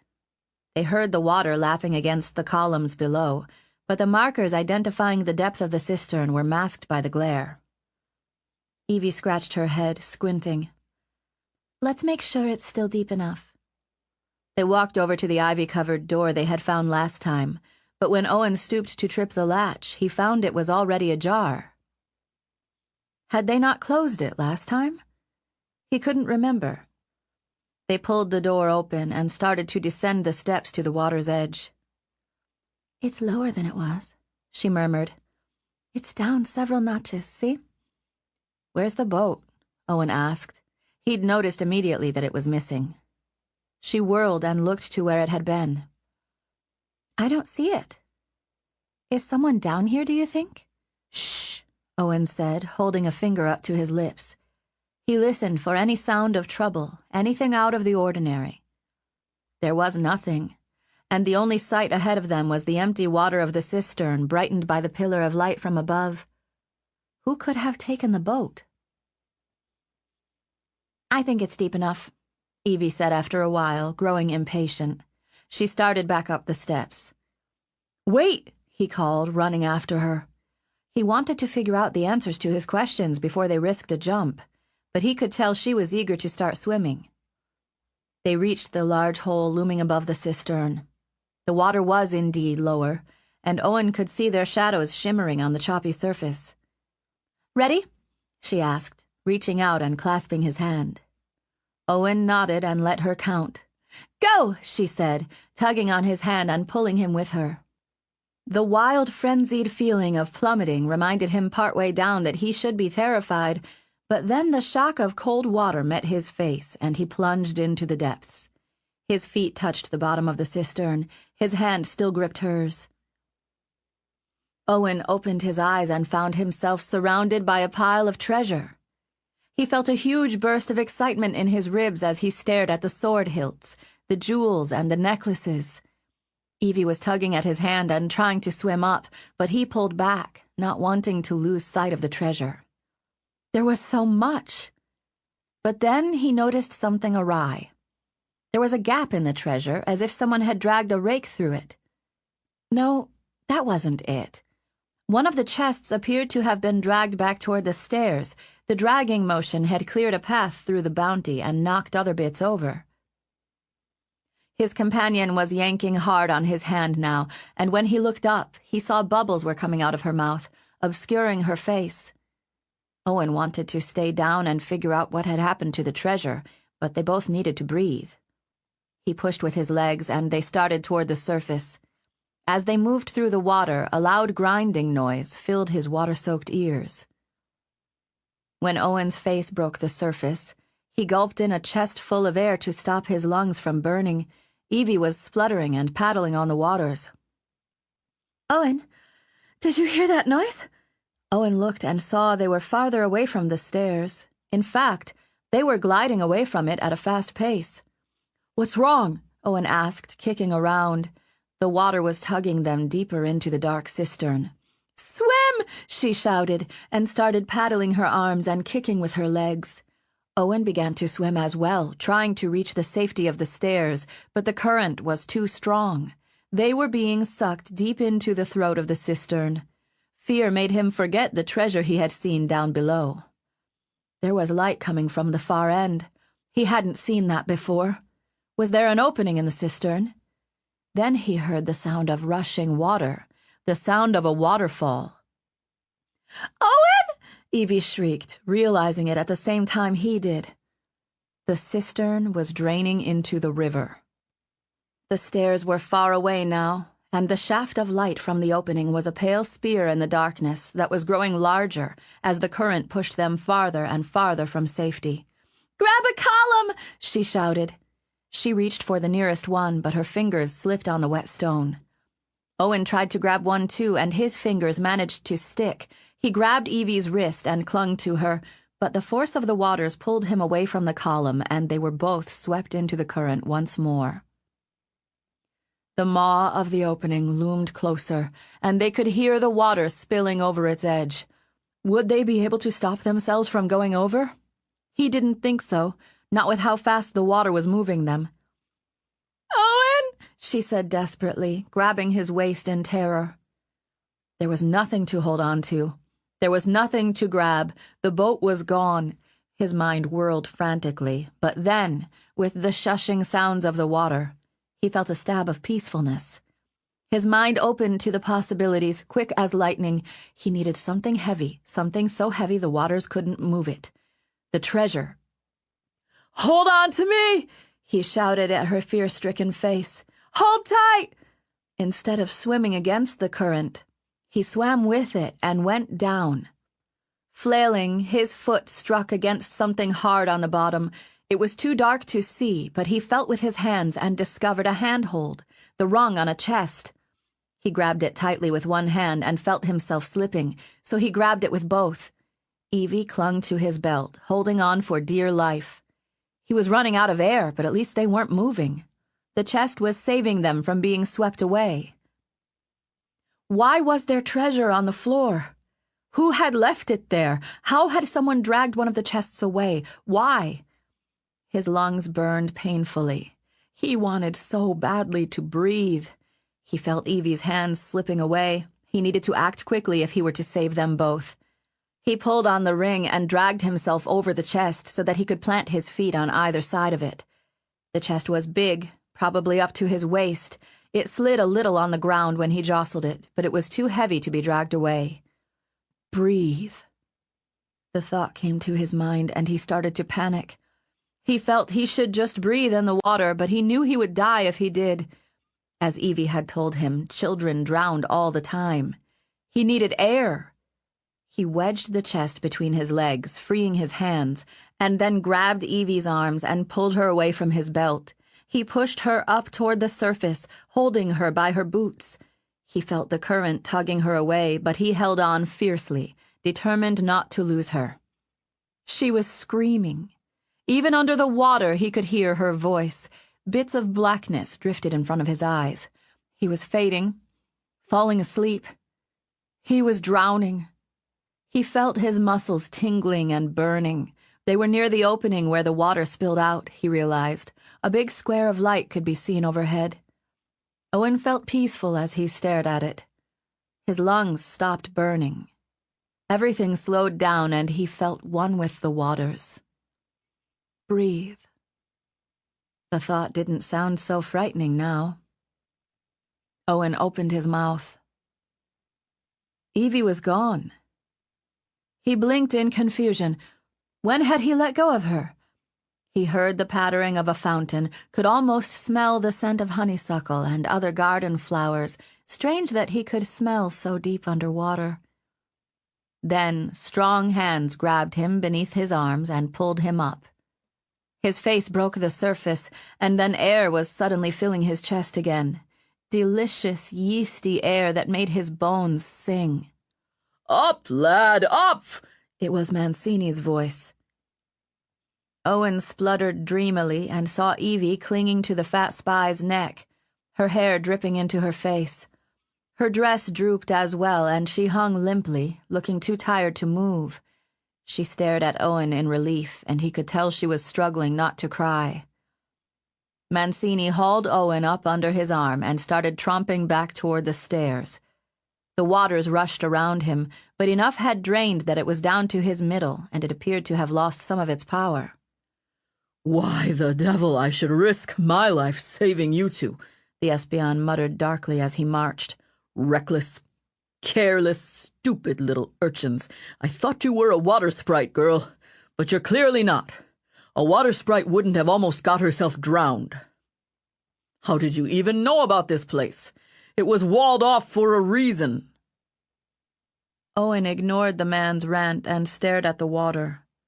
It was draining past Mancini's knees now. Soon the treasure would be seen. He would prove to them it was real. They reached the bottom of the stairs, and Mancini dropped Owen like a heavy sack before turning around and sitting on the steps, breathing roughly. "Too much work. This is too much.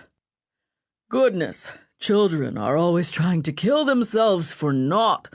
Why I should bother saving you is beyond me. We're all wet and drippy now. Ugh." Evie rushed over to Owen and wrapped him in a tight hug. How did you save us? What were you holding on to? It was like you had a boat anchor."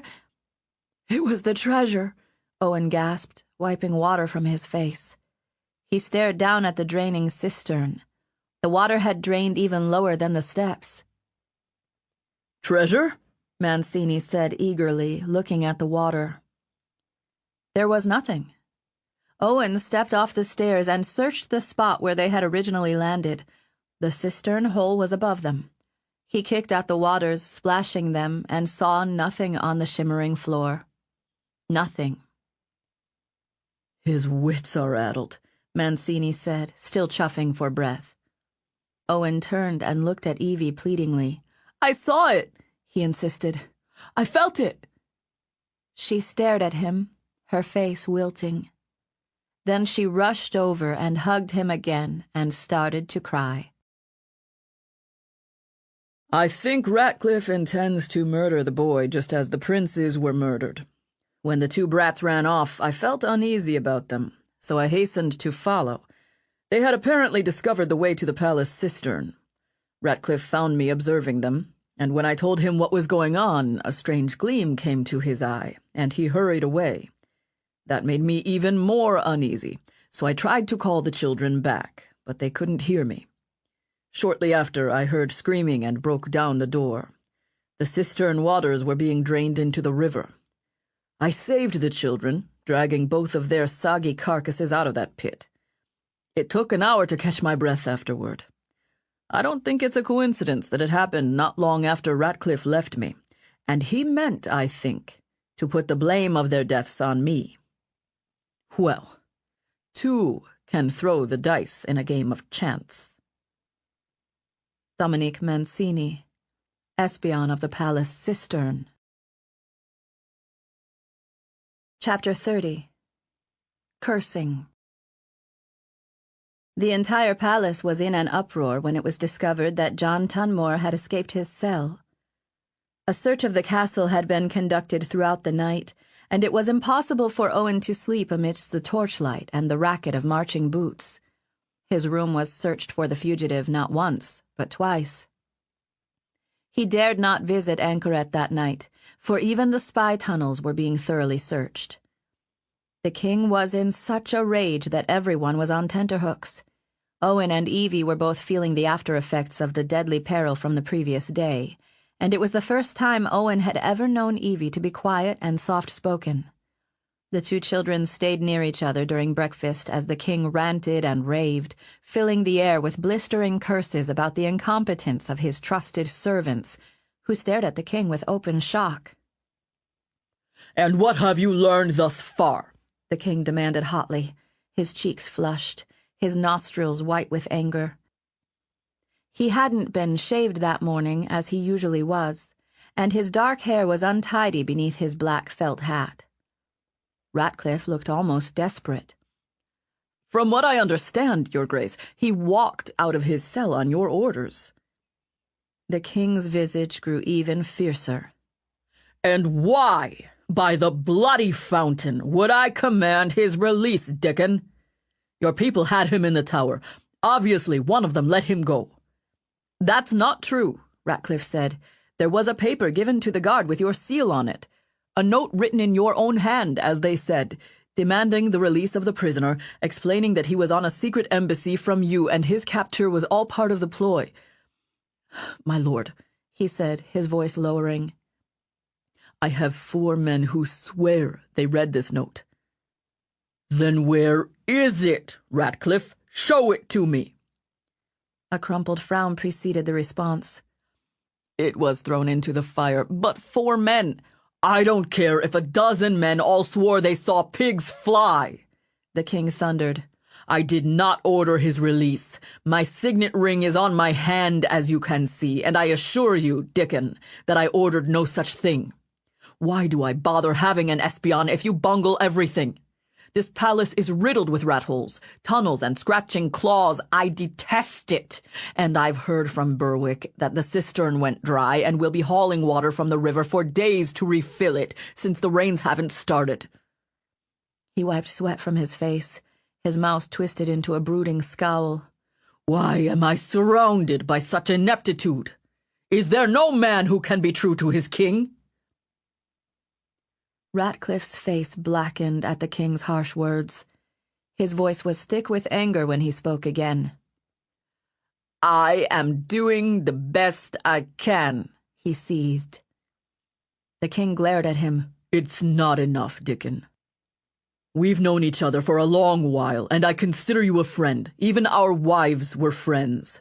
But friendship is not enough. This duty is beyond you, man. This is a load on the halter you aren't strong enough to pull. Am I an ox, then?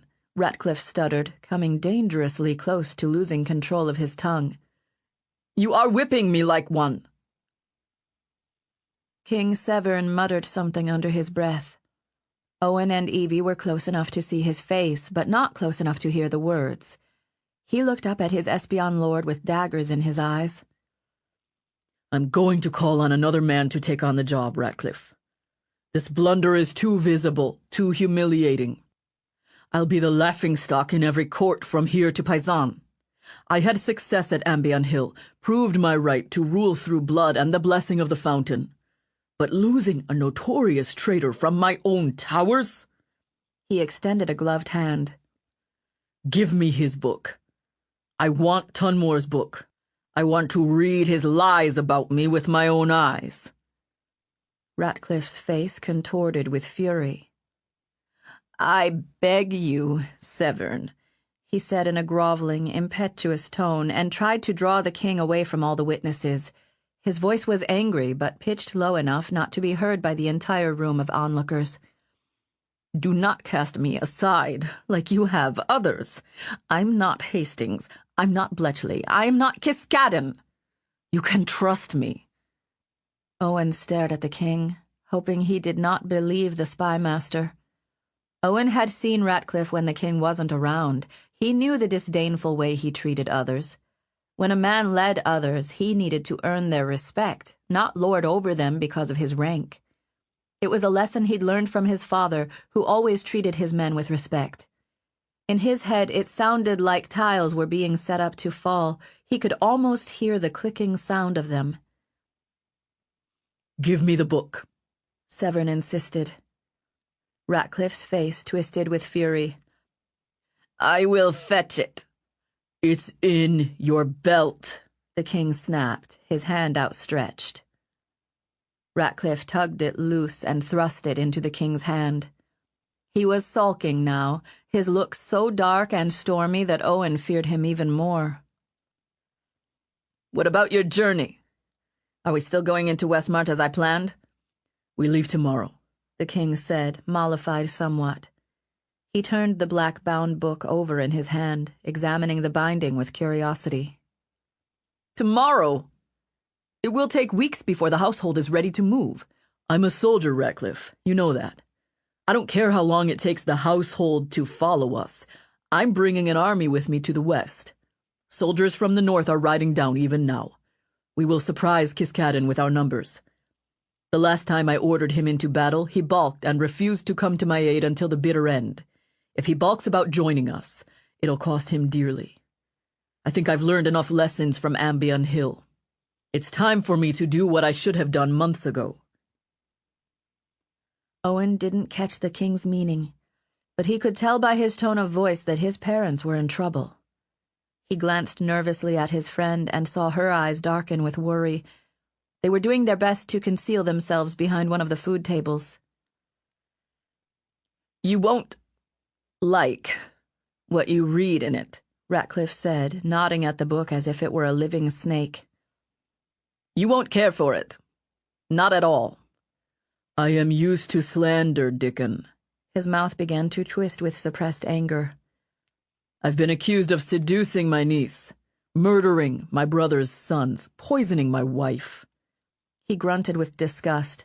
Remember the eclipse, Dickon? The eclipse that happened the day my wife died. I was blamed for that, too. His voice had shrunk to almost a whisper. That, however, may have been my doing.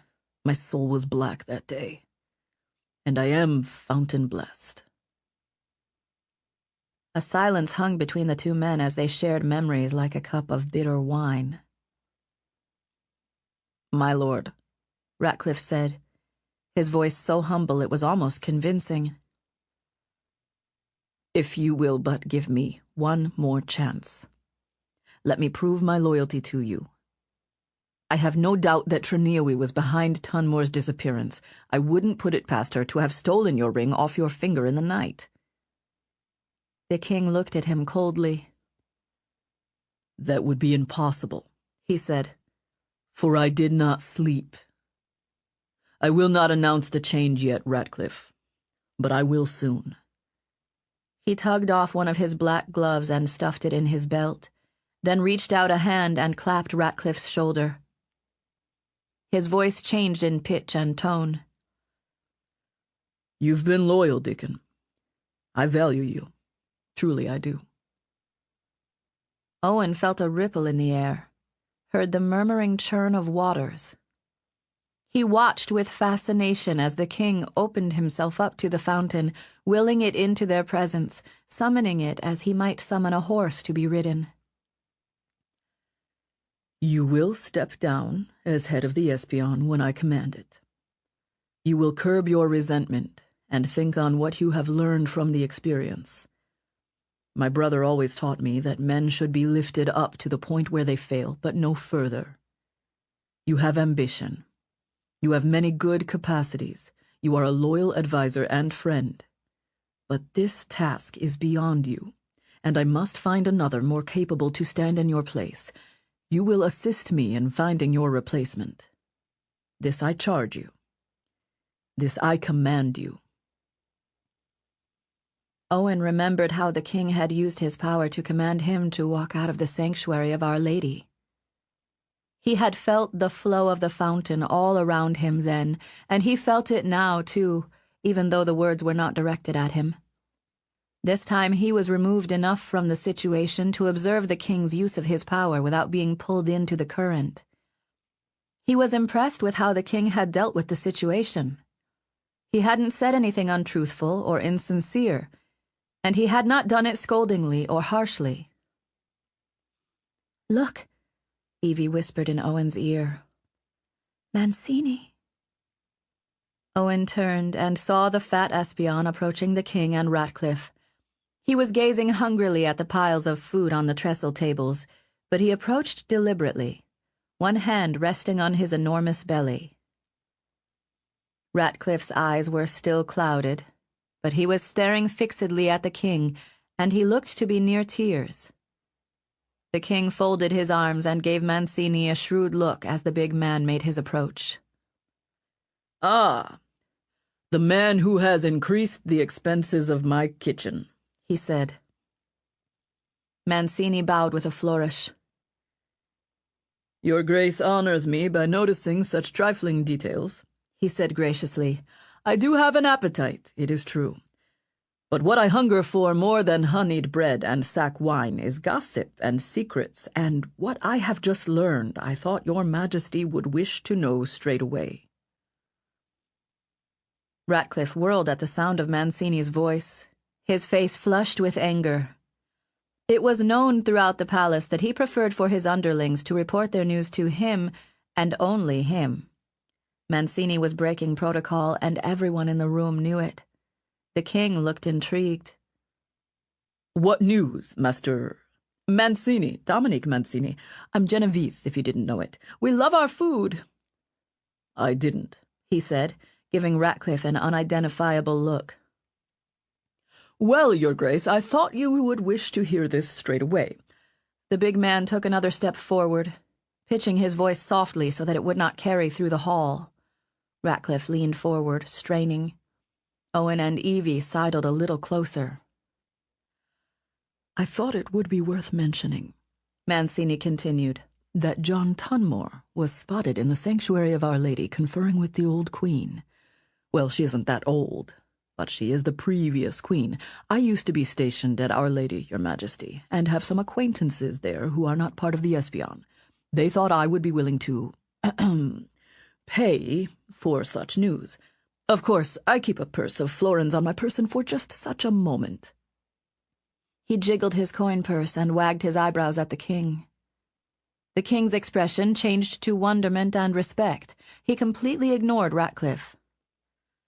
"How did he manage to get through the gate?" the king demanded. "Did he sneak away in disguise? The gatekeepers did not see anyone matching his description." Mancini grinned, cocking his head conspiratorially. I understand he was seen disembarking from a little boat, Your Majesty. It is dangerous, as you know, maneuvering boats so near the falls, but that is what my contacts told me. There are many secret places here in the palace, as you know.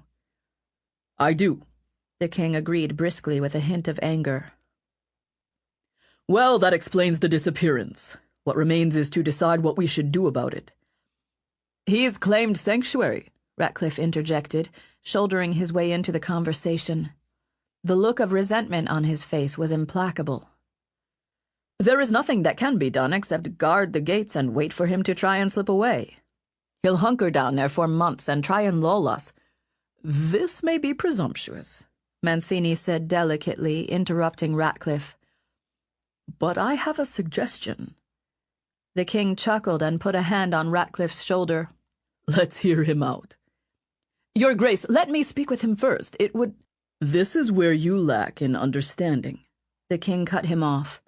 When you fear having underlings who are better than you drive away the most capable men. If you claim credit for their efforts, they resent you. Too often you keep your espion to yourself. This man clearly doesn't lack in ambition or presumption. Let him speak. Trust me, Dickon. I have my own opinions and always will. What is your advice, Mancini? Owen saw a fleeting smile on Mancini's mouth, but it was gone faster than a blink. My lord, the master who trained me put it this way. Men ought either to be indulged or utterly destroyed. If you merely offend them, they take vengeance. If you injure them greatly, they are unable to retaliate, so the injury done to a man ought to be such that vengeance cannot be feared. There are ways of removing people from sanctuary. I know men there who would... How shall I say this delicately? Then don't say it delicately, the king said with a snort. I know men who would pizzle in the fountain of Our Lady if you gave them a coin. If you say the word, my lord, Master Tunmore will be groveling before you in time for supper. The king brooded on Mancini's words. The risk is too great, Ratcliffe hissed. If the people found out... The people are always supposing one thing or another, Mancini said with a shrug. I like him, the king said, but I will not give you the order. Not yet. What is your current assignment, Mancini? Owen stared at him. Seeing the change unfold before his eyes, the king didn't even realize that Mancini was part of Anchoret's plot to deceive him. Ratcliffe had the king's trust, but he had lost his confidence. Mancini was seen as having the capability to lead the Espion, but he was not trustworthy.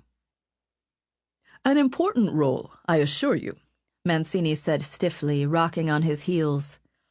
I'm overseeing the custody of that little boy, the one who has been listening in on this very conversation. He gave Owen a little wave. The king turned and saw Owen and Evie hovering just behind his sight.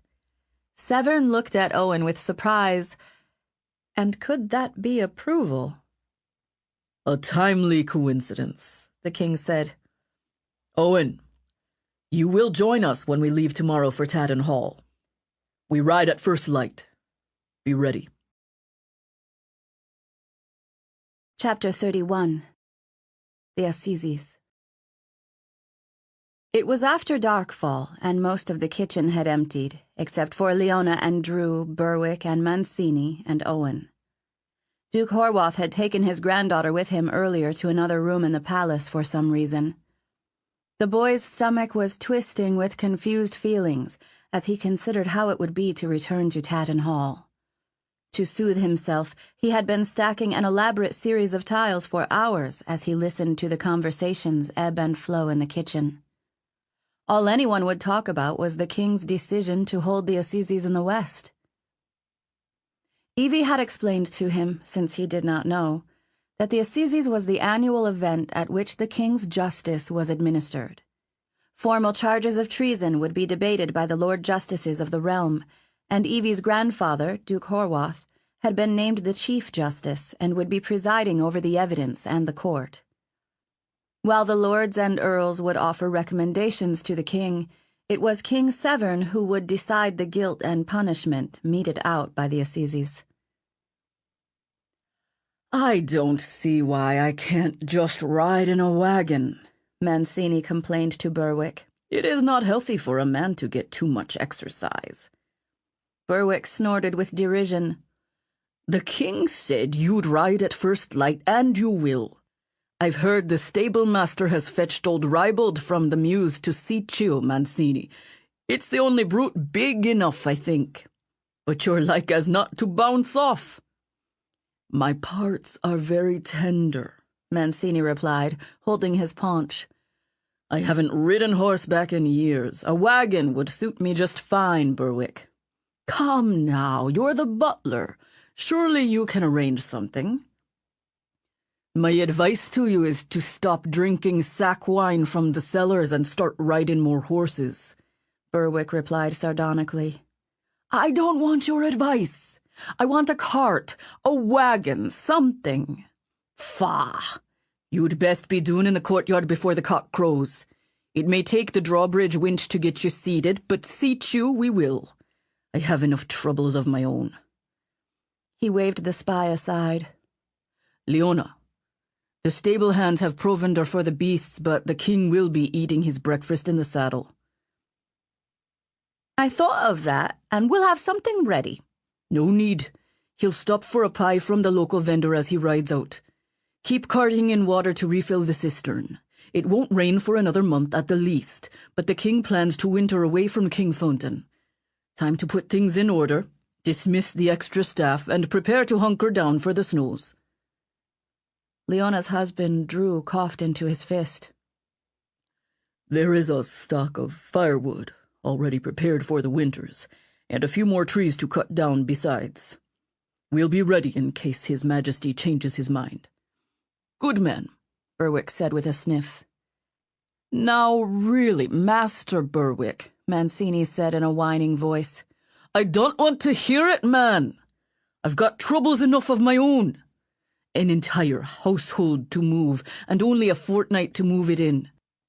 We thought the Assizes would happen at Kingfountain, but there's been a change, and now we all must obey. Be there before the cock crows, man. Dress warmly. Mancini scowled. I'll remember this, Berwick. Don't think that I won't. I grant you will. Any more threats from you, and the staff will forget your feathered mattress, or to empty your filthy chamber pot. Beware who you threaten, Mancini. Now I'm off. He glanced at Owen, fidgeted a moment as if he wanted to say something, then nodded curtly and stalked out of the kitchen. Drew came over and tousled the boy's hair. I'll miss you, Owen. Everyone talks about you, you know, even outside the palace. The people know that you're fountain blessed. It will count for something. His look was tender and sympathetic, which made Owen worry even more about what would happen at Tatton Hall. After giving a little pat to Owen's shoulder, Drew left the kitchen. It was late, and Leona had already concealed the tray with Anchorette's dinner, but she stayed in the kitchen to do some final tidying. Suddenly, the noise of footsteps rushing down the hall stairs broke the quiet of the room. Evie came running in, her dark hair wild, tear stains on her pink cheeks. Her nose was dripping, and she wiped it on her sleeve. It was already past time for her to be abed, and he hadn't seen her in hours. She looked frantic and worried, and the sight of her upset made Owen tremble with concern. In moments, she was kneeling at his side and pulling him into a frantic hug, half sobbing on his shoulder. What happened? Owen said, pulling back a bit to look at her face. Her green-gray-blue eyes were filled with tears. Grandpapa says I can't come to the Assizes, she wailed. He's sending me back north. Owen, this isn't fair. I want to be there when you see your parents. I want to help give you courage when you face the king. Owen. Her face crumpled with misery, and she grabbed his hands, squeezing them so hard it hurt. He hadn't imagined that she wouldn't be going with him. Dread flooded him from head to foot. This would make it all so much worse. "Grandpapa said," she sniffled, "that you'll be riding with him as you did when you came here. He doesn't want me to see. Not after Papa. Owen, what are they going to do with you?" Owen felt tears in his own eyes. He'd never seen her so vulnerable. "Not after Papa. I can't lose you. Not you too." Her fingers tightened, their knuckles locking together. "We're to be married. I thought that's why Grandpapa brought me here. But he said no, that the king might send your entire family over the falls." She hung her head, sobbing uncontrollably. "It's not fair. You didn't betray the king at Ambion Hill. It wasn't your fault. Oh, and I couldn't bear it. Losing Papa was hard enough. I've tried so hard to be brave, but I can't lose you too. And I won't even be there to see what happens to you. This isn't fair," she shrieked. Leona had rushed over to them and began clucking and cooing softly as she wrapped her arms around Evie's shoulders. There, my little girl. There. Shh. You must be brave. We must all be brave. Anchorette will help, you'll see. You're upsetting Owen, lass." Owen felt his own tears streaming down his cheeks. His longing for his parents had been like an underground stream in his time at the palace, an undercurrent to all his other emotions, even though he resented them for letting him go, even though he had formed attachments to other people. But seeing Evie's grief made him feel selfish and stupid. He'd never even talked to her about her own troubles for more than a moment. And what she was saying, well, it was as if he and his family were suspended over the edge of a waterfall. They could go under in an instant. The sound of boots came again, sturdier and heavier, and Owen recognized the set as her grandfather's and Ratcliffe's. Both men entered the kitchen together, one looking somber and grave, the other looking betrayed and aggrieved when he caught sight of Mancini. "No!" the girl shrieked when she saw her grandfather. She looked betrayed and miserable, yet she still had her spark of defiance and iron will. "I'm going too!" Ratcliffe sighed at the spectacle of emotion. He snorted to himself and folded his arms over his big chest, giving Horwath a pitying look. "You deal with the water sprite. That's your concern." Horwath's brow furrowed. "She's my granddaughter. Mind that." Horwath approached slowly, as if she were a skittish horse ready to bolt. "It's not fair, Grandpapa," she wailed. She tugged on Owen's arm as if he were the anchor that would prevent her from being swept away. "Come, Lady Mortimer," Leona said. "Don't shame your grandfather. Obey him." She rounded on Leona as if she were an enemy. "My mother is Lady Mortimer," she said passionately, with a hint of malice. "I am Elizabeth Victoria Mortimer." "Come," Duke Horwath said tenderly, kneeling down by the bench. He held out his hand to her, palm up, entreatingly. "Is Owen going to die?" she squeaked, her voice full of sorrow. She looked up at her grandfather, tears spilling from her eyes. The Duke had a brave face, stern and calm, but his eyes were full of pain. He glanced at Owen and then back at his granddaughter. "I know not," he whispered. That made it even worse. A black hole seemed to have opened up below Owen, threatening to swallow him. He remembered when he had first come to Kingfountain, riding behind the Duke on his horse. The sense of abandonment, the loneliness, the fear of speaking to anyone. "Come, lass." Duke Horwath prodded gently, his hand poised to accept hers. She stared at her grandfather, unable to resist his gentleness. He wouldn't force her, but if she did not obey him, a man born to rule, there would be consequences. There would be freedoms revoked, perhaps even estrangement. Owen saw the battle in her eyes, the guilt and anguish in her quivering pout. She finally stood and took her grandfather's hand. Ratcliffe snorted to himself and strode from the kitchen first. Owen thought his heart was going to break as he watched Evie start away from him. She glanced back once, her lips trembling. Leona, who was wiping her own eyes, patted Owen's shoulder comfortingly as another tear rolled down to the tip of his nose. Then suddenly Evie did something that startled them all.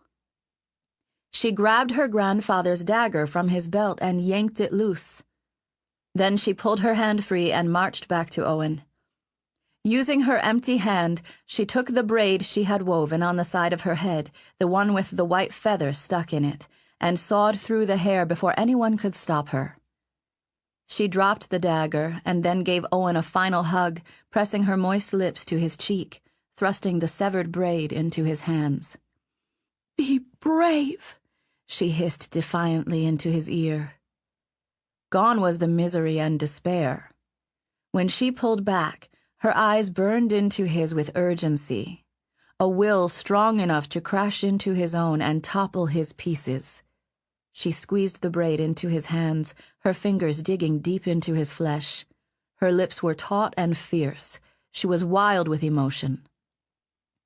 Then she kissed him one more time, turned, and marched back to her grandfather, kicking the dagger with her boot to send it clattering across the kitchen. Even Mancini stared at her in awe and respect as she left.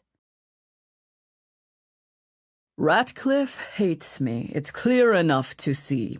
His power is ending, and another will rise to take his place. Myself, if all goes well. When a man is tottering on a ledge, sometimes a little push is all that's needed. He said the Espion will be gathering at Holywell Inn when we reach Beestone. He told me because he did not believe I would be able to keep up with the others.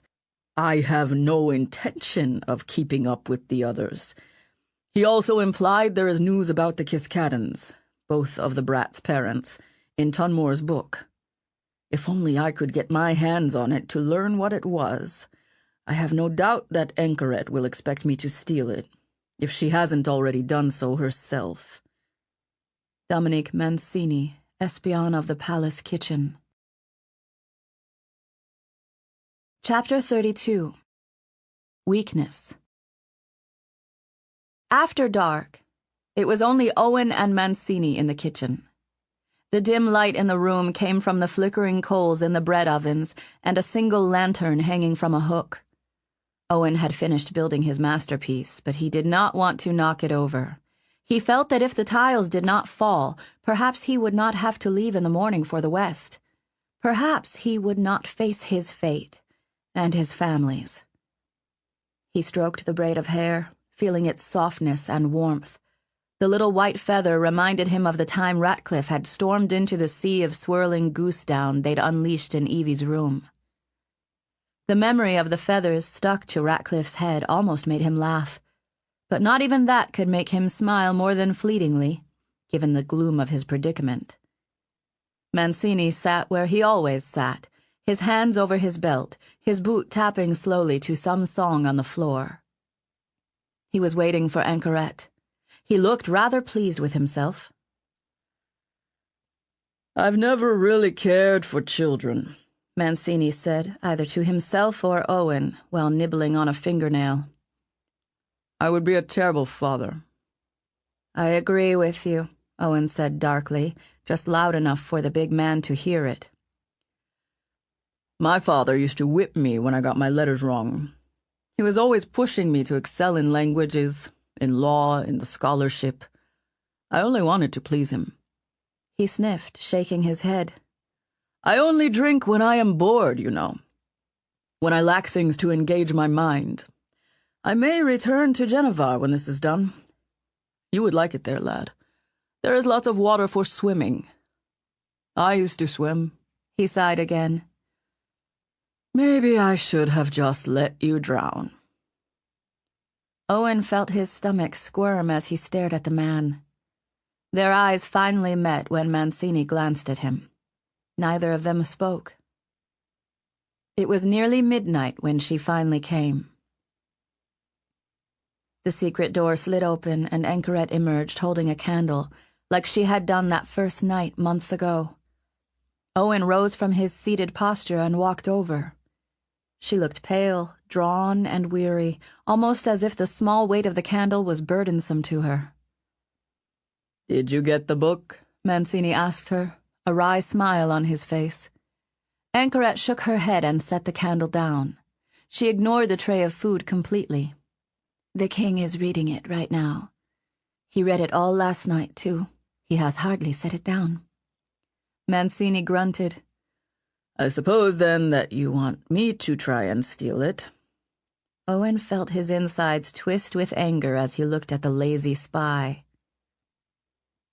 As if reading his thoughts, and perhaps she was, Anchoret gave him a sad, weary smile and gently stroked his hair. She smelled like faded roses. "What's going to happen?" Owen whispered. "They're taking me home tomorrow, but I'm afraid to go." She cupped his cheek. "I told you I would help you, Owen." "You told me you would help me," Mancini quipped. "I don't know, boy. I think she's out of tricks this time." He grunted and huffed and made it to his feet ponderously. "If you couldn't steal the book, how am I supposed to do it? Your game is about played out. There are too many pieces still on the king's side of the wiser board, not enough on yours. Best to realize this one is over. You can't save the boy." Owen turned and gave Mancini a blistering look. But he saw the cunning in Mancini's eyes. He was trying to provoke Anchoret into admitting or revealing something. A small smile flickered on her mouth. "You no longer want to help me, then? You think you can step into Ratcliffe's place on your own?" Mancini shrugged. "Actually, I do. The king pretty much dismissed him today, and what I know about foreign courts will be much more useful to him if all his enemies at home are dead." He scratched the corner of his mouth. "His trust must be earned, Dominic," Anchoret insisted. "He's been betrayed too many times. You are Genovese. It would take something incredible to change his opinion of you. But I am helping you, as I said I would. I need a conversation with John Tunmore, but that can't happen while he's in sanctuary." Mancini chuckled. "I thought you were behind his escape." Owen was surprised when she shook her head no. "Not directly. I just helped him unlock the door. And because of you, the king has Our Lady under constant guard. Diconius Tunmore has merely shifted his prison from one cell to another. He won't last long in there. He needs freedom. Are you ready for your next assignment, Dominic? Or will you quit now?" He squinted, looking puzzled. "I think I am done," he said ominously. "If you are pushing Tunmore to lead the Espion, then our interests no longer align." "The king will not trust Diconius Tunmore," Anchoret said. "Have no doubt of that. We need to get that book." Mancini shook his head. "Impossible." She knelt down by Owen's side and rubbed his shoulder. She glanced over at Mancini. "You can never fully earn the king's trust, Mancini. There are too many barriers. But someday, Owen will lead the Espion. And he will need you, and you will need him. Your fates are entwined together. You must help the boy when I am gone." Mancini looked shocked, his mouth hanging open. "But I thought we agreed that I would lead the Espion." "And you will," she said, smiling. "Through Owen. The king is sending you with him, don't you see? It gives you permission to be near him, to advise him, to help him gain the information he needs to survive. I've wrapped your fates together in silk threads. You need each other to be successful. I won't be able to come with you." Owen started in surprise. "You're not coming?" "I can't, Owen," she said. I'm very sick. It is difficult even coming down the steps into the kitchen. Mancini is going. He will help you, and you must help him." Owen blinked back tears. "I don't want him to help me." "You should have mentioned that down in the cistern, boy," Mancini said sharply. "He already has," Anchoret said. "Owen, he saved your life. He was the one who rushed down to save you. He was there for you. He pulled you and Elizabeth Victoria Mortimer from danger." Mancini came closer, looming over them both. "I don't want to be saddled with this brat," he chuffed. She looked up at him. "He will not always be this small, Dominic." She stroked Owen's hair again. "Do you remember the last time the fountain touched someone so young?" Mancini snorted. "That maid of Domremy was a trick of the King of Aquitania." "No, Dominic," Anchoret said. "She was fountain-blessed. She was just a little girl, but she led that army that overthrew Ceredigian's influence in Aquitania. There are many who remember her. Duke Horwath remembers her. Her legend will last for centuries to come. Owen, our Owen, will be like that. Remember the Battle of Azinkeep. The King of Ceredigian defeated 20,000 and only lost 80 of his own men. He became the ruler of Aquitania when he married the princess and her father died. He was fountain-blessed." Mancini shook his head. "But we've only been pretending the boy is. You expect me to keep up the ruse forever? To continue to deceive the king into thinking the boy is something he's not? I couldn't possibly." Anchoret closed her eyes, breathing softly as if she were in great pain. "You must, Dominic, because I tell you truly, the boy is fountain-blessed." She opened her eyes, piercing the spy with her gaze. "I know what I speak of. He can hear it. He can sense it. He must learn how to become what he has the potential to be, and for that he will need help. It really takes one who is fountain-blessed to teach another. Tunmore trained me. I won't be alive long enough to teach him that." She turned to Owen, running her hand along his arm. "That is why the fountain sent me to you. From the very moment of your birth. Owen, it takes years to learn about your powers, to be able to control them, to fuel them. It takes a rigor of will and self-discipline that most simply do not have. That you can already tap into this, even slightly, is a sign you're just as special as I've always thought you were." She gazed at the structure he had made out of the tiles, unable to hide a pleased smile. "But for someone like us, the rigor of it is not even work. We enjoy it." Owen's heart was on fire. He grabbed the silk fabric of her dress, the lacings at her front. "You have to come. I can't do it without you. Please, Anchoret, please. I can't do this." She gave him a sympathetic but firm look. Her hand rested on his shoulder. "You must, Owen." Tears leaked from the corners of his eyes. "No! I've lost Elizabeth Victoria Mortimer. I've lost my parents. I can't lose you too. I need your help. I won't know what to do if you are not around to tell me what to say." "The boy is right," Mancini said darkly. "I'm a poor substitute for your cleverness. Besides, you have not upheld your end of the bargain. You promised me your story. You promised me the tale." She sighed and patted Owen's shoulder with a trembling hand.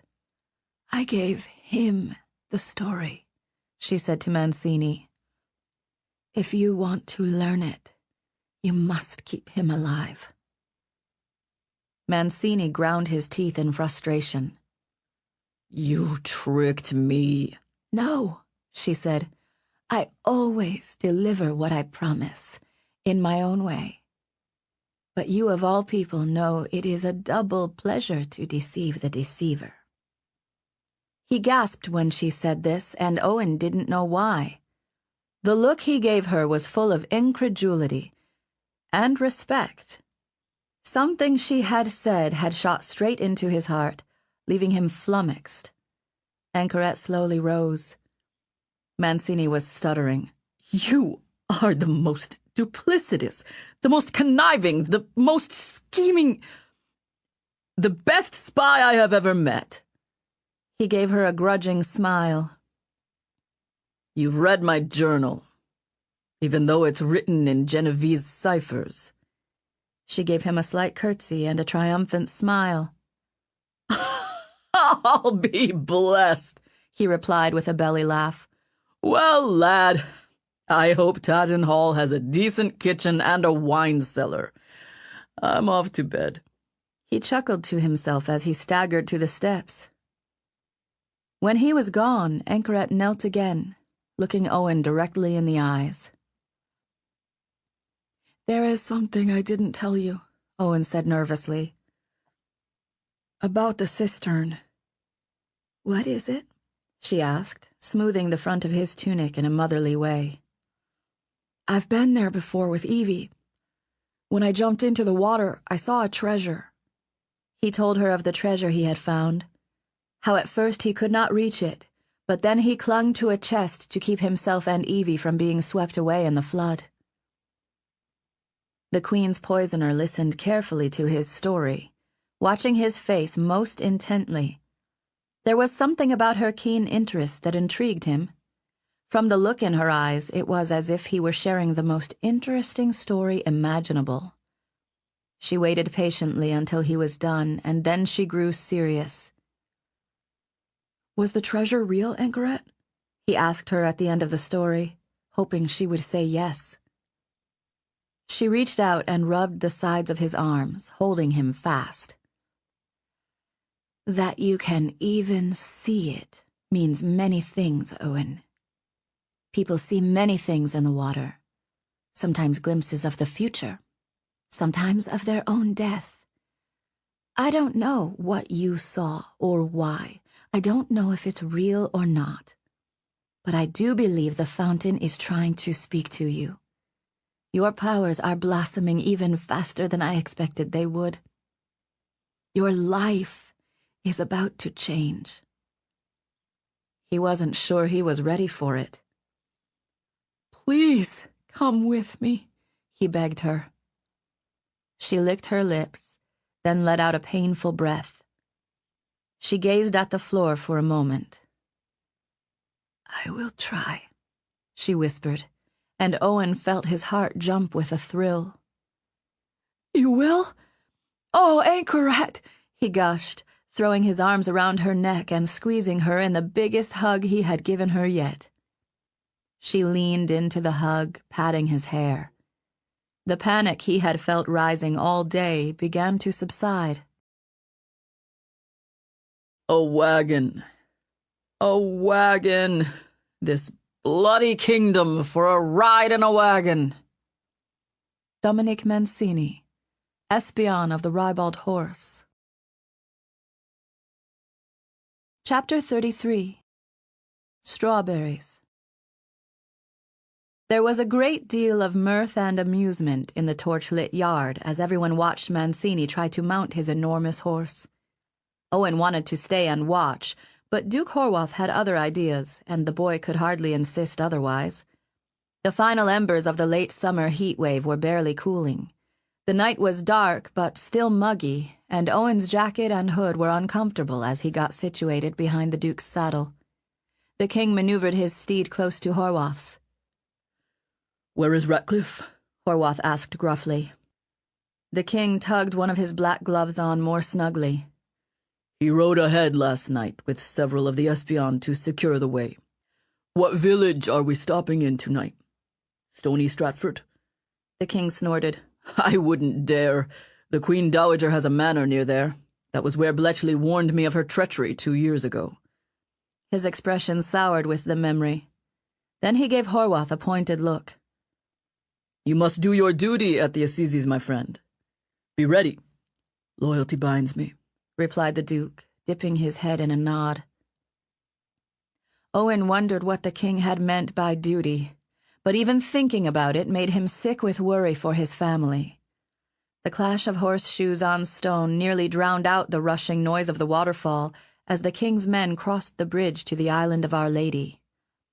Firelight gleamed in the sanctuary, but the new day was still hours from dawning. As they passed the gigantic sanctuary, Owen saw dozens of soldiers wearing the badge of the White Boar, patrolling the closed gates. Many dipped their pikes in salute to the king as he passed. There were no street vendors, no smoked sausages for sale, but Owen could see a few timid faces peeking at the entourage from behind drawn curtains. Soon the island and the city of Kingfountain were behind them, and the world opened up into hills, woods, and roads. When Owen had traveled from Tatton Hall, the scenery had passed him in a blur. It was different now. Many of the men they were with carried the badge of the Duke of Horwath, the lion with the arrow piercing its mouth, and the symbol of the White Boar was ever present. These were the king's soldiers, men who had fought with him at Ambion Hill. There were swords strapped to saddle harnesses. There were armor and shields. The host looked as if it was prepared to make or rebuff an attack. The pace was brutal and bone-jarring, and Owen kept fading in and out of consciousness as he clung to Evie's grandfather. At midday, they stopped in a copse of massive yew trees to rest their mounts and eat the provisions collected earlier from one of the many towns along the way. The trunks of the trees looked like they were made of massive cords wound up together into a huge rope that jutted straight up and sent out spear-like branches. Owen remembered from his reading that yew was the favored wood for making bows. This was what he thought of as he sat under the shadow of the giant tree and nibbled on a mincemeat pie that was cold and too peppery. Duke Horwath was next to him, silently gnawing on his meal and offering no conversation. He took a large gulp from a leather flask and then offered it to Owen, who accepted it gratefully to ease the burning of his tongue. Owen kept looking up at the massive trees, for there were many, and the smell was interesting. He liked being outdoors, and was a little jealous that Elizabeth Victoria Mortimer's father had taken her into the mountains of the north so often. Owen's father had lavished most of his fatherly attention on the older boys, treating Owen as if he were too delicate for hunting. "How old is this tree?" Owen asked the grizzled Duke. Horwath seemed surprised, not by the question, but that Owen had possessed the courage to ask it. Older than Ceredigion, he said gruffly. Owen crinkled his nose. How can that be? How can a tree be older than the land? The Duke gave him an amused smile and brushed some crumbs from his silver goatee. Not the land, my boy. The kingdom. The tree is older than the kingdom. The Aquitanians came to this land almost 500 years ago and earned the right to rule by the sword. Less than 100 years ago, we did the same to them in their realm. Beat them bloody. And then they drove us out again. He sighed and shook his head. The Maid of Donremy, Owen said softly, earning another curious look from the Duke. He frowned at the words and then nodded. I was a young lad myself, your age. I still remember her. How did she die? Owen asked, though he thought he knew. He had heard her story before Anchoret mentioned her. The Duke looked down at the ground, almost as if he were ashamed. They couldn't trust her fate to a waterfall, lad. Some said if she were put in a boat, she would step off it and walk back up the river and away from the falls. No, she met a winter's death. The only thing that can tame water is cold. It's the only thing that can make it sit still. He wiped his bearded mouth again, lost in the distant past. She was taken to a high mountain and chained there, with only a shift. She lasted a few days, but then she died. Owen wasn't hungry anymore. The thought of perishing on a frozen mountaintop made him shudder. The sound of boots crunching fallen detritus roused his attention. King Severn had joined them against the huge trunk of the muscled yew tree. The hours in the saddle seemed to have reinvigorated him, and he looked less sullen, more at peace. "Telling the lad stories of the maid?" the king asked with a wry smile. He unhooked his leather flask from his belt and tilted it high. After finishing his drink, he wiped his mouth on his forearm and gave a satisfied sigh. "You are an old man, Steve. You lived those days, when a half-mad boy ruled Ceredigion. His uncle, though, he was the one with the power. There is always an uncle in these stories," he added with self-deprecating humor. Horwath chuckled softly. "Aye, my lord. Are we truly staying at Tatton Hall?" "No, I wouldn't trust the lad's father so much. We'll be staying at the royal castle, Beestone. And we will summon Lord Kiskaddon to attend us. And when he comes, well—" He paused, giving Owen a smirk. "We shall see, won't we?" "You aren't going to trust the espion to that Genovese man, are you?" Horwath asked after a long pause. "I've considered it," Severn said with a shrug.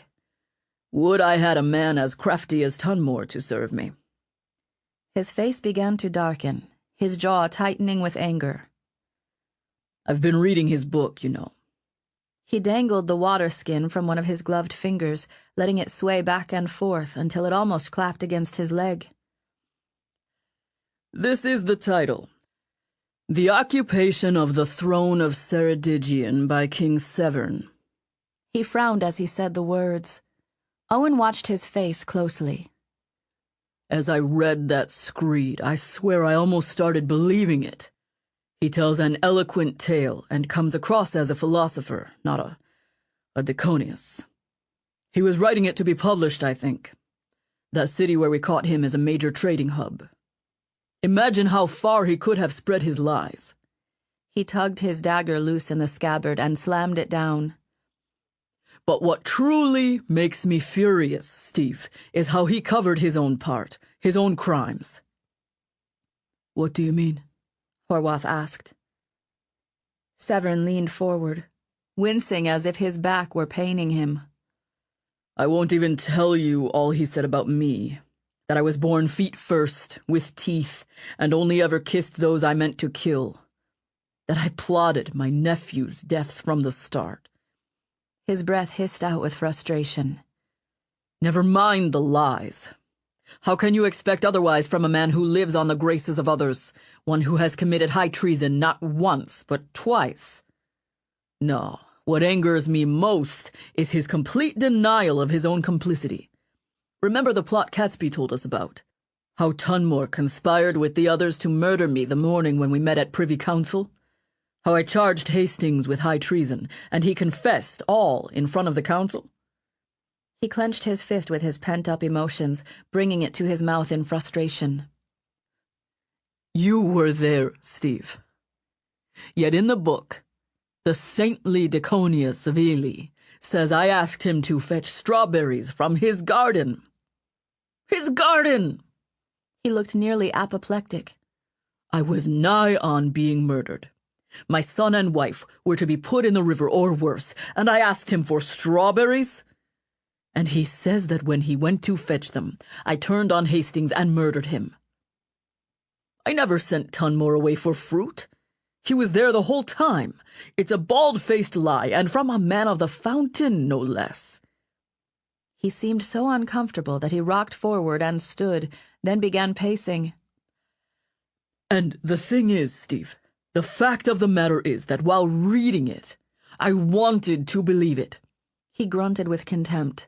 "I wanted to believe those lies about myself. Is this what men think of me, Steve? Truly? Not just my enemies, forsooth. But do the common people believe I murdered my nephews? That I conspired and connived for my nephew's throne? I took it, yes, but only after the Diconius of Stillwater told us, that my brother's marriage to his wife was invalid. That would make all of his children illegitimate. Can I believe that of my brother? Of course I can. He was a rake. He had our brother Dunsworth killed because he learned of it. By the fountain, does everyone see me this way? That I would murder my brother's sons after snatching the throne from them?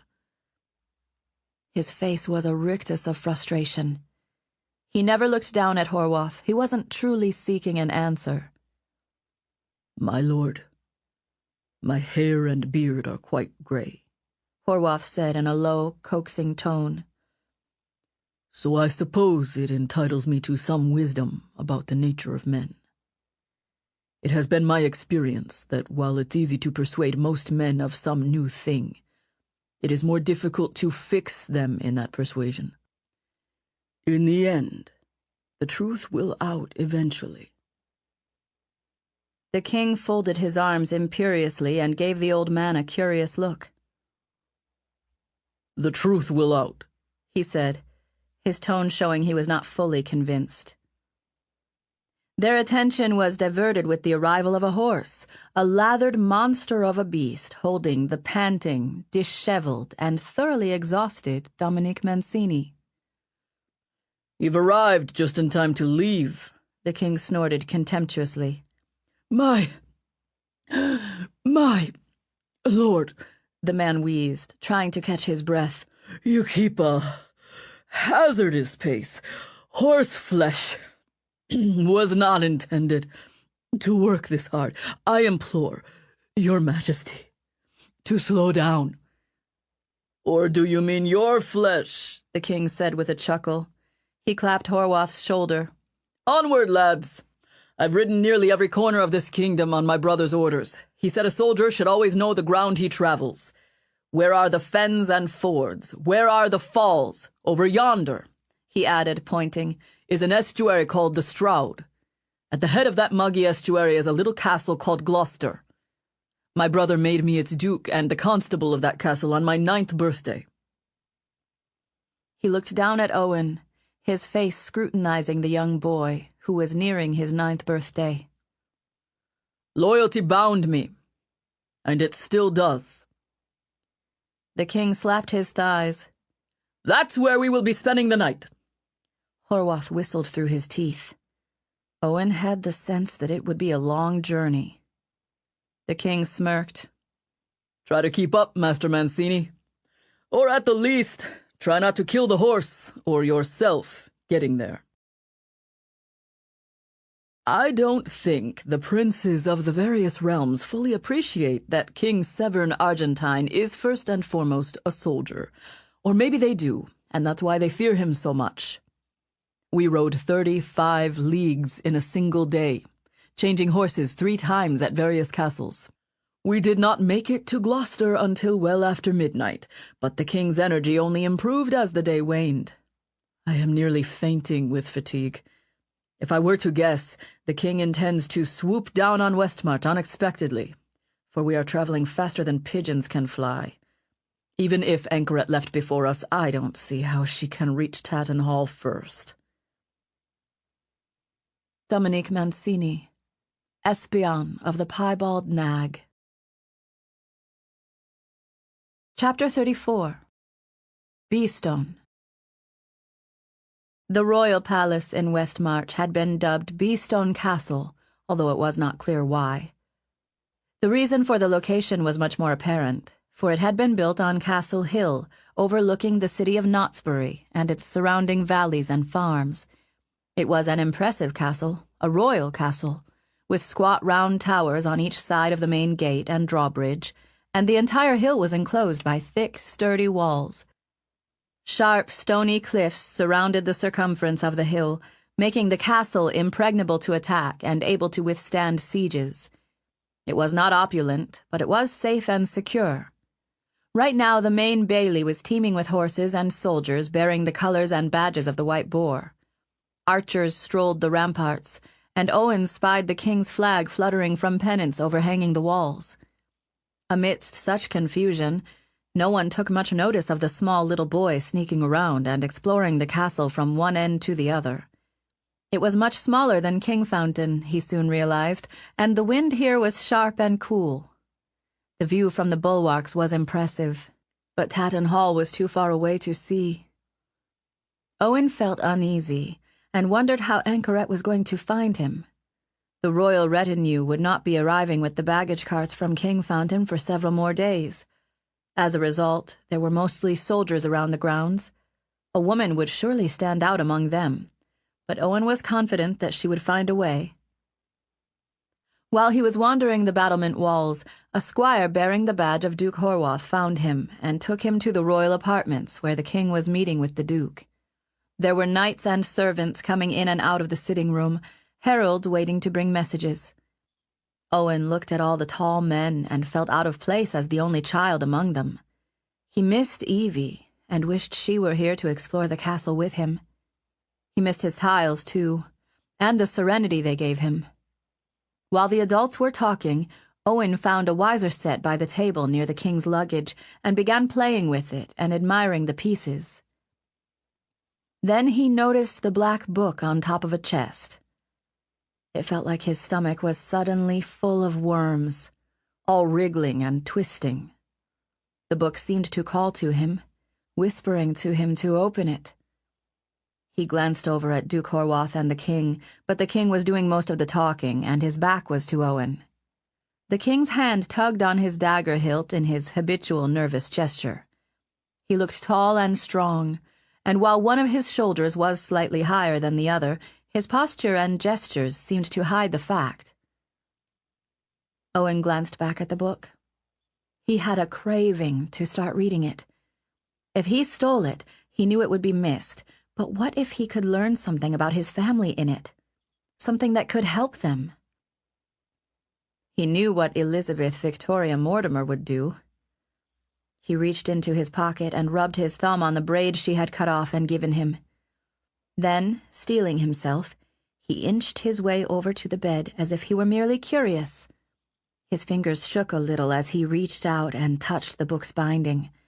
He glanced back one more time, and when he saw everyone else was still thoroughly engrossed in conversation, he carefully opened the book and started reading. The Occupation of the Throne of Ceredigion by King Severn, unfinished, written by Master John Tunmore. King Eredor of that name the fourth, after he had lived 53 years, 7 months and 6 days, and thereof reigned 22 years, 1 month and 8 days, died at Kingfountain the 9th day of Averil, leaving much fair issue. He was poisoned. Owen started when he heard the whisper in his mind. A tremulous feeling began to unfurl inside him.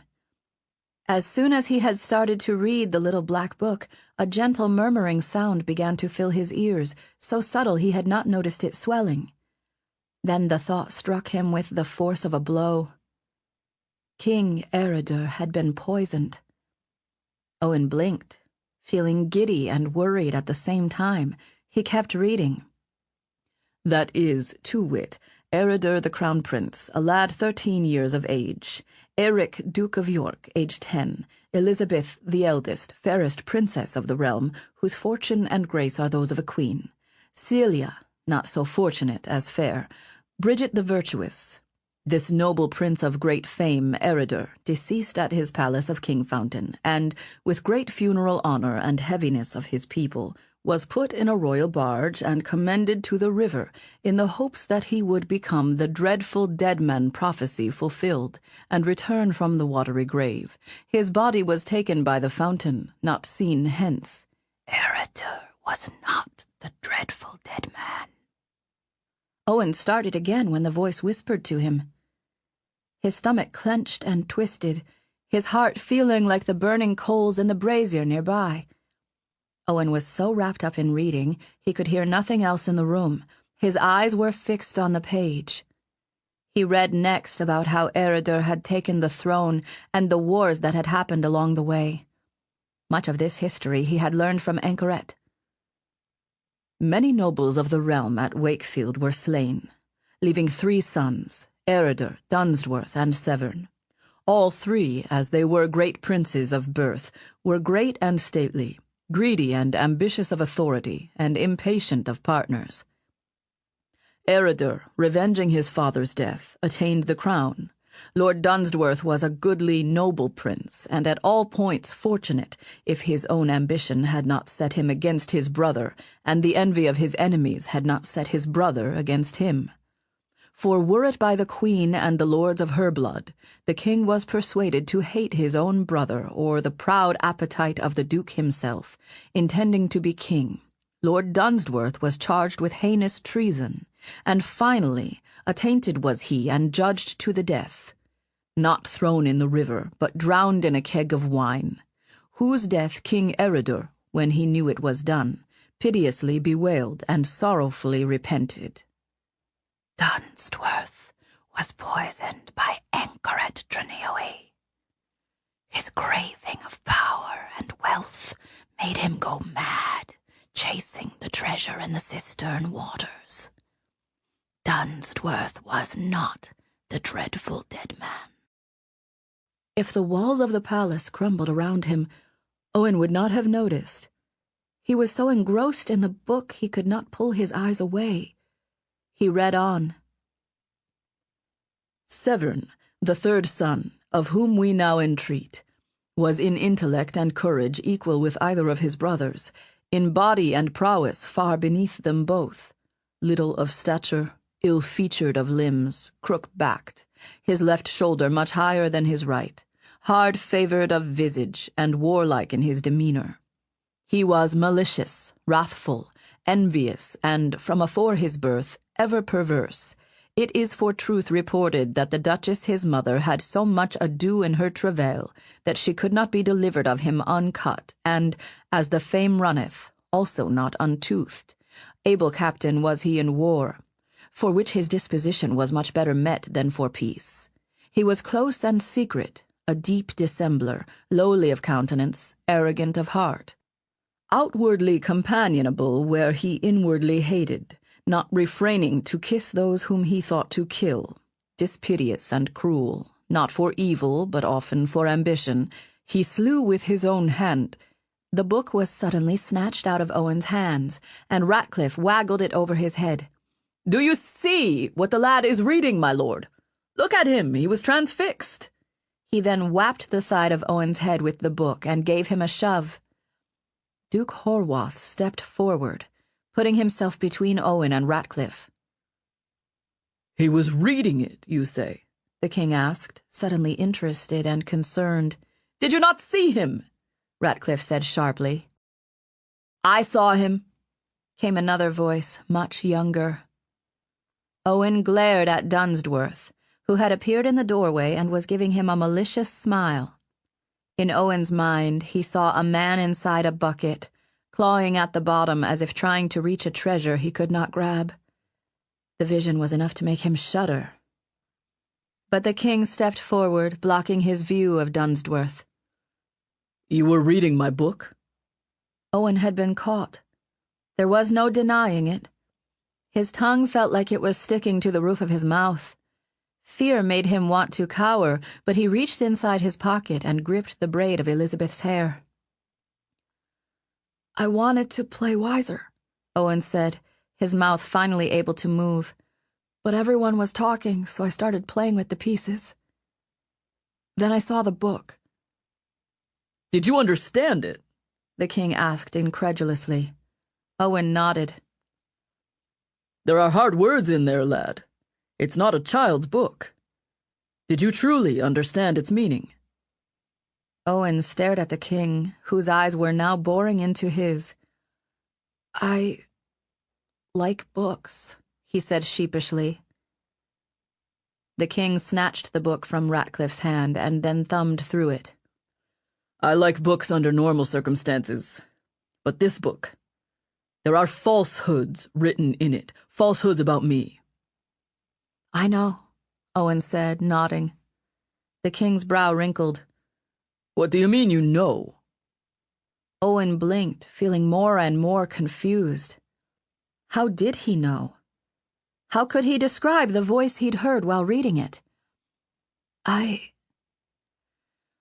felt it as I read," Owen said simply. "I felt the parts that weren't true." The king's eyes narrowed. We will speak of this later, he murmured, then stuffed the book into his belt. Dunsworth, play wiser with the lad. The older boy scowled fiercely at the command, and Owen groaned inwardly as he walked to the wiser board. Dunsworth sulked as he took up the white pieces and set them up incorrectly. It hurt to watch him, but Owen gritted his teeth, knowing Dunsworth wouldn't care the pieces were in the wrong positions. What news from Taddon Hall? The king demanded of Ratcliffe in an undertone. Owen had clearly not heard the spymaster or Dunsworth enter the room earlier, for he had been too caught up in reading the book. As Owen silently began moving pieces, he kept his eyes on the game board while his ears listened keenly to the king's conversation. I hate this game, Dunsworth seethed. I hate you, Owen almost said, but managed to bite his tongue in time. As you requested, my lord, I delivered your summons to Duke Kiskaddon at Beestone Castle. As you can imagine, he wanted to know the nature of the summons. I explained that you were holding the assizes. He then had the temerity to ask whether he would be participating in the assizes as a justice. Ratcliffe chuckled. And what did you tell him? The king asked with amusement.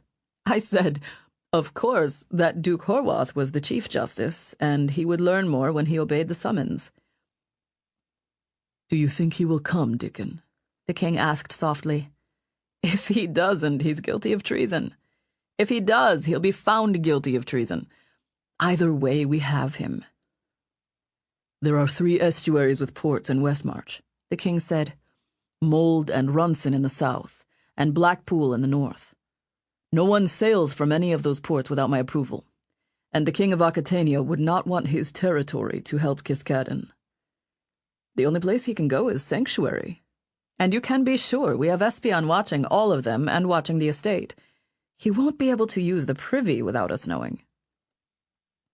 There was a smile in the king's voice. Thank you, Dickon. You've done well. It's time for the lad to see his parents again. You told them I brought the boy with me? Indeed, my lord. They know the price for open treason. He was guilty of that at Ambion Hill. Steve, how long would it take for him to summon his retainers and an army from the borderlands?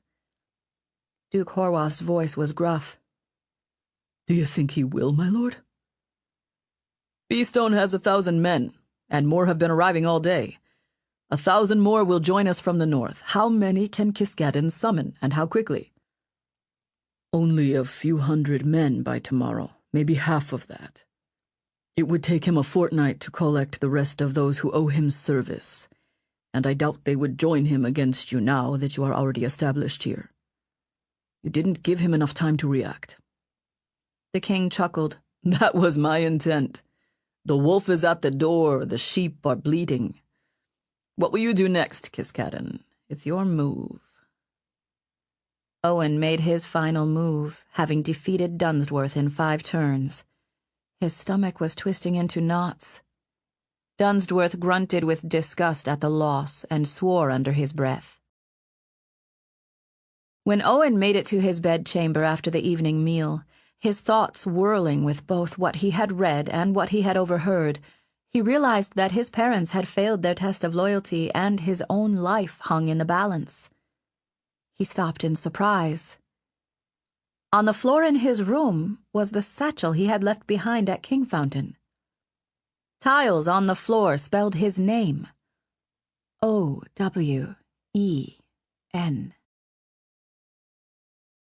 My master taught me certain maxims. A prince ought to inspire fear in such a way that if he does not win love, he avoids hatred.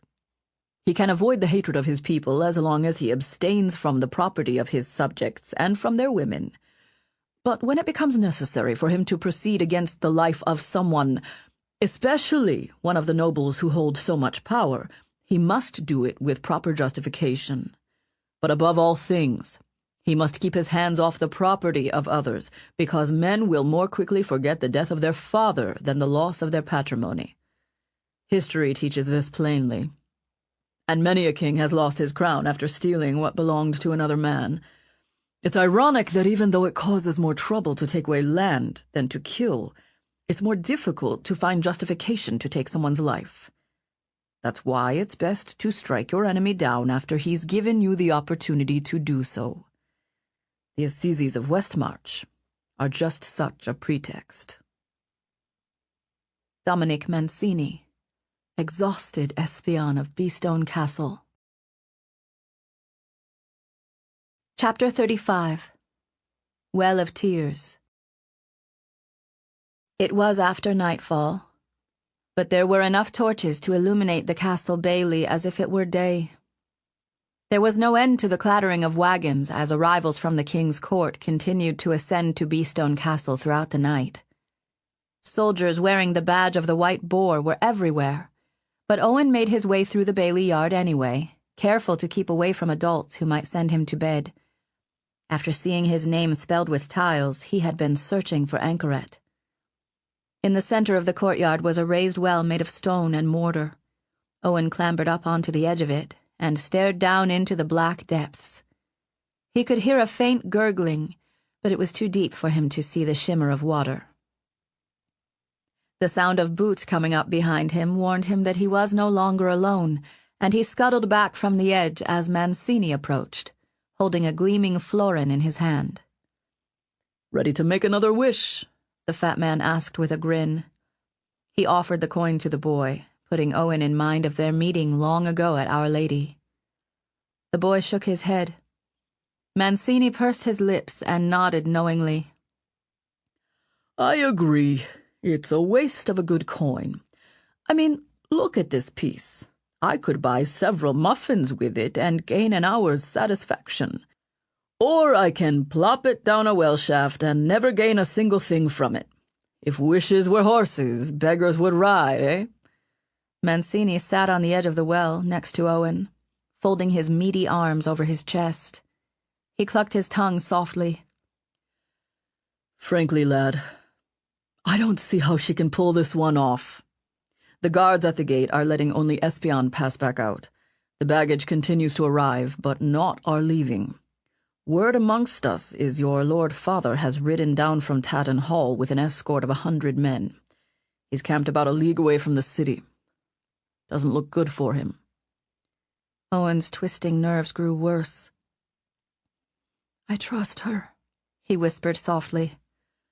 "Trust is a pretty dish, lad. But this is the king's trust we are talking about.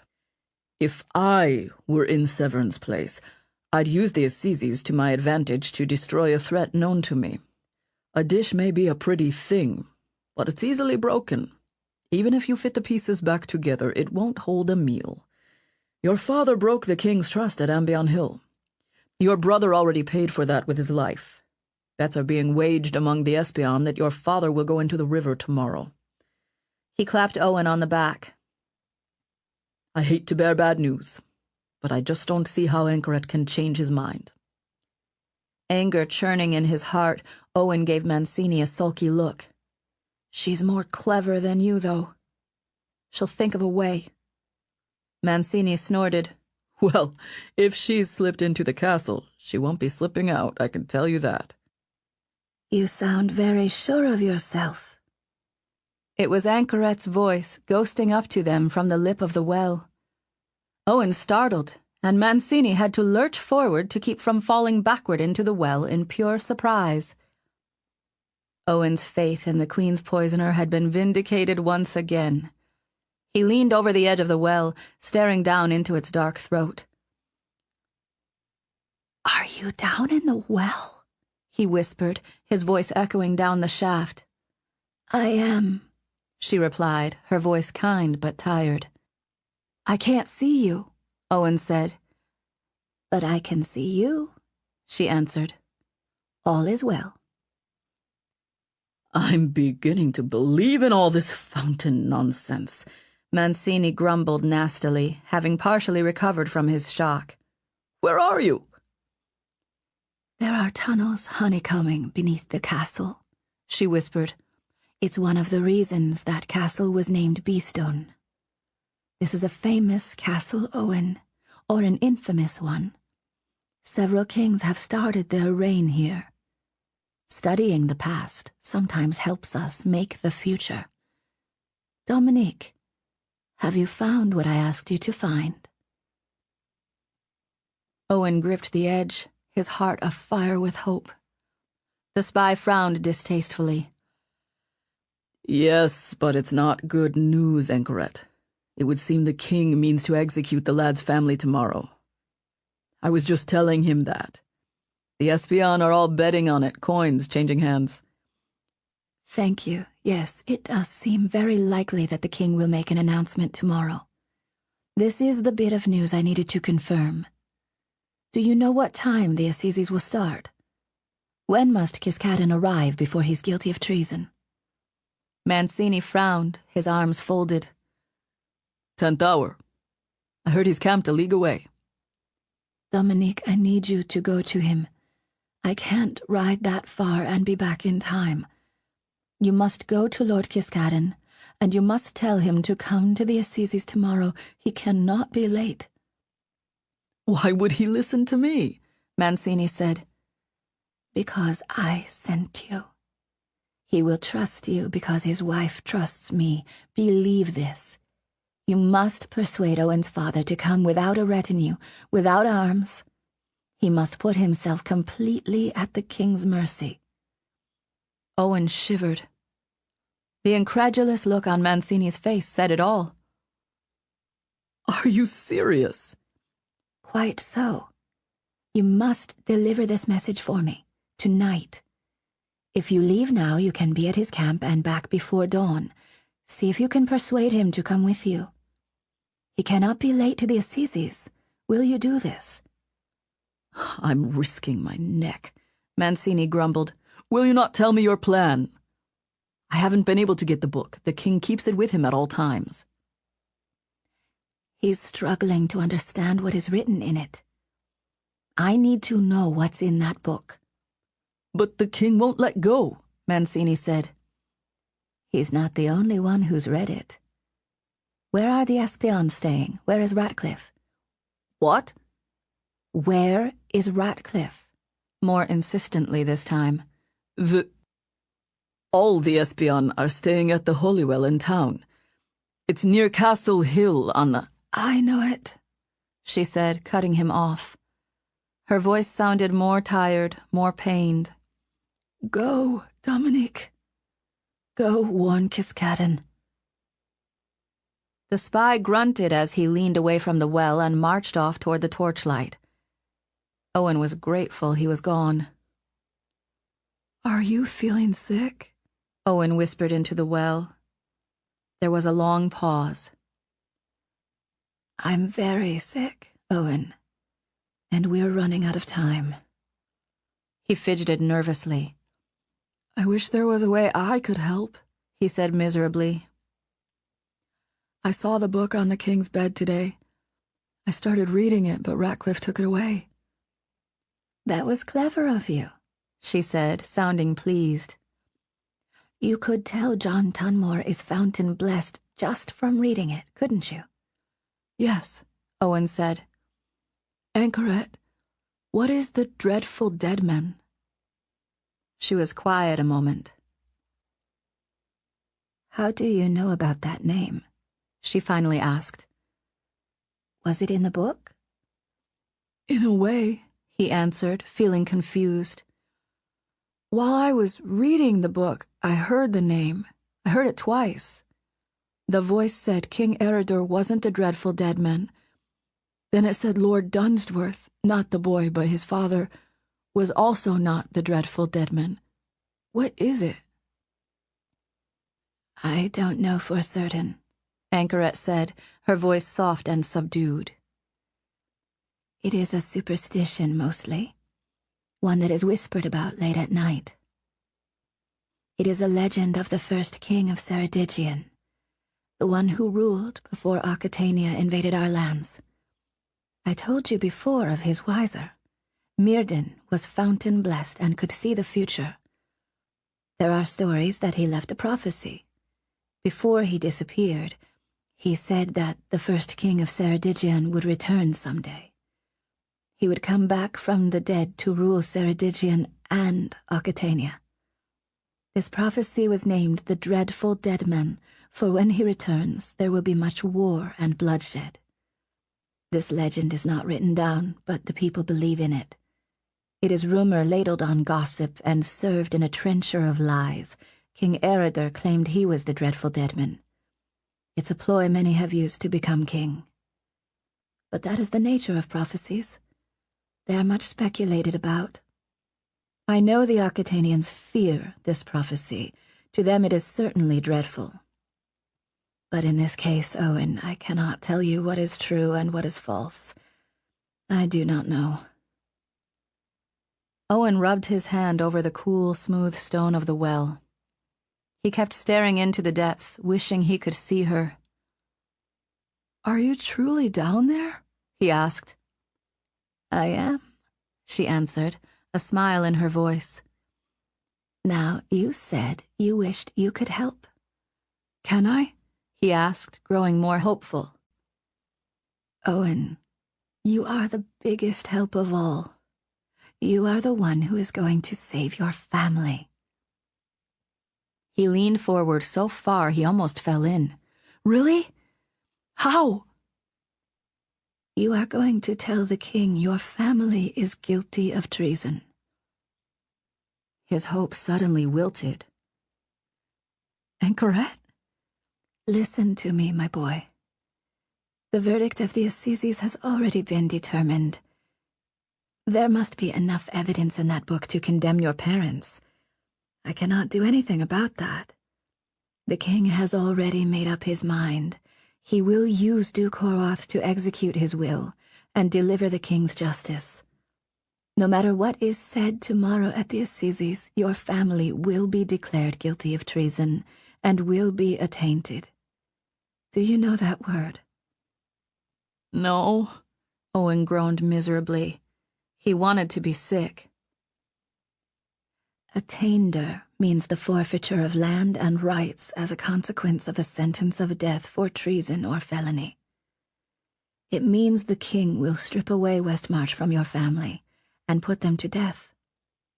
Then he can claim the duchy as royal lands or give them to another person. That is what happens. That is what is going to happen tomorrow. What I need to know is what is in that book. Because you are going to have a dream tonight, Owen, and you are going to share it with the king before the Assizes begins. You will confess your family's treason. That exhibition of your power will not only astonish the king, but the fact that you used it to benefit him will put you in a position of trust. The Assizes, Owen, is your test of loyalty. Your parents have already failed theirs. They failed it months ago when your father didn't fight for the king at Ambion Hill until it was too late. Your father is useless to the king now, for he can never trust him again. What Severn needs to know is if you will be faithful to him. Owen felt tears stinging his eyes. "But I don't want my family to die," he gasped. He felt utterly miserable. I know, Anchoret soothed, her voice thickening with pain. "But you can save them, Owen. Listen. Don't let your grief run away with you. I'm doing the best I can to help you." Her voice trailed off, and Owen stifled his own sobs, wanting so much to reach into the black hole to comfort her. Listen to me, she whispered, her voice so soft. Your dream will reveal your parents' treason. I will find out what's in the Black Book so I can tell you tonight. It will solidify your reputation as one who can see the future. "But how?" Owen asked, confused. "What my parents did was in the past. Why would knowing that convince the king I can see the future?" The sound of approaching boots met his ears, and when he looked up, he saw Duke Horwath approaching, a look of concern on his face. "He's coming," Owen whimpered nervously. Listen carefully, Anchoret said. Even if someone is attainted, found guilty, the king can show mercy and pardon them. We will make the future. Your dream will predict that the king will pardon your family and banish them from the realm. Exile. That is what your dream must tell him. I will work out the details tonight. I'll find you before dawn. He's almost here, Owen warned. And in your dream, she whispered, her voice ghosting up from the well hole, the rat dies. Lord Kiskaddon is a broken man, a husk. He's a man standing on the brink of a waterfall, seeing the rushing waters whisking him toward his doom. Flail as he might, he cannot escape the current. He was almost too willing to speak to a total stranger, a Genovese no less. His greatest regret? That Tunmore's book reveals his wife was his partner in all things. She helped arrange and receive the messages from the pretend king who was slain at Ambion Hill. Their entire family is going to be shoved into the river after the Assizes. Well, all except one. Kiskaddon has come to Beestone Castle to beg for a pardon he won't be getting. Dominique Mancini, Espion of the Assizes. I'm in shock. When I got back to the tavern, all was in an uproar. Anchoret is dead. Apparently, she went after Ratcliffe at the Espion stronghold. I've heard only snippets, but she blew powder in his face to drug him. She was discovered by my colleagues and stabbed to death. There were easily a dozen men with blood on their shirts and daggers. Ratcliffe survived a neck wound, unfortunately, and has gone to the king in triumph. They've taken her corpse to the castle. What was she trying to accomplish? I have no idea. I saw her body myself, lying on a cold stone slab in the doctor's chambers. Everyone is afraid to even touch her. Pale as marble she is. Pale and beautiful in death. Dominique Mancini, Espion of the Doomed Boy. Chapter 36. The White Pig. Owen was awakened by the touch of a woman's fingers on his hair. The room was dark, but it was the birth of dawn. It was the time just before the birds started to sing, the cusp of a new day, the deep breath before the plunge. The royal apartments in Beestone Castle were furnished and unfamiliar. As Owen blinked awake, it took him a moment to place himself. Was he in Tatton Hall? Kingfountain? He saw Anchoret kneeling beside the bed, her cheek resting on the mattress, her fingers playing absently with tufts of his hair. She had a languid smile on her pale face. A shudder rippled through her, and she bent her lips to the mattress to muffle a little cough. Then she gazed fondly at him again. Anchoret, Owen whispered, feeling his heart lighten. He rubbed his eyes on his hand. I tried to stay awake. I fell asleep waiting for you. It's all right, Owen, she soothed. I was late. She smiled. You're quite pale, the boy said, feeling concern. She looked as if that didn't matter at all. I feel tired. I need a long sleep, like you've had. She pinched his cheek tenderly and grazed it with her thumb. Shall I tell you about your dream? Will you be able to remember it? He nodded eagerly and stared into her eyes, lost in them for a moment. After I've told you, she said softly, you need to go to the king, right away. You need to be brave, little Owen. Can you do that? I have Evie's braid. I can be brave like her. Owen sat up and noticed that she did not. She was kneeling at the edge of the bed, holding herself up on her arms. Very well. Listen carefully. You had a dream tonight. In the dream, 3 golden bucks came to Beestone Castle. The bucks all knelt before a white pig. You saw their antlers touch the ground before the pig. Then a rat with a knife walked up to the bucks to kill them and eat them, but the white pig shook its snout. It wouldn't let the rat hurt the bucks. The pig walked to the river, and the bucks followed. All of them boarded a boat except for one. The smallest of the bucks stayed with the pig. The boat went against the current of the river, upstream instead of down, and sailed away to a land of flowers.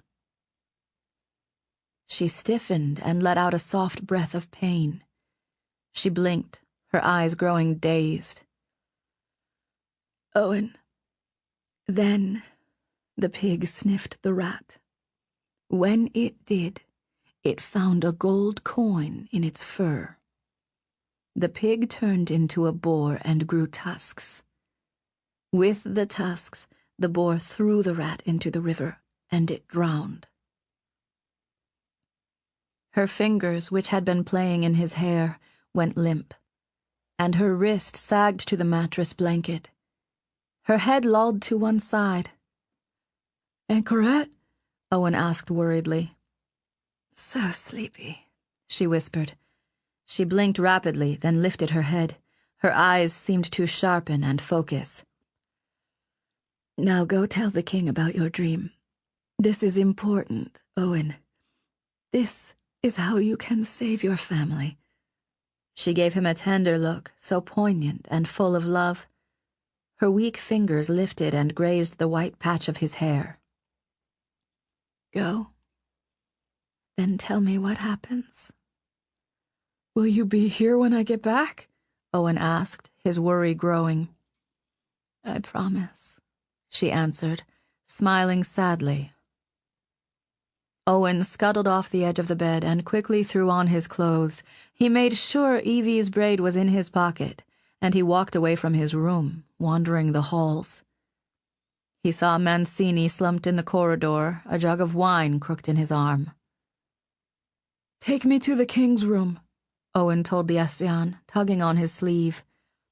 Mancini looked haggard, depressed, and irritable. His eyes opened slowly. His breath was awful. "You," he said, looking pained. "Where is it? I need to tell the king about my dream." "What dream?" Mancini said in confusion.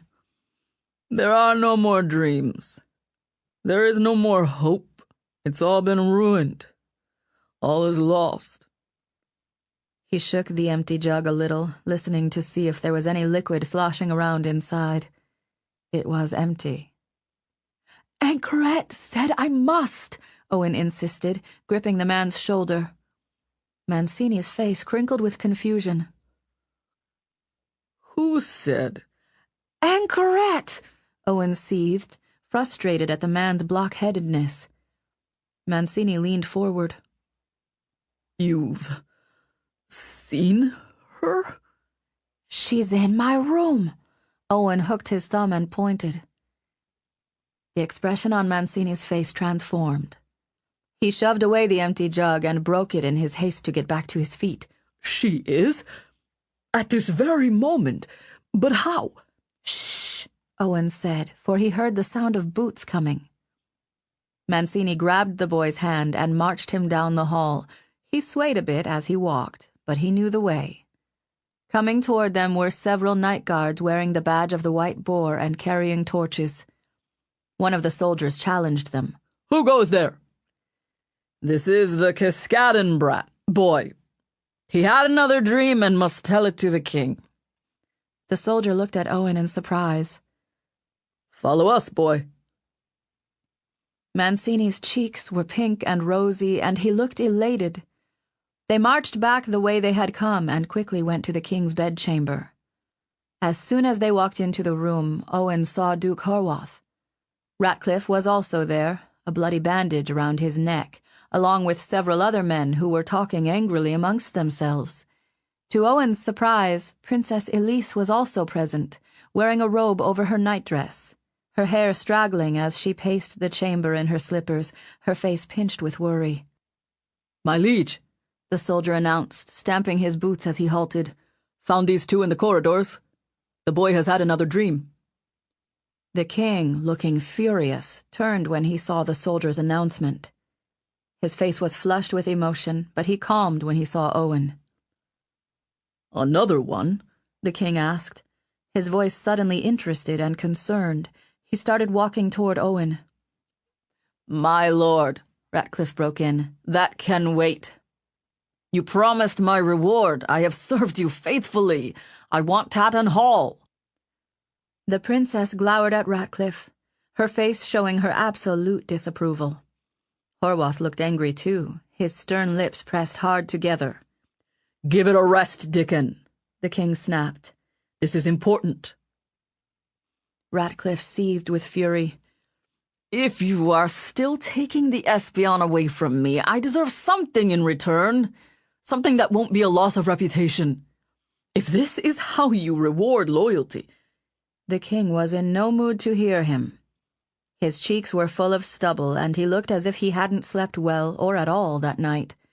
It reminded Owen of the night he had found the secret tunnel leading to the king's bedroom. The king's face was full of weariness and agitation, but it softened when he dropped down on one knee in front of the boy, putting their eyes on a level.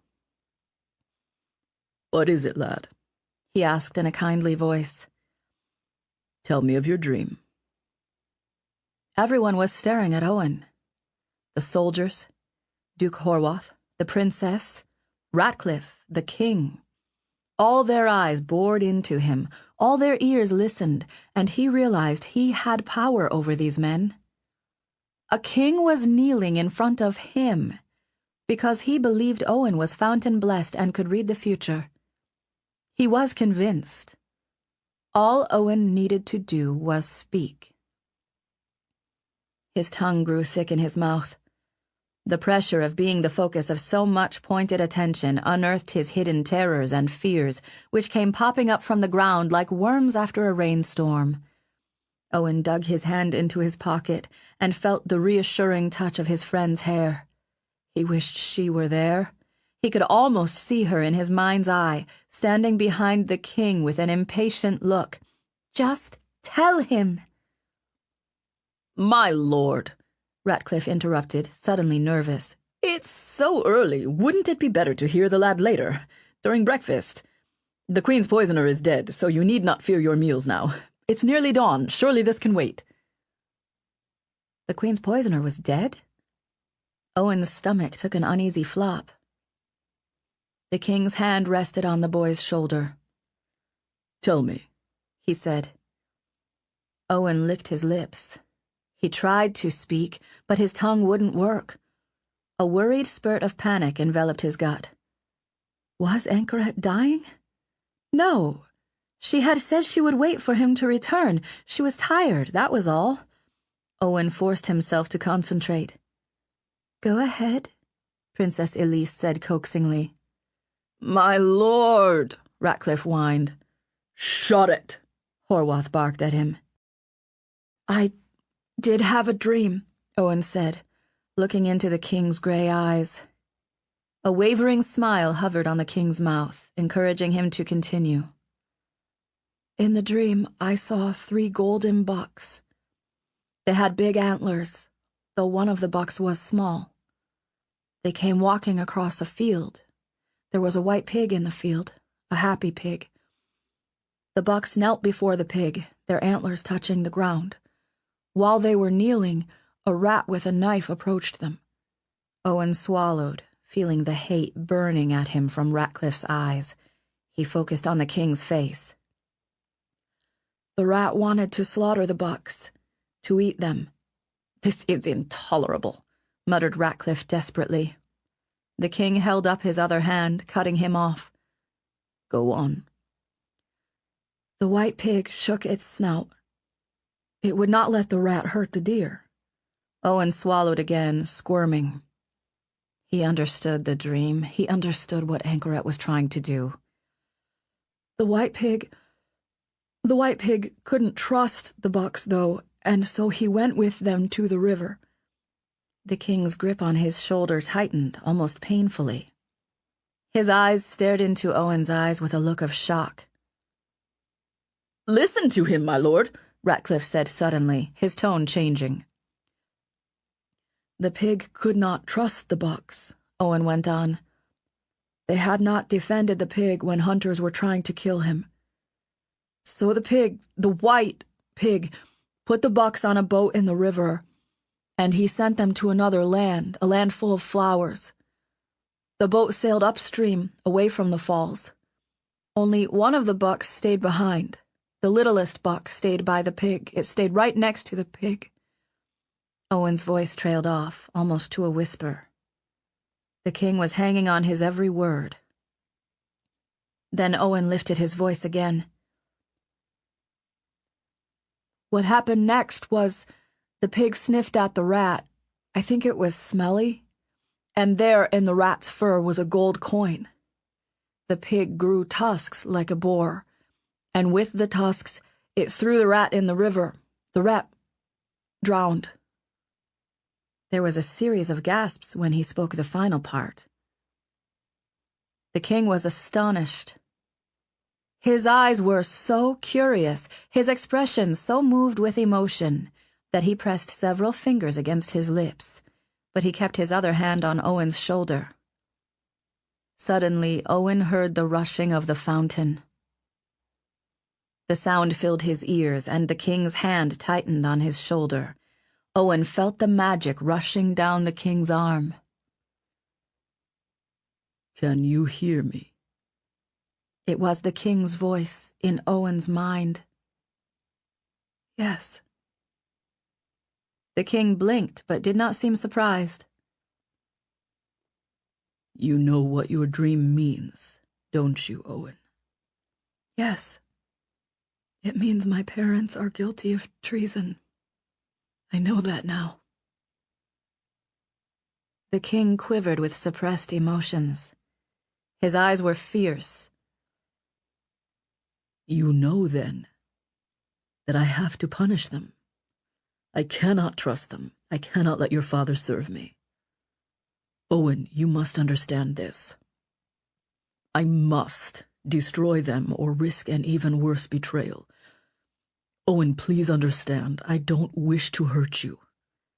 But I cannot let them escape, not when I have the power to stop further mischief. A prince must make difficult decisions betimes. A prince must destroy his enemies when he has the chance." Owen felt the power of the fountain rushing through him. The king was using his power to convince him that his parents must die. He could tell that the king truly believed he had no choice, that wisdom and prudence demanded justice for his parents' involvement at Ambion Hill. Owen was utterly convinced it was just. But he also realized the king was using the magic of the fountain on him. And so he turned it back against him. But a king can pardon an enemy, Owen thought in response. You have that right and that power. My dream tells you the fountain's will for my parents and its will for me. I will serve you. I will take their place. Owen looked deep into the king's eyes. I know you didn't murder your nephews. I know you care for your niece and would never hurt her. And I know you won't hurt me. You are not the monster others pretend you are. I trust you. The king let go of Owen's shoulder as if it burned him. He rose to his feet, staggering backward in surprise and shock, his face totally unmasked of pretense and cunning. Owen's words had cut him to his very center, had tapped into the secret need of his heart, the need to be loved and trusted by a child after the loss of his own son and his nephews. "Uncle, are you unwell?" Elise said, rushing to him in concern. He was trembling, his entire body quaking with emotion. Tears trickled down the king's cheeks, and then, falling to his knees in front of them all, the king wept. The wish to acquire more is admittedly a very natural and common thing, and when men succeed, they are praised rather than condemned. But when they lack the ability to do so and yet want to acquire more at all costs, they deserve condemnation for their mistakes. Dominique Mancini, Espion of the Palace Kitchen. Chapter 37. The Queen's Midwife. What is the meaning of this, Horwath? Unhand me, I say! The voice was Ratcliffe's, and the attention of those gathered in the royal chamber shifted from the grieving king and his niece to the master of the Espion. On Horwath's barked command, several soldiers wearing the arrow-pierced lion had marched forward and seized Ratcliffe. Horwath's face was impassive, cold, and very menacing. "Search him," he ordered brusquely. "This is outrageous!" Ratcliffe snarled, struggling against the soldiers, but he was quickly overpowered. "What do you hope to find? A bag of gold? Of course I have a bag of gold! This is preposterous!" "My Lord Duke," one of the soldiers said, bringing forth a folded scrap of paper, the red waxy seal already broken.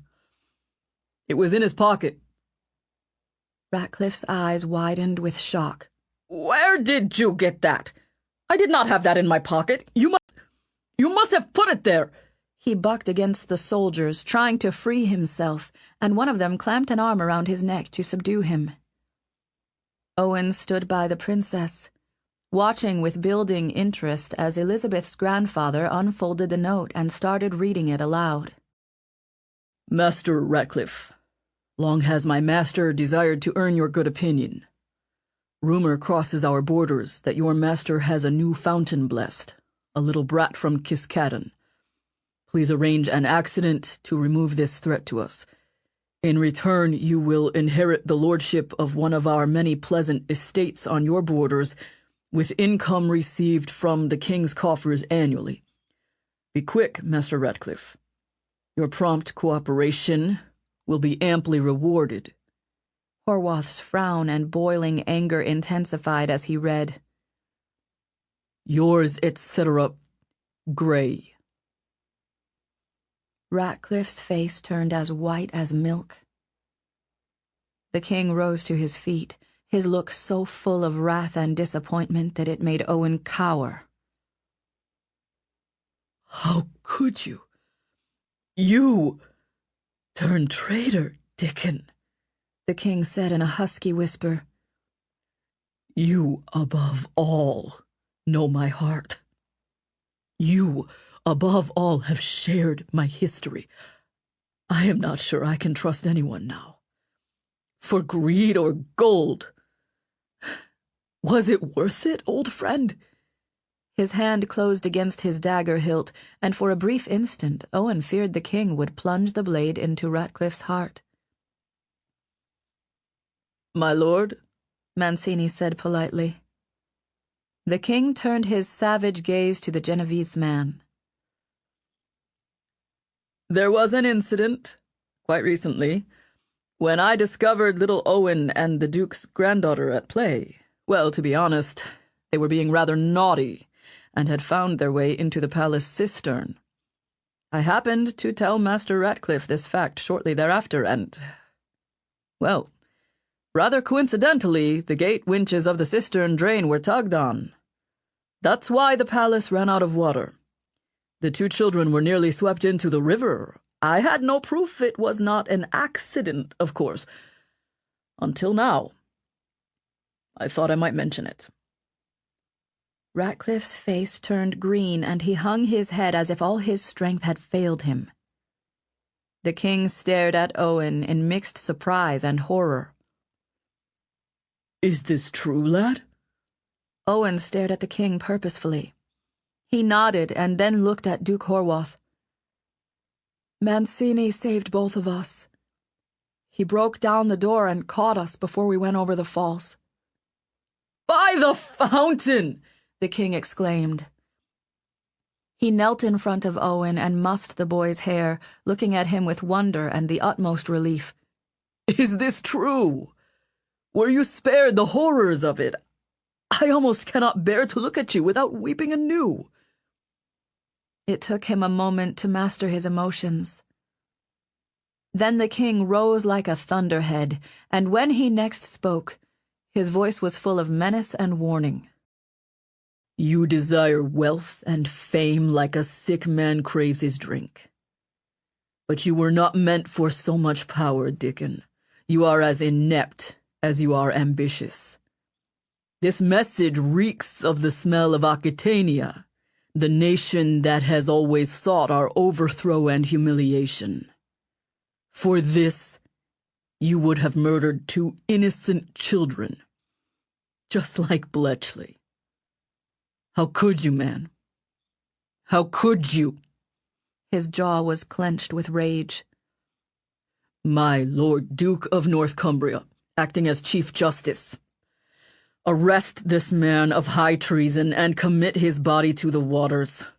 May the fountain spare his life if he be innocent, or bury him in the deep fathoms with all the moldering treasures of the world for him to feast his greedy eyes on without being able to touch once his skin turns to bones.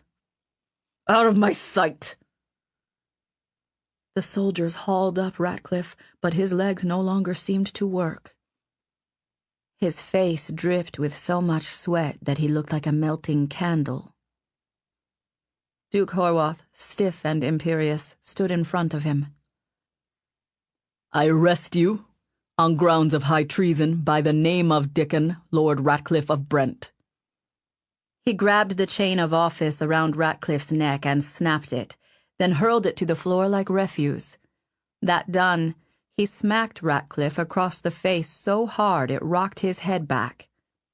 He nodded curtly to the soldiers to drag him away, and as they did, Owen heard the man sobbing. The king's frown was fierce and determined. He stared after Ratcliffe, his heart closing with another wound. "Uncle, I am so sorry," Princess Elise murmured. "But in truth, I am not surprised. I have had fears for Owen's life since he came to Kingfountain." She came and stood behind Owen, resting her hands on his shoulders. "That is why I asked if I could look after him." The king nodded at her words. "I should have listened to you, niece. I should have heeded your counsel. I would have you near me to always give me your advice, to help me steer this ship of state. You are wise beyond your years. I would value your suggestions." The princess smiled, pleased. "I would like that, Uncle." She squeezed Owen's shoulders. "So may I look after him now?" The king smiled wanly and then shook his head. "No, Elise." "But why not? What are you going to do with him?" Her voice had an edge of worry. "Indeed. What will I do with him?" The king muttered calmly. His gray eyes were serious and intense as he looked into Owen's. "I will make him into a duke, a lord of the realm. He will need to be taught, he will need to be trained. When I was 9, my brother made me the Duke of Gloucester, and I was sent to the north to be trained by my uncle Warwick. After the Assizes, I will name Owen the Duke of Westmarch, and he will be sent to the north under the wardship of my faithful friend, who knows the price of loyalty. There is a little granddaughter, I believe, who was recently sent back to Cumbria." The duke's stern mouth broke into a smile. "She is, your grace. She was. I think a season or 2 up in the north would strengthen this little pup. Make a man out of him. Then I give his wardship to you, Steve. Make a man out of him. Make a lord out of him." The king stared at Owen with kindness. "For your parents' treason, I will pardon them for your sake, Owen. They will never be permitted back to Ceredigion on pain of death, but I will not forbid you from seeing them. My Lord Duke, when you draw up the attainder, please be sure that Owen is excluded.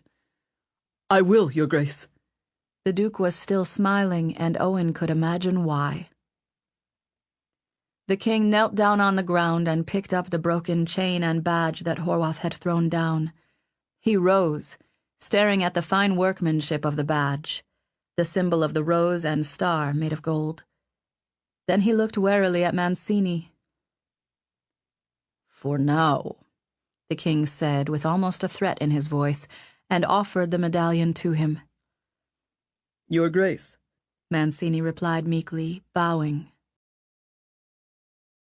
Owen hurried back to his bedchamber, and his heart gave a shiver and a lurch when he found it empty.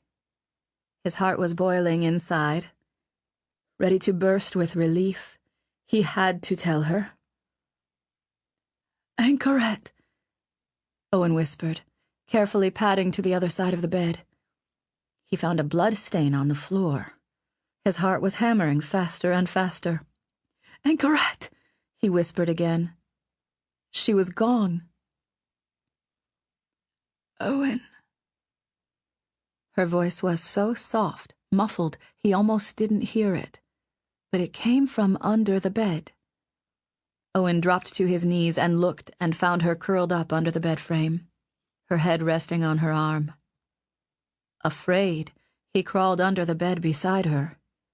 Her face was pale, her eyelids purple and bruised.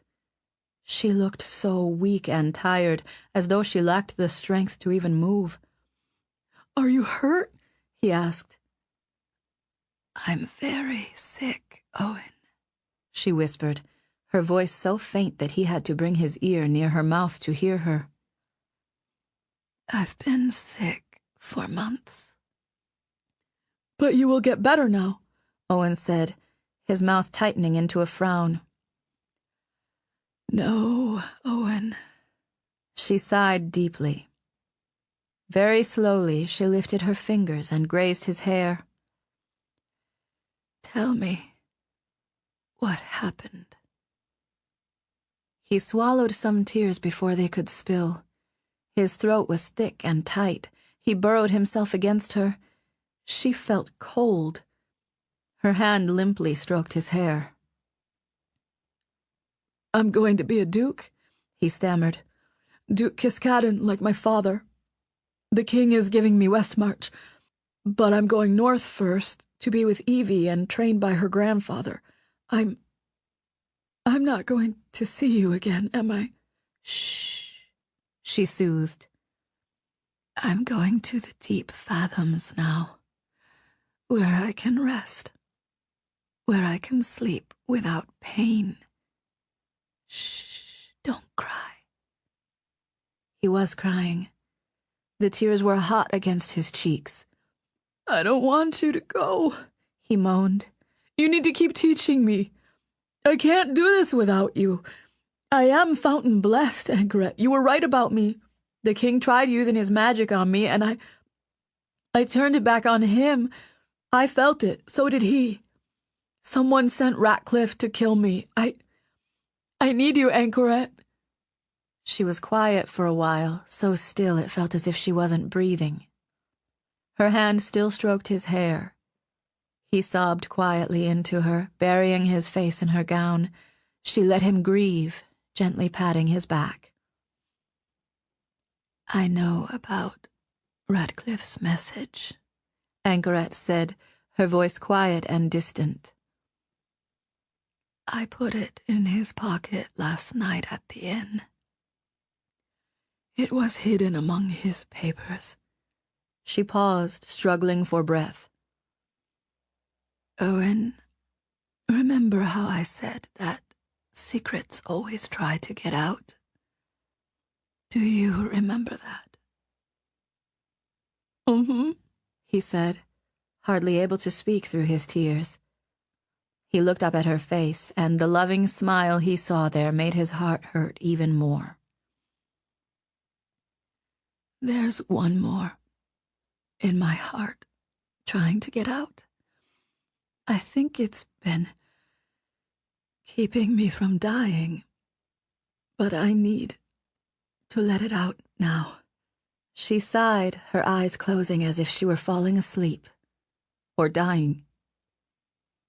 I was trained to be a poisoner from a midwife. That's common, actually. Her hand strokes were getting slower. So many of the herbs and medicines that can save can also kill. One of my favorites is nightshade. It's used in childbirth when the mother has too much pain. Her voice trailed off again. Anchoret? Owen pleaded, shaking her gently. Her eyes fluttered open. Nightshade has many purposes. I used it on Radcliffe last night. He told me his secrets. He told me about the letter, but when it wears off, you can't remember what you did, what you said. That's how I tricked Radcliffe into forgetting. That's how I learned what was in the book. But that's not my secret. Her voice thickened with pain. When you were stillborn, I was the midwife who helped your mother for you. You've always been precious to me, Owen. I had to give you some of my magic for you to live. I learned when you give of the magic, it grows stronger. Remember that. I've tried to help you the best I could. Now you must use your magic to help others. Remember. Her hand slipped down. She had no strength left. Anchoret, Owen moaned, taking her hand and squeezing it. Her eyelashes fluttered. She stared at him, blinking dreamily. The sad smile was gone. Her expression was full of peace. I love you, he whispered, kissing her cheek. I love you, my little prince, she whispered back thickly. Then her eyes shut, and her last breath sighed out. Where is that little brat? Mancini muttered from the doorway. When Owen heard the voice, his little heart shriveled like a prune.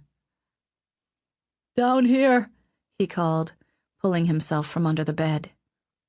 He rose, disheveled, but the tears were all gone now. You've been crying, Mancini said, aghast. After all the king has given you, you've been crying? Anchoret is dead. Mancini frowned. It's a miracle she was not dead hours ago. She was knifed several times after she snuck into Radcliffe's room at the inn. To think it was all part of her plan. Owen glared at him. She's under the bed, Mancini. I need your help. I can't lift her on my own. She needs to go back to the fountain. We need to get her into a boat. Mancini sighed. Lad, that's just out of the question. I just became the temporary head of the Espion. I'm not about to lose it on some risky gamble with a corpse. No, Owen said.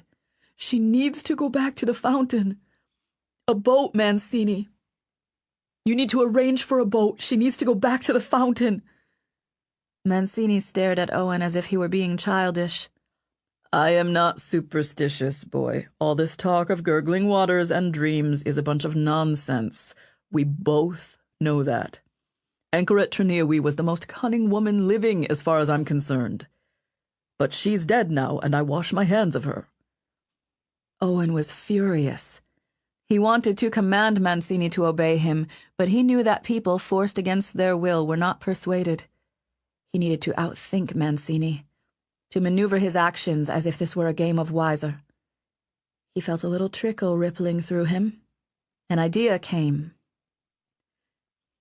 If you will do this for me, I will give you a stipend from my duchy, independent of the king," Owen said flatly, folding his arms. The man stared at him in surprise. "A stipend, you say? How much would this stipend entail, to be precise?" A number came to Owen's mind. 50 florins a year, in Genovese coins. Again, Mancini looked startled. "My young man, you have yourself a bargain. I like how you think. You and I are going to be great friends from now on." It was a tender farewell between the Kiskaddon brat and his family. Even I found myself dabbing an eye with a kerchief. The assizes were a dreadful affair, with evidence brought, witnesses testifying, and verdicts rendered. There was a collective gasp of fearful breath when Duke Horwath read the guilty verdict against Lord and Lady Kiskaddon, followed by much weeping and anguish. They were beloved in Westmarch. But they gambled that King Severn would fail when they supported the pretender before Ambion Hill. When you gamble, you often lose. Now imagine, if you will, how the despair turned to joy when the king pronounced the punishment. Lord and Lady Kiskaddon and their sons and daughters would be banished from Ceredigion instead of meeting their fate at a river like Dickon Ratcliffe. And then the king proclaimed that their youngest son, the little brat, would inherit the duchy at 8 years old. The tears of anguish turned to tears of rejoicing. Not a dry eye when the lad hugged his parents and kissed them in farewell. Except for Horwath, that man is made of stone. But what was even more pleasurable was knowing the outcome before the masses did. This is the way of politics and power. This is what I was born for. Dominique Mancini, Master of the Espion. Chapter 38. The North. Owen had never been to the North before, and he was unprepared for the sights awaiting him. He rode on the back of the Duke's horse, as he had many times before, clutching the Duke's cloak. Owen's toes were freezing in his fur-lined boots, and despite several layers of tunics, he still felt like shivering. His cheeks were pink, his nose hurt, but he stared in awe at the snow-capped mountains that rose in majestic plinths as far as the eye could see. This was a land with few farms, many rocks and wild goats. And waterfalls. Owen was amazed at the huge waterfalls that roared down from the icy peaks, the sound a welcoming anthem to his senses. The horses of the Duke and his men lumbered into a mountain valley, wedged between colossal shelves of rock and ice, exposing a huge castle and town in the heart of it. A mammoth waterfall cascaded from behind the castle, spellbinding in height and majesty. Even from their position, Owen could see a bridge at the crest of the falls, putting him in mind of a story Evie had once told him. "Oh," the boy uttered reverently, seeing the sights, feeling a prick of pain from his freezing nose. "It's a tranquil place," the Duke said with a chuckle, "except when my granddaughter is around." Owen turned around and saw the soldiers accompanying them. Some bore the banners of the arrow-pierced lion. Some bore the blue shields and golden bucks of Kiskaddon. They were Owen's men, his captains and ancients and counselors, who would bear his orders back to the duchy and bring word to him in the mountains when his orders were fulfilled. The mountain air was absolutely delicious. As the horses reached the outer walls of the town, the trumpets from the castle sounded, and the townsfolk began to crowd around them, cheering the 2 dukes they had heard were coming. Owen wore the glittering collar of his rank, the symbol of his power. He wore the badge now. He was the youngest duke in the realm, and it was all Anchorette's doing. In the weeks that had passed since her body had been entrusted to the waters, he had thought of her often. He would always remember her. And with those memories, he had feelings and secrets he could share with no one else. No one except the girl waiting for them at the castle ahead. Owen reached into his pocket and felt her crumpled braid and squeezed it. As they reached the drawbridge of the castle, she could contain herself no longer. Owen saw Elizabeth Victoria Mortimer running down the wooden planks, squealing with happiness as she saw her grandfather and Owen riding up to meet her. "Go, lad," the grizzled Duke said to Owen, giving him a wink. And by the time he had dropped down from the saddle, Evie had reached him and hugged him so hard he thought he might start crying for the first time in weeks. Owen! Owen Kiskaddon! My Owen!